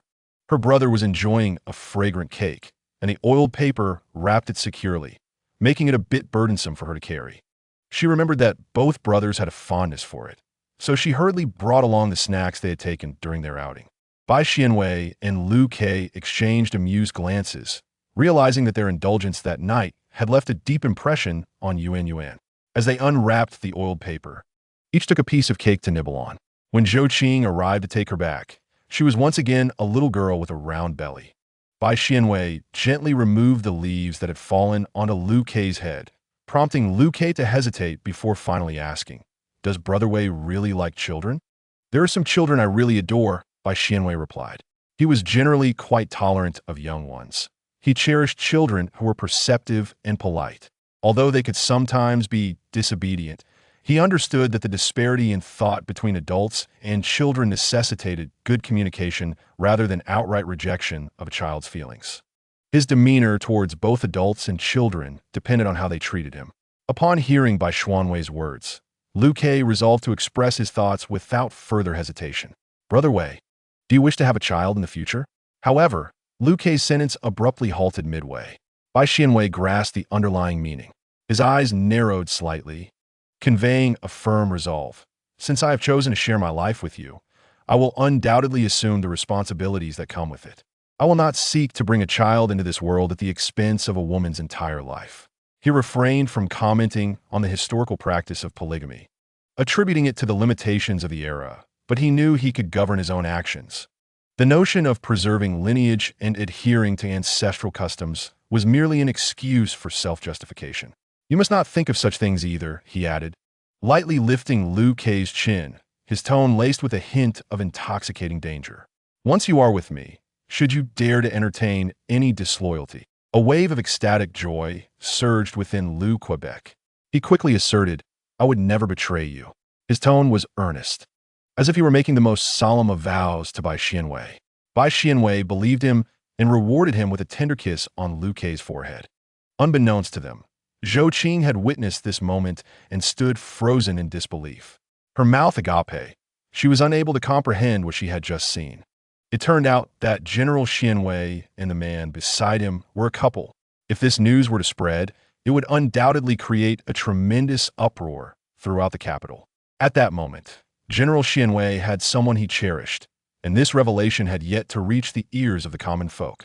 Many officials were likely still in a drunken stupor, sleeping soundly in their homes. Zhou Qing was the first to uncover the truth. Before departing, she sighed in her heart, wishing the two happiness. After all, encountering a beloved in this life is a rare fortune, and who cares if it defies societal norms? Zhou Qing smiled with a sense of liberation. As a female protagonist disguised as a man in a position of power, her mind is remarkably agile. She rejects the notion that women should confine themselves to domestic roles of supporting their husbands and raising children. Through her observant nature, she has discerned that many women possess capabilities that far exceed those of the men in the outside world, yet they remain shackled by societal constraints. Is this not a profound waste of potential? By relegating women to the home, society overlooks the invaluable contributions they could make, thereby perpetuating a tragic existence. Zhou Qing vows to transform such a world. However, voicing her thoughts at present would be too shocking for conventional society. Even her parents remain unaware of her aspirations. Instead, she diligently strives, awaiting the day when she can shine brightly in the future. Years later, upon entering the political arena, Zhou Qing gazes up at the dragon throne, her path to an illustrious career illuminated. Daily, she receives petitions urging the emperor to select consorts and bear heirs. Yet, the ministers discover that there is now one more voice opposing these petitions, General Xianwei. Whenever a proposal for selecting candidates is raised in court, the emperor cautiously glances at General Xianwei before decisively rejecting it and critiquing the recent work of the petitioner. Initially, the punishment for such petitions involved assigning the petitioner additional tasks. Yet after several instances, Liu Ke astoundingly notices that some ambitious officials deliberately submit petitions for the selection of candidates, hoping to receive feedback on their work. Liu Ke promptly rectifies these. Though some still attempt to submit petitions for the selection of candidates to elicit feedback, the situation has improved significantly. The practice of reviewing work has led to the advancement of officials, which is indeed a positive outcome. As time progresses, this trend becomes increasingly prevalent. Recently, those uncertain about the quality of their work consider submitting petitions for the emperor to select candidates. Upon discovering that General Xianwei has also begun opposing such proposals, some are left astonished. The selection of consorts is a favorable endeavor. If there are no suitable women in one's household, what could possibly be lost in opposing it? Curiously, a strategist privately inquires. He recalls General Xianwei's inscrutable expression as he uttered a statement that left the strategist utterly dumbfounded. The emperor and I are in love. We have already pledged ourselves to one another. Strategist? What? Each word is clear, yet together they elude my comprehension. Is this even human discourse? The strategist clutches his racing heart. General, you jest, do you not? Bai Xianwei shakes his head, asserting that the emperor will never take any concubines. They have already made a lifelong commitment. The strategist, momentarily stunned, suddenly slaps his thigh in realization. General, have you been deceived? This cannot stand. I must speak with the emperor. This heartless wretch has exploited our general's arduous efforts to secure the throne, only to deceive him so? What nonsense about lifelong commitment and foregoing a harem? Who would believe such drivel? Well, not that I consider our general a fool, but as they say, the one embroiled is often blind to the truth.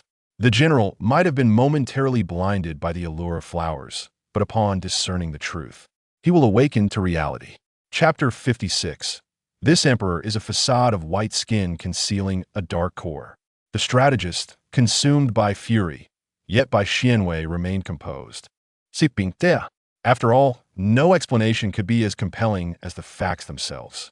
Before witnessing the actions, no one would believe that the emperor could forsake everything for one individual. Bai Xianwei knew what words would bear weight. He remained patient, pondering that should the emperor dare to betray him, he would be the first to retaliate. Despite the general's assertions, the strategist, no matter how incensed, could not resort to violence against the emperor, merely casting a heartbroken gaze upon the general. As for the concerns regarding the breach of yin and yang among men, the strategist was indifferent. His only worry was that the general might be deceived. After the shock and fury subsided, the strategist reflected and realized that the emperor had not actually committed any outrageous acts. He had been diligent, striving for the welfare of the people, and had cleared the grievances of the former empress, who had once nurtured him, bestowing upon her the honor she deserved. He appeared to be a man of sentiment and loyalty. Nevertheless, with their general wielding military power, the emperor would dare not deceive him. Subsequently, when Liu Ke encountered the strategist again, he noticed a peculiar glint in the strategist's eyes, a strange mix of resentment and determination. Bai Xianwei informed him that this was due to the strategist's awareness of their bond. Liu Ke was taken aback. Did Wei Ge speak of this? Bai Xianwei clarified that indeed, he had inquired why he opposed Liu Ke's selection of a consort, to which he had responded that it was because they had already pledged themselves to one another. Upon hearing this, Liu Ke's smile could scarcely conceal his joy. He and Wei Ge had indeed made a lifelong commitment, destined to never part in this life or the next. When the time is right, they would reveal their intentions to the ministers. Bai Xianwei observed his excitement and continued, "Let us also prepare for the future. The throne will one day require an heir. We should select a child from the clan and nurture them well. Should this child desire it in the future, we can rest assured in passing the throne to him." Liu Ke nodded resolutely. "I will strive to be a good father." Unlike his own father, he was unwilling to let such tragedies repeat themselves in the life of another child. Bai Xianwei had complete faith in Liu Ke, his eyes glimmering with affection. "Then let us embark on this journey together." Liu Ke joyfully embraced Bai Xianwei, feeling that in encountering Wei Ge, he had exhausted his lifetime of fortune. A rustling sound drifted from outside the window, as if something was stealthily approaching. Just after finishing his bath, Bai Xianwei donned a partially cloaked garment, revealing a generous expanse of his chest. He languidly leaned against the window sill, exhaling warm breaths that infused the air with a subtle mist. "Come in, little thief," he called, his tone calm, yet laced with jest. No sooner had the words escaped his lips than a shadow darted into the room like a specter, instantly revealing itself as a nefarious presence, its voice gravelly and ominous. With a fierce glare, the intruder declared, "Since you've discovered me, behave, and I might spare your life." Bai Xianwei took 2 steps back, cautioning, "Do not act recklessly." A sinister smile crept upon the corners of the shadow's lips. "All you need to do is cooperate, and I assure you, you shall not be treated unfairly." He advanced, pressing Bai Xianwei against the wall until her back met the icy surface, leaving her with no avenue of retreat. The shadow inched closer, as if poised to draw a concealed weapon to bring harm to Bai Xianwei. To her astonishment, he suddenly leaned down, planting an unanticipated kiss upon her lips. "If you cooperate well, I shall spare your life tonight." The undertones of his words hinted at both ambiguity and dominance, unmistakably echoing the voice of Liu Quebec. Bai Xianwei concealed her fear, raising an eyebrow. "What brings your majesty here this time?" Liu Ke's tone softened, revealing an awareness of his own shortcomings. "I find myself lacking in a particular skill. Might you be willing to teach me?" The reasoning behind his request sounded earnest, yet his eyes betrayed the truth. This was a mere fabrication. Bai Xianwei blinked, noting, "This marks the 13th time you've used this excuse." Liu Ke gazed back at her, blinking in return. "It is because the Grand Tutor is profoundly knowledgeable. I must consult with him before making any final decisions." Bai Xianwei's slender fingers brushed against her lips, which he had just stolen a kiss from. "I do not possess such great abilities," she replied. Liu Ke eagerly leaned forward, kissing her fingers like a puppy that had spotted a bone. The teasing fingers he had reached out to were captured. Yet Bai Xianwei did not withdraw them. Instead, she laughed. "You are truly clingy. This month, you have come almost every time, and you insist on wearing all black. Have you taken a liking to this outfit?" The attire was the very same she had donned during her initial nocturnal venture. Now, Liu Ke and Bai Xianwei were nearly of equal height, making the outfit fit him perfectly. Each time Liu Ke stood before Bai Xianwei, he exhibited a certain childlike innocence. "This outfit is a token of affection bestowed upon me by Wei Ge." "I never claimed such a thing," Bai Xianwei retorted, acutely aware of the damp sensation upon her fingertips, yet responding with a calm demeanor. Lu Ke continued, "Then it must serve as compelling evidence of Wei Ji's nocturnal visitations." Bai Xianwei couldn't help but cough softly, as if to mask something, swiftly shifting the topic to other matters. However, before they could engage in further conversation, she found herself swept into his arms. Lu Ke bore a thirst for knowledge, his expression eager. "I have many queries I wish to pose to the Grand Tutor." His brow held an air of recklessness. After years of martial training, lifting Bai Xianwei was no challenge for him, filling Lu Ke with a swell of pride. As they tumbled onto the bed, the mattress sank deeply beneath their weight, heralding the commencement of yet another evening of study shared between the Emperor and the Grand Tutor. Ever since the strategist learned of the relationship between his general and the Emperor, everything appeared amiss. How had he not noticed before? The way they gazed at one another. The smiles exchanged. Oh, there they went again, drawing closer together. According to the established norms, no one is permitted to walk beside or ahead of the Emperor.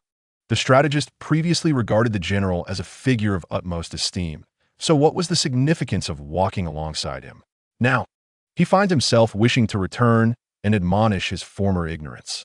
One merely needs to open their eyes to see the palpable tension between the two. In the face of the Emperor and General Xuanwei's inseparable bond, the civil and military officials naturally refrained from speculation, yet held varying perspectives. One faction believed that this situation simply indicated a close relationship between the general and the Emperor, as they had both traversed the desolate times together.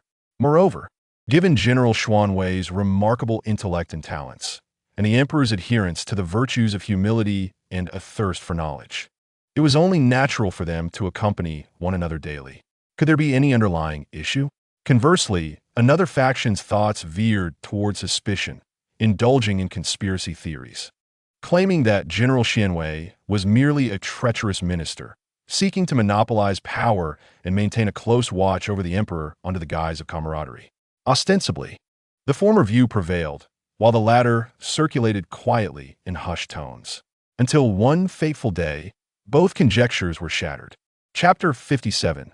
The Emperor is of fair skin with a dark core. His Majesty unexpectedly proclaimed that he and General Xianwei were mutually enamored, pledging to grow old together and vowing never to take concubines, committing to a lifetime partnership. At that moment, several elder ministers in the court fainted. Lu Ke resolutely declared that his words were not subject to their counsel. His decision to reveal this matter was a product of careful contemplation. Regardless of the opposition from the court, the choice of whom to share his life with was his alone, requiring no consultation with outsiders. At this juncture, the entire nation thrived, with various policies enhancing the lives of the populace, and the number of those who went hungry or cold was gradually diminishing. Indeed, the current state of affairs represented the best living conditions the dynasty had witnessed. A multitude of officials knelt, beseeching the emperor to reconsider. Only a few of General Xuanwei's stalwart subordinates stood by like stone pillars. "By my father, how did the general end up with such a partner? What merits does he possess? Mind your words, this is still the court. Your voice is hardly low. I suspected something was amiss last time when the general and the emperor shared a horse." "Ah, yes, I recall now." The strategist rolled his eyes at the boorishness of the assembly, thinking that were it not for their positions as the general's trusted aides, the emperor would undoubtedly have them in a precarious situation. Lu Ke also noticed the commotion and nearly lost his composure, feeling a throbbing pain at his temples. "Enough. This matter is non-negotiable. Should any of you dare to defy the emperor's will, I suggest you resign your posts and return home." "Resign? What do you mean by resign?" The crowd was taken aback. In this golden era of governance, those who stand in such esteemed positions do so not merely due to their exceptional abilities, but rather through relentless determination and meticulous effort to ascend to the imperial court. Indeed, it is evident to the discerning that the sweeping reforms have transformed the entire dynasty in a monumental way, marking an epoch that will undoubtedly be etched in history. It would be foolish for anyone to resign from such a pivotal role. Perhaps, during the initial implementation of policies, the standards for this cohort of officials were gradually lowered, leading to an increased acceptance of novel ideas. The primary dissenters are a few venerable ministers. The atmosphere has grown increasingly tense, as if crystallizing into an icy silence. Several elder statesmen sense the intense scrutiny directed at them, feeling as though pricked by 1,000 needles, and cold sweat trickled down their backs. The emperor's actions clearly indicated a fearless resolve.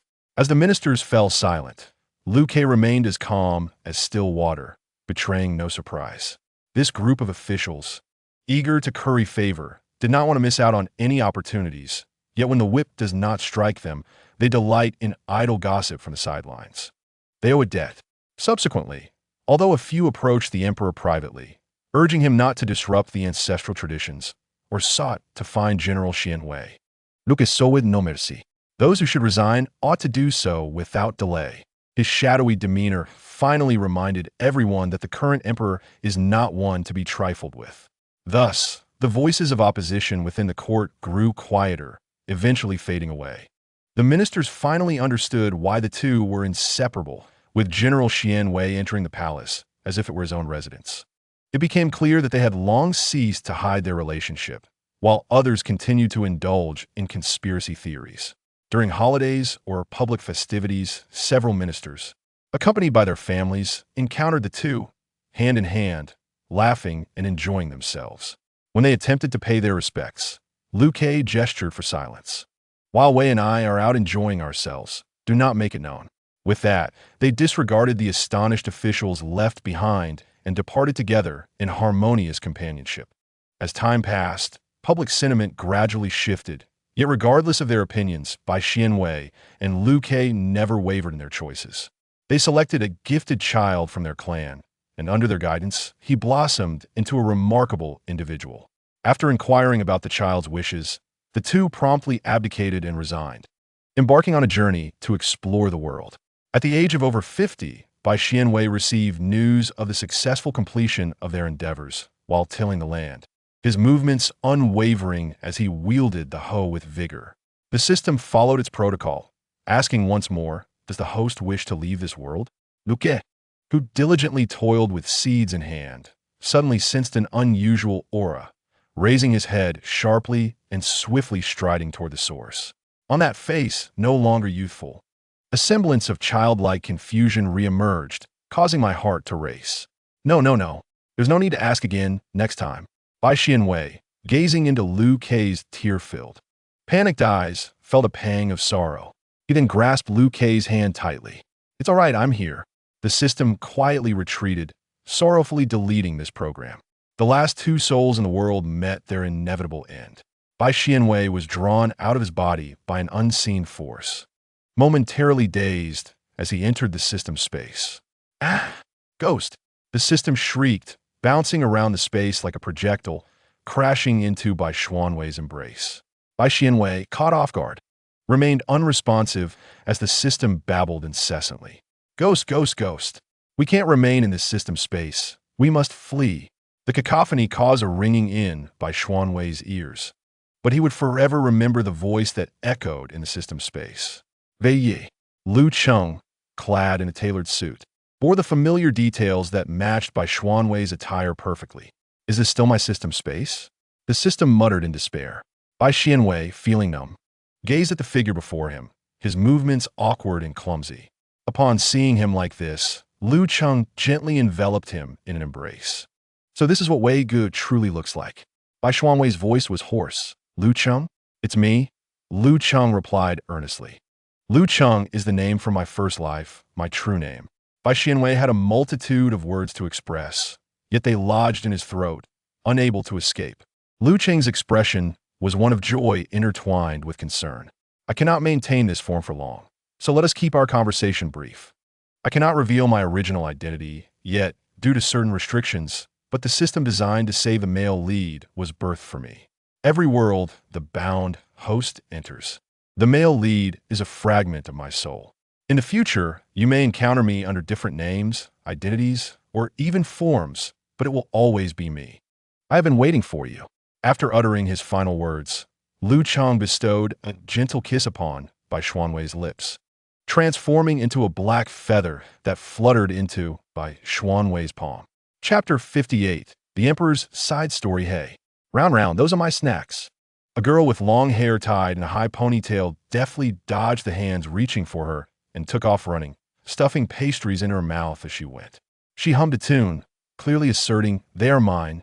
Two children chased each other through the palace's winding paths, with passing maids and eunuchs hastily following, fearing for the safety of the little nobles. Princess, slow down while eating. Don't choke. Your Highness, please stop chasing the princess. These shouts only fueled the prince's fury. What do you mean? Don't chase her? She hasn't returned my things yet. Already consumed. The sound of confusion echoed. The prince raised his voice. You still have in your hands, I saw. Zhou Yuan, feeling guilty, hastily concealed her hand. Just as she rounded a corner, she vanished without a trace. The prince was not so easily deterred. Clad in his noble attire, he sprinted forth, leaving behind but a fleeting shadow. However, after several twists and turns, Zhou Yuan's figure mysteriously disappeared. The palace maids and eunuchs were thrown into disarray. The disappearance of the young princess was a grave matter. How could she vanish in the blink of an eye? The prince remained stationary for a moment, contemplating, before approaching a colossal tree. He placed his hands against the rough bark, gazing upward in search of her. Indeed, the corner of a garment peeked through the dense foliage. She thought to deceive him further. With a push of his feet, the prince began his ascent. He was determined to reclaim the food she had taken. Zhou Yuan looked down at the fool struggling to climb the tree. With just a few agile leaps, she had reached a comfortable perch, leisurely finishing off the remnants of her spoils. Midway up, the prince was surrounded by a throng of onlookers. Your Highness, do not climb any further. It is too dangerous. This was concern. Come down, and I shall fetch you more pastries from His Majesty. This was temptation. My lady, eat quickly. This was a chance to sow discord. The prince's lips twitched in irritation as he redoubled his efforts to ascend, yet he could barely cling to the tree, resembling a small turtle clinging to a branch. Zhou Yuan laughed mercilessly. Lila Turla, can't make it up, can you? She was akin to a mischievous monkey, the favored pupil of her martial arts master, adept at climbing trees and catching fish alike. With an impressive aptitude for martial arts and a willingness to endure hardship, truly unmatched among her peers. She was, without doubt, a remarkable young lady. The prince, aware of his inferiority, felt his face flush with anger. With a clever shift of his gaze, he feigned helplessness. Woe is me, you took my food. Zhou Yuan was not deceived by his ploy. Perched on the branch, she swayed without fear, hands firmly on her hips. You clearly lost the contest and agreed to this. How could it be theft? You are the one being fickle. The prince, still pressed against the rough bark, protested. I meant next time. I adore these pastries. Zhou Yuan shook her head resolutely. No, I too cherish these pastries. The victor has the right to choose first. The prince blinked, realizing that not a crumb remained in her hand, and sighed heavily. Little turtle, would you like to come up and play? At that moment, Zhou Yuan called out cheerfully.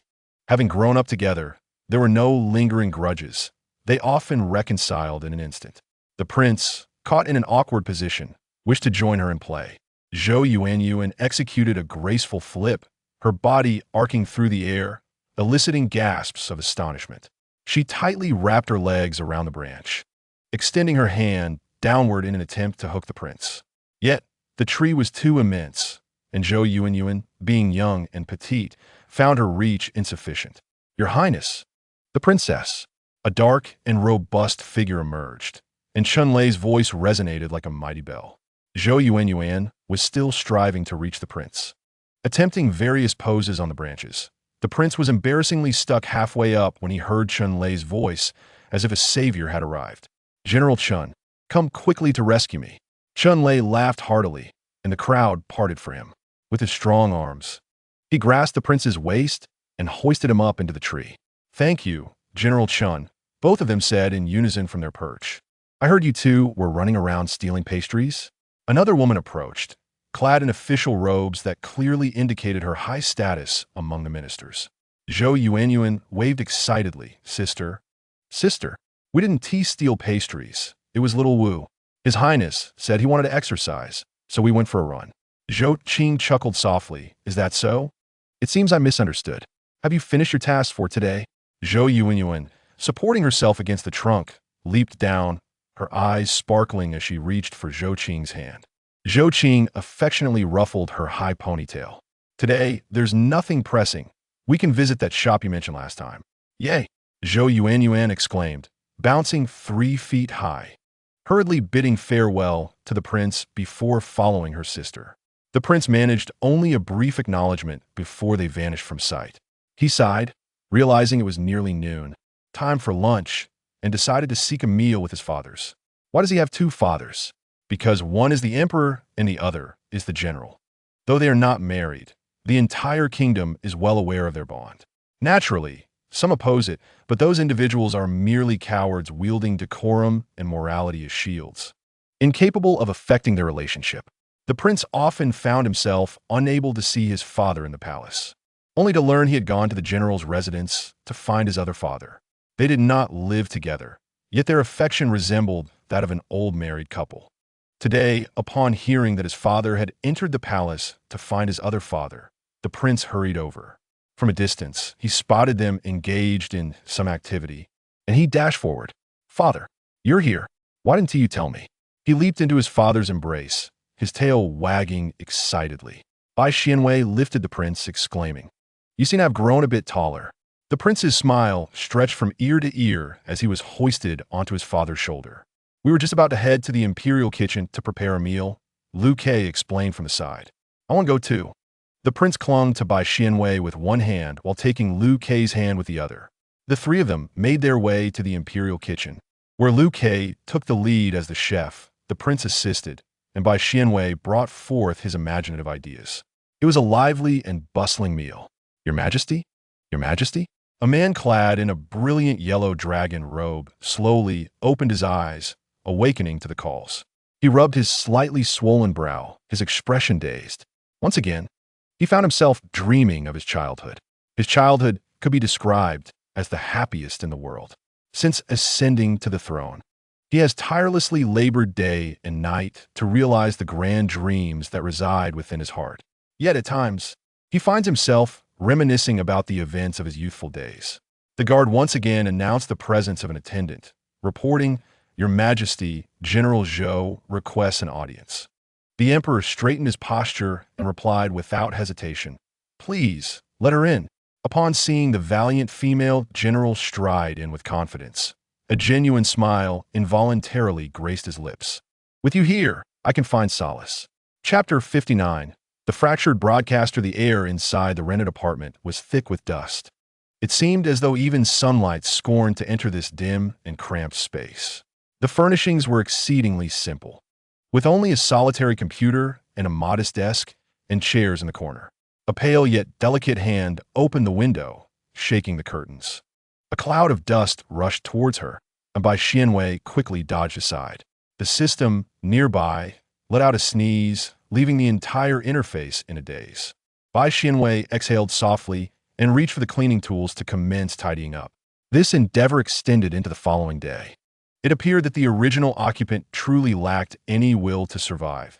Despite excelling at work, there were no traces of a life well lived in this humble abode. Bai Xianwei had now entered a new world. She carefully stored the black feathers in the safest corner of the system's space, only to be met with the system's astonishment at the shocking revelations. Without a moment's pause, Bai Xianwei plunged into the next world. She was eager to meet the original inhabitant of her current body, a young master from a once prosperous family, now fallen into disarray. When the original was merely a teenager, his father became ensnared by gambling, squandering their fortune, while his mother had passed away early on. Just the day before, he had been waiting in their home for his father's return, only to be unceremoniously evicted that night by a group of men. No, that was no longer his home. It had become property reclaimed by the court. It turned out that his father had fled abroad to escape his debts, leaving the original all alone. In that instant, he became an unwanted orphan. With his father gone, the creditors were relentless. They originally intended to sell the original into servitude. However, the clever youth managed to evade capture by taking refuge in a police station. Yet, the debts remained, and to repay them, He began working while constantly hiding, fearful that the creditors might come for him again. Years of hardship had left the original bent and weary, malnourished and smaller in stature. His once beautiful face now lacking its former radiance. Owing millions, at his current rate of repayment, he might never be free of his obligations. As he grew older, the creditors began to take notice once more. Soon, a group of burly men started to harass him, nearly dragging him away, but fortunately, it occurred in a bustling market. In a hurry, the original changed his residence to this current rented apartment.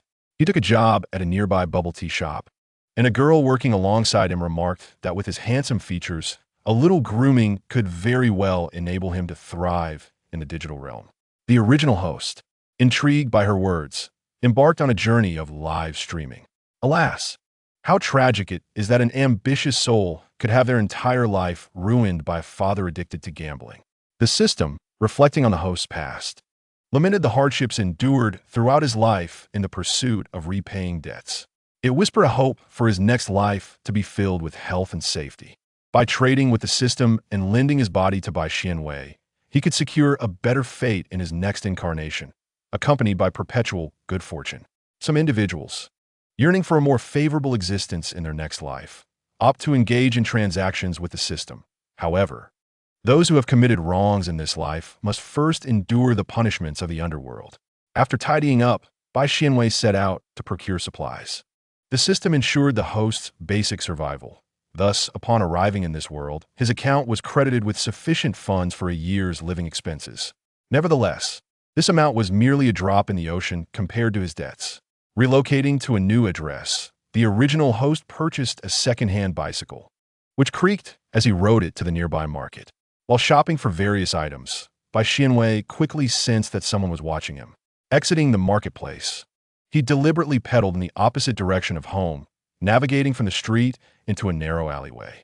"Stop, you little rascal." A burly man who had been tailing him for quite some time finally saw that the area was deserted and kicked the back wheel of his bike. The bicycle tilted dangerously, and Bai Xianwei leaped off, desperately trying to steady it. "Try to run again, are you? Last time, if it weren't for those meddlesome bystanders. Where could you have fled?" Bai Xianwei, trembling with fear, clutched the bicycle tightly. "I promise to repay the money soon. I will definitely pay it back." The man, seeing his cowardly demeanor, sneered, "You always say that. With your meager funds, why not just come back with me? It would save you a lot of suffering." With that, he reached out to grab him. A glimmer of cold determination flashed in Bai Xianwei's eyes. Having been in such predicaments before, he had devised methods to deal with these lawless thugs, but this was not the opportune moment. He dodged the man's outstretched hand. A surge of energy emanated from Bai Xianwei's fingertips. The man, tightening his fist to strike, suddenly felt a tremendous force strike him squarely on the forehead, destabilizing him as he fell backward with a thud. The alley was engulfed in dust as the man crashed heavily into the corner. Bai Xianwei took a step back, disdainful. Unwilling to linger any longer, it was time for his evening live stream. When a man finally managed to open his eyes, he found that the boy who had seemingly blocked his escape was nowhere to be found in the alley that offered no other exit. He swore he had not sensed anyone passing by. The moment of falling and opening his eyes was but an instant, and the figure had vanished. A chill ran down the man's spine. Is there a ghost? Bai Xianwei emerged from another alley, situated a short distance away. In this world, the first attempt at teleportation yielded surprisingly satisfactory results. The system couldn't help but shudder. "Host, when did you learn to teleport?" It is worth noting that such a skill typically manifests only in a B-level world. Why, then, has the host, having merely traversed the third E-level world, mastered it intuitively? Bai Xianwei's lips curled into a cryptic smile. That's a secret. The system felt a twinge of frustration, yet could not conceal the pride swelling within. Truly, you are the host I selected. The handsome host it had chosen at first glance turned out to be quite the formidable individual. In our next world, we can attempt to reach D level. My energy is currently overflowing. While within the system space, the system was astonished to discover that all the leading men from its worlds were indeed the same individual. Upon bringing the host to this world, it realized that its energy had unknowingly reached its peak. Bai Xianwei returned home, as dusk settled. He powered on the only somewhat valuable computer in his possession and commenced his live stream for the day. The live stream room lacked any visually appealing backdrop, and Bai Xianwei, dressed in casual attire, warmly welcomed each viewer who entered with a gentle voice. It could be said that the entire live stream was upheld solely by his captivating visage. After half an hour, the barrage of comments consisted of merely a few lines, and the number of viewers in the upper right corner had not exceeded 10. Nevertheless, Bai Xianwei continued to sincerely greet each person, his phoenix-like eyes shimmering with a watery glint, enticing viewers' hearts. The livestream industry was indeed fiercely competitive, with viewers quickly scrolling past. Otherwise, some might have already caught a whiff of his presence. "Welcome, user 29. The man paused, his fingers halting mid-scroll. Due to his default username, he had never encountered anyone who would specifically welcome him by name. This brief moment allowed him to take in the full visage of the livestream's host. Chapter 60. The shattered streamer captured by excessive desire. The soft, slightly curled black hair framed his cheeks, and his lips bore little color, appearing soft and inviting. A mere glance revealed that the screen displayed a striking beauty. A delicate face, no larger than a palm, boasted tender, fair skin that suggested he had not been eating well. Perhaps the prolonged duration of the live stream had left him a bit fatigued, as the corners of his eyes held a faint blush. The overall impression was one of fragility. Li Xiu's heart raced in a daze. How could he be so thin? Had he not been eating properly? He had been speaking continuously, yet hardly drank any water. For the first time, Li Xiu experienced emotions beyond mere agitation. His heart felt as though it had been mercilessly gripped and twisted. Upon seeing the streamer on the screen, he felt as though he had lost himself, his eyes glued to the image, unable to look away. Suddenly, a burst of vibrant light erupted on the screen, accompanied by a commanding sound effect that jolted the viewers awake. User 29 sent a number 110. The young streamer gasped, completely taken aback by the turn of events. It wasn't until the others in the live stream room erupted in exclamations that he stammered, "Thank you. Thank you, esteemed user." For the number 1, the young streamer's eyes sparkled with a bright light, reminiscent of stars, vividly reflecting the vibrant effects cascading across the screen. He clenched his fists, overwhelmed with gratitude. How could he possibly express his thanks? This was the first time anyone had bestowed such a generous gift upon him. After streaming for so long, he had yet to earn back even his electricity bills, and now, receiving this gift made him hopeful about his living expenses for the coming months. Esteemed patron, what would you have me do? After the initial excitement subsided, the young streamer gradually regained his composure. He understood that such generous contributions often came with expectations. His wide, captivating eyes scanned the live stream, contemplating that if the patron's request were not too outrageous, he would surely comply. "I can sing, and I also know some dance moves. Go drink some water." The young streamer was momentarily taken aback, puzzled as to why the patron did not wish for him to showcase his talents, yet obediently fetched a cup of water. After such a lengthy session, he was indeed parched. As his dry lips touched the cool stream, he eagerly quenched his thirst. Observing the young streamer dutifully hydrate, Li Xiu suddenly felt a slight itch in his own throat and took a sip of water as well. He also noticed that the restlessness he had been suppressing within himself had considerably calmed. "Mr. Li," came the assistant's knock, the sound resonating distinctly within the room. Li Xiu steadied his nerves, donned his headphones, and listened to the young streamer's voice as he permitted the assistant to enter. The assistant cautiously closed the door, noticing the boss with headphones on, and refrained from speaking, quickly summarizing the items he had brought. When he finally exited, the assistant could hardly believe it. Mr. Li had not even furrowed his brow. It was noteworthy that ever since several months ago, Mr. Li had been afflicted by a peculiar ailment, often suffering from excruciating headaches and increasingly irritable temperaments. Having been with Mr. Li for quite some time, the assistant regarded him as a remarkably accommodating superior, and it was evident that working under Mr. Li offered substantial promise for the future. Thus, many chose to remain by his side despite the challenges, as Mr. Li diligently strove to suppress his emotions in their presence, refraining from allowing personal matters to interfere with work. On occasions when he found it impossible to control his inner turmoil, he would seclude himself in his office for an entire day. Typically, one could see Mr. Lee frowning with suppressed anger. The melodious voice of the young streamer resonated through the headphones, soothing Li Xiu's heart, as if all his worries were cast aside. Having obediently finished his water, Bai Xianwei turned to the patron and declared, "Allow me to sing a song for you." Very well. The young streamer cleared his throat, and the moment he began to sing, his enthusiasm visibly surged. A stunning melody flowed from his lips, filling the live stream room with a harmonious sound. During the entire duration of the song, the barrage of comments seemed to pause, as not a single viewer uttered a word. Finally, as the last note lingered in the air, exclamations erupted. "My heavens! So beautiful!" The host had not sung before. Her voice was truly astonishing. "Host, why not consider becoming a singing streamer? Undoubtedly, many would adore you. I am now following you. Henceforth, I shall be a devoted fan." The number of viewers in the upper right corner of the live stream fluctuated several times, gradually surpassing 500.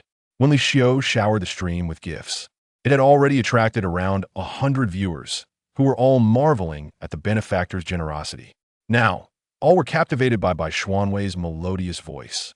After expressing gratitude to those who followed him, Bai Xianwei gazed at the screen with sparkling eyes. "How did I perform, esteemed benefactor?" Li Xiu's fingers twitched slightly, an irresistible urge to poke. "Remarkable," he replied. Receiving such praise made the young host even more jubilant. "Should I call you brother or sister, esteemed benefactor?" Observing the youthful innocence of the host, Li Xiu estimated she had just reached adulthood. "Brother will suffice. I shall change my name." In the next moment, the top donor's name transformed from the default ID to Baiyu. Bai Xuanwei's streaming ID was Heiyu. "Brother Baiyu, I truly appreciate your tremendous help today." Upon seeing the new name, the host blushed slightly, recognizing the benefactor's intent. "Help?" A flicker of confusion crossed Li Xiu's mind. "No problem. Baiyu said number 100. A flurry of comments followed on the screen. "Impressive. Big brother. 100. Wow. Host, you hit the jackpot." Li Xiu watched as the young host appeared flustered once again, managing to type 2 messages. "As long as I can be of assistance." "It's late. You should rest now." Bai Xuanwei's eyes glimmered with a rosy hue, obediently signing off the stream. After ending the broadcast, she clicked into Baiyu's private messages and sent a video chat invitation. Within a minute, a friend verification request arrived. Bai Xianwei squinted her eyes, grinning like a little fox. The moment the male lead entered the live stream, the system alerted him. Li Xiu's assets included numerous entertainment companies, with a renowned streaming platform under his control. Occasionally, he would browse through live streams to discover potential talents. With a default name and no rank, he went unnoticed by the host. The world's female lead was a gaming streamer who had amassed millions of followers through her exceptional skills and clever maneuvers, making her a pillar of the platform. In the original plot, she was falsely accused later on, and the male lead intervened to clear her name, leading to her remarkable success in gaming. In the current storyline, less than a year remained before the male lead developed a mental illness, rendering him unable to fulfill his duties, resulting in his admission to a sanatorium, with his estate falling into the hands of his illegitimate brother. The entertainment platform became a chaotic mess under the influence of the illegitimate child. It seems this time the antagonist is the illegitimate son. What could have prompted this situation? System or rebirth? Bai Xianwei murmured, her finger hovering over the approval of a friend request. "Hello, Brother Baiyu. I am Heiyu." Chapter 61. The Fragmented Streamer. Seized by forced greetings. Receiving such a formal response, Bai Xuanwei's eyes sparkled with amusement as she feigned the demeanor of an inexperienced little streamer. "I am immensely grateful to you today, brother. You have alleviated my recent financial woes. If you have any requests, please do not hesitate to voice them. I shall strive to repay your kindness." Baiyu responded, "It's nothing. Is that amount sufficient?" "Absolutely, more than enough," Li Xiu observed quietly, noting the slightly awkward and inexperienced replies that seemed to ease his heart for reasons unknown. The background setup of the streaming room, along with the youthful words of the little streamer, indicated that this account was evidently newly established, and the streamer was a novice just beginning her journey. Perhaps she had yet to earn much and was even operating at a loss. A transfer notification popped up before by Xianwei. You messaged. The platform takes a 50% cut of gifts. I will supplement your earnings. It is well known that live streaming platforms and streamers split the earnings evenly, and the substantial gifts just received would significantly benefit from this arrangement. Bai Xianwei accepted the transfer without hesitation for the original owner board debts. Having toiled for years for financial stability, how could she refuse such assistance? Thank you, brother. Her address had now evolved into an endearing term. Li Xiu's fingers grazed over the little streamer's avatar, depicting a charming gray-furred rabbit. So adorable. Time was growing late, and although Li Xiu remained at the office working overtime, he hoped the little streamer would get a good night's rest. She was so slender and needed to nourish herself. He pondered silently. Bai messaged, "Good night, sweet dreams." Good night.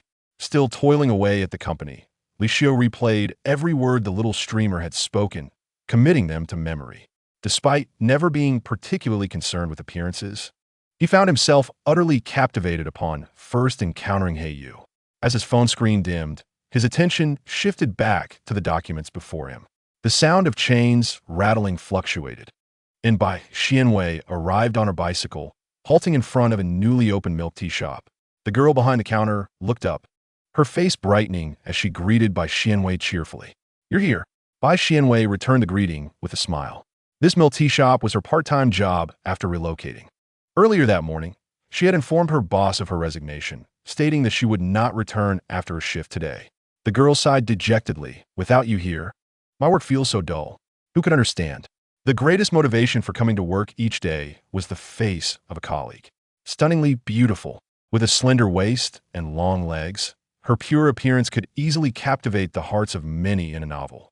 As the girl pondered, she found herself salivating. Clearing her throat with utmost seriousness, she declared, "Well, it seems we must part ways here." Bai Xianwei, oblivious to her inner thoughts, would undoubtedly acquiesce if he were aware. His physical form was notably tall, a trait consistent across previous worlds. However, this was his first experience inhabiting a youthful body. Although not particularly petite, malnutrition rendered him quite slender. Coupled with a pair of expressive eyes capable of conveying emotions, he stirred a tumult of feelings in those who gazed upon him. The local residents were quite fond of the new milk tea vendor, leading to a significant surge in the shop's performance. And when Bai Xianwei decided to leave, the owner persistently urged him to stay, even offering a higher salary. Yet, no amount of money held any significance for Bai Xianwei at this juncture. He had no intention of toiling his life away to repay the debts of his biological father. That scoundrel reveled abroad, abandoning his son to suffer. It is often said that evil begets evil. Bai Xianwei smirked, for he was the very retribution for that wretched father. He had meticulously traced his father's whereabouts over the years and was resolute in avenging the injustices faced by his original self. The milk tea shop closed at 10 in the evening, and amidst the collective pleas of the staff and owner, Bai Xianwei departed with poise. However, his composure was soon shattered. How does one even drive like that? Are there two light bulbs atop their heads? How dare they criticize me when they look like toads? Two portly men began to hurl insults.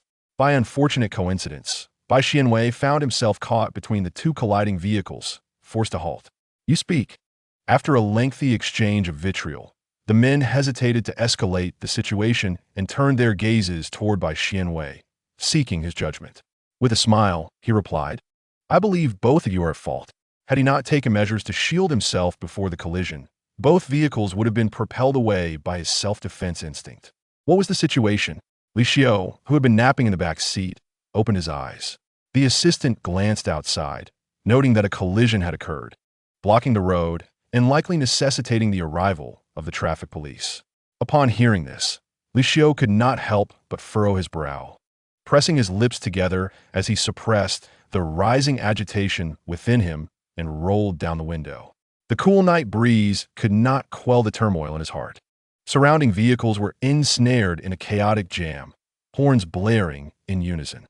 Looking ahead, he observed the two vehicles that had collided, obstructing the road, while their owners continued to bicker. "Wait, is that?" Li Xiu caught sight of the youth encircled by the two drivers. In that fleeting moment, illuminated by the lights, The strikingly handsome face came into view. Hey you? Li Xiu's grip on the window tightened as his body instinctively moved before his thoughts could catch up. Striding towards the scene, the assistant, momentarily bewildered, hastily followed. Upon drawing nearer, Li Xiu confirmed that it was indeed He Yu. Before the joy of this unexpected encounter could surface, frustration overtook Li Xiu's mind. He Yu was flanked by two car owners, his demeanor a mixture of fear and desolation. The two drivers were rudely addressing him. What was happening here? A mere glance revealed that neither of the vehicles adhered to traffic regulations. Yet they chose to intimidate He Yu alone. The chaotic roadway, the arrogant drivers, and the pitiful boy created a scene that ignited Li Xiu's nerves. "Young man, could you provide some clarity on this situation?" he inquired, his attention diverted to the driver who had been hurling insults at Bai Xianwei, only to find himself confronted by an imposing figure. It was not a wall, but a person. He stepped back, straining to elevate his gaze to meet the stranger's face. "What are you doing here?" The driver was taken aback. He had done nothing wrong, yet appeared to be the one at fault. "Oh, nothing. We're just waiting for the traffic police." The two drivers feigned camaraderie, their voices losing bravado. Li Xiu's cold gaze was piercing, and suddenly his sleeve was tugged. Bai Xianwei, standing behind him, looked up, the night lights shimmering in his eyes, exuding an air of innocence. "Thank you." Li Xiu felt as though his heart had been filled with cotton. The hand that had tugged at his sleeve trembling slightly. "No, it's nothing. I just got off work, and didn't he expect to encounter such a situation?" Bai Xuanwei's eyes lowered, a rosy hue creeping onto his cheeks. "It seems the bike is also damaged." Li Xiu looked down to see the front wheel of the bicycle askew, rendering it unrideable. The two drivers, unnerved by his gaze, blurted, "I'll compensate." "I'm sorry, young man," Li Xiu coldly observed as they transferred funds to Bai Xianwei. And in the next moment, his expression softened, almost melting away. "Let me give you a ride home." Before long, the traffic police arrived promptly, expertly directing traffic, restoring order to the roadway. The cacophony of the street gradually receded into the background. Bai Xianwei and Li Xiu settled into the spacious, comfortable back seat of the vehicle. The young man shifted awkwardly, clearly embarrassed to accept such kindness. "Thank you. Otherwise, I would have had to walk home today." Li Xiu appeared calm and aloof on the surface, but internally he was aflame with excitement at their shared space. "It was nothing," he replied, introducing himself. "I am Li Xiu. May I ask your name?" The young man extended his hand, politely responding, "I am Bai Xianwei." Li Xiu felt a pang of disappointment at the distance between them. They had only met twice, once even through a distant screen, yet he was resolute in his determination to ensure that Bai Xianwei would remember him in the future. Their conversation flowed in the back seat, while the assistant driving in front felt numb, astonished at the sight of their boss so eagerly engaging in conversation. Moreover, it was someone he had only just met. Yet they took the initiative to escort him home. Even if it were the previous employer, before any psychological issues arose, such an act would have been utterly inconceivable. Li Xiu pretended to be casual and inquired about where Bai Xianwei was currently studying, for he still appeared to be of school age. However, upon uttering this question, he noticed the youth's hand clenched tightly, his entire demeanor stiffening slightly. Bai Xianwei lowered his gaze, revealing that he was not attending school. Li Xiu's heart dropped. Initially, upon hearing that Bai Xianwei had just finished work, he assumed it was a part-time job, with live streaming being a facet of extracurricular activities. Yet, it seemed his assumptions were entirely misguided. Was he not attending school by choice, or had he withdrawn? Li Xiu hesitated to inquire further, fearful of saying the wrong thing. But Bai Xianwei spoke up, stating that he had been accepted into high school, but could not attend due to family circumstances. He discreetly glanced at the man beside him, finding him silent, and gradually felt tears welling in his eyes. Perhaps he was being looked down upon. Indeed, under such circumstances, he felt unworthy of befriending someone like him. As he lifted his head, a pair of hands gently grasped Bai Xuanwei's chin, cautious not to cause him pain, merely lifting it delicately. "Bai Xuanwei met Li Xiu's geish." As Li Xiu earnestly said, "Your family situation is not something you can choose. Do not belittle yourself because of the mistakes of others. Those who love you will feel your pain." It was then that Li Xiu became acutely aware of the sharp pangs in his own heart. He was left contemplating the hardships Bai Xianwei must have endured, working so late into the night. A smile broke on Bai Xuanwei's face as he replied, "Yes. I have encountered many kind-hearted individuals lately." Little did he know, these kind souls were in fact one and the same. Li Xiu's compassion deepened. Bai Xuanwei's home was less than 3 kilometers from the milk tea shop, and traveling by car made the journey even swifter. The assistant exerted every effort to slow down, yet they arrived at their destination in no time. Li Xiu opened the car door for Bai Xianwei and accompanied him to the entrance of the building. However, with each step, Li Xiu's brow furrowed tighter. He could only be grateful that the night obscured his expression from Bai Xianwei, sparing him any fright. The security in this area was abysmal. It was a location chosen for its affordability, composed of aged residential buildings. There was no sign of security personnel, let alone a perimeter wall. It was a chaotic scene, devoid of any safety assurance against potential wrongdoers. Bai Xianwei, who could fend off assailants with fists and feet, paused at the entrance to his building. "I've arrived. I can go up by myself," he stated. Saying this, he felt it was impolite to allow someone who had gone out of their way to bring him here without even offering a drink. Bai Xianwei couldn't help but feel embarrassed, his heels fidgeting against the ground. Yet, with his live streaming time approaching, he could not afford to be late nor explain to Bai Yu.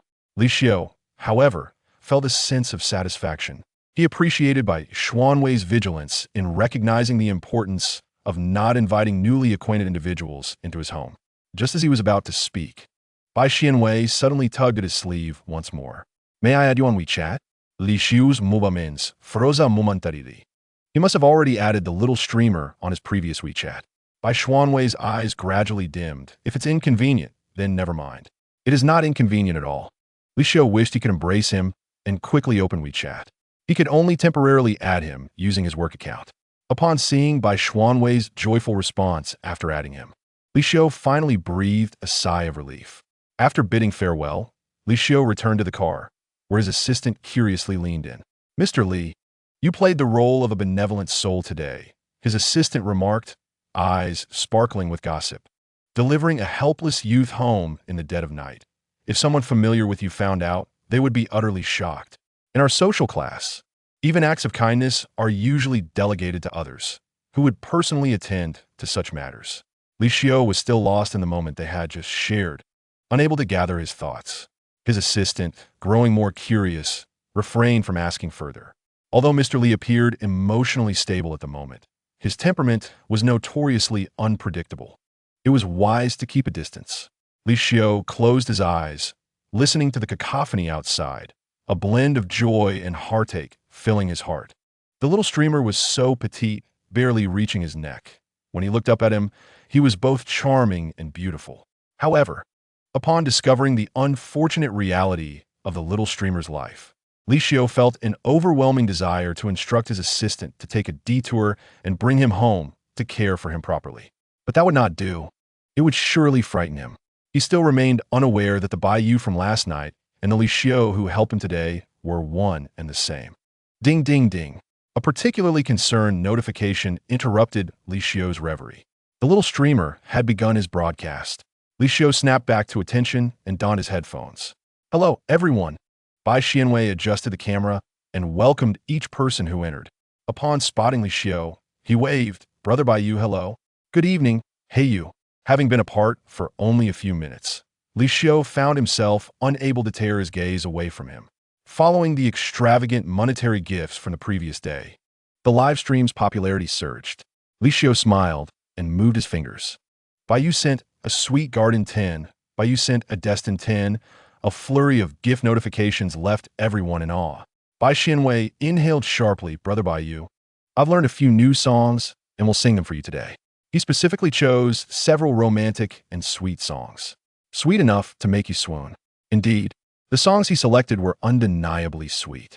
As he sang, the live stream audience momentarily forgot the earlier lavish gifts, showering him with praise for his melodious voice.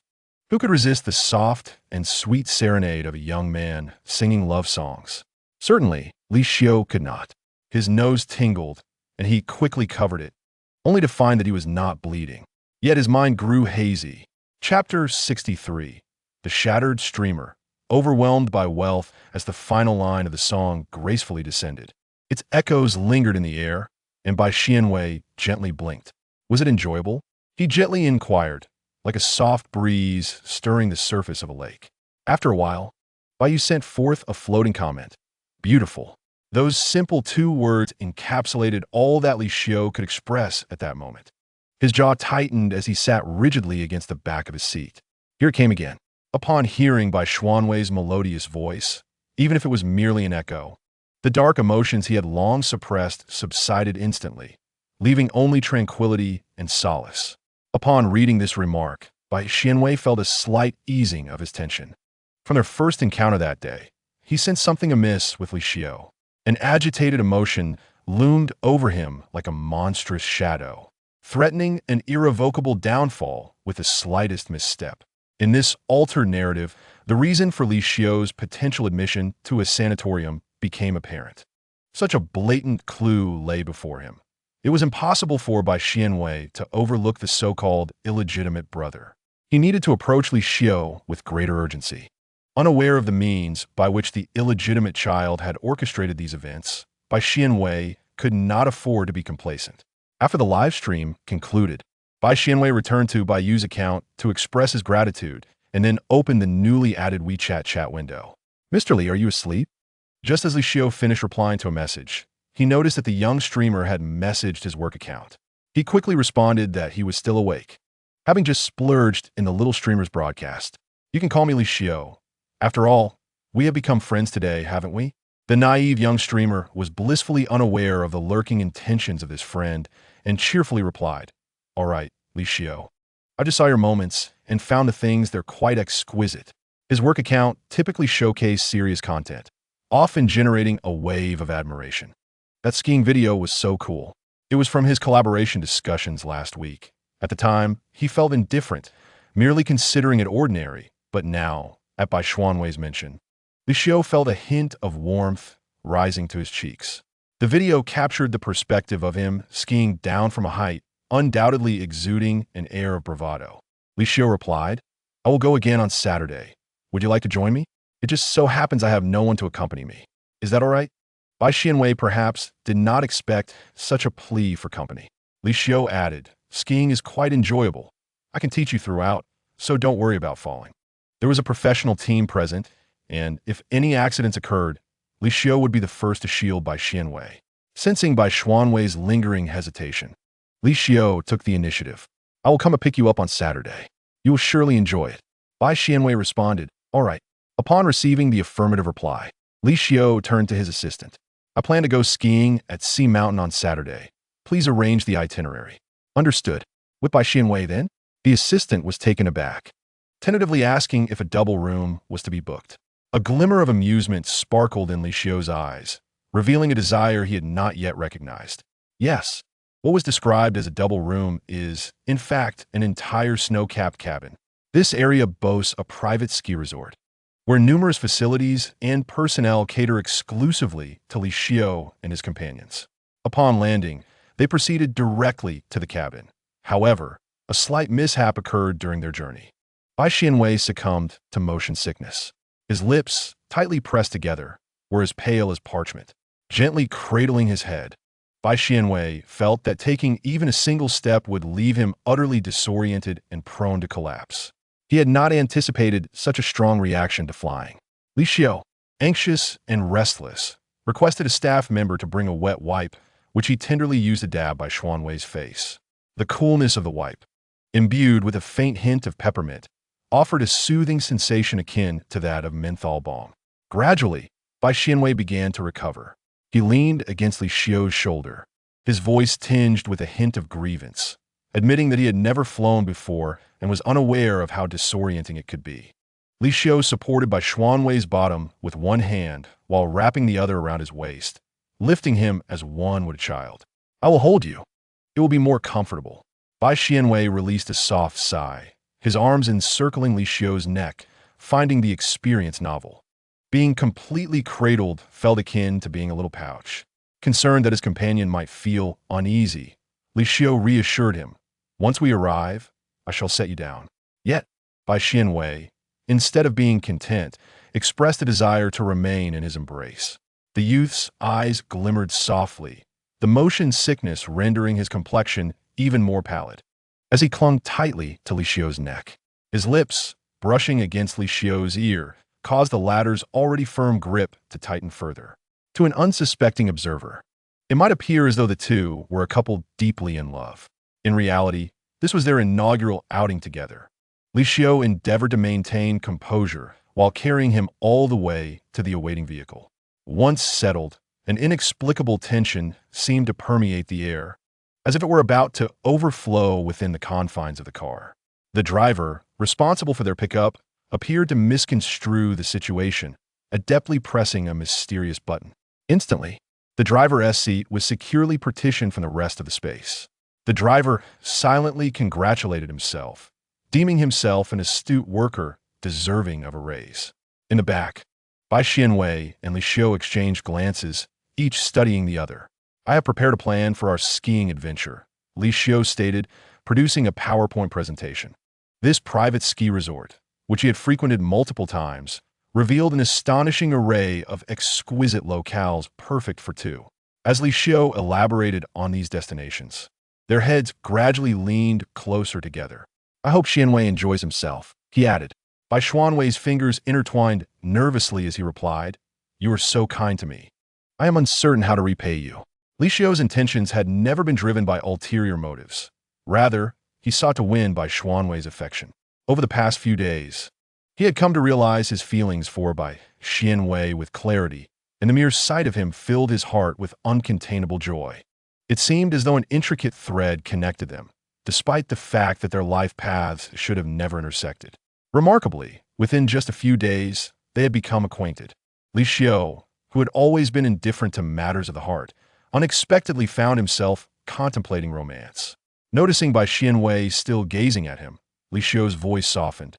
"As long as you enjoy yourself, I shall too."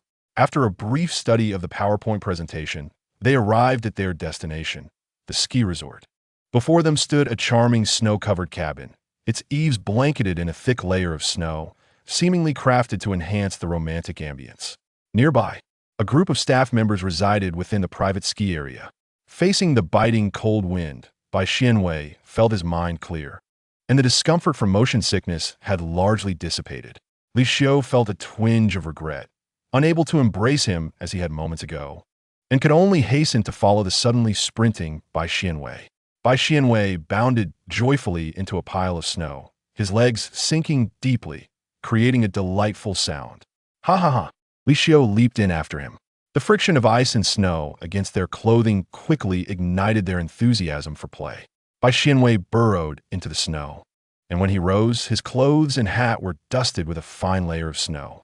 Li Xiu quickly urged him into the cabin to change, lest their clothes become damp as the snow melted. With limited attire brought along, they needed to change into other outfits for skiing. Bai Xianwei held a black garment in hand, glancing at another one.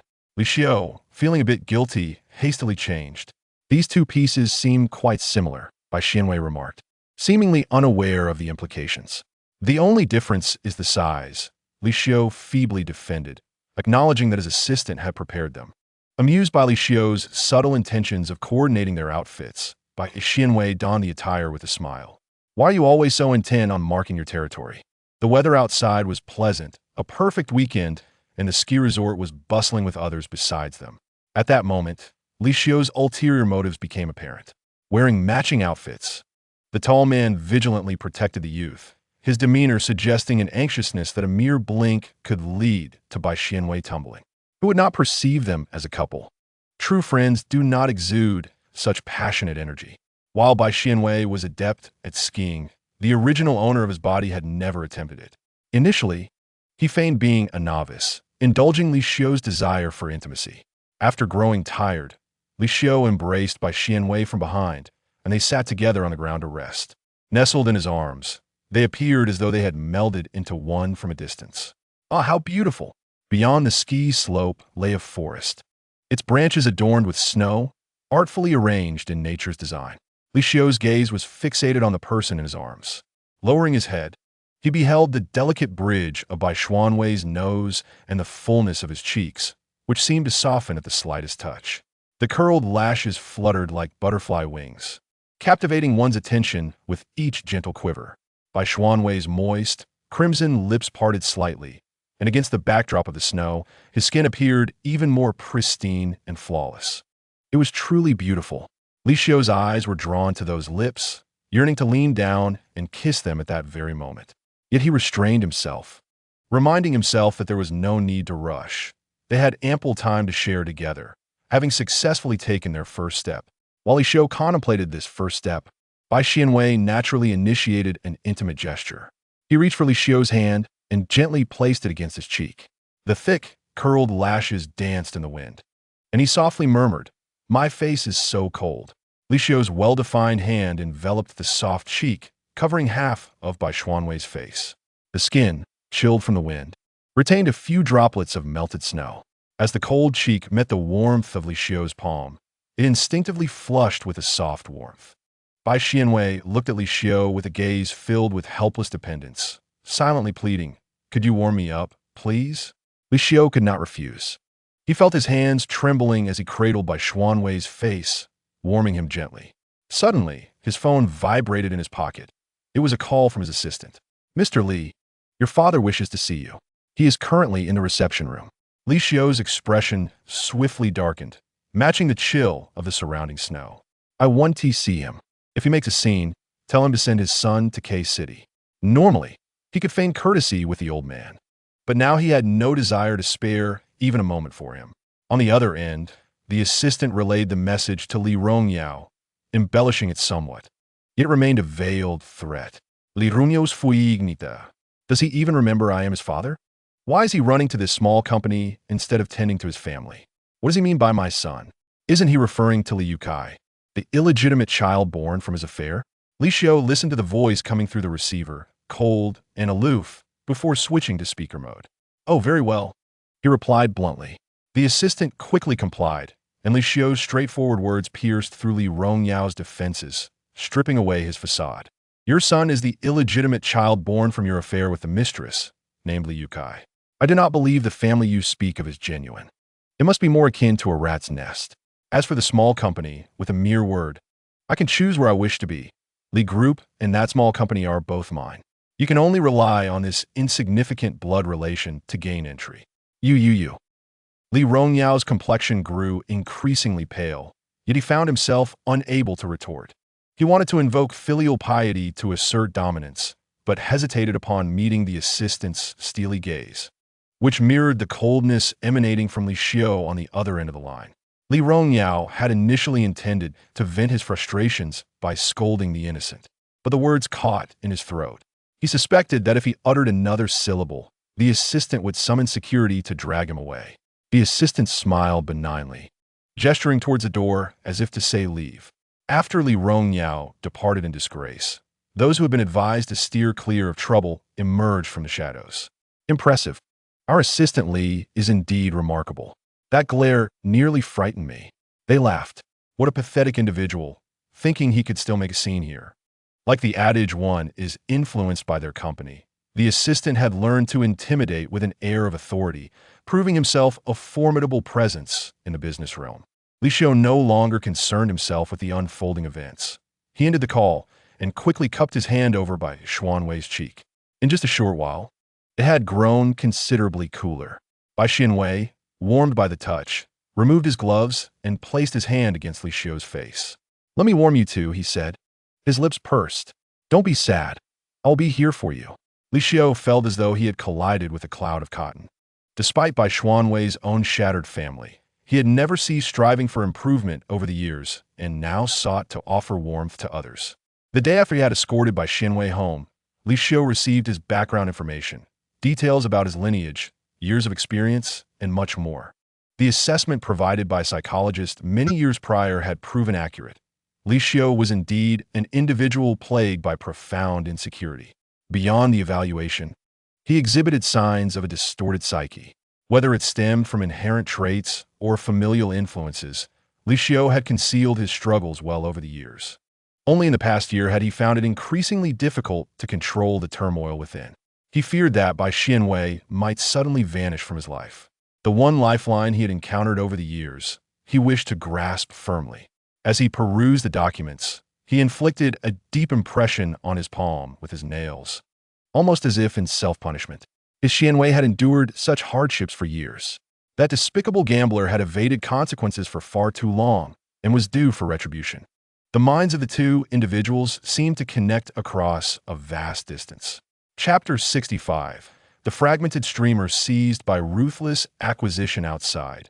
The biting cold was relentless. With hands and feet frozen, yet the exertion had left them sweating. Finally, they returned, satisfied. Upon entering the quaint snow-covered cabin, the staff had thoughtfully prepared dinner inside. Bai Xianwei devoured the tender lamb that was offered to him. Outside, snowflakes danced in the air while a roaring fire blazed within. Savoring the warming lamb was nothing short of blissful. After the meal, Li Xiu noticed that Bai Xianwei was nearly indiscriminate when it came to food, accepting everything that was presented. He had initially intended to jot down the foods Bai Xianwei disliked, but now found himself at a loss. Ultimately, Li Xiu decided to directly inquire, "Is there anything in particular that you dislike eating?" The youth paused to swallow his food, pondering seriously for a moment before replying, "Not really. Everything tastes quite good to me. As long as I can eat, I'm satisfied. Previously, to settle debts, I was almost reduced to eating dirt." Hence the young streamer was truly not picky. Li Xiu suddenly realized he had misspoken again and silently closed his mouth, chiding himself for his indiscretion. Bai Xianwei, oblivious to the subtle tension, gazed at the flickering flames, gradually succumbing to drowsiness, and let out a soft yawn, tears welling at the corners of his eyes. "Are we sleeping here tonight?" The boy's voice, tinged with confusion, reached Li Xiu's ears. Li Xiu maintained his composure and replied affirmatively. Bai Xianwei surveyed the pristine, soft bed. Yet no matter how spacious it appeared, it could not disguise the fact that it was, indeed, a bed. With some hesitation, he inquired, "Are we sharing the bed? Are there no other rooms?" Li Xiu, assuming an air of propriety, smoothed the sheets and began to tidy up their belongings, fabricating a lie. "They said the other rooms are filled with items we need." He looked at Bai Xianwei with a gaze that was utterly sincere, asserting that this was the only room available for sleeping. Bai Xianwei stifled a laugh internally, choosing to feign belief. "All right then, I'll take a shower first." The sound of water in the bathroom fluctuated, quickening Li Xiu's heartbeat. He stared longingly at the thick glass partition of the shower, his anticipation palpable. From within, he could hear Bai Xianwei humming a little tune. Gradually, Li Xiu rose, his movements somewhat stiff, and retrieved a box of pills from a hidden compartment in his luggage. At that moment, he was exerting every ounce of willpower to suppress the tumultuous emotions surging within. His nostrils flared slightly, breaths becoming heavy and deep, while his eyes glimmered with a hint of crimson, akin to flames ready to erupt. Absolutely not. Li Xiu admonished himself internally, resolutely stating that he could not allow his condition to flare up at this moment. He shuddered at the thought of how Bai Xianwei would look at him should he detect even the slightest irregularity. Just the possibility sent tremors through his hands. He swiftly extracted a pill from the box, neglecting to take a sip of water, and swallowed it whole. In his haste, he failed to notice that this pill had a slightly different taste from the ones he usually consumed. At that moment, Bai Xianwei emerged from the bathroom, taken aback by the sight of Li Xiu standing there, seemingly doing nothing. "You didn't do anything?" Bai Xianwei was skeptical. From his understanding of Li Xiu, it didn't seem like him to be able to restrain himself. "I went to shower, Xianwei. Please wait for me on the bed for a moment." Li Xiu affectionately ruffled Bai Xianwei's hair before stepping into the still steaming bathroom. Instantly, the lingering scent left by Bai Xianwei enveloped him, sending a shiver down his spine. Cocooned in the thick warmth of the blankets, Bai Xianwei lay at the edge of the bed, seemingly reluctant to be too close to Li Xiu, peeking out with only his head visible, exuding an air of modesty. "Sleep well," Li Xiu said, turning off the lights. "MHM," came the soft reply. Bai Xianwei's delicate face was buried in the pillow, appearing demurely asleep. Li Xiu lay down beside her, his icy feet pressing against his calf. The man paused for a moment, then ensnared those feet. There would be no escape. Bai Xianwei indeed attempted to flee, but her feet were firmly captured, rendering her immobile. After a while, the youth nudged Li Xiu gently, a soft sound emanating from beside him. Only then did Li Xiu release her. Bai Xianwei obediently ceased her mischief and truly fell asleep. Outside, fierce gusts of wind occasionally rattled the doors and windows, this tumultuous weather rendering slumber even more inviting. Her eyelids felt as though they were glued shut. As night descended, Bai Xianwei was roused by the weight pressing down upon her. Li Xiu. The youth's voice was still thick with sleep, laced with a hint of drowsiness. The man stilled for a moment, deeper desires stirring within him. Li Xiu was acutely aware that his mind was unhinged, yet he felt as if possessed, distinctly aware of his actions, yet utterly unable to halt them, unable to control his impulses. Bai Xuanwei's nightgown was pulled apart in haste. Something was amiss with Li Xiu's state. Ordinarily, he would not act in such a manner. Though he played the role of a tyrannical CEO in the narrative, he was not a lawless rogue. She reached out, feeling the heat radiating from his body, then touched his forehead, finding it not excessively warm. "System, what is happening?" Bai Xianwei inquired calmly. The system, startled awake, conducted an assessment on Li Xiu. System exploration at 1:25:50. Exploration complete. The male lead is currently under the influence of a drug. This drug triggers Li Xiu's agitated emotions. Li Xiu finally tore off the remainder of his clothing. Bai Xianwei pushed against him a few times, but he did not budge, and she surrendered her attempts. This night was destined to be one of sleeplessness. The system revealed that this drug primarily targeted emotions, with no immediate harmful side effects on the body, and that a small amount of the substance had already accumulated within Li Xiu. It appeared he needed an outlet for his turmoil. His blazing hand grasped the youth's delicate waist. Fortunately, the temperature in the room was not excessively low, and exposed skin felt warm. At this moment, the advantage of height became evident. On the bed, only the man's figure was visible, completely overshadowing the youthful form beneath him. Occasionally, a pair of hands would venture onto his sturdy back. For the first time, engulfed in his frenzied emotions, Li Xiu experienced a sense of acceptance. This sensation was exquisite, as if no matter how flawed he was, there would be someone to soothe and await him. When he struggled through, there would be someone beside him, whispering encouragement. Indeed, Bai Xianwei spoke such words, embellishing them with many others. The entire night passed until a sliver of sunlight crept through the gap in the curtains, lulling him into a deep slumber. Even as the two fell into a tranquil sleep, the man continued to assert his presence. The young boy was cradled in his arms, hands wrapped around him. Bai Xianwei, utterly exhausted, paid him no mind, resting his chin on the gentle rise of the man's shoulder and drifting off. The spot was particularly comfortable, soft, and yielding like a pillow when one lay without exertion. Chapter 66. The fractured streamer, seized by force. Li Xiu awakened abruptly from his sleep. Was it merely a dream? A sudden, sharp pain coursed through his back, jolting his mind into clarity. He leapt from the bed, hastily donning his clothes. As he dressed, he scanned the room, confirming the absence of any figures before rushing out. Xianwei, Xianwei, Xianwei. Passing the dining table, he noticed the breakfast laid out, untouched despite the fact that it was already noon. The cabin, though modest, could hardly conceal a person. In his frantic state, Li Xiu searched every nook and cranny.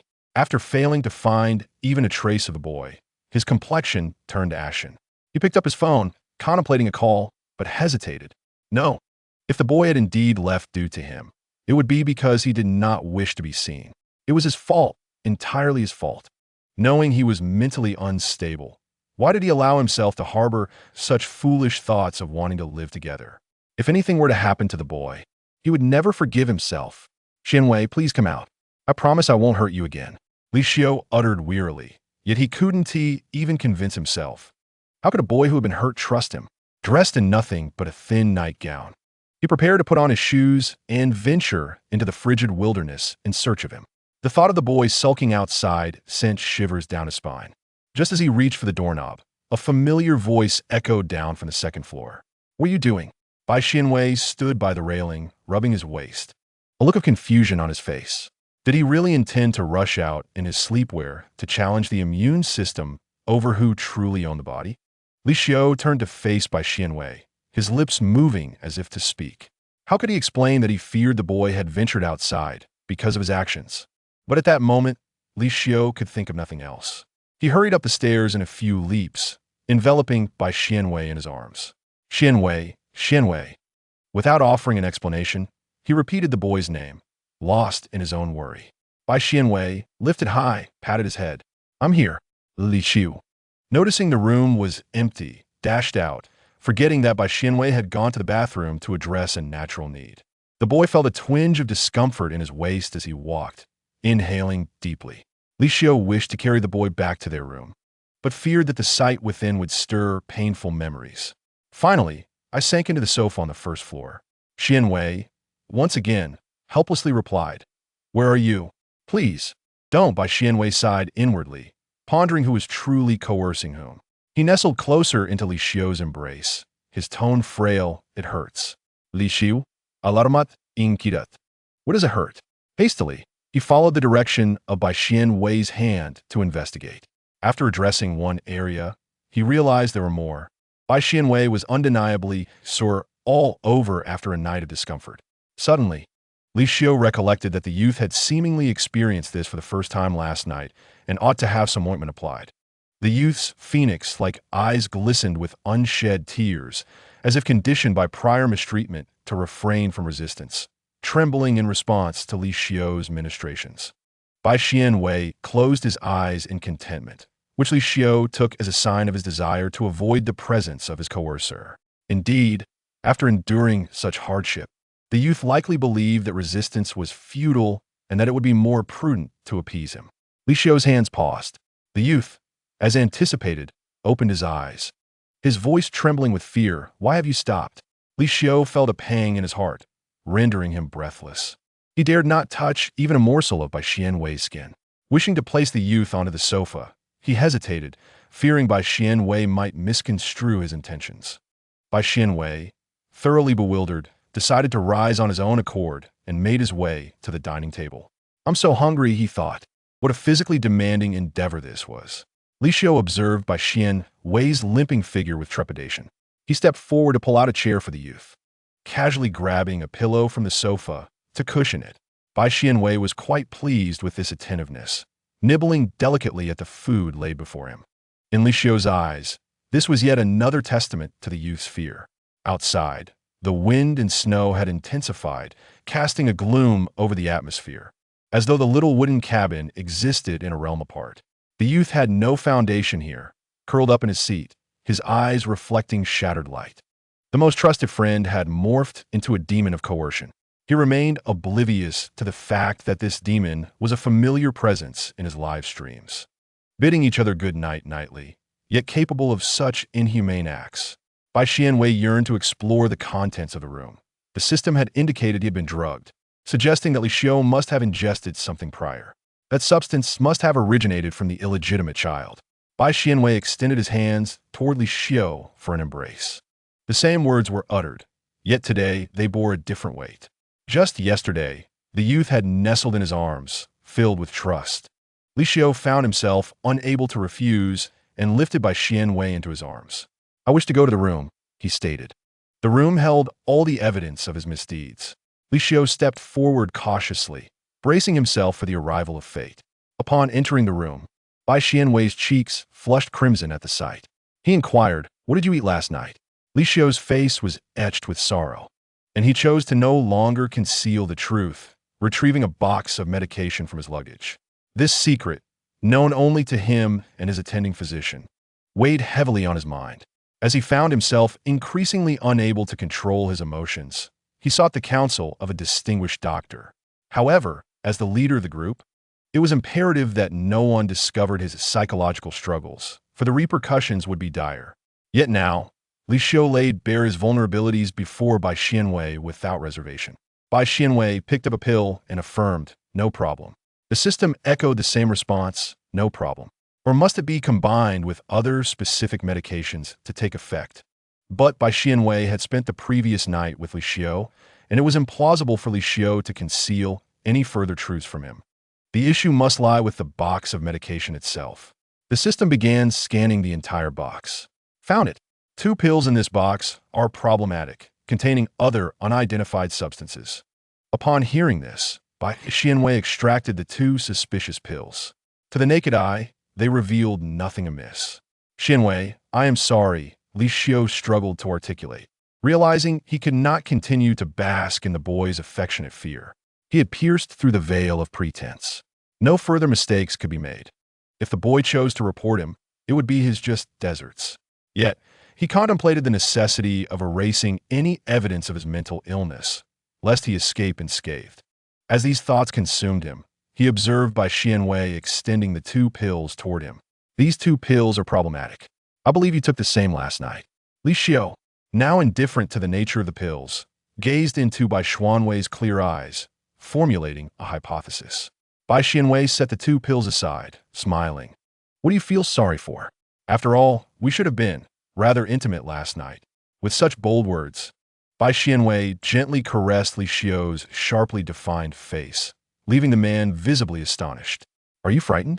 Li Xiu pressed his lips together, his color draining before he finally spoke, questioning what was consensual and what was forced upon the boy. Initially, it was indeed Li Xiu who had lost control, forcefully subduing Bai Xianwei.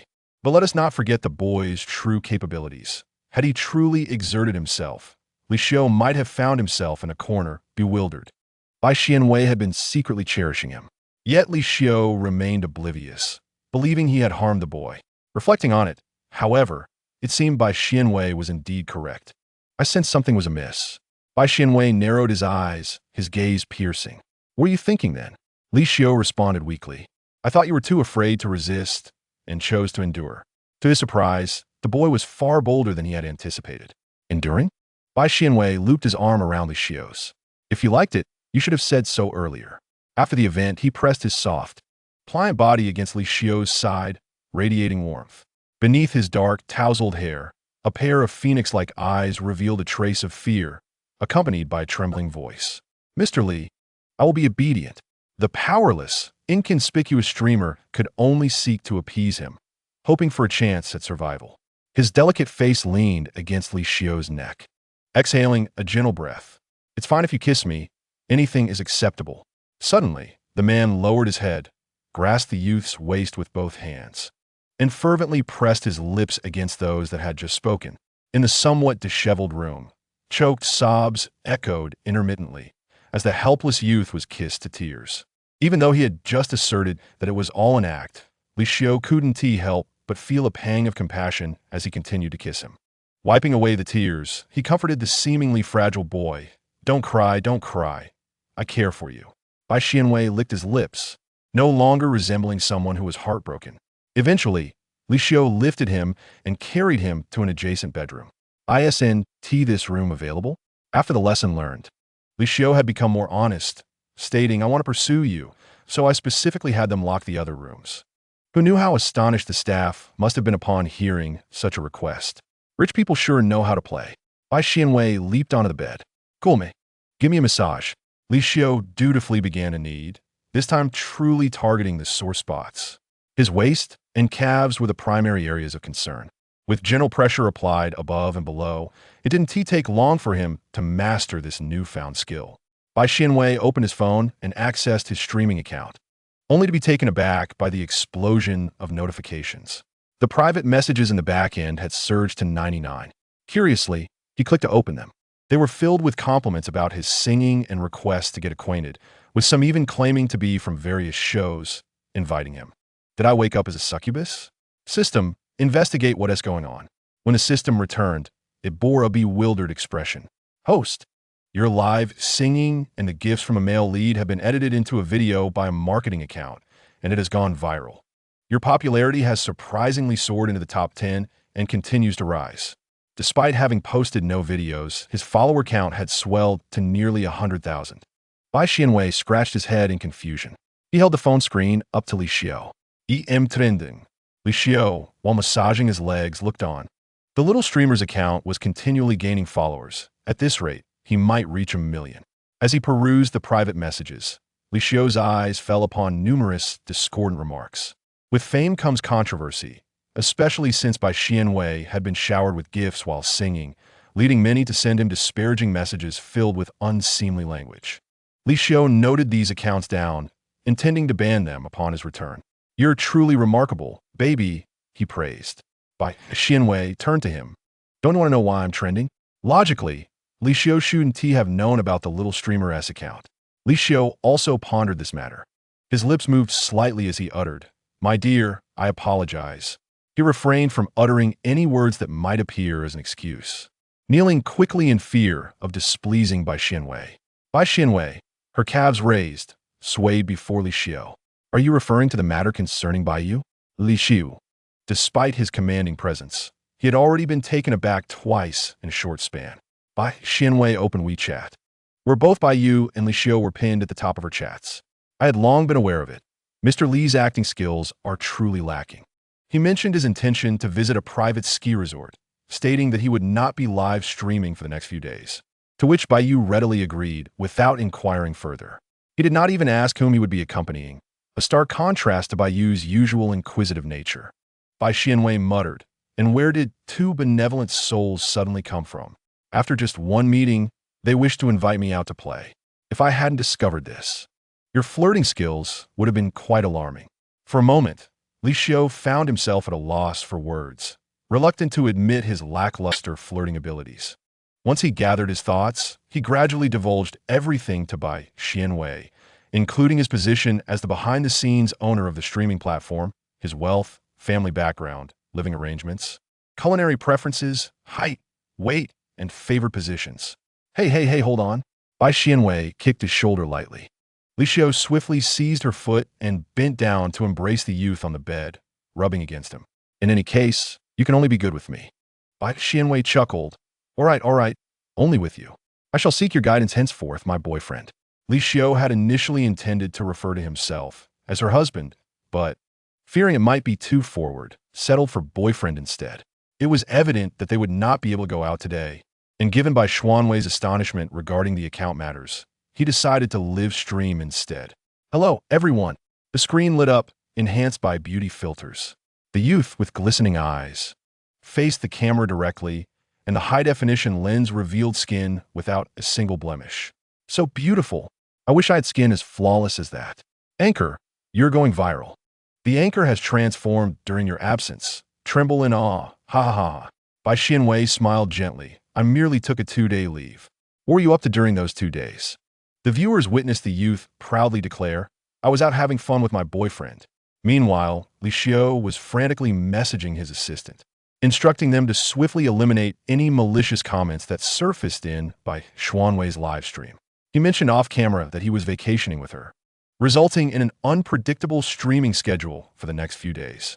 Just as he gains popularity, he reveals he has a boyfriend. What a bold move. Chapter 68. The fractured streamer seized in luxury. Those who have risen to fame due to their exceptional looks often conceal their private emotions meticulously, fearing that such revelations might lead to a loss of followers. However, Bai Xianwei does not partake in such trivial matters. Even if he did, he would be forthright about it. Romance ought to be passionate and fervent. What is there to fear? I'm merely singing, after all. Bai Xianwei tilted his head and remarked, "Aren't you all drawn to me because of my voice? Indeed, it was your singing that captivated me. Can you sing? I would love to hear it." Bai Xianwei grasped his phone, eschewing his stand, comfortably nestling on his bed as he selected a song from the barrage of comments. This was a rather vintage piece, renowned for its soaring and impassioned chorus, familiar to all, yet challenging to perform flawlessly. The youth appeared composed, lazily opening his mouth before effortlessly delivering a perfect rendition of the high notes. Upon completing the song, he transitioned seamlessly into another. He sang every piece that he fancied from the comments. The number of viewers in the live stream swelled.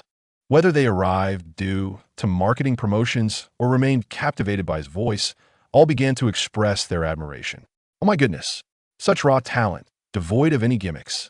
One song after another, those who initially intended to criticize found themselves silenced. Finally fatigued, Li Xiu promptly handed him a bottle of water. Bai Xianwei began bidding farewell to the audience, stating, "All right, I'm signing off now."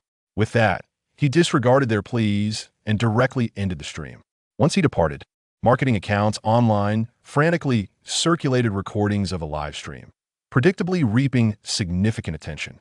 Only a few accounts sought permission by Xianwei to share the recordings. Most simply reposted what others had already published, eager to ride the wave of popularity without regard. Bai Xianwei, indifferent to it all, knew that any malicious slander would be swiftly dealt with by Li Xiao. The two spent an entire week enjoying themselves at a private ski resort, during which the assistant nearly lost his sanity. For a week without his boss, he was worked to the bone. Of course, the doubled salary was a different matter. As Bai Xianwei descended from his last slope, the nearby photographer hurriedly captured the moment, with all the photos subsequently secured by Li Xiao. Finally, the assistant received the news to pick up Mr. Li, overwhelmed with joy. Wait, had something transpired? He glanced at Mr. Li and the youth holding hands beside him. So soon? No, he wasn't questioning Mr. Li's intentions. Rather, based on his understanding, Mr. Li had shown no prior inclination and had seemed rather wooden. How could he have suddenly gained such insight? From now on, Xianwei is my boyfriend, Li Xiao announced with undisguised pride to his assistant. The assistant was even more perplexed. After just a few days, Mr. Li appeared to have transformed entirely. He witnessed Mr. Li, right before his eyes, lifting Bai Xianwei into the car. Once inside, the youth remained snugly ensconced in the man's embrace, with barely any room to move. Mr. Li raised a hand to tuck a strand of hair behind the boy's ear, causing Bai Xianwei to flinch and retreat into silence. How brazen! The assistant could only think of those 4 words. The unscrupulous tactics of the upper echelons are manifold. For those who desire, if patience eludes them, they resort to coercion and temptation. Failing that, they may resort to force. He is thrusting the youth into the jaws of tiger. The assistant's hands trembled on the steering wheel, unable to bear the sight behind him any longer. He once believed he had aligned himself with a commendable employer, yet he finds himself ensnared in such a fate. The rustling sounds infiltrated his ears like an ominous melody. The youth's plaintive pleas echoed, reminiscent of a sorrowful cuckoo, both melodious and pitiable. In truth, Bai Xianwei was merely discussing with Li Xiao what they might dine on, while Li Xiao suggested dishes Bai Xianwei found unappealing as he scrolled through his phone in search of something delectable. He placed his phone against Li Xiao's broad back, seemingly disinterested in lifting his head. The assistant, rendered mute along the journey, felt as though he had lost his aspirations. Upon deciding on their meal, Bai Xianwei relayed the address to Li Xiao. The assistant's pupils dilated in shock upon receiving Li Xiao's directive. That location was none other than a nightclub. Despite its discreet nature, the assistant could not be mistaken. In the past, he had accompanied Li Xiao to social gatherings, deliberately steering clear of such establishments. He never anticipated that he would now be complicit in such wrongdoing. The assistant parked the car by the roadside. "Mr. Li, please reconsider." Uttering these words, the assistant trembled like a leaf, yet his tone remained resolute and loud. Though merely an employee, certain matters are simply beyond reproach. They are matters of principle. "Mr. Li, you were not always like this. You used to establish foundations to aid those in need, diligently ensuring every penny was accounted for. To love someone should be through honorable means. Even if rejected, it is merely a difference in romantic perspectives, not a justification for coercion." Li Xiao, Li Xiao. The vehicle lingered by the roadside for several minutes before slowly proceeding to their destination. The assistant bore a stoic expression, yet internally he felt shattered. He did not intend to misconstrue Mr. Li's actions, but it was evident that Mr. Li had been intermittently erratic lately. Although he had not engaged in any overtly malevolent deeds, the assistant could not shake the feeling that such a formidable figure would not adhere to the law. The mere thought of Mr. Li inviting a youth out was enough for him to conjure an elaborate narrative. Bai Xianwei playfully tapped Li Xiao's chest, stifling his laughter. "Why do you resemble a bully so much?" Li Xiao, too, felt wearied, recognizing that, in a sense, he had indeed strayed from honorable methods. After their meal, the assistant drove them back to the company. Once they ascended the building, he swiftly slipped away. "Who was that?" a curious colleague inquired. As Mr. Li exited the elevator, they immediately noticed him accompanied by a youth of modest stature, seemingly soft and delicate, as though he might burst into tears with the slightest provocation. As they approached, all employees stood in silent reverence. The assistant, reacting instinctively, exclaimed, "Mr. Lee's partner. Quite legitimate." The colleagues recoiled in surprise, wondering aloud, "Is there any other way to be?" In an instant, the conversation between the two spread throughout the entire building. From soon-to-retire elders to intern college students, everyone was aware that Mr. Lee had found a serious partner. Why the emphasis on serious? The counselor did not elaborate. Bai Xianwei took a tour of the company while Li Xiu, without missing a beat, immersed himself in work. For an entire week, the employees felt more disgruntled than ever without their boss around. He had to manage not only the affairs of his company, but also the entire Li group. Bai Xianwei, being considerate, refrained from disturbing him. As he strolled through the floors, a slender man intercepted him. The man scrutinized Bai Xianwei from head to toe 3 times. Bai Xianwei, uninterested in indulging him, deemed a waste of time to even glance back and turned to leave. The slender man let out a shriek, exclaiming in exasperation, "You don't know, do you? You're just a stand-in." Bai Xianwei did not pause. The slender man blocked his path once more. "Why are you running? Afraid to confront reality?" He laughed triumphantly, feeling as though he had grasped a firm hold over Bai Xianwei, ready to assert his own significance. No matter how handsome or endearing one appears, in the end, they are merely a substitute. Don't doubt it. I possess evidence. He pulled out his phone, thrusting a blue background photograph before Bai Xianwei. The screen displayed a student ID photo of someone donning their departmental attire, smiling gently at the camera. With thick, dark hair and innocent eyes, the complexion was flawless. Upon closer inspection, one might notice a resemblance to Bai Xianwei. After all, on the surface, both were well-mannered youths. Bai Xianwei calmly scrutinized the photograph before turning his gaze back to the slender man. "Do you know you've stolen his image?" The slender man was momentarily taken aback by Xianwei's response. This was unexpected. The little stand-in should have been distraught upon seeing the photo, weeping and wailing. "Look closely. This is Li Xiu's college crush by Yu Guang, who is renowned throughout the school."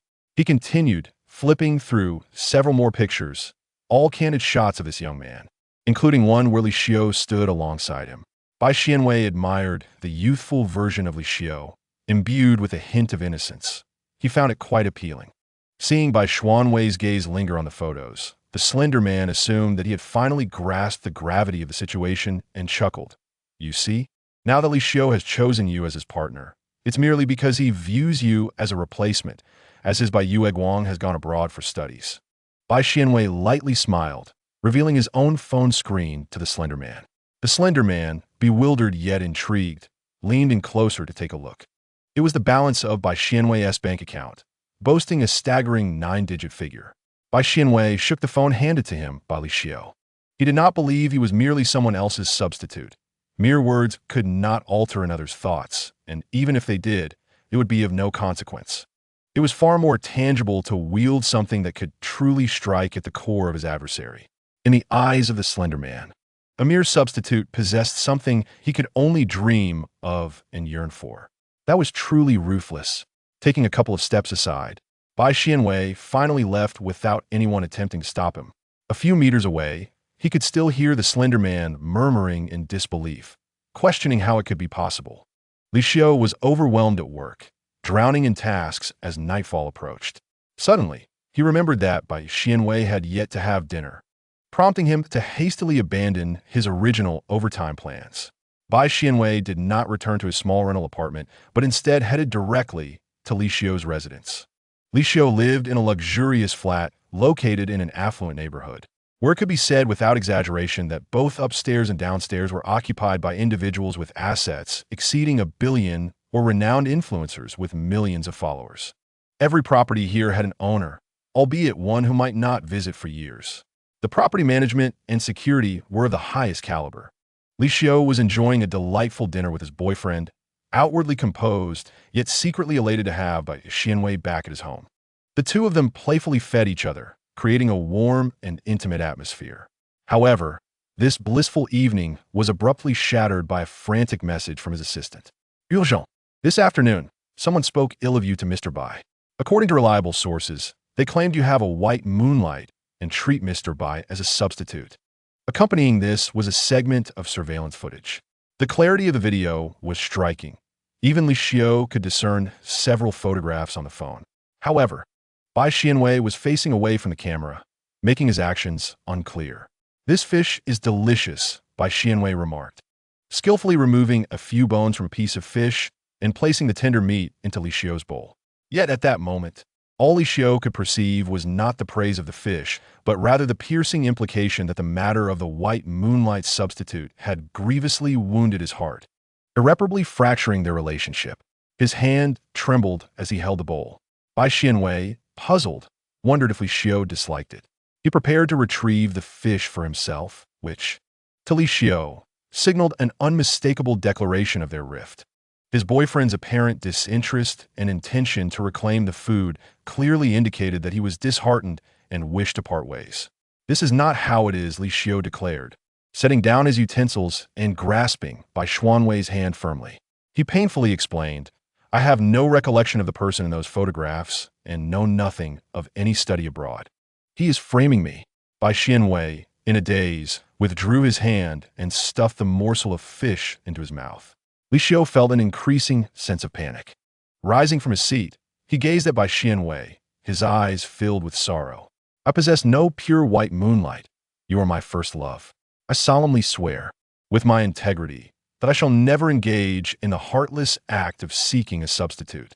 It has finally dawned upon Bai Xianwei what he was implying. "So, do you still indulge in fish and meat?" "Indubitably. I shall partake, as it seems Bai Xianwei has not misunderstood him after all. Given the astuteness of such a small streamer, how could one fail to discern the rumors being spun?" Upon learning that Bai Xianwei had ultimately revealed a screenshot of the remaining funds, he chuckled softly. This was the sum transferred to Bai Xianwei by Li Xiu. In a fit of excitement following the confirmation of their romantic relationship, found himself unable to sleep that night. The sheer magnitude of the sum left even the system momentarily speechless.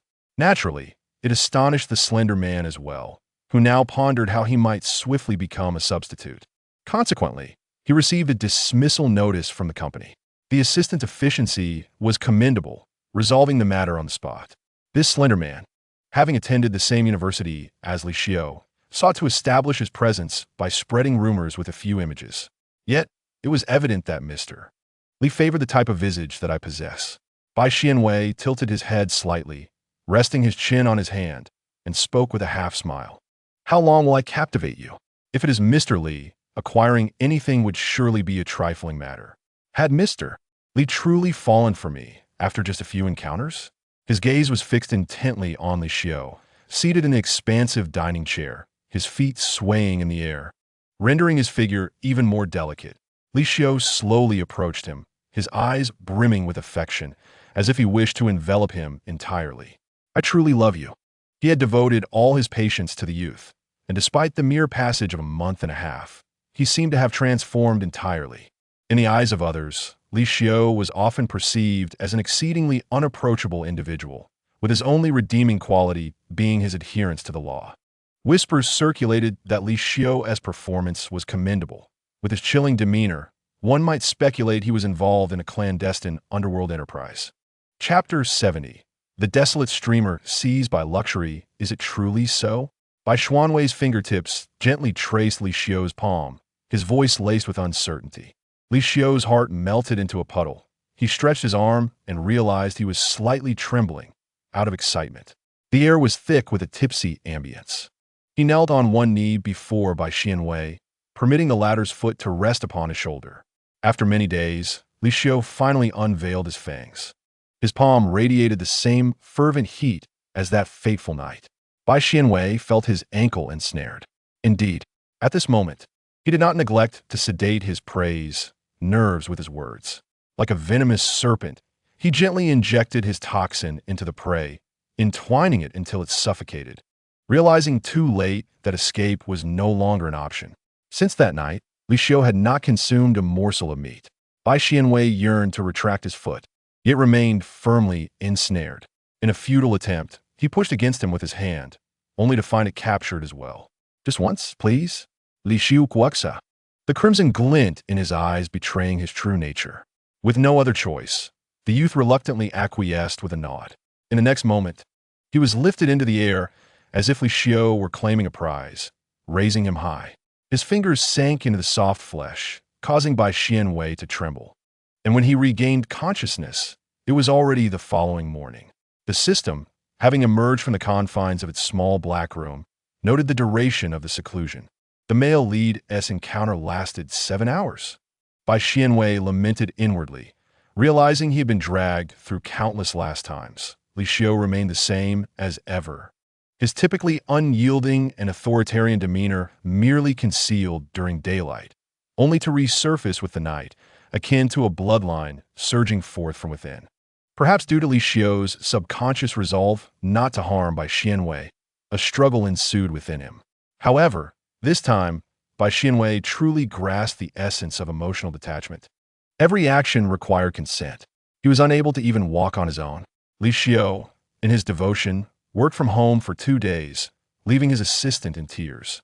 The youth, like a bird building a nest, cocooned himself in a bed filled with Li Xiu's scent for 2 days. The results from the special pills sent for examination revealed no trace of any questionable substances. Nevertheless, Li Xiu placed his trust in the youth. Perhaps others would scoff at his claims of the pills being problematic, questioning why he would doubt a reputable report. Yet, Li Xiu was indifferent. If the youth were to present him with anything of dubious origin, he would consume it without hesitation, let alone concern for his well-being. Li Xiu ceased taking the medication, yet he found himself more stable than before. When turbulent emotions threatened to erupt, a mere whisper from Bai Xianwei could quell the impending crisis. The employees at the company soon discovered this secret to navigating their interactions. When faced with the prospect of reporting to the president and fearing for their lives, they simply sought the prerequisite. Was the president's young boyfriend present? If so, they felt as though they had been granted an advantage, slipping in and out unscathed. Moreover, the employees recently uncovered astonishing news. The president's boyfriend was none other than the rapidly rising music streamer, whose voice alone dominated the charts. No wonder directives had come down to tightly control the platform's messaging, erasing inflammatory remarks and insults. A multitude had been banned for inappropriate comments, evidently having provoked the wrong entity. Those who enjoy venting their frustrations on innocent souls online are bound to face repercussions. Bai Xianwei's streaming career has progressed remarkably well. Greetings. Greetings. A sweet yet distinctive voice emanates from the screen. Before us is a girl clad in punk attire, adorned with a few delicate flowers in her headphones, transforming her originally cold aesthetic into something whimsical. Hello, hey you, she greets the screen. Bai Xianwei, dressed in a simple hoodie, responds, hello Az. Suddenly, Az clutches her chest. Oh my goodness, I can't believe I'm actually talking to such a handsome young man. I ought to frame my mouth. Truly, Az deserves her role as the protagonist, as her genuine emotions combined with the show's effect have stirred the audience's feelings. Hey you, my fans want me to play a game with you, is that alright? Az clasps her hands together, adopting a pleading expression. Upon hearing Bai Xianwei's affirmative response, Az jubilantly exclaims, yes. Grabbing her phone, her spirit instantly brightens, radiating with enthusiasm. She eagerly opens the game. Bai Xianwei discovers it's a new account. Hey you, have you not played this game before? If you'd rather not, we can choose another. Az, having selected a game known to all, finds it rare to encounter someone unfamiliar with it, and, out of consideration, she inquires if Bai Xianwei dislikes it. As an all-around gaming streamer, she believes she has explored nearly every game on the market, only to learn that the original player is not a gamer. It's fine. I simply haven't had the time to play before. Bai Xianwei clicks to team up. I actually quite want to play. Az's sense of duty surges. Don't worry, I'll make you fall in love with this game. It's a bittersweet agony of being unable to let go. This game has led her to repeatedly download and delete it, wasting several gigabytes of data each time. Without a rank, Bai Xianwei can only engage in casual matches. During these matches, Az's prowess shines even more. 5 kills, yay. Az keeps the enemies trapped under their tower, ultimately forcing them to retreat to their fountain in despair. The battlefield is littered with fallen foes. Some players indignantly report her, for suspected cheating. After yet another resounding victory, a friend request suddenly pops up on the screen from someone named Darkened Angel. A laugh escapes by Xianwei. Upon accepting the request, Darkened Angel immediately seeks to join the team. Aziz scratches her head. Darkened Angel? What a melodramatic name. This is one of Bai Xuanwei's friends. And Aziz stifles her laughter. The newcomer joins without uttering a word, silently contributing to the team. Bus for Bai Xianwei. Minion waves for Bai Xianwei. River creatures for Bai Xianwei. Kills for Bai Xianwei. Hey buddy, you're the mid laner. Don't you need your minions? Evil growth along the path allows Bai Xianwei to hoard all the experience. Chapter 71. The fractured streamer captured by force soon. Adversaries set their sights on the inexperienced mid laner, believing they had found an easy target. However, as they charged in, Bai Xianwei emerged from the thicket, dispatching them with ease. Under the overwhelming dominance of experience, the opposing team was utterly decimated. The darkened angelic boyfriend was remarkable. Aziz's eyes widened in astonishment. Is this your partner? Bai Xianwei smiled helplessly, yet his tone brimmed with pride. My boyfriend. Oh, that explains it, Aziz remarked, nearly grinding her teeth in frustration. The disparity between playing the game with and without a partner was glaringly evident. She had not paid much attention to the matters concerning Heiyu, hence her ignorance about her boyfriend. Yet the viewers in the live stream were well aware of Heiyu's significant other. Wait, who is this? Heiyu, is this your boyfriend? If my memory serves me correctly, he seems to be older than you, although the previous live stream had not revealed his appearance. The voice emanating from off-screen suggested that Heiyu's boyfriend was certainly a mature man. Call him hubby. And the name Darkened Angel, Bai Xianwei rarely explained, but he clarified that the name was chosen because he called her Heiyu. Hubby truly understands me. Moi. Li Xiao was present in the live stream. Hey. The conversation just got intimate. So, Heiyu is the one up top? I can't believe it. She looks so youthful. Fans expressed their disbelief. Bai Xianwei did not refute, allowing Li Xiao to call him hubby repeatedly. He was acutely aware of the little games Li Xiao played. As expected, after putting down his phone, the door behind them swung open. The man leaned close to him. Li Xiao wrapped an arm around Bai Xuanwei's neck, attempting to bury his head in his embrace. But the difference in their sizes made the action awkward. Hubby, you are incredible, the man praised in a sultry, magnetic voice. Bai Xianwei tugged at his hair, pulling away. The cunning CEO was up to his tricks again, his hands having stealthily slipped below the waistband of the youth's pants. The day had yet to darken. Li Xiao nestled against his chest, speaking in a muffled tone. Once it gets dark, it will be fine. Following his command, the smart home system gradually drew the curtains, enveloping the room in a dim light. Bai Xianwei found himself pushed onto the bed, the man's short, stiff hair brushing against his chin, causing a slight itch. Feeling jealous? Bai Xianwei asked unexpectedly. Li Xiao paused, perhaps feeling a bit embarrassed, hesitating to lift his gaze. He understood that their gaming sessions together were innocent, devoid of ulterior motives. Yet he couldn't help but feel possessive.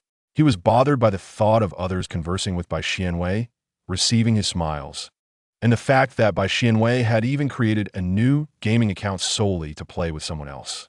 Jealousy crept into his heart. A thought arose, suggesting the direct use of authority to shut down the live broadcast. Am I unwell? The veins on Li Xiao's hand bulged, and he felt a rising desire to abandon treatment. Indeed, distancing oneself from youth seems to be the most prudent choice. Being with a person who harbors mental illness, Bai Xianwei would inevitably reach a breaking point. Bai Xianwei resolutely stated, "You are unwell." He cupped Li Xiao's face, their eyes locking in mutual understanding. But I can manage you, and that suffices. Li Xiao stood momentarily stunned, then abruptly buried his head, pulling the blanket over the two of them. Fiery kisses cascaded upon the youth's form, with only a pair of feet flailing at the bed's edge. Subsequently, if Bai Xianwei engaged in live streaming, he often played games with the female lead, leading to an exchange of WeChat contacts. Azzy, let me pry a bit. Azzy, how old is your boyfriend? Upon returning home that day, she was consumed with curiosity, having also listened to recordings of others speaking about Heiyu's boyfriend. No matter how she viewed it, such a striking youth should not be in a subordinate position. Heiyu, he is 27. Heiyu, what do you wish to inquire? Bai Xianwei discerned that Azzy was hesitant, clearly wanting to voice something. Azzy, I merely wish to ask who is dominant between you and your boyfriend? Azzy, hey you. You aren't the younger partner, are you? The image of someone weeping beneath the sheets, only to resume their activities while still in tears, crossed by Xuanwei's mind, causing him to feel exasperated yet amused. Hey you, I am the dominant one. As he typed this questionable statement, Bai Xianwei glanced around to check if Li Xiu was present. As he gasped in surprise, realizing that Heiyu indeed was the younger partner. She could hardly fathom the sight of Heiyu's beautiful face taking charge. What did you say? Li Xiu hasn't been visiting you for treatment lately? In a villa on the outskirts, a man resembling Li Xiu but with a vastly different aura shouted into the phone. Are you incompetent? You should be inquiring about him regularly, exaggerating the consequences of his neglecting treatment, warning him that without timely care, he could become a genuine madman. Yet the true reason for becoming mad lay within the treatment prescribed by the doctor. Having received payment, the doctor directed his frustrated outburst towards Li Xiu, expressing confusion over why Li Xiu had suddenly ceased contact. I have attempted to reach his steward several times, but he too has been evasive. Boss, what if Li Xiu has uncovered something? The mere thought sent a shiver down Li Yu's spine, recalling the dreadful consequences he had faced in a past life at Li Xiu's hands. It haunted him in the depths of night, unaware of Li Yu's emotional turmoil. The doctor continued his report. As per your instructions, I placed 4 capsules in the last bottle, but I currently cannot ascertain how many he has consumed. Should we increase the dosage for the next visit? Yes. Li Yu gritted his teeth, hastening his pace. This year, I have noticed him exhibiting strange behavior. The doctor acquiesced. After hanging up the phone, Li Yukai gazed at the lavishly decorated villa and suddenly raised his hand, forcefully smashing his phone onto the ground. If he dared to lose control. The words he uttered seemed almost humorous, for not long ago, he had been a pitiful wretch. One night, he dreamt of his past life. In his previous existence, Li Yukai was nothing more than a dissipated spendthrift, initially enjoying a share of company dividends. However, after Li Xiu reclaimed what was never rightfully his life spiraled into despair. From that moment on, he plotted to bring harm to Li Xiu, only to be effortlessly uncovered and subsequently imprisoned, living out a miserable existence in confinement. Awakened from this haunting dream, Li Yukai initially believed it to be merely a nightmare. Yet, each subsequent night, the same dream recurred, becoming increasingly vivid, blurring the lines between dream and reality.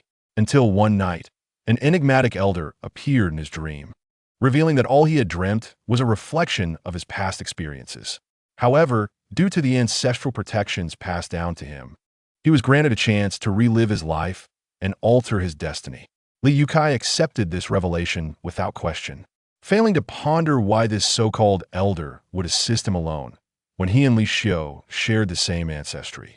Upon awakening, Li Yukai discovered an inexplicable bottle of pills beside his pillow, solidifying his belief in the extraordinary events unfolding in his life. The elder instructed him to administer the pills to Li Xiu, which would gradually induce madness, ultimately leading to a mental breakdown. At that point, all the enterprises would rightfully belong to Li Yukai. His insistence prompted the doctor to grow anxious. Previously, Li Xiu had visited him weekly for treatment. Yet it had been nearly 2 months since the last appointment. When he attempted to schedule a new session, the Li family steward merely offered vague responses. The doctor was desperate. Without access to Li Xiu, he could not continue the medication, and the promised arrangements must be fulfilled for him to obtain what he sought. The doctor made another attempt to contact the family steward, and to his surprise, they finally secured the next appointment. Li Xiu exited the chat with the steward. Bai Xianwei coldly remarked that it seemed he was indeed anxious. It was rare for a physician to be so persistent in seeking treatment for a patient. After 1 or 2 unanswered attempts, most would have given up, yet he remained undeterred for 2 months. The ailment was, after all, psychological in nature. On the appointed day, Bai Xianwei accompanied Li Xiu to the ancestral home of the Li family, typically uninhabited except for the steward who kept watch. This location provided Li Xiu the privacy necessary to conceal his condition. As the steward approached to open the car door for Li Xiu, he was surprised to see Li Xiu already stepping out from the other side, graciously opening the door for him. Emerging was a youth he had never encountered before, resembling a young master from an affluent family, strikingly delicate and beautiful, evoking a sense of pity and protectiveness. Bai Xianwei greeted him warmly. The butler was taken aback to discover that this was Li Xiu's boyfriend. He rarely stuttered in his speech, greeting young Master Bai with a formal, "Welcome to the Li residence." Li Xiu held Bai Xuanwei's hand, his demeanor softer than the butler had ever witnessed. Shortly thereafter, the butler welcomed the doctor who had come for the appointment. "Hello, Butler Zhao," the doctor said, beaming as he carried a medical bag.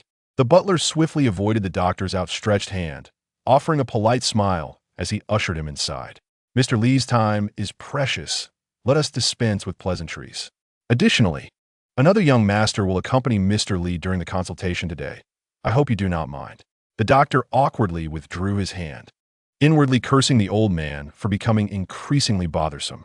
With a forced laugh, he replied, "Not at all. But I am curious about the relationship between this young master and Mr. Li." Li Xiu had kept his condition a closely guarded secret. It was surprising that someone would accompany him for the appointment. Could it be related to his recent, unusual behavior? As this thought crossed his mind, the butler's smile became more genuine. "He is Mr. Li's boyfriend." The doctor was taken aback. How could this be? Li Xiu's condition should preclude the establishment of any intimate relationship. Or perhaps this was merely a superficial arrangement. However, upon seeing them together, the doctor's assumptions were shattered. The once aloof Li Xiu, who had previously instilled a sense of fear in him, was now feeding fruit to a young boy. Bai Xianwei savored strawberry, exclaiming, "Delicious! You should try some too." Li Xiu then placed another berry in his own mouth, inadvertently licking the remnants from his fingers where they had brushed against Bai Xianwei's lips. "So sweet," he murmured, though it was unclear whom he was addressing. Bai Xianwei turned and noticed the doctor at the door, leaping off the sofa in joy. "Hello. You are Li Xiu's doctor, right? I am incredibly grateful for the care you have provided him." The boy's earnestness was evident, revealing his pure-hearted nature, which eased the doctor's tension. It appeared there was nothing to fear after all. The ensuing conversation further confirmed this notion. Throughout the discussion, the boy remained beside Li Xiu, clinging to his arm, and whenever a troubling topic arose, he would plant a tender kiss on Li Xiu's cheek, his eyes brimming with concern. Merely a decorative figure. The doctor thought maliciously. Perhaps he would soon be replaced by Li Xiu. He then shifted the topic to Bai Xianwei. "Mr. Li, have you noticed any changes since entering into this relationship?" Li Xiu responded nonchalantly, "No significant changes. I still find it difficult to control myself from time to time." "How has Mr. Li managed during these episodes?" the doctor inquired. Bai Xianwei interjected, "He always holds me. It's quite painful." The doctor's lips twitched, grateful for the mask that concealed his expression. "Doctor, please prescribe him more medication. He has run out of the previous supply." Bai Xianwei's innocent eyes widened as he continued. "I initially told him not to consult a doctor, that he only needed me, but last night he suddenly fell ill." He patted his chest, his face reflecting a lingering fear. "It was quite frightening." "It was indeed your fault." The doctor, infuriated, intensified his movements, ready to issue a reprimand. Yet, Bai Xianwei leaned against Li Xiu, urging him to hasten with the medication, as he was hungry and desired a meal. Li Xiu, casting an apologetic glance at the doctor, resignedly cradled Bai Xianwei in his arms. The doctor, left with no choice, opened his medical kit to dispense the medicine. He feigned to search for a moment before retrieving a pre-prepared bottle of pills. As before, the dosage was 1 pill at a time. Bai Xianwei eagerly accepted the bottle, twisting it open with enthusiasm. "Wow, how many pills are in here?" he exclaimed, only to fumble and scatter the pills across the floor. The doctor was momentarily taken aback. Before he could fully comprehend the situation, he hurriedly bent down to collect the pills, only to witness the youth laughing and playfully crushing the pills beneath his foot. "These poison pills are quite effective. How did you spill the medicine?" The doctor's expression changed dramatically, yet he stubbornly refused to acknowledge the mishap. Bai Xianwei shook his head, having realized that it was better to confess than to struggle. After all, he was a law-abiding citizen, and resorting to extrajudicial measures was never part of his plan. Li Xiu spoke in a low voice, shattering the doctor's last vestiges of hope. "Confess honestly, and perhaps your punishment will be mitigated." Otherwise, Li Xioshan's smile was chilling, infusing the room with an icy atmosphere. You would not wish to know my methods. The doctor involuntarily trembled, recalling the rumors surrounding Li Xioshan, who was said to operate a dark underworld. The notion of severed limbs seemed all too plausible. Regret enveloped the doctor as he pondered how he had entangled himself with such a terrifying individual. At that moment, the Li residence transformed in his perception into a den of peril. He dared not imagine the multitude awaiting him outside the door, nor the fate that awaited him. Gradually, the doctor succumbed to fear, thoroughly intimidated. Bai Xianwei clutched the recording pen, which contained a detailed account of the doctor's confessions regarding Li Youcai's directives. However, this evidence was insufficient to incriminate Li Youcai, as the peculiar substances within the medication eluded detection by instruments and could only be identified by the system. Convicting Li Youcai based on this was an arduous task. Standing by the window, Bai Xianwei coldly observed the doctor's disheveled retreat after agreeing to play along with them. At that moment, Bai Xianwei must have appeared to the doctor like a terrifying specter. Who would have thought that the seemingly weak and brainless youth, akin to a doddering flower, could possess such a stark contrast in character? Chapter 73, The Shattered Streamer. Robbed by Force AZ. Are you going to the Starseed Festival? AZ. The official invitation just arrived. Hey you. I will go. Hey you. See you then. AZ. After knowing each other for so long, we can finally meet. AZ.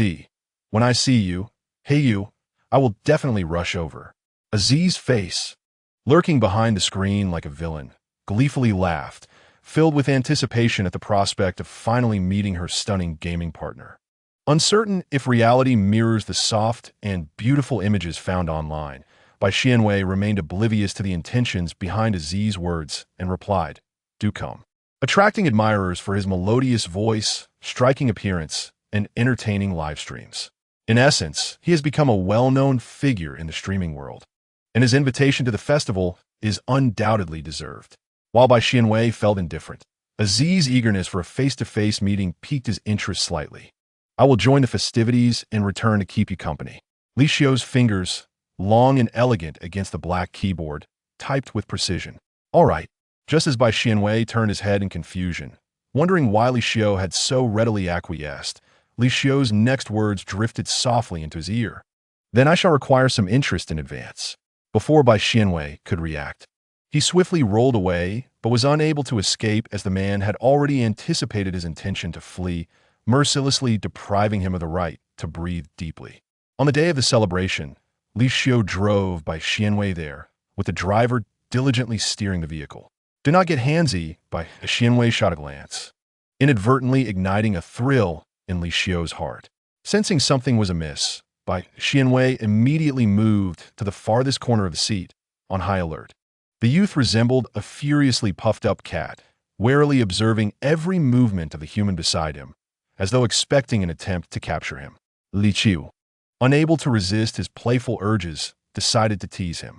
Dressed for the occasion in a formal attire he usually found bothersome, Bai Xianwei looked particularly exquisite with the floral collar and cuffs, enhancing his youthful, affluent appearance.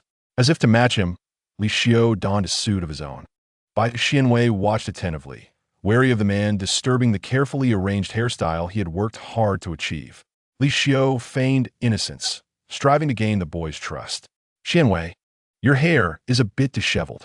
Bai Xianwei, though doubtful, tilted his head and said, could you help me with it? I need to maintain my image when we appear. A glimmer of mischief flickered in Li Xiu's eyes as he adjusted the wayward strand of hair, and in a swift motion, he pinched Bai Xianwei's cheek. The boy's face flushed slightly from the unexpected gesture. Li Xiu, Bai Xianwei exclaimed, flailing his arms. Seizing the opportunity, Li Xiu caught the youth, bringing him to rest upon his lap. Bai Xianwei grasped the hand that was gripping his waist, wholly distrustful.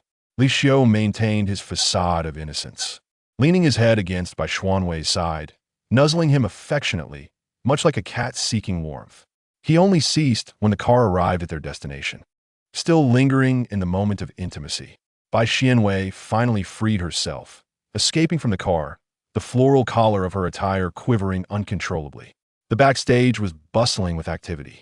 Apart from the staff, Only prominent influencers could be found, invited by the Shanghai Festival, with special accommodations arranged for them. However, Bai Xianwei, living in close proximity to the celebration, opted not to stay at the hotel.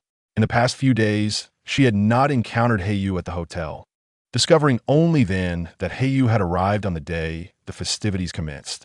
Now that she had arrived, a message was sent. Heiyu, I am at the main entrance. Aji, I'm on my way. Bai Xianwei remained in place, waiting. Before long, a figure rushed towards her. Heiyu, a bright female voice rang out as Aji sprinted over, embracing Bai Xianwei and lifting her off the ground. Bai Xianwei? No, that was incorrect. The youth, astonished, found himself suspended, while Aji's face gleamed with excitement. Finally, I get to see you. Aji contentedly rubbed her chin against Bai Xianwei's head. Why are you so tall? Bai Xianwei silently exclaimed in bewilderment, utterly unprepared for this encounter. The system leisurely floated by, remarking, Dear host, the original text mentioned that the female lead's height is 184 centimeters. The male lead, Li Xiao, stands at only 186 centimeters. Thus, with Aji donning shoes that added a couple of centimeters, she matched Li Xiao's height effortlessly, making it a breeze for her to lift Bai Xianwei. Bai Xianwei rummaged through his memories for descriptions of the female lead's stature, realizing he had never paid much attention to others' appearances. All right.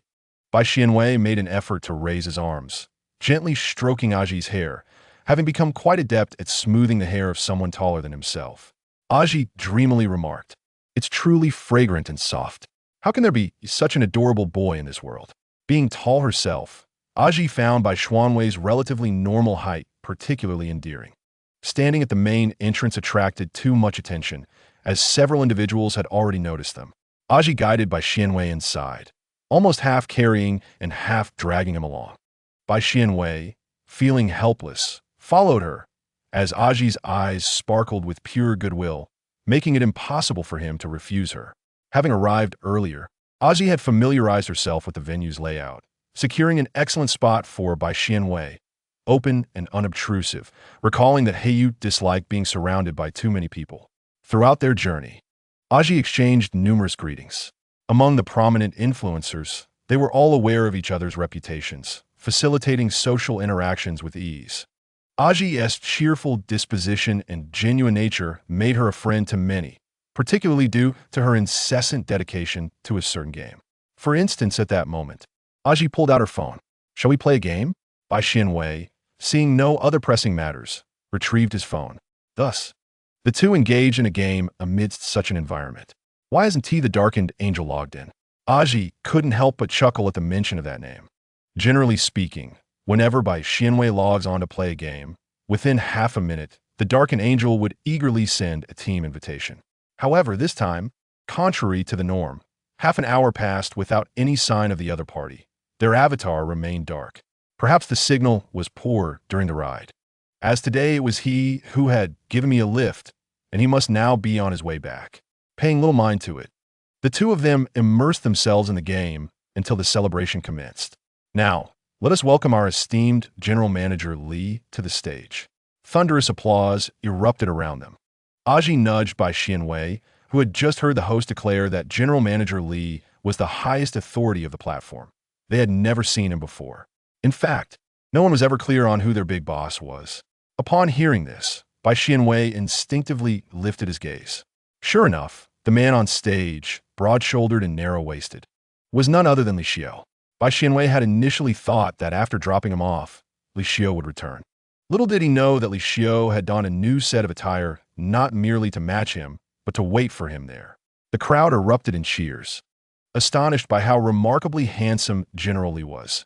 If he were to become a beauty influencer, he would undoubtedly dominate the field. It was particularly striking that he was the head of the platform. Aji also gasped at his striking looks. Bai Xianwei diverted his attention from his phone, fixating intently on his man, akin to a peacock displaying its feathers. Li Xiao on stage quickly locked eyes with Bai Xianwei, a hint of a smile gracing his cold face as he gently blinked his left eye. Bai Xianwei feigned ignorance, while Aji murmured beside him, "Does it feel like General Li is looking this way?" Throughout, Aji sensed that General Li's gaze was subtly drifting toward them, yet when he glanced at Heiyu, there was no reaction, no exchange of glances. Perhaps it was merely his imagination. After delivering his speech, Li Xiu proceeded to the award ceremony. He appeared like a dazzling star in the night, captivating countless onlookers. Next, let us welcome the newly emerged million-follower influencer of the platform, Heiyu. As the youth stepped into the spotlight, the majority of the audience was drawn to him, mesmerized by his natural beauty. Even from a distance, one could see his thick, curled eyelashes fluttering and his alluring crimson lips. Under the stage lights, the dust suspended in the air transformed into ethereal sprites dancing around him. Those who had previously questioned how he achieved such accolades in such a short time now understood. He deserved it. In merely a month, Heiyu garnered 1 million followers.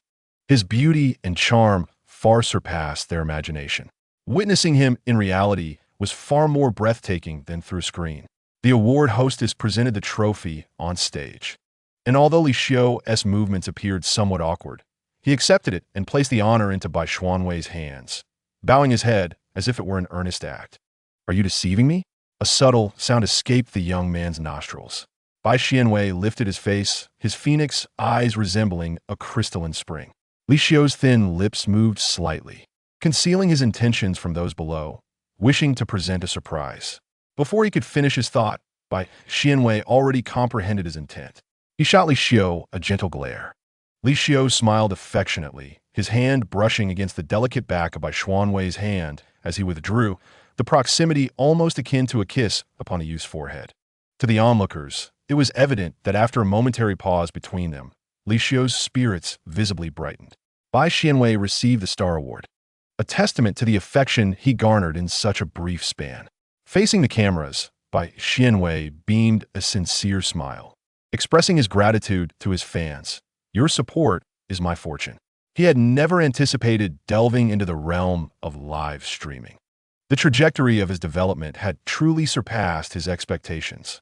Each charming barrage of comments during his broadcasts and the warm messages in his private inbox fueled his motivation for the next stream, gradually nurturing his fondness for this craft.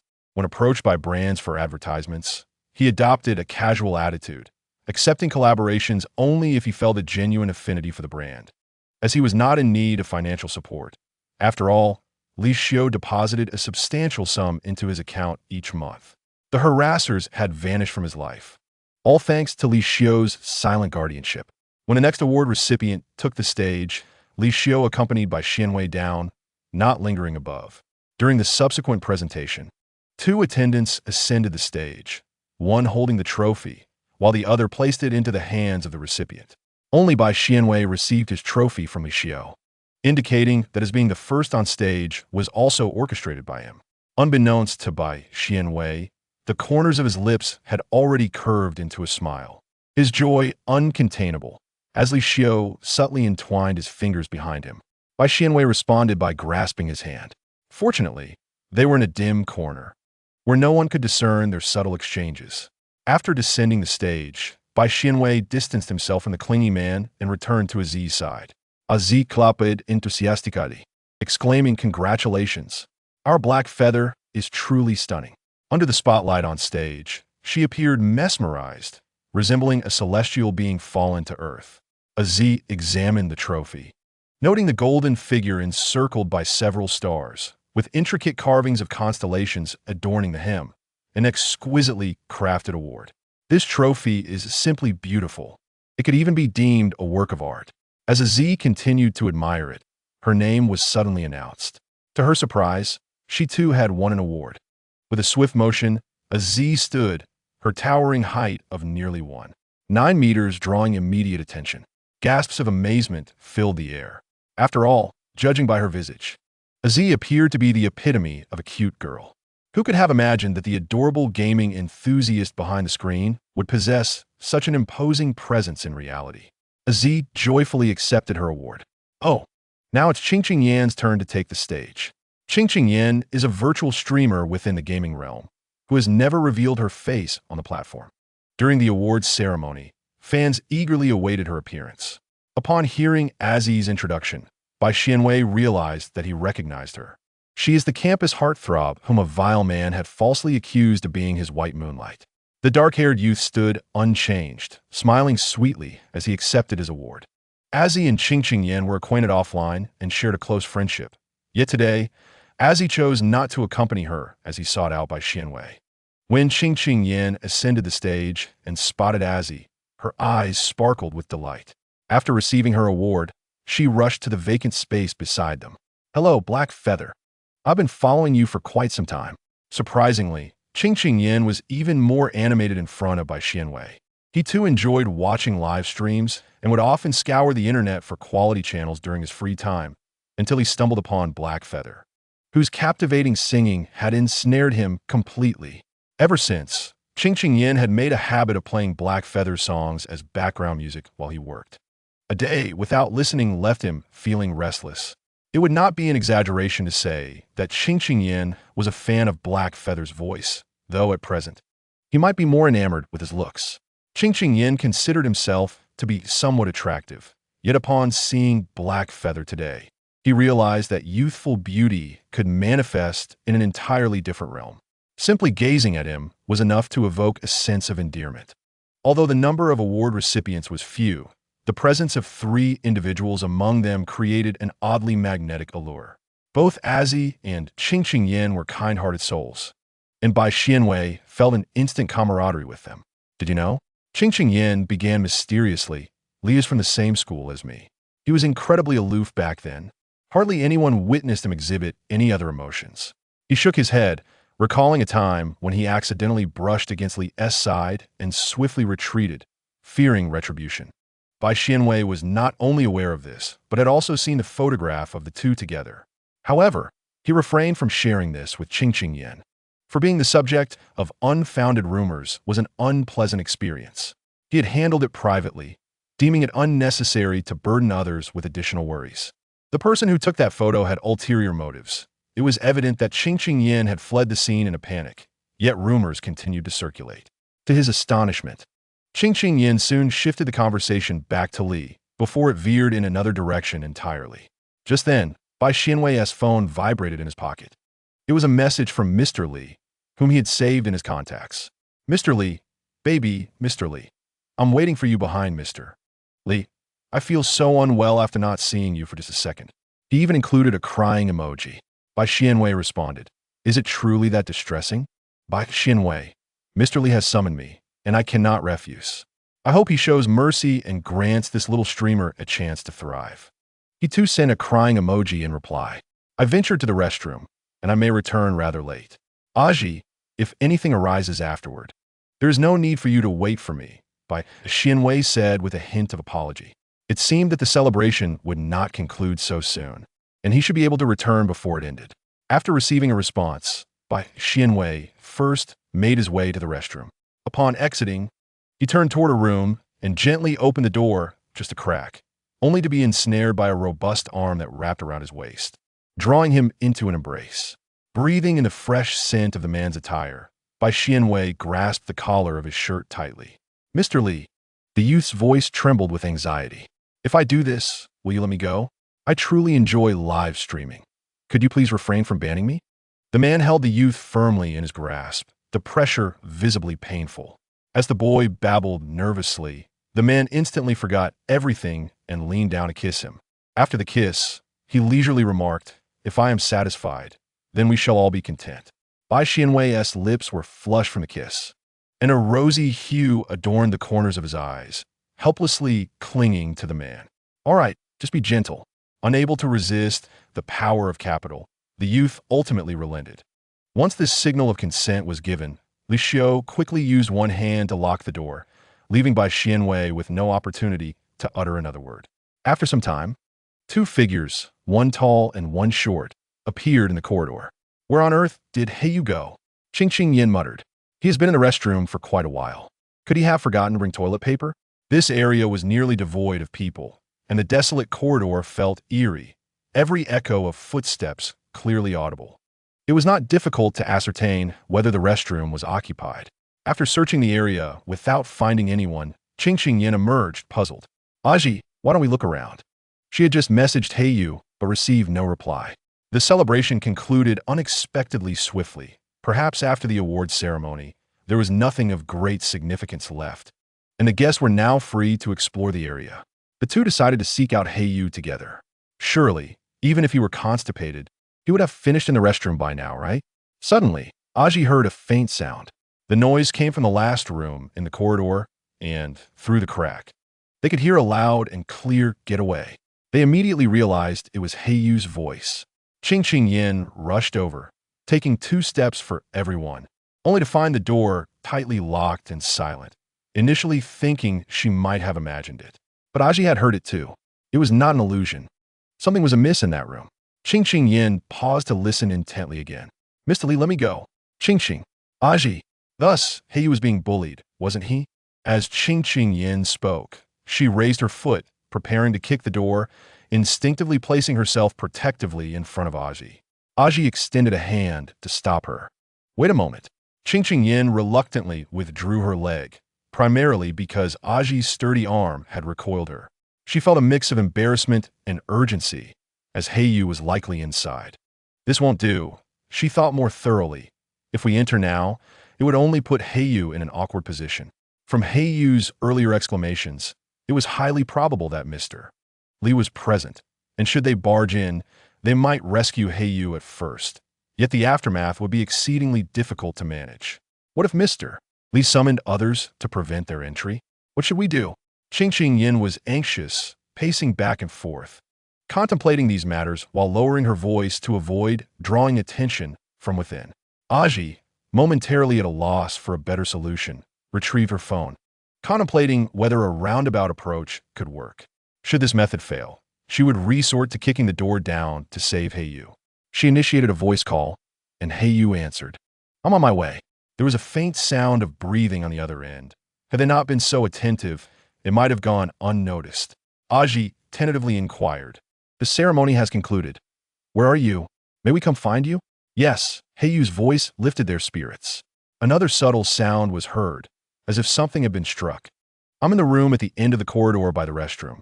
You can come directly to me." This statement suggested that everything was likely fine. Initially planning to assist Heiyu's escape via phone, it now seemed that Heiyu could directly invite them to his location. After a brief hesitation, Aji replied, "We're outside your room, as we were concerned you might be in danger." There was a moment of silence on the line, followed by a flurry of commotion from within the room, culminating in the door swinging open before them. "Aji, Qing Yin." Bai Xianwei kicked Li Xiu lightly from behind. "I'm fine, just came to check on my boyfriend. I didn't expect the ceremony to end so quickly. My apologies." "Boyfriend?" Aji's gaze drifted from Heiyu's youthful face to Li Xiu's. "Aji? Qing Yin?" In an instant, Qing Yin understood why Mr. Li had remained to present an award to Heiyu. It was a personal matter. Aji exclaimed in surprise, "So Mr. Li has a touch of the Chinibu. His online alias is the Darkened Angel." Cough, cough, cough. Bai Xianwei chuckled until he coughed. Li Xiu calmly helped him regain composure, maintaining his poise even when such an embarrassing topic was broached in the presence of outsiders.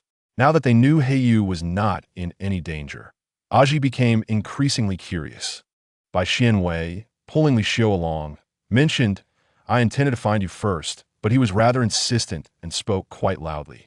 His foot nearly collided with Li Xiu's face. Yet, Li Xiu remained obstinately close. Now that Li Xiu had joined them, they could not wander through the exhibition hall, and it was just in time for a meal. The group graciously declined the organizer's invitation to dine together and opted to eat elsewhere. At the dining table, Mr. Li's adept service skills left both Aji and Qing Yin astounded.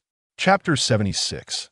The broken broadcaster seized by force, a crushed soda can tumbled across the floor, rolling to a corner where it was subsequently kicked aside.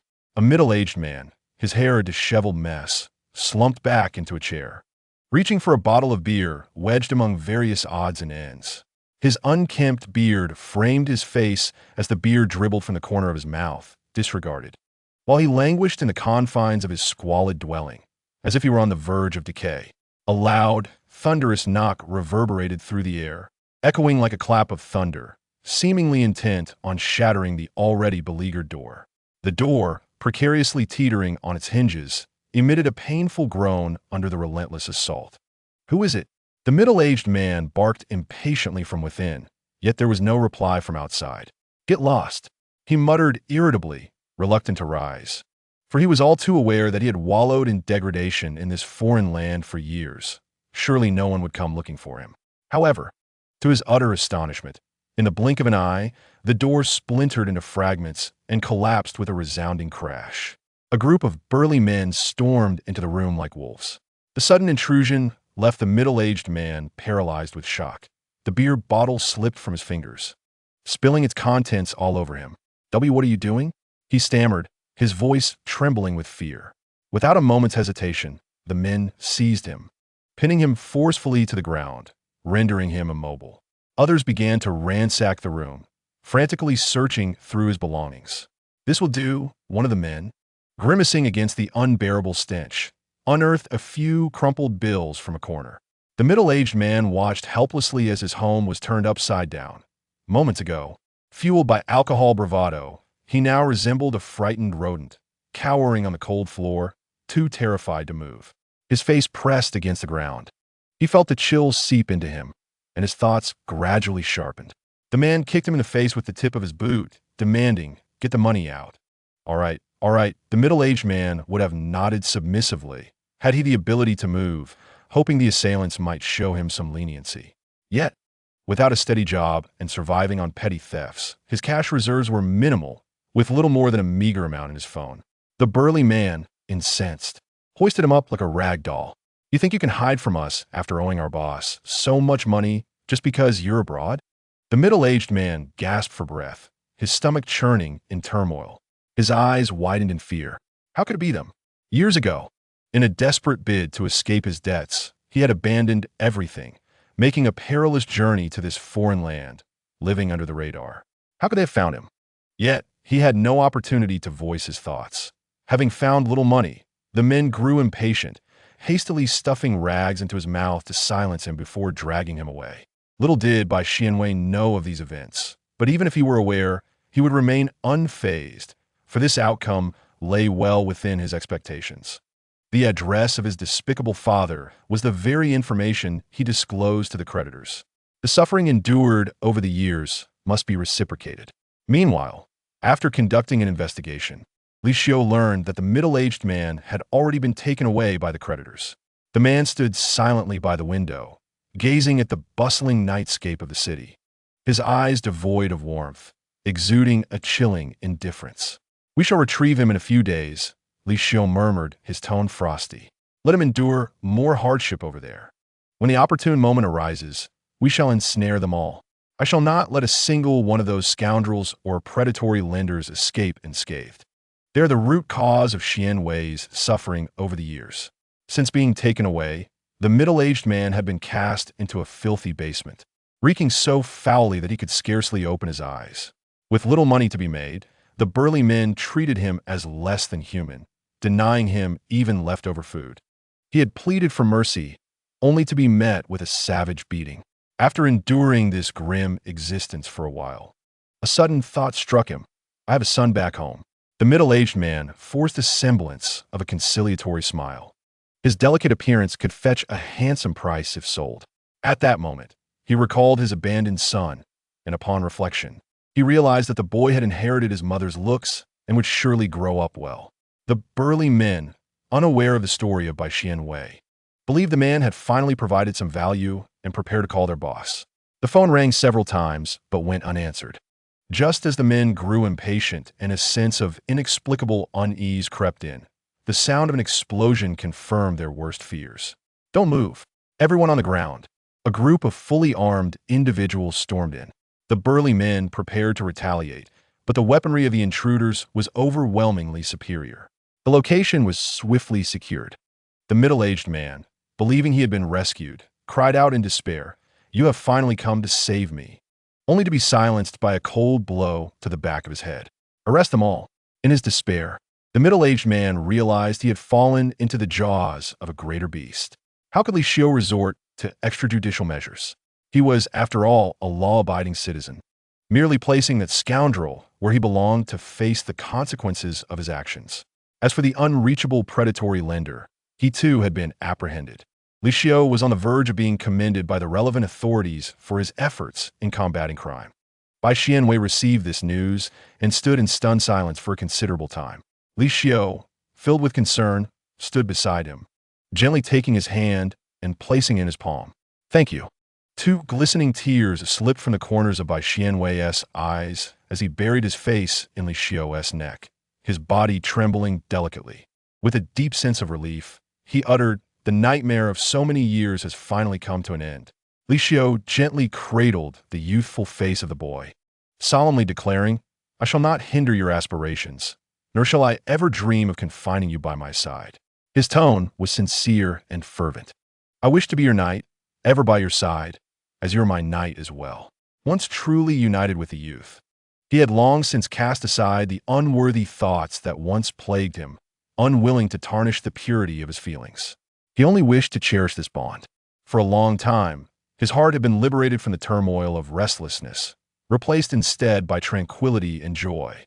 Bai Xianwei cherished his live streaming, and Li Xiao silently stood behind him, shielding him from all malicious slanders, safeguarding him. Bai Xianwei also perceptively recognized the issues surrounding Li Xiao's medication, saving his life and time, and continuously offered him understanding. Their relationship was one of reciprocity, never distinguishing between who was superior or inferior. Bai Xianwei beamed, his phoenix-like eyes crescent-shaped like the moon. All right, their hearts drew close together, and in that moment, it felt as though their souls had melded into one. Chapter 77. The fractured streamer, seized by force just as the storm here began to settle. Elsewhere, another individual could no longer contain himself. After a prolonged period without witnessing Li Xiao fall ill, Li Yukai grew anxious and restless, seeking the doctor once more to inquire about the situation. Did he truly take the medication? Why is there no reaction at all? The doctor remained composed. After witnessing Li Xiao's formidable presence, he realized that Li Yukai was akin to a paper tiger, intimidating in appearance but easily dismantled. Li Yukai could never have anticipated that the doctor, sharing mutual interests, would deceive him, and he began to harbor doubts about the old sage from his dreams. Surely, this old man wouldn't give me fake medicine, would he? But the previous doses seemed somewhat effective. He thought he couldn't trust this old man. In his mind, this so-called sage might be attempting to seize his body. He questioned the quality of the offerings, knowing that as a sage, the old man must possess superior alternatives, yet he withheld them from him. "Come here." Li Yukai beckoned the doctor, having come with a different purpose today. As the doctor approached, Li Yukai produced a vial of medicine. "Add this to the medication you give." "What is this?" the doctor inquired. "Don't mind it," Li Yukai replied, reluctant to elaborate. The doctor exhaled slowly, wanting to reprimand the fool, patiently explaining, "We are partners. I must know what you intend to give me. Otherwise, if something goes awry, I will be at a loss on how to proceed." Li Yukai pondered this as well. Leaning in mysteriously, he whispered a few words into the doctor's ear. The doctor's hand trembled, instinctively prepared to repeat those words. Li Yukai quickly stopped him. "You must be mad." Even the doctor couldn't help but voice his astonishment. Li Yukai could not tolerate such remarks directed at him. "Just do as I say. I shall bear the consequences." This time, he was determined to bring down Li Xiao, for the Li family conglomerate had long needed a new master. The doctor knew he could not argue with him, so he chose silence. Li Yukai believed he had secured victory, but as soon as the doctor turned away, he disclosed the entire situation to Bai Xianwei and Li Xiao. A vial appeared between Bai Xianwei's fingers. As she gripped it tightly, the previously flushed tips of her fingers turned pale in part. However, the others present were too preoccupied to notice. Li Xiao, on the other hand, gazed at Bai Xianwei's fingertips with a look of intensity. The drug Li Yukai had given to the doctor was indeed lethal. It was a forbidden item, heavily guarded even within the hospital, and losing even one would land one in prison. How he wished for my demise. Li Xiao had little impression of this illegitimate son, as he was covertly raised by Li Rongyao. Yet, it was unclear why there was such animosity towards him. Jealousy is indeed a most destructive force.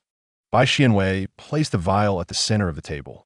Presumably, the dark force aiding Li Yukai had recognized his jealousy. However, it had not anticipated that partnering with a morally corrupt collaborator would be more painful than facing a formidable opponent. Li Yukai had effectively delivered himself to his doom. The doctor began to loathe himself for aligning with Li Yukai. How could he not control his own impulses? Reflecting on it, he wished he could slap himself twice. He should never have associated with that fool Li Yukai. Now, with ironclad evidence, the subsequent matters would be much easier to resolve. Meanwhile, Li Yukai was waiting at home for the doctor's good news, only to find himself on the way to the police station the next moment. Li Rumyo, in a state of panic, learned that Li Yukai had drugged Li Xiu and could not refrain from cursing him. Despite his previous arrogance when confronting Li Xiu, he understood that for someone wielding such power, dealing with him was not a challenging task. He had merely relied on the notion of filial piety to suppress Li Xiu. After being cast out last time, he finally realized that the external reputation held no significance to Li Xiu. Now, even if his precious illegitimate son had offended Li Xiu, he had no recourse for intercession. In his fury, he unleashed a torrent of abuse upon Li Yukai. In fact, he did not return to see him again, opting instead for self-preservation. What precious son? He never truly existed. Now, Li Yukai was entirely left to his own devices, awaiting the inevitable punishment. Under Li Xiu's manipulation, his fate swiftly approached, leading him to prison. During their last encounter, Li Xiu remained utterly silent, while Li Yukai babbled incoherently, expressing his despair with questions like why fate always favored Li Xiu. Bai Xianwei observed him, but her focus was not on Li Yukai himself, but rather on the faint, dark aura emanating from him. At the moment the verdict was announced, a piercing wail erupted from Li Yu, reminiscent of a ghost's anguish cry upon being exorcised. Following that, silence ensued. It was nothing of good repute. Bai Xianwei observed coldly, while the system, terrified, rolled around nearby, attempting to shake off the goosebumps that enveloped it. Truly unsettling. In reality, the entity haunting Li Yu was no wise immortal, but rather a mere specter. Unbeknownst to him, Li Yu had indeed faced the truth. This wild ghost harbored intentions of seizing his body. Shall we visit City A? Li Xiu suggested, embracing Bai Xianwei as soon as they entered the vehicle, affectionately rubbing his ears. Without hesitation, Bai Xianwei agreed to the getaway. Upon awakening the next day, he found himself aboard a flight to City A. Li Xiu had made thorough preparations to ensure Bai Xianwei's comfort throughout the journey, and they arrived in City A without incident. Bai Xianwei had been live-streaming almost every night in the days leading up to the trip, so he took a brief hiatus to inform his fans of his vacation. After sending out the message, he logged off immediately. The system hesitated, and Bai Xianwei blinked his left eye, fully aware of the underlying tension. Noticing Bai Xianwei's calm demeanor as he put away his phone, Li Xiu exhaled in relief. His fingers, which had been anxiously fidgeting with the seat, finally relaxing. Thus began their adventure in City A. To kick off the trip, Li Xiu created a comprehensive PPT detailing the attractions he intended to visit with Bai Xianwei. Having acquired impressive photography skills from an unknown source, he meticulously adjusted the camera angles to capture Bai Xianwei's youthful beauty at each location. Tilt your head slightly to the upper right. Perfect. You're doing wonderfully, Xianwei. Bai Xianwei was guided to rest his left hand on the railing, which Li Xiu had painstakingly cleaned. Ultimately, their efforts bore fruit. Each photograph was more stunning than the last. This was the first time Bai Xianwei had ever posted pictures of himself on his account. That evening, upon returning to the hotel, Z and Qing Yin joined Bai Xianwei for a gaming session, with Li Xiu participating as well. During the gaming, Bai Xianwei could distinctly sense Qing Yin hesitating, fumbling over words in the microphone, only to be interrupted by a Z. Come on, hey you, this blue is for you. Realizing something, Qing Yin promptly fell silent, shifting the conversation to another topic when a microphone was next activated. After playing several rounds, Li Xiu received work-related notifications and began typing away on his laptop. The vacation was delightful and refreshing. The emerald lake mirrored the shadows of the trees, and a gentle breeze stirred the leaves, creating ripples across the water surface. Excuse me, are you Heiyu? Two tourists, backpacks slung over their shoulders and excitement radiating from their faces, approached Bai Xianwei, encircling him. Li Xiu had temporarily stepped away to procure some items. leaving Bai Xianwei alone by the lakeside to revel in the breathtaking scenery.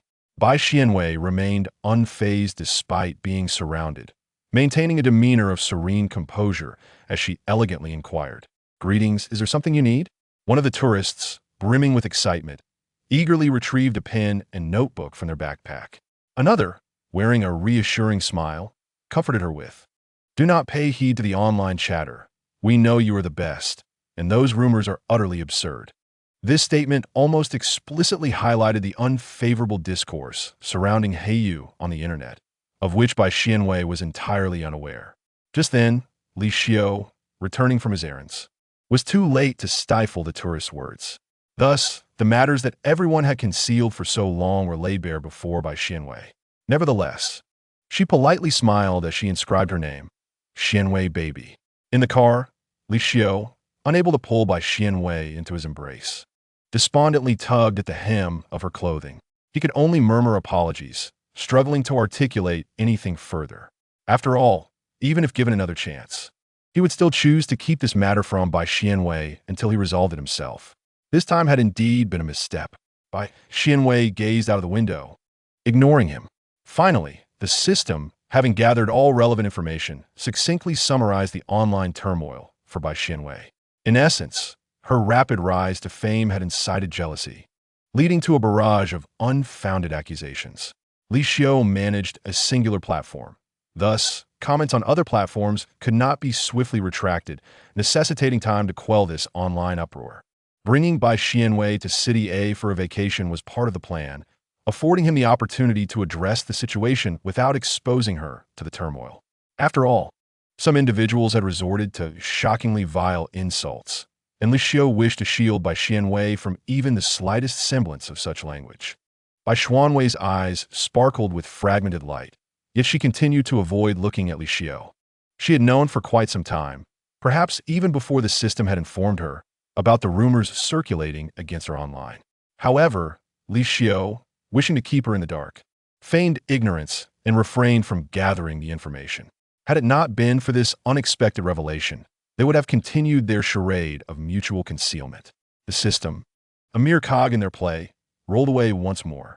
Undeterred by the lack of response, Li Xiu persistently pursued Bai Xianwei. "Now that the truth is known, let's return," he suggested. Bai Xianwei offered him a side glance and softly replied, "Let's go back." Upon hearing her desire to return, Li Xiu promptly arranged their itinerary. Yet, even upon arriving at their home, although Bai Xianwei engaged in normal conversation with Li Xiu, the warmth of their previous interactions had dissipated. There were no embraces, no closeness. Li Xiu was left in solitude, on the verge of tears, a towering man with his head bowed, shrouded by an ominous cloud. Upon returning home, Li Xiu quietly followed the youth, and as soon as they entered the room, he pounced like a large dog nuzzling against Bai Xianwei. "I was wrong. I did not wish for Xianwei to see those things that could dampen his spirits." He had no desire for Bai Xianwei to witness such unfounded slanders. The sincerity in the man's eyes was unmistakable, prompting Bai Xianwei to turn and plant a gentle kiss upon his cheek. "I'm not angry," Bai Xianwei explained. "I simply do not want you to bear the burden alone if something goes awry. Even with something like this, seeing those words would be distressing for you. Did you not say that I am also your knight?" Li Xiu felt the warm touch upon his cheek, a pang of tenderness swelling within him. "I was wrong." Li Xiu embraced the soft youth, declaring, "You are the love of my life. Next time, we shall face it together," Bai Xianwei reminded. Li Xiu agreed, saying, "Very well. Now, tell me, to what extent have you resolved the issue?" Li Xiu had been using work as an excuse these past few days to deal with the rumors, and he had made considerable progress. He meticulously recounted the events, noting that the accounts of several principal offenders had been banned and would soon face the legal department of the Li Corporation, paying dearly for their misdeeds. Knowing the punishments meted out to those individuals silenced the followers, who were terrified of drawing fire upon themselves, hastily deleting their posts. Some were even frightened enough to uninstall the application. Each word brushed past Bai Xianwei's ears, imbued with an invisible magic, gradually reddening the tips of his ears, spreading warmth to his earlobes and cheeks. Li Xiu immediately noticed this change. Intent on teasing, he leaned in and blew gently into his ear. Bai Xianwei shuddered, attempting to push him away, urging him to step back. Shortly thereafter, he felt a flurry of soft kisses raining down upon his ears. Li Xiu kissed every reddened spot. The more he kissed, the redder the areas became, leading to an endless cycle.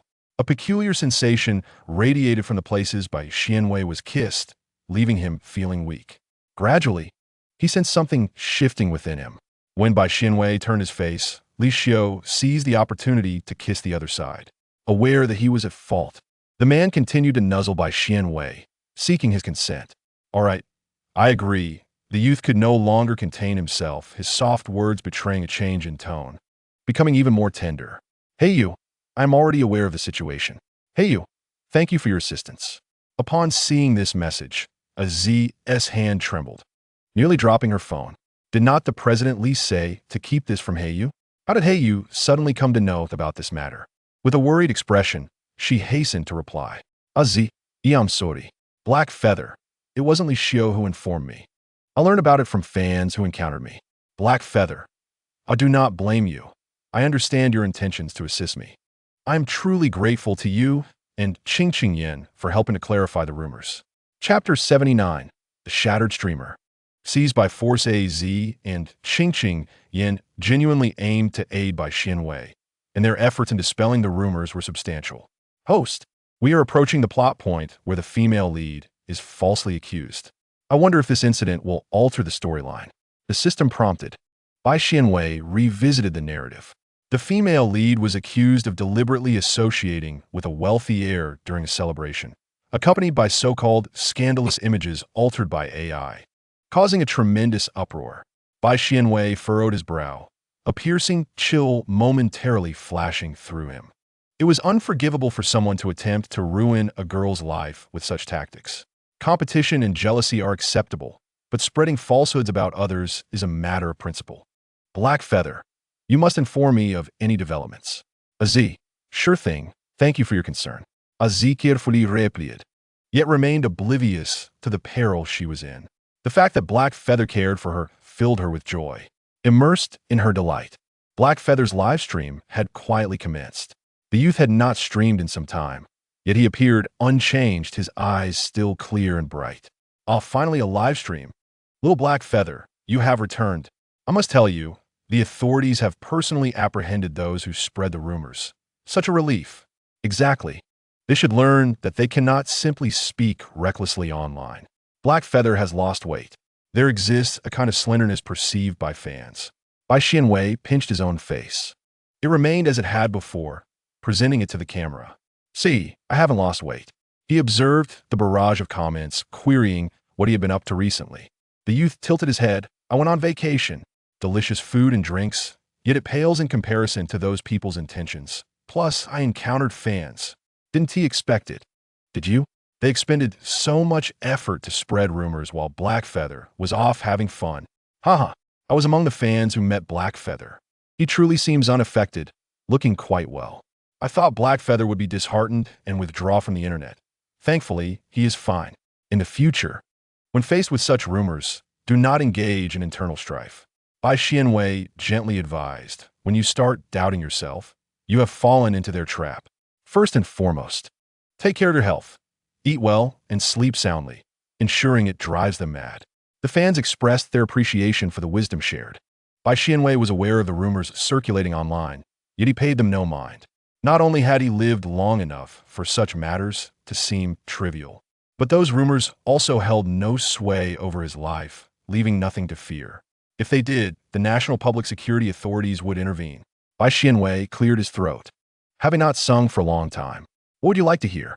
In an instant, the direction of the live stream shifted to a discussion about song choices.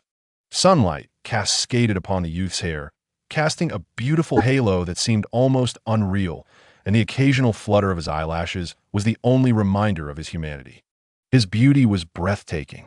The harmonious atmosphere of the live stream was filled with melodious singing and striking appearances. Suddenly, an incongruous comment emerged. What do you think about a Z situation, broadcaster? Following that, a torrent of voices chimed in. Did a Z really do those things?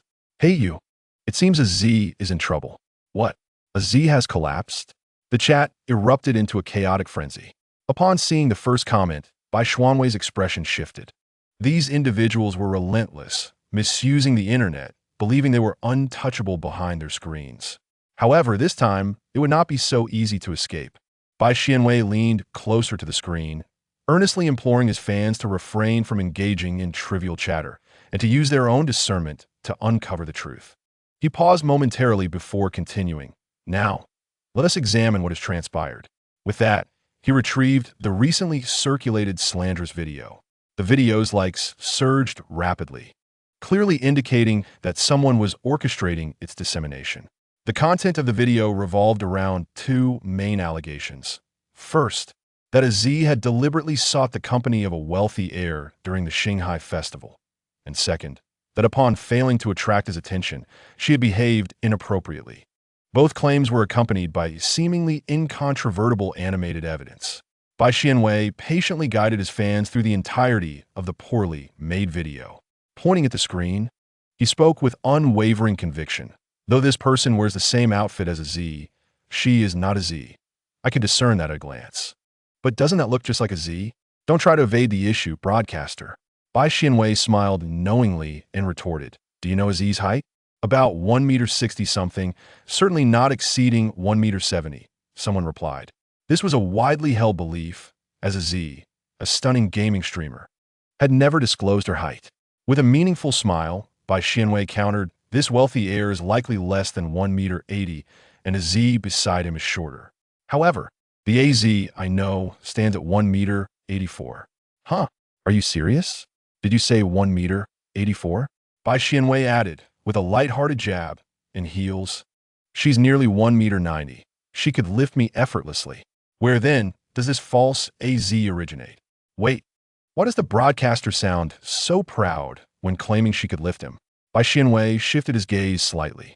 Amidst the astonishment of the audience, Bai Xuanwei soon concluded his live stream after raising doubts alongside his fans. Initially, when the defamatory video was released, some netizens refrained from launching immediate attacks, recalling the past experiences of Heiyu, who had faced similar slanders. At first, even some fans of Heiyu supported Aji in the comments. How could a gaming enthusiast with such admirable character engage in such deceitful behavior? However, it wasn't too long before the comment section was inundated by a wave of uninformed netizens and trolls inciting discord. Yet contrasting voices also emerged. Aji, are you really 1.84 meters tall? Why are you hiding your height? Aji, come out and clarify. The person spreading rumors is truly outrageous. Those oblivious to the truth were quickly directed to the recording of Bai Xuanwei's livestream. Soon, someone unearthed images released by the official Star-C festival, showcasing Aji alongside Heiyu among the award recipients. Standing on stage, Aji appeared towering, rendering the host beside her diminutive in comparison, thus dispelling the rumors effortlessly. In response, Aji promptly released a video. In it, she radiated a vibrant smile, first seen seated in an esports chair, donning headphones, before suddenly rising to fill the screen entirely. I've heard I've suddenly shrunk? The comments flooded with enthusiastic fans calling her sister, nearly overwhelming Aji with their fervor. Oh my, they are too enthusiastic. Aji exclaimed. I've never had so many girls surrounding me before. It was evident that she was lost in a delightful reverie. After affirming her height, Aji garnered an influx of admirers, adept at showering her with compliments and support, leading to an extraordinary surge in her career. The malicious rumor-monger must have been seething with frustration, for not long after, emboldened by a lack of intervention, he resurfaced with an even more outrageous claim, alleging that Aji was having an affair with the platform CEO, Li Xiao. The audacity of such a claim was met with incredulity upon hearing this. Li Xiao furrowed his brow in confusion, much like Bai Xuanwei, as reports from his subordinates reached him. Netizens began to mock the absurdity of the rumors. Noting they had never even heard of the platform CEO, the slanderer presented purported evidence, asserting that during the Star-C festival, the CEO had attended the event, only to vanish during the award ceremony. He claimed to possess irrefutable proof of Aji's clandestine dealings with Li Xiao backstage, complete with images of their attendance and surveillance footage capturing Aji's early departure. The surrounding figures were blurred, emphasizing only the actions of the two, alongside a clearly surreptitious photograph. At the corner, Li Xiu walked ahead while a Z followed closely behind, both adorned with smiles that reflected a harmonious atmosphere. The proximity between them suggested that their encounter was far from coincidental. The rumor-monger had even displayed the date of the photograph, ostensibly to substantiate their claims. This series of evidence seemed to indicate a unique connection between Li Xiu and a Z. A Z exclaimed, "I am truly exasperated." She continued, "The early departure was merely because Qingqing and I want to find you." A Z pointed out in the photo with President Li, "You and Qingqing were clearly in front of us, having already turned the corner as we were on our way to dinner." She lamented, "What have I done to provoke this lunatic?" Like a rabid dog, he clung to her relentlessly. Bai Xianwei reassured her, "It's all right. He won't be able to prattle on for much longer." Li Xiu was already addressing the situation, perhaps due to the recent debunking of another rumor. The fervor surrounding this incident had not yet dissipated, and the individual responsible, like a mad dog, unleashed a barrage of posts that drew considerable attention from netizens, leaving many astounded. Given the previous incident, the public approached this matter with a rational mindset, refraining from immediate belief. The focus of interest was undeniably a Z, noted for her remarkable height. Yet, the attention had diverged onto other subjects. "Wow, sister, you are so tall. That waist-to-hip ratio. I demand motivation. Dear netizens above, please rein it in. No, don't. You might just kill the rumor-monger with laughter." The angle of the candid shot is exquisite. After years of squinting, "Your beauty has restored my vision. Thank you. Put on some pants, please." Nevertheless, skepticism lingered, as the evidence seemed irrefutable. Many refused to believe that a Z and President Li were not involved. Such comments were swiftly censured. In a public setting, both are impeccably dressed. Are we not allowed to have friends? The situation continued to escalate, yet Bai Xianwei had lost patience. The rumor-monger was summoned for a discussion that very afternoon, accompanied by a plethora of gathered evidence sufficient for a lengthy conversation. "I was dining at Ichuan Pavilion." A Z greeted the live-stream viewers, showcasing the restaurant's ambience. Rich with traditional Chinese charm, truly delightful. This incident had scarcely affected me. In fact, it was rather amusing. Bai Xianwei walked past her, raising an eyebrow as he remarked that those spreading rumors had been taken in, and the so-called evidence consisted merely of pictures and hearsay. They needed serious reform. "Wow, Heiyu is here too." "Yes, I was out dining with friends." "Who else is here besides Heiyu?" "There was Qingqing, deep in her meal." Qingqing managed a brief greeting. A Z smiled mysteriously. "And there's one more person you absolutely wouldn't expect. That would be the other individual embroiled in the rumors. The helpless President Li, who found the whole situation quite humorous." The camera panned smoothly, capturing a man with composure. A man sat at the dining table, his upper body alone revealing a remarkable stature, while his expression remained inscrutable and stern. A fleeting glance from him struck a chord deep within the heart. The netizens, who had previously discussed the photos of Mr. Li, were astonished to find that the man in the live stream, devoid of any beauty filter, remained strikingly handsome, causing an immediate stir. Bai Xianwei approached the man, parting his lips. An peeled shrimp was promptly placed in his mouth. A Z feigned ignorance towards the rumor that suggested a romantic involvement with Mr. Li, asserting instead that it was Heiyu who held Mr. Li's affections. Bai Xianwei swallowed the shrimp, declaring, "Li Xiu is my boyfriend. You all should be familiar with him. The voice you heard in the live stream belonged to him." "What?" "So it turns out we knew Mr. Li long before this. There's surveillance footage available. 4 of us were walking together, but Heiyu and King Qingjian simply walked ahead, truly taking things out of context." Accompanying this revelation were a few negative comments, which Bai Xianwei chose to ignore. Indeed, Li Xiu had left the scene early, but only to accompany him backstage. "What is happening? Share the details." Bai Xianwei gazed at the ceiling, shaking his head, unable to recall the specifics. The memories of that day were vivid in his mind. He had been held back by the man, and when a Z and the others came looking for him, they had mistakenly thought he was being bullied. Upon returning home, he had been thoroughly kissed. He discreetly kicked Li Xiu's calf onto the table. "This was all your fault." Li Xiu's expression remained unchanged, yet his hand swiftly grasped by Xuanwei's, gently kneading the pads of the boy's fingers as if toying with adorable kitten paws. Bai Xianwei felt an overwhelming ticklishness, unable to pull his hand away without drawing attention. His foot pressed against the man's calf, leaving several faint marks on his suit trousers. "Let go." Li Xiu tightened his grip instead, thoroughly enjoying the sensation of the boy's fingers, even intertwining their hands. Palms pressed closely together.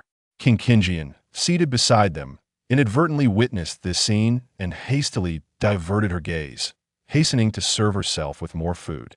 "You all aren't eating, so I shall indulge." Despite the ample dishes on the table, the food seemed to taste better when it was contested. Unable to escape Li Xiu's grip with his left hand, Bai Xianwei resolved to use his right hand to pick up chopsticks and join in the meal. This gathering was his treat, a gesture to comfort AZ after being the subject of unfounded rumors. Li Xiu, unfazed, used his left hand to transfer food from his bowl to Bai Xianwei's plate, entirely unconcerned about the scrutiny of his right hand's mischievous actions. Bai Xianwei conceded, allowing him to hold on. After all, it was he who had initiated this entanglement. Gradually, some fans began to notice the peculiarities. Why is Mr. Li using his left hand to hold the chopsticks? Isn't Mr. Li right-handed? Look at what Mr. Li's right hand is doing. Let go of our Heiyu. With an air of triumph, Li led Bai Xianwei to finish their meal, skillfully managing tasks with his left hand throughout. A car's headlights flickered on from a distance, and its owner opened the door and drove away, leaving behind a resonating roar in the underground garage. The car's windows appeared opaque from the outside, with a few fingers pressing against the glass, barely revealing a hint of flesh tone. The air conditioning inside was set to maximum, dispersing the heat, and upon contact with the cool air, Bai Xianwei involuntarily shivered. "There's no one left, darling." The man awaited the boy's affirmation, his eyes gleaming like a beast in the darkness, now ensnared within a cage by the boy's collar. At a mere command, the beast would leap from its confinement. Bai Xianwei tilted his head back, the fine beads of sweat that had formed along his jawline now dried by the cool breeze. He exhaled softly, having expended considerable energy restraining the man's advances throughout their journey. Gentler, almost as if the boy had acquiesced, the beast lunged forward with the hunger of one starved for days. There was ample space within the car for two large men to shift positions effortlessly, leading Bai Xianwei to wonder if Li had planned this outing from the beginning. His palms began to grow clammy. The boy could only plead for gentleness, utterly devoid of the strength to resist. After all, how could a mere streamer defy the CEO's desires? Constrained, his lips slightly swollen from being bitten, the car gradually made its way home. Bai Xianwei was lifted from the vehicle, wrapped in a blanket, already fast asleep. His face rested against the man's shoulder, his serene expression evoking a reluctance to disturb him. The man who carefully carried the boy home was, in truth, the architect of this entire predicament. "Bad man," the boy murmured, a slight furrow in his brow, indicating that even in dreams he faced tormentors. "There are no bad men. The very embodiment of mischief." Li gently smoothed the boy's brow, effortlessly securing him in his embrace.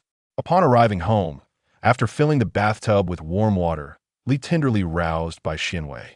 "Get up, wash up, and then sleep some more." Bai Xianwei, feeling sticky and uncomfortable from the sweat that had dried upon him, reluctantly opened his eyes as he was carried into the bathtub. Li performed each task with practiced ease, even washing the boy's hair. Afterward, he allowed Bai Xianwei to recline in his arms, resting his head on his lap, while one hand held a hairdryer, gently blowing the boy's hair dry. Under the soothing touch, Bai Xianwei, already drowsy, drifted off once more. Time passed, and the bedroom lights were extinguished as they both slipped into slumber. Recently, however, something seemed amiss with Li. Bai Xianwei noticed that Li frequently turned away to send messages, a stark contrast to his usual demeanor. In the past, whether pertaining to matters of the company or personal affairs, Li Xiu had never shied away from him. Everything was laid bare before him without any reservations. However, it seemed that ever since the last day of work, Li Xiu had begun to act strangely, frequently concocting excuses to step out or suddenly receiving video calls on his phone. He would hurriedly retreat to the restroom, emerging as if nothing had transpired. Bai Xianwei stroked his chin, already perceptive of the situation. This demeanor was not unfamiliar to him. It merely indicated that Li Xiu was preparing a surprise. Bai Xianwei chose to play along, feigning ignorance. Until one weekend, when Li Xiu brought along plans for a camping trip to ascend a mountain. They drove along a winding road, ultimately reaching the summit. The hike itself was not arduous, as they drove straight to the top, expending only a bit of energy while setting up the tent. They then waited quietly for the sunrise. Bai Xianwei secretly chuckled to himself, glancing at Li Xiu, who was busily fiddling with something while he was paying attention. The proximity of Bai Xianwei's birthday had him guessing that Li Xiu was preparing for this occasion. Although this mountaintop was not particularly remote, it was devoid of other visitors, a detail meticulously arranged by Li Xiu. Finally, having completed his tasks, Li Xiu let out a silent sigh of relief and embraced the unsuspecting youth. "Let us catch a few winks. I've set an alarm for the sunrise." Bai Xianwei readily agreed, nestling comfortably in Li Xiu's arms, his breathing gradually steadying, pretending not to hear the subtle sounds outside the tent. At night, small creatures scurried through the grass, producing faint rustling sounds, while leaves danced gently in the breeze. Under these sounds, other noises were hardly discernible, requiring keen ears to detect. Unfortunately, Bai Xianwei was not attuned to them. Li Xiu inadvertently covered Bai Xianwei's ears. The mountain air was sharp and cold, yet Li Xiu held the youth tightly, their shared warmth warding off the chill. As the crisp alarm rang, Li Xiu immediately opened his eyes, glancing swiftly at the meticulously arranged setup. Bai Xianwei followed suit, donning his clothes. "Darling, let's go watch the sunrise." "All right." As the tent flaps were drawn open, a gentle light, not blinding but soft, flooded in. What greeted their eyes, besides the breathtaking sun, was a sea of meticulously arranged flowers, exuding an enchanting fragrance. Even more uniquely, a grand frame had been positioned to face the sunrise, perfectly capturing the magnificent view. None of this had been present the night before. Li Xiu guided Bai Xianwei to the frame, while a camera on the other side recorded this fairy tale-like scene. Li Xiu knelt on one knee, retrieving a ring from his pocket. "Bai Xianwei, I beseech you to share a life together." His voice trembled slightly, a sensation he had never experienced before in his life. "Li Xiu harbored deep affection for you from the very first moment he laid eyes on you. All my attention was captivated by your presence. You appeared as an angel, gracing my existence and instilling within me the hope of loving this world." As Li Xiu opened the ring box, the ring glimmered under the sunlight, casting delicate reflections. "Will you accept?" Bai Xianwei leaned slightly closer to Li Xiu. He extended his fair hand, bathed in a gentle glow, the edges of his tousled hair shimmering like gold, truly resembling an angel descending. "I willingly accept." "Of course I do, my dear Mr. Li." The ring slid effortlessly onto the boy's ring finger. "I am now bound to you. I am your angel, forever gazing upon you," Bai Xianwei remarked with a smile as he admired the ring. Li Xiu stood up, feeling his legs weaken, overwhelmed by nervousness. It took immense courage for a man to confront such a moment. Bai Xianwei took another ring and placed it onto Li Xiu's ring finger. "Now, you're also bound to me. I am ensnared by you as well. Li Xiu Sulamni Aqua. For this lifetime, I pledge my loyalty to Bai Xianwei, unwavering until death." Chapter 82. The fractured streamer, seized by force at dawn, silhouettes emerged. Everything was perfectly framed, with a camera quietly capturing the essence of the moment.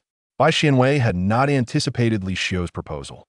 His earlier speculations had merely suggested a birthday gift, and this revelation truly took him by surprise. Though the ring felt cool to the touch upon contact with his skin, it radiated warmth, asserting its presence profoundly. "Kiss him! Kiss him!" Suddenly, a few figures darted out from the nearby woods. Azib Bemid Grigli, her eyes sparkling as she gazed at the basket of petals in her hands, clearly the result of her efforts. She tossed the petals into the air, letting them cascade gracefully. Bai Xianwei chuckled softly, realizing who the clandestine figures from the previous night were. Zi, King Yan, and the assistant Li Xiu had invited had spent the night secretly transforming this place into a wondrous scene. "Quick kiss!" Amidst the calls, Bai Xianwei took the initiative to turn Li Xiu's face towards him and pressed his lips against his. Li Xiu was unyielding, meeting the kiss with fervor. Their lips melded together, the moist sensation coursing through their bodies. Bai Xianwei found himself rising onto his toes, embraced by Li Xiu's firm grasp around his waist, surrendering to a kiss that felt like a fusion of souls. Ching Yin hurriedly grabbed the camera, capturing the moment from various angles, while a Z scattered petals in a frenzy. The mountain breeze caught the petals, swirling around the couple as if celebrating their joy. As the kiss concluded, Bai Xianwei, feeling a rare sense of shyness, bit his lip, aware that it had become slightly swollen. Li Xiu beamed like a fool, devoid of his usual commanding demeanor, as he lifted Bai Xianwei high and pointed towards the rising sun. "Look, my dear, the sunrise is truly beautiful." Bai Xianwei tightened his grip on his shoulder and turned his head to gaze at the emerging dawn, which dispelled the silence of the night and painted the clouds in hues of orange and red. A new day had arrived. The assistant felt a pang of emotion in his heart, instinctively overlooking the president's somewhat foolish demeanor, moved to the point of tears. Initially, he had thought that young Master Bai was being coerced by the president and had advised him to act kindly. He never anticipated that both had come this far together. The boy, once depicted in the documents with eyes filled with shattered destinies and trepidation, was no longer present. They were destined for happiness. Look, everyone! After delivering his speech, Li Xiu stayed behind to award Heiyu, and then left. Notably, he only awarded Heiyu. No one else received an award. It turns out we have overlooked such a significant piece of candy right in front of us. Have you noticed?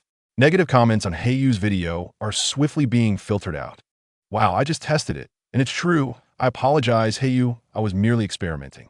This must be the work of President Li. Another detail. It's hard to deny that this isn't President Li's doing. The online community had stirred up a frenzy of excitement. Who would have imagined that the connection to President Li was not the female streamer, a Z, but rather Heiyu? Upon closer inspection, many details were indeed uncovered. As soon as the video of Heiyu being proposed to by Li Xiu was released, the internet erupted with jubilation. An avalanche of blessings poured in. "Haha, Z. Don't sprinkle too many flowers. Heiyu is covered in petals. How beautiful yet somewhat amusing."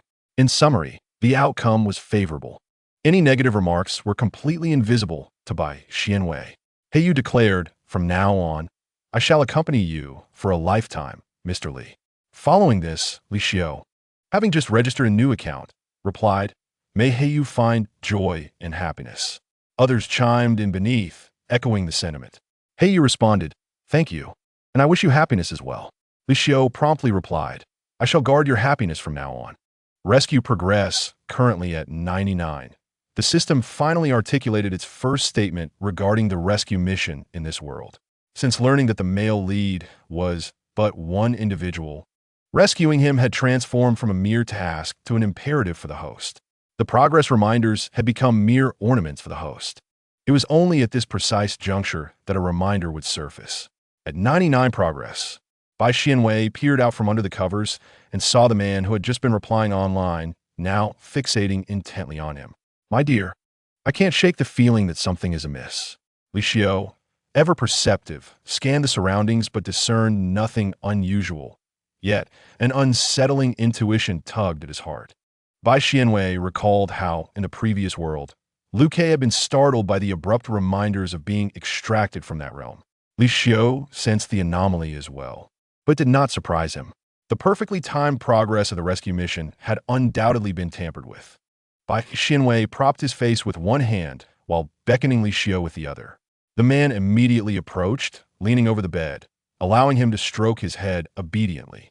Bai Xianwei affectionately ruffled his hair, akin to petting a large dog, albeit one with a clever disposition.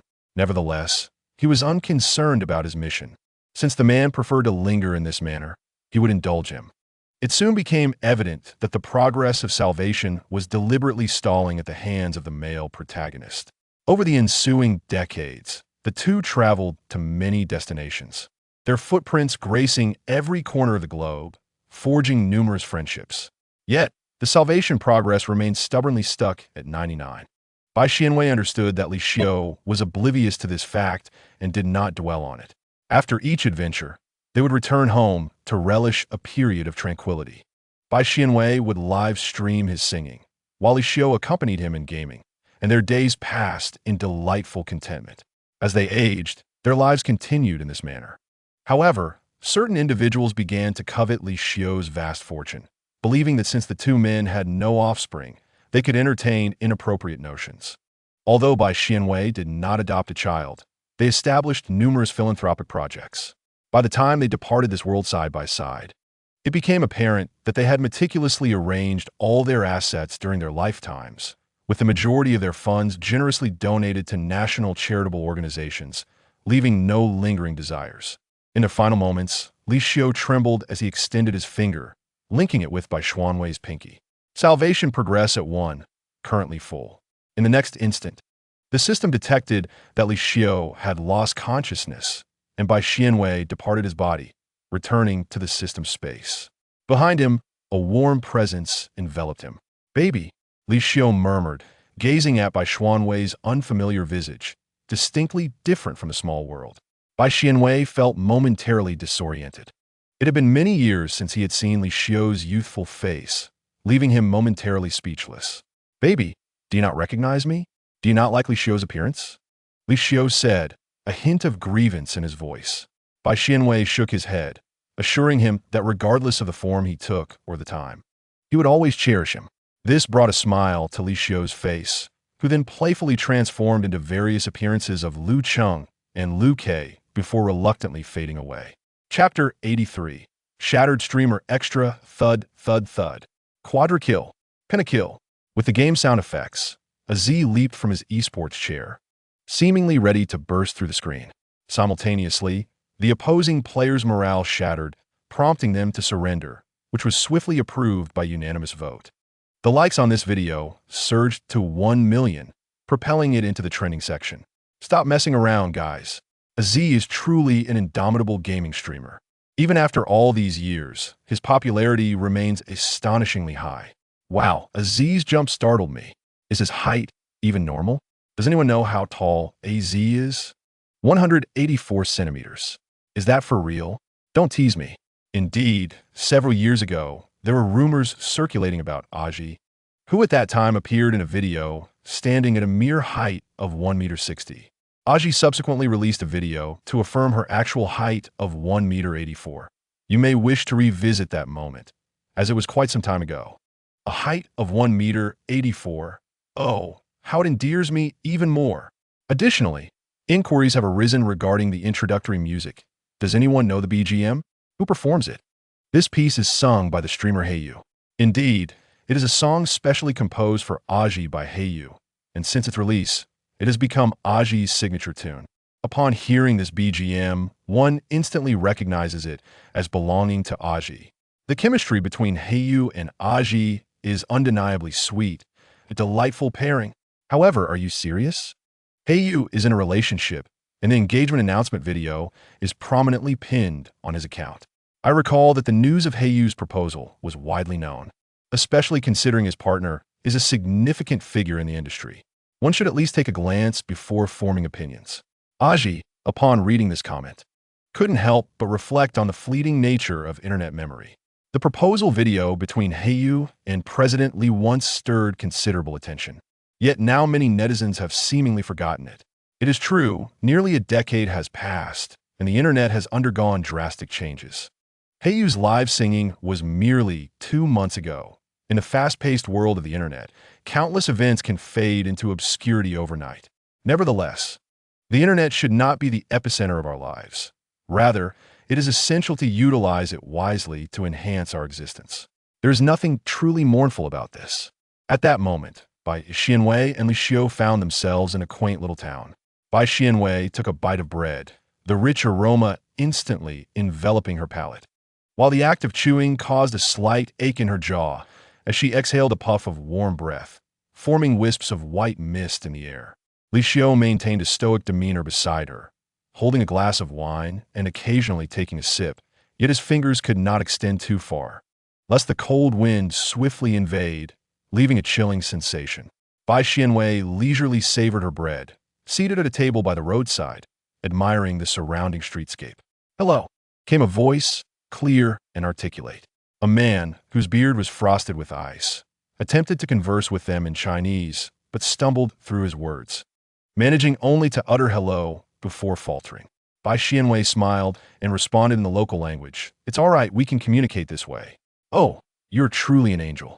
Upon hearing this, the man's eyes crinkled in a smile, his blue gaze sparkling with clarity as he introduced himself. His name is Etienne, and he had spotted them from a distance, wishing to inquire if they could share a table. "I find you both quite intriguing. It is rare to see such a combination dining together by the roadside. Would you be willing to share your stories with me?" The two did not refuse, for this was indeed one of the great joys of the journey. "As you can see, this is my husband," Bai Xianwei said with a beaming smile, graciously introducing Li Xiao. "Ah," Etienne did not feign surprise. Rather, he chuckled, stating that his intuition had not led him astray. From a distance, he had perceived them as a devoted couple. "We have been together for 11 years, Li Xiao remarked. Etienne appeared somewhat astonished, exclaiming, "Oh, that is quite a long time." In his eyes, Bai Xianwei's youthful visage could not exceed 20 years. Had they perhaps been together since their youth? Yet, Li Xiao's next words shattered Etienne's assumptions. "I first encountered my husband online when he had just reached adulthood." A nostalgic glimmer sparkled in Li Xiao's eyes, as if he were transported back to that moment before their offline meeting. Bai Xianwei took another bite of bread and continued. "At that time, I was at the scene of an accident, and it was my husband who saved me." Etienne had expected a thrilling tale and remarked on their fortune. However, Bai Xianwei revealed the truth. "In fact, I was completely unharmed, merely standing in the midst of the accident scene. My husband happened to pass by, saw me, and rushed over immediately. He thought I was in trouble and shielded me behind him. I pretended to be quite frightened, hiding behind him as he escorted me home." Etienne raised an eyebrow, captivated by this story, finding it immensely entertaining. Li Xiao exhibited a resigned expression, having recognized that Bai Xianwei had indeed been unscathed at that time. It was merely his overzealous concern for Bai Xianwei that had made him so anxious. "Moreover, I was financially struggling at the time, live streaming online. Whenever my husband entered the stream, he would bestow lavish gifts upon me. The first time we met offline, I recognized him instantly." Li Xiao gulped down half a glass of wine, recalling the embarrassment of having his identity unveiled. Following that, Bai Xianwei continued, "Later, I invited him to go skiing. Bai Xianwei would not let him off easily.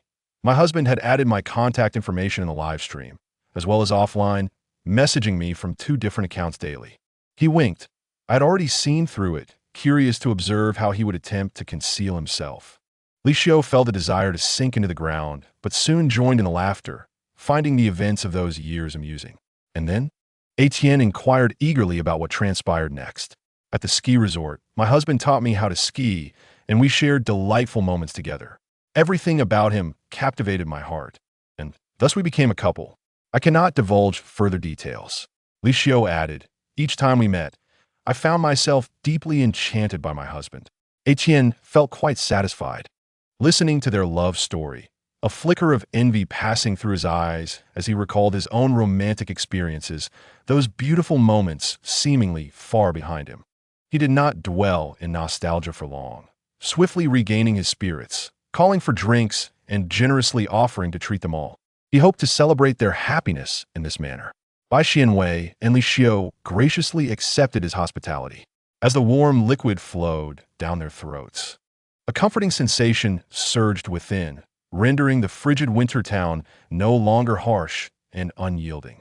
The exquisite intertwining of friendship and love infused the world with vitality and exuberance. May happiness abound. Chapter 84. The celestial master of data also has flesh and blood. A resounding call echoed through the air as the crane soared towards the rear mountains, leaving behind a few delicate feathers in its wake. The ethereal mountain shrouded in mist exuded a unique fragrance, accompanied by an indistinct yet captivating melody. Bai Xianwei glanced downward, suddenly finding himself transported from his secluded meditation in the cave to a grand hall, resplendent and majestic. The surrounding elegant seats were filled with celestial beings, their presence exuding an otherworldly aura. Heavenly Xian, Celestial Master. The assembly halted their conversations, respectfully bowing as the figure in the main seat emerged. Bai Xianwei slightly raised his hand, his pure white lashes still cast down, avoiding the gaze of those around him, embodying an air of aloofness. Yet, the assembly had long grown accustomed to this demeanor, with none daring to express dissatisfaction. Perhaps such sentiments towards the Celestial Master were simply not part of the protocol.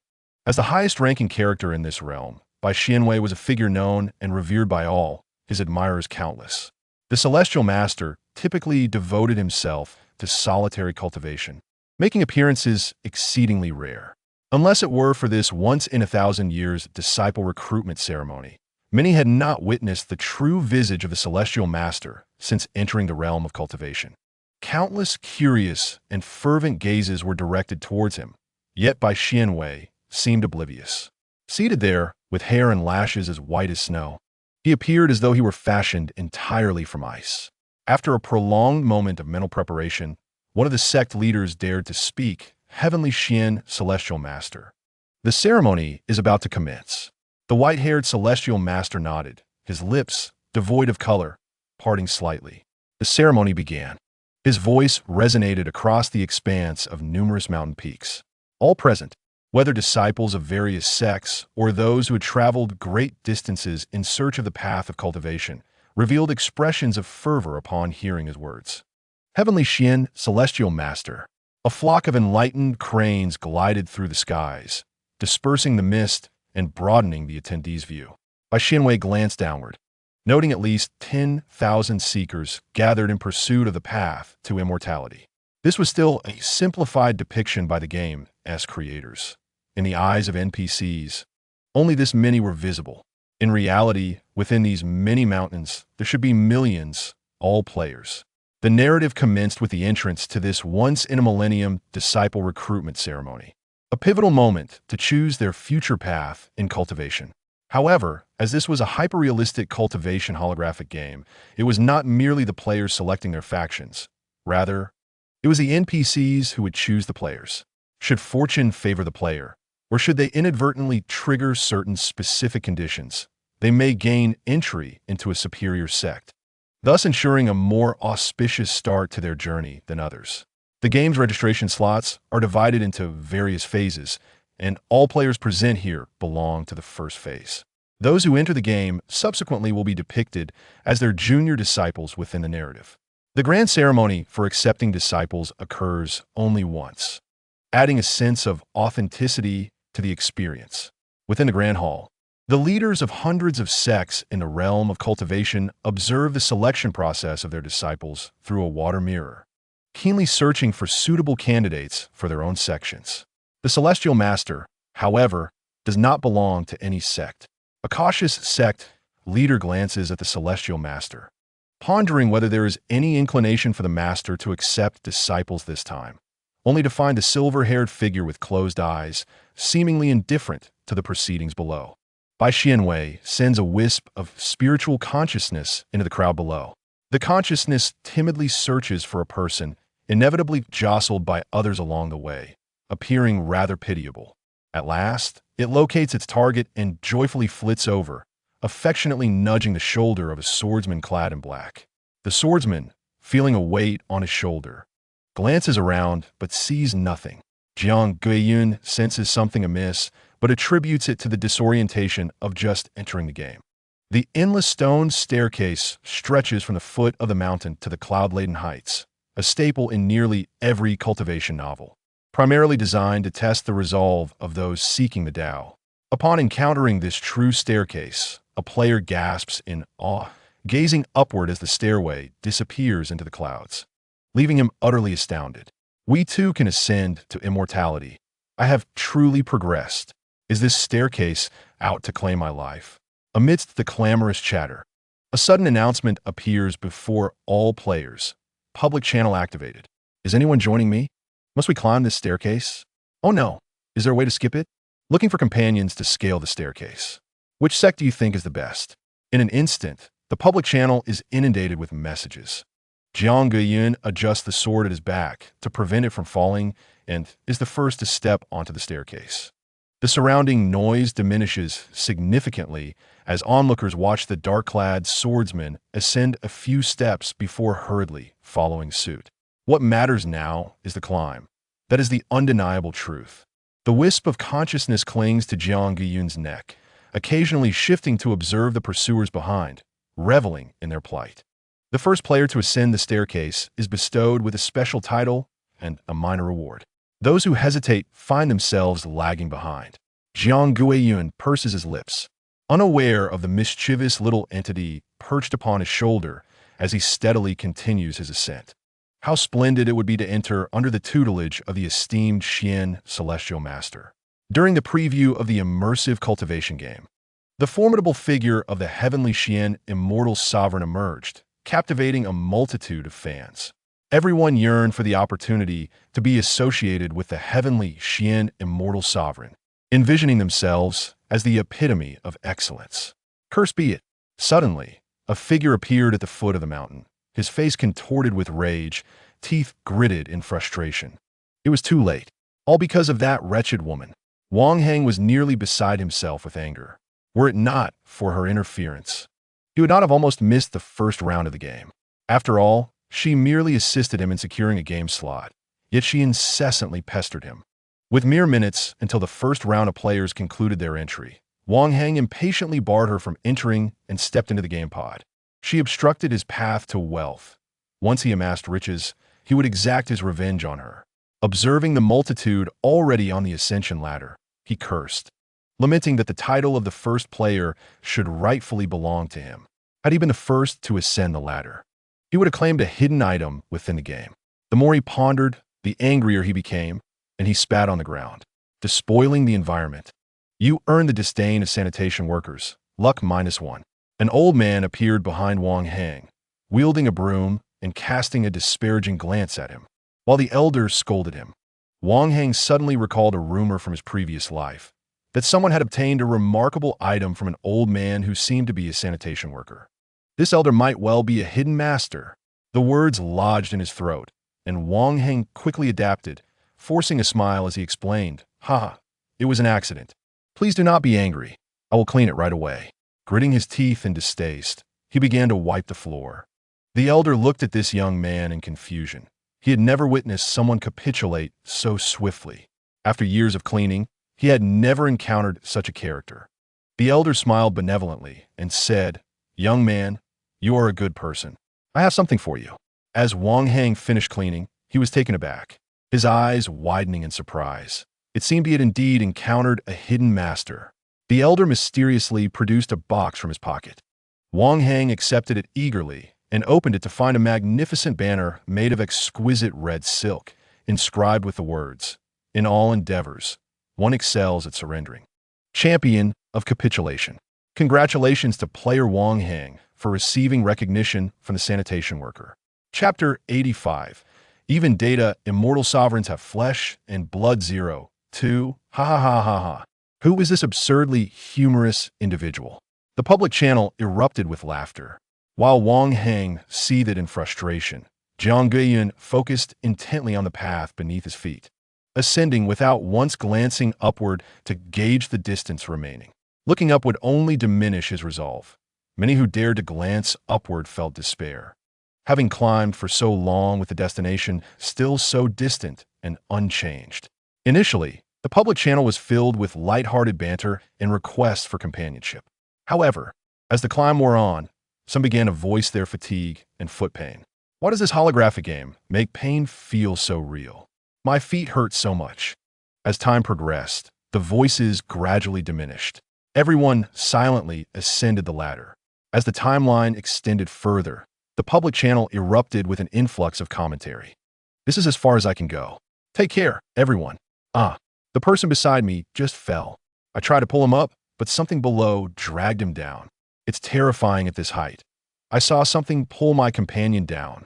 The ladder was filled with cries of alarm, as an ominous black mist emerged from nowhere, ensnaring players one after another. In the midst of overwhelming fear, some began to weep. Jiang Guiyun sprinted forward, evading the black mist. Still exhibiting vigor after climbing so many steps. The spirit orb dispersed a lingering wisp of the black fog, urging others to move on. The appearance of the black mist had halved the number of players on the ladder. Anyone who paused to rest would immediately become a target of the mist, enveloping them and causing them to vanish in an instant. Players who had been resting, now crying out, scrambled to their feet and ran upwards. Many had never experienced such exhilarating encounters in real life. This was their first foray into a holographic game, and some had been so startled that the system forcibly ejected them. The cacophony of cries echoed around. How could this batch of selected disciples be so weak? A voice from the main hall questioned. Those who sought the path to immortality should have been mentally prepared.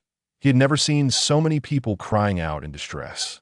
Suddenly, a ripple passed through the space, and in an instant, those who were lamenting disappeared from the water mirror. The leaders remained indifferent. There are indeed many promising candidates. The same leader, now smiling, spoke words of an entirely different nature. The outstanding disciples on the ladder were projected onto the water mirror. One of the mirrors displayed the figure of the cloaked hero. The white-haired immortal slightly opened his eyes, gazing at the mirror, while his consciousness twisted around the hero's shoulder. A dual perspective on the male protagonist. How striking. Jiang Guiyun continued his relentless ascent, leaving all other players far behind, his dark hair whipping in the swirling winds above. His icy visage remained unaffected. Many leaders took notice of him. A promising talent indeed. I was not nearly so composed when I reached this height. Indeed, the higher one ascends, the more one's resolve is tested. Physical pain is but a minor concern.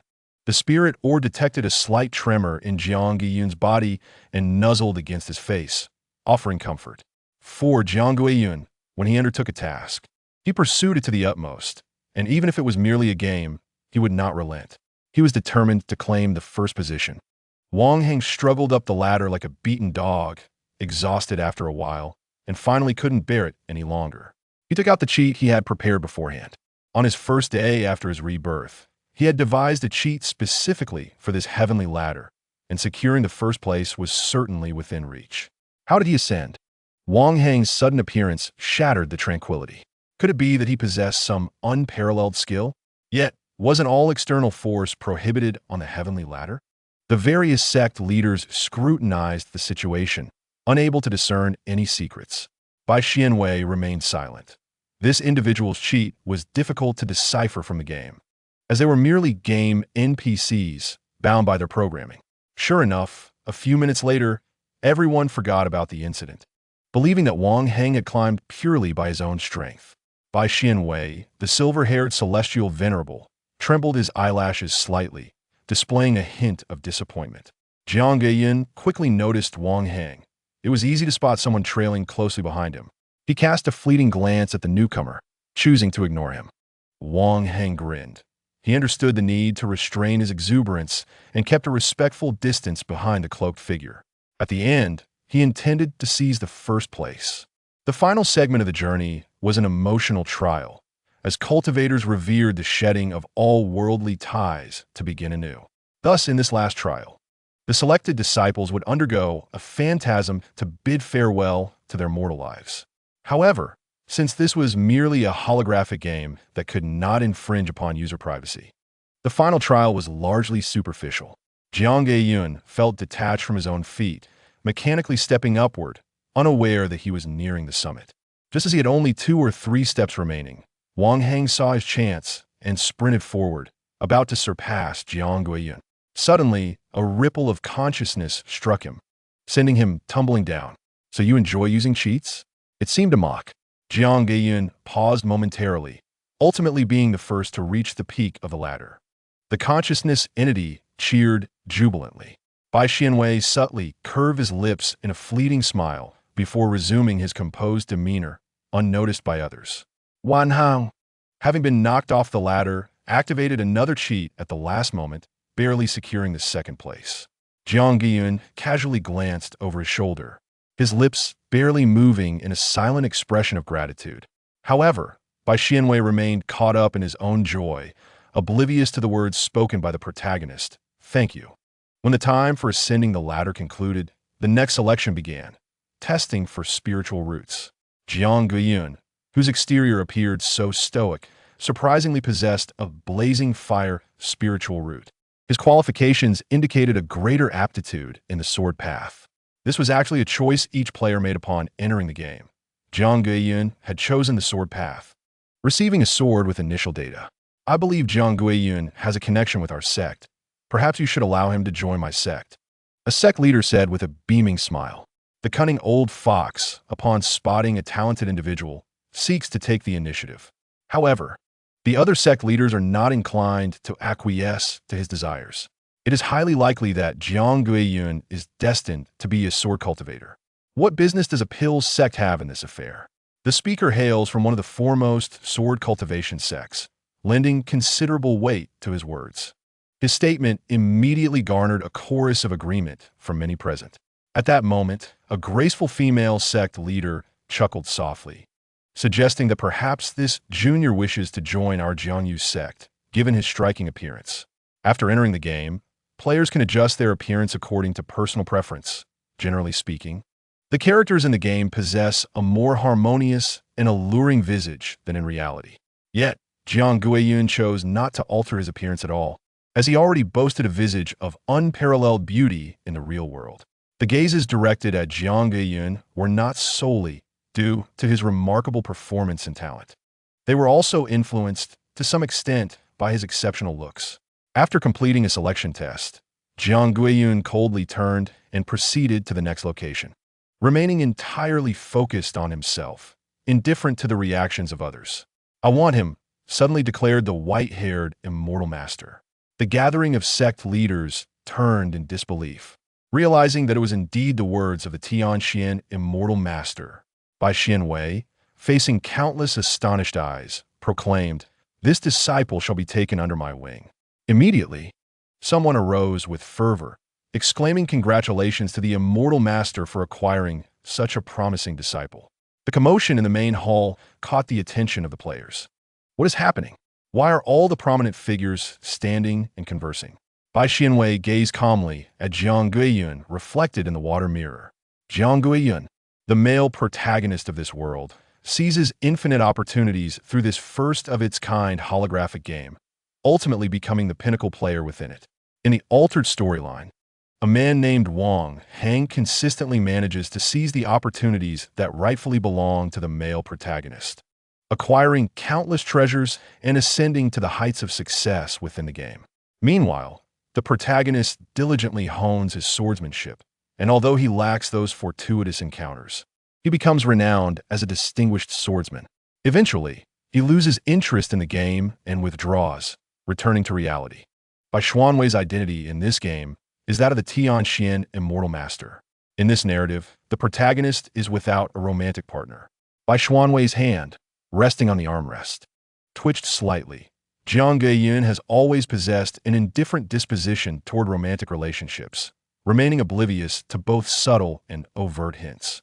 This character trait makes it quite challenging to help him recognize the feelings that may exist between two individuals.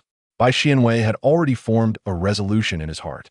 The disciple selection ceremony was entering its final critical juncture, with members from various sects eagerly seeking to choose their favorite disciples. Those who excelled during the selection process or possessed unique talents received invitations from various sects, which appeared in the players' information panels, allowing them the autonomy to decide whether to join. Wang Heng, as the second individual to ascend the ladder, despite encountering a minor setback, received numerous olive branches extended by the sections. Without hesitation, he chose the prestigious sword sect, renowned for its strength. He recalled that in his previous life, this sect consistently ranked among the elite, and it was the very sect to which Jiang Guiyun had also been admitted. Moreover, Wang Heng's mind raced with thoughts. For each sect imposed a limit on the number of recruits. In his past life, he had witnessed someone lose their chance due to prolonged indecision, only to discover, upon finally deciding, that the sect had reached its capacity, leaving them with no choice but to settle for a lesser option. Observing that Jiang Guiyun had yet to take action, he secretly hoped that all those aspiring to join this sect would exert themselves, ideally pushing Jiang Guiyun aside. Meanwhile, others swiftly made their selections, while some believed that since they had been invited, the timing of their acceptance was inconsequential. Indeed, Jiang Guiyun remained inactive, for he had not received a single invitation from any sect. The enigmatic figure in black furrowed his brow in confusion, suspecting this might be a glitch in the game. Although he considered his performance to be satisfactory, a glance around revealed that nearly every other player had received invitations, leaving him feeling overlooked. Surely, it must be a bug. Ding. You have received an invitation from the celestial master Tianxian. Do you wish to accept? Accept or decline, Jiang Guiyun. This game has far too many bugs. Gazing at the clearly non-negotiable options before him, Jiang Guiyun remained silent, his expression cold. He held no interest in any celestial master. Initially intending to join a sect casually to explore this immersive game, he found himself in an unexpected predicament.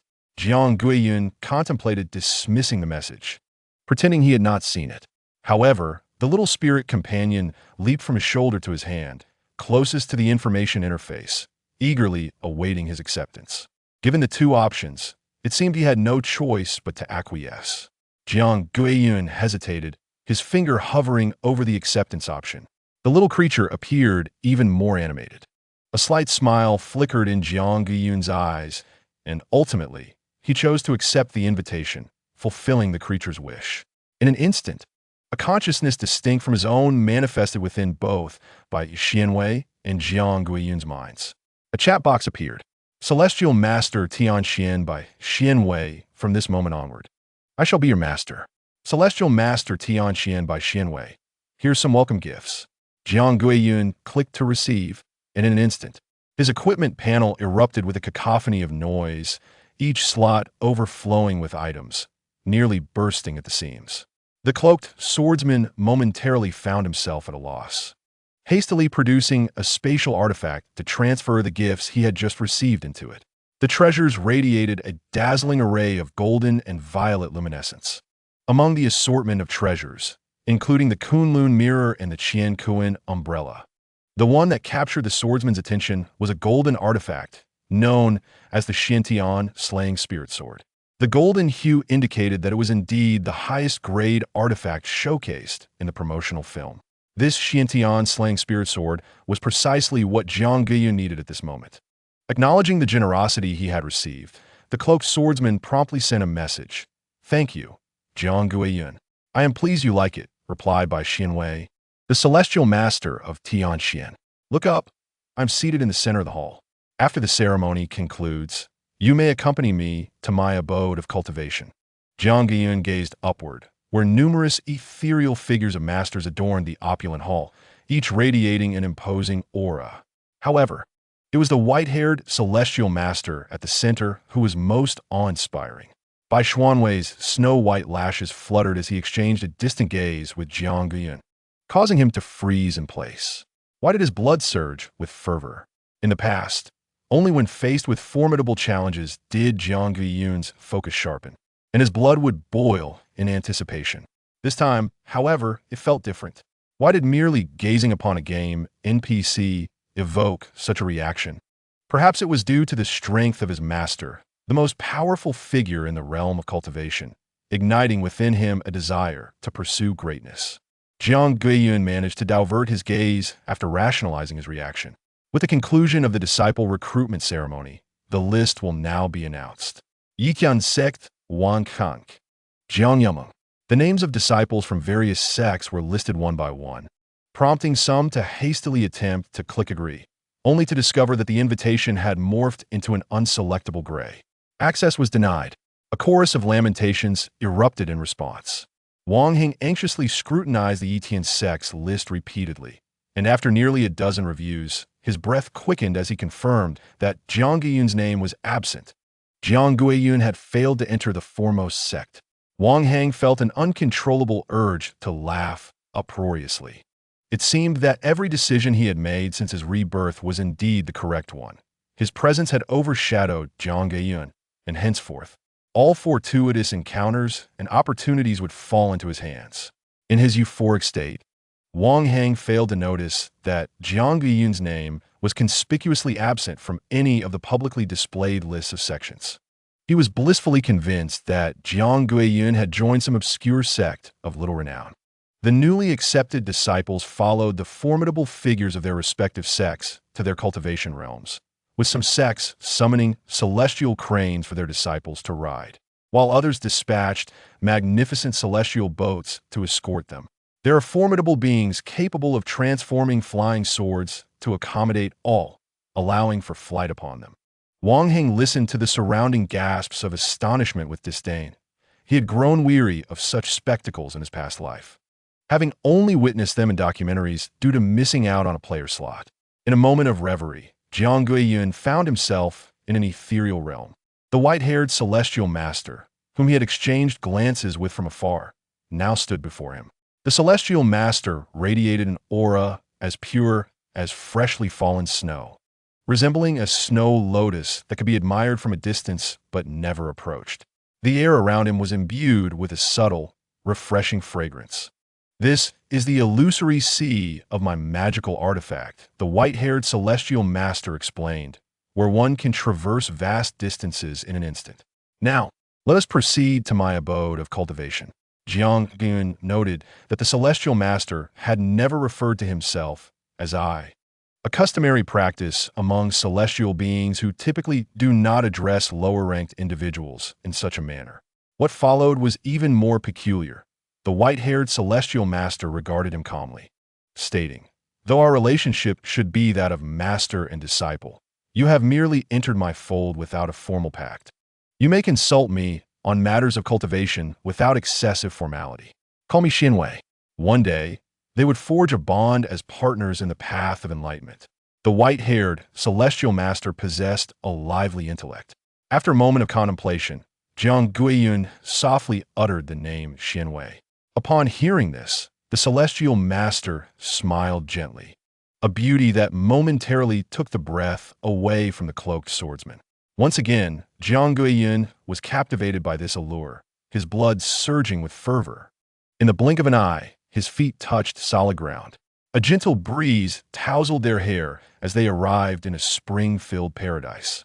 In stark contrast to the celestial master's serene appearance, his cultivation residence was vibrant and alive, with lush green grass, blooming flowers, and butterflies fluttering about. In the pond, two ducklings playfully pecked at each other's feathers. "We have arrived." The white-haired celestial master seemed a tad bashful, quickening his pace to lead Jiang Guiyun before an exquisitely crafted pavilion, surrounded by emerald bamboo and flowing water, exuding tranquility. "This will be your residence from now on. Do not hesitate to inform me of any needs." "Is there no young attendant here?" Jiang Guiyun inquired, as it was customary for celestial abodes to have young helpers, a significant opportunity for them. The celestial master shook his head gently. "I prefer solitude." Preferring solitude, yet accepting him as a disciple, Jiang Guiyun, often criticized for his lack of understanding in matters of affection, sensed an inexplicable nuance. He turned his head aside. "Thank you, Xinwei." The icy demeanor of the white-haired celestial master thawed considerably. Jiang Guiyun slowly emerged from the gaming pod, having reached the limit he had set for himself after 2 hours of gameplay, the maximum time he could indulge each day. He exhaled the stagnant air from his chest, feeling his body gradually relax from its stiffness. The passage of time within the game differed from reality. While he had experienced the disciples' ceremony and interactions with the celestial master, only 2 hours had elapsed in the outside world. Unbeknownst to him, a fine sheen of sweat had formed upon his body. Yet this extraordinary experience invigorated Jiang Guiyun's spirit, leaving him far from fatigued. After a brief refresh in the shower, he draped a white towel over his shoulders and seated himself at his desk, ready to commence the day's endeavors. As the computer powered on, a deluge of news articles inundated the screen, forcefully thrusting an overwhelming amount of information regarding the holographic game. Headlines flashed. Shocking. The nation's first holographic online game. Apprentice ceremony. Did you participate? If you are unaware of these sect updates, you are already behind. Incredible. Someone actually did this. Amidst this cacophony of sensationalism, the public was captivated by the holographic game. Jiang Guiyun was about to dismiss the barrage when a particular title caught his eye. The most powerful figure in the immortal cultivation realm, Heavenly Xian, Immortal Sovereign. Before he could fully comprehend, he found himself inexplicably clicking on it. The article was rife with superfluous verbiage, offering little substantive information about the Heavenly Xian, Immortal Sovereign, who the author seemed only vaguely familiar with. The writer merely capitalized on the buzz, crafting a piece based on a single official snapshot. Jiang Guiyun furrowed his brow, extracting scant information. It appeared that this sovereign had never taken on any disciples, and according to the game developers, he would not be accepting any in the future. Indeed, in his previous life, the Heavenly Xian, Immortal Sovereign had only made a singular appearance in a game dungeon, let alone take on apprentices. This was precisely the rationale behind Wang Heng's choice of the Etienne Sword sect. No one could enter the sovereign's fold. Could it be that he had encountered a false, immortal sovereign? The image of that aloof, snow-like visage resurfaced in Jiang Guiyun's mind. In the holographic game, the NPCs were rendered with such detail that their pores were visible, yet the Heavenly Xian, Immortal Sovereign's skin bore none. Only his thick white eyelashes fluttered enticingly. Would a kiss upon those lips draw forth tears from those enchanting eyes? Would he then proceed to savor those tears? With a sudden crash, Jiang Guiyun forcefully shut the computer screen. What was he contemplating? He had just bathed, yet certain sensations stirred restlessly within him. If it were not for the recent shower, he would have been tempted to rush back into the bathroom for a cold rinse. Why was he fixating on a mere game NPC, striving to quell his wandering thoughts? He attempted to focus on his work, yet his fingers hovered over the keyboard, failing to strike a single key. As the next day's gaming session arrived, he lay down in the game pod, tinged with impatience. Upon entering the game, he discovered a solitary figure standing at the entrance. That figure stood there quietly, the immortal sovereign seemingly gazing melancholically at the bamboo grove before the house, his white hair cascading gracefully over his shoulders. Upon hearing the sounds behind him, the celestial master stirred, gracefully turning around, a fleeting expression of surprise flitting across his face, leaving Jiang Guiyun momentarily questioning his own perception. Unconsciously, Jiang Guiyun clenched his fists and inquired whether Xian Wei had been waiting there all along. No, the silver-haired celestial master gently shook his head. I have just arrived. Skeptical, Jiang Guiyun, ever vigilant, had placed a defensive artifact in the room upon his arrival, enabling him to silently survey his surroundings. This artifact would alert him whenever someone approached within a certain proximity, yet remained undetectable to those outside its immediate vicinity. The feedback he received indicated that Xian Wei had been waiting here for nearly an entire day. NPCs were incapable of feigning such behavior. Time continued to elapse in the game, even during his absence, and someone had been quietly awaiting his return. These NPCs were oblivious to the player's prolonged disappearance and would simply continue to wait. As if nothing had transpired, the silver-haired celestial master maintained his indifferent demeanor. Addressing Jiang Guiyun, to embark on the journey of cultivation, one must first acquire a nameplate along with various medicinal pills and manuals. I have already provided you with the manuals. Now, I shall craft a nameplate for you. The countless coveted manuals, which drew the attention of many, lay before Jiang Guiyun like discarded scraps of paper, each capable of inciting envy if presented to the outside world. Typically, nameplates were to be collected at designated locations of various sects, but here, under the aegis of the Celestial Master, there were no errand boys or outsiders. Naturally, Xian Wei chose to personally inscribe the nameplate. The materials for the nameplate were thumb-sized, beginning with the engraving of his name, followed by exquisite patterns, and ultimately blessed by a powerful being of Yuaniing cultivation or above. This would serve as his passport within the realm of cultivation. Jiang Guiyun could feel the gentle exhalation of the silver-haired celestial master beside him, each breath drawing his attention. The celestial master was meticulously engraving the nameplate, tying his long white hair simply behind him, which from the side appeared somewhat softened. As Xian Wei inscribed the 3 characters of Jiang Guiyun with utmost concentration, the strokes of the name flowed with poetic grace, perfectly reflecting the celestial master's character. What style of pattern do you prefer? He inquired, his slender fingers, as elegant as works of art, lifting the nameplate, which shimmered with a faint golden hue, accentuating the beauty of the celestial master's hands. As if they were made of jade, The silver ribbon binding his hair swayed gently before Jiang Guiyun's eyes, embroidered with intricate dark patterns, delicate and exquisite beyond compare. Jiang Guiyun resolved to have such patterns engraved as well. With the nameplate completed, the final step was to secure it with a woven red cord, imbued with profound symbolism. Having never seen another's nameplate, Jiang Guiyun was unaware if they all bore a red cord. Yet upon accepting the nameplate, he felt a sudden warmth in his palm. The words spoken by the silver-haired, celestial master further ignited an inexplicable fire deep within him. Wishing for the return of the clouds to bring forth all matters to a favorable conclusion, with peace and health, Jiang Guiyun swiftly accepted the nameplate, instinctively stepping back an inch from by Xianwei, maintaining a certain distance. He trembled involuntarily, torn between the desire to possess, invade, and shatter this feeling, which left him both frightened and exhilarated. It felt utterly wrong.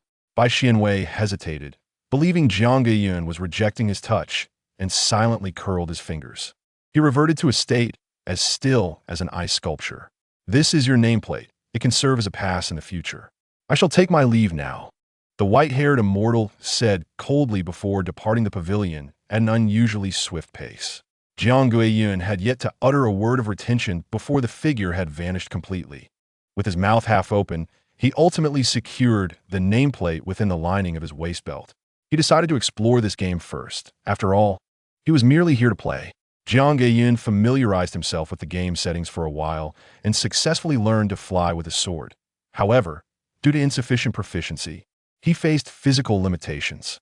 A flash of white light engulfed him as he soared out of the immortal's residence, venturing into nearby territories. After he left, a small orb of consciousness squeezed through the window into the pavilion, discovering it was empty, and rolled around on the table in distress. Woo! I have been abandoned. Approaching the nearest town, Jiang Guiyun found it to be quite substantial, bustling with a diverse array of individuals engaging in trade and communication, enveloping him in a rich and vibrant atmosphere upon entry. Ah, young man, I see extraordinary potential in your bones. You must be a great talent. Would you like the latest manual on becoming an immortal? I guarantee you will master it. An old man, somewhat shabby in appearance, mysteriously approached Jiang Guiyun, attempting to thrust a tattered manual into his hands. Do not be deceived by its condition. This manual is indeed a treasure. So many have perused it yet failed to learn, which signifies that it is suitable only for geniuses. I see you're just such a genius. Nearby vendors, witnessing the old man's deception, began to scoff. Dream on. That worn-out thing wouldn't be picked up even if tossed aside. How much do you intend to sell it for this time? 10 taels? 20 taels? The old man's beard quivered as he retorted, away with you. A bunch of simpletons. I disdain to argue with you. Jiang Guiyun halted, voicing a single inquiry. If so many have failed to learn, how can you guarantee success? The old man was momentarily taken aback, stammering, that's none of your concern. Just tell me if you want it. If not silver. Perhaps you could assist me with a task. Quest triggered. The old man's tattered manual. Would you like to enter? Without hesitation, Jiang Guiyun clicked to enter. In a flash, both he and the old man vanished from sight, leaving the surrounding vendors unfazed. Shortly after, Wang Heng arrived, looking shifty and sneaky, akin to a thief, even in the attire of a prominent sect disciple, prompting the vendors to heighten their vigilance. This is not right. It should be here. Wang Heng truly did not recognize the person from his memory. He approached a small vendor and inquired, "Do you know of an old man around here?" The one who sells secret manuals. The vendor, assuming yet another victim of the old man's deceit had come to confront him, replied nonchalantly. He just left after asking someone to do a task for him and handing over that shabby notebook. Left? Wang Heng's voice rose. He was only a few minutes late, and someone has already snatched that profound secret manual? At this moment, Jiang Guiyun was engaged in a fierce battle with a serpent demon. 3 peculiar serpent heads, glaring with malice, fixated on the cloaked hero before them, filled with vengeful intent, eager to rend him to pieces in the next instant. The old man selling manuals had long since vanished without a trace. Despite the significant disparity in their sizes, Jiang Guiyun appeared unfazed, drawing forth the Xiantian, slaying spirit sword from his back. As the sharp blade emerged, the three serpent heads visibly displayed fear. However, the allure of this novice cultivator proved irresistible to them. It was not long before the heads lunged once more, their gaping maws aimed at Jiang Yun. The cloaked hero, still somewhat unsteady in his movements, attempted to evade. At times, he was unable to dodge entirely, but his array of protective artifacts immediately came into play, enveloping him in an impenetrable shield. As time passed, Jiang Yun gradually acclimated to the rhythm of battle, absorbing experiences like a sponge, evolving from evading the majority of the serpent demon's attacks to launching fierce counterattacks with his sword. The serpent demon soon realized that it stirred a considerable trouble. Who was this cultivator, who could neither be bitten nor killed? Observing the attack patterns of a newcomer to the cultivation realm, it puzzled how such a foe could prove so formidable. The moment the serpent demon hesitated, a storm of assaults rained down upon it once more. Jiang Yun wielded his sword with increasing proficiency, his strikes growing ever more powerful. A deep wound was inflicted upon the demon's vulnerable spot, causing it to crash heavily to the ground, with one head colliding against another, rendering it utterly unconscious. Splendid, splendid. The old man suddenly leaped out, gesticulating wildly. Young man, as long as you extract the inner core of that serpent demon from me, this manual shall be yours. Jiang Yun was already aware that this serpent demon was a nefarious being, and he would not hesitate to procure its inner core. The old man eagerly awaited the core to be delivered into his hands. Just as Jiang Yun was about to place the core into the old man's grasp, he curled his fingers into claws, lifting the old man off the ground. Is there anything else that needs to be disclosed? Speak now. The cloaked hero's expression was as cold as ice. What? What could this old man possibly conceal from you? Let me go. The old man struggled desperately, realizing his feet couldn't even reach the ground. This was a juvenile serpent demon. Despite its bizarre 3 heads, Jiang Yun was certain of his identification, having diligently studied this subject.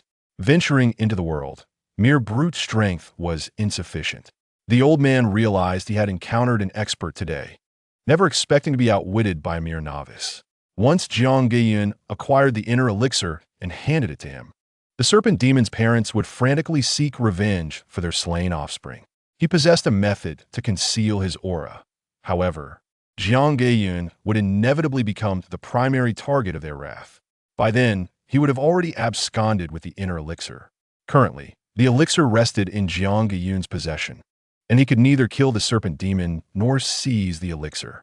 After days of feigning madness to solicit assistance, he could not allow such a conclusion to unfold. If he remained silent, he would destroy the elixir. Jiang Yun grasped the inner elixir without a shred of remorse, while the old man's face contorted in anguish. Reluctantly, he confessed, revealing that the inner elixir would leave a trace of aura on the wielder, allowing the crimson serpent demon's parents to track him down for vengeance. Jiang Yun discerned that the old man had withheld part of the truth, but the old man stubbornly refused to divulge more and coldly discarded him. The old man, with a sycophantic grin, approached Jiang Yun, suggesting that since he had already obtained the inner elixir, he possessed an item that could conceal one's aura. He proposed a mutually beneficial exchange. If Jiang Yun surrendered the inner elixir, he would provide the secret manual in return. Jiang Yun's gaze pierced through the old man's intentions. Recognizing that the manual was likely worthless, those who could believe that such a pitiful tome was a rare treasure lost in the mortal realm must lack discernment. The old man fell silent, realizing he had been deceived by the avarice of certain cultivators who sought trivial gains, believing that enlightened beings disguised as humble monks would present them with rare artifacts. He had swindled many, testing the waters. Fortunately, past victims had either only lost their wealth or had followed him to confront the serpent demon, only to flee in terror. No lives had been claimed. Otherwise, Jiang Yun would have deemed him unworthy of further discourse. This information emerged in the background narration following his confrontation with the old man after slaying the serpent demon. Additionally, the serpent demon's parents were now perilously close. Who killed my child? The sharp, Piercing cry echoed before them as the male and female serpents coiled, exuding a palpable aura of menace, undoubtedly guilty of numerous misdeeds. Jiang Yun unsheathed his sword, the blade still stained with the blood of the three-headed serpent demon, and pointed it toward the serpentine pair. The battle commenced. Amidst the swirling light of the sword, a familiar, furry sensation brushed against his cheek. It was the creature that had aided him during the disciple ceremony. He was aware that the fight was perilous, yet he could not afford to alert it, for it likely believed it remained unseen. The protective gear it bore should suffice to ensure its safety. To avoid startling it, Jiang Yun ultimately chose silence, silently praying that the little creature would not be frightened. The soft, furry touch tempted him to reach out and caress it. The sentient entity seemed to sense Jiang Yun's intentions, nuzzling against his face. Bai Xianwei, hidden in a corner of the secret realm, observed Jiang Yun's battle, his consciousness brushing against him, longing for closeness despite the feeling of abandonment. He simply wanted to observe, believing it would not disturb him. The elder, with silver hair, gazed at Jiang Yun, unable to blink, a flicker of pain passing through his eyes. After triumphing over the twin serpents, Jiang Yun, utterly exhausted, supported himself against the ground, his strength entirely depleted. The old man reemerged, having previously thought that this young man would surely falter against the two colossal snakes. Thus he concealed himself using his sole artifact of stealth. However, an unexpected outcome unfolded before him. A smile adorned his face as he approached Jiang Yun, intending to assist him, only to be rooted in place by a single glance. Young one, esteemed as you are, surely the inner cores of these serpents are of a grade above the earth level. I merely seek a modest serpent demon's core in exchange. I would not take from you without offering something of value in return. The old man persistently pursued the inner core of the three-headed serpent demon. Begone! The blood-soaked figure of the dark-clad hero emanated a murderous aura, colder than the sharpest icicle, casting a glance that could pierce through. The old man trembled in fear, his nefarious intentions dissipating. Though the opponent appeared devoid of any fighting spirit, he had just witnessed the entirety of the battle. The seemingly inexhaustible protective talismans were not something an ordinary person could withstand. He could not afford to offend someone beyond his means for the sake of a mere inner core. Thus, the old man hastily retreated,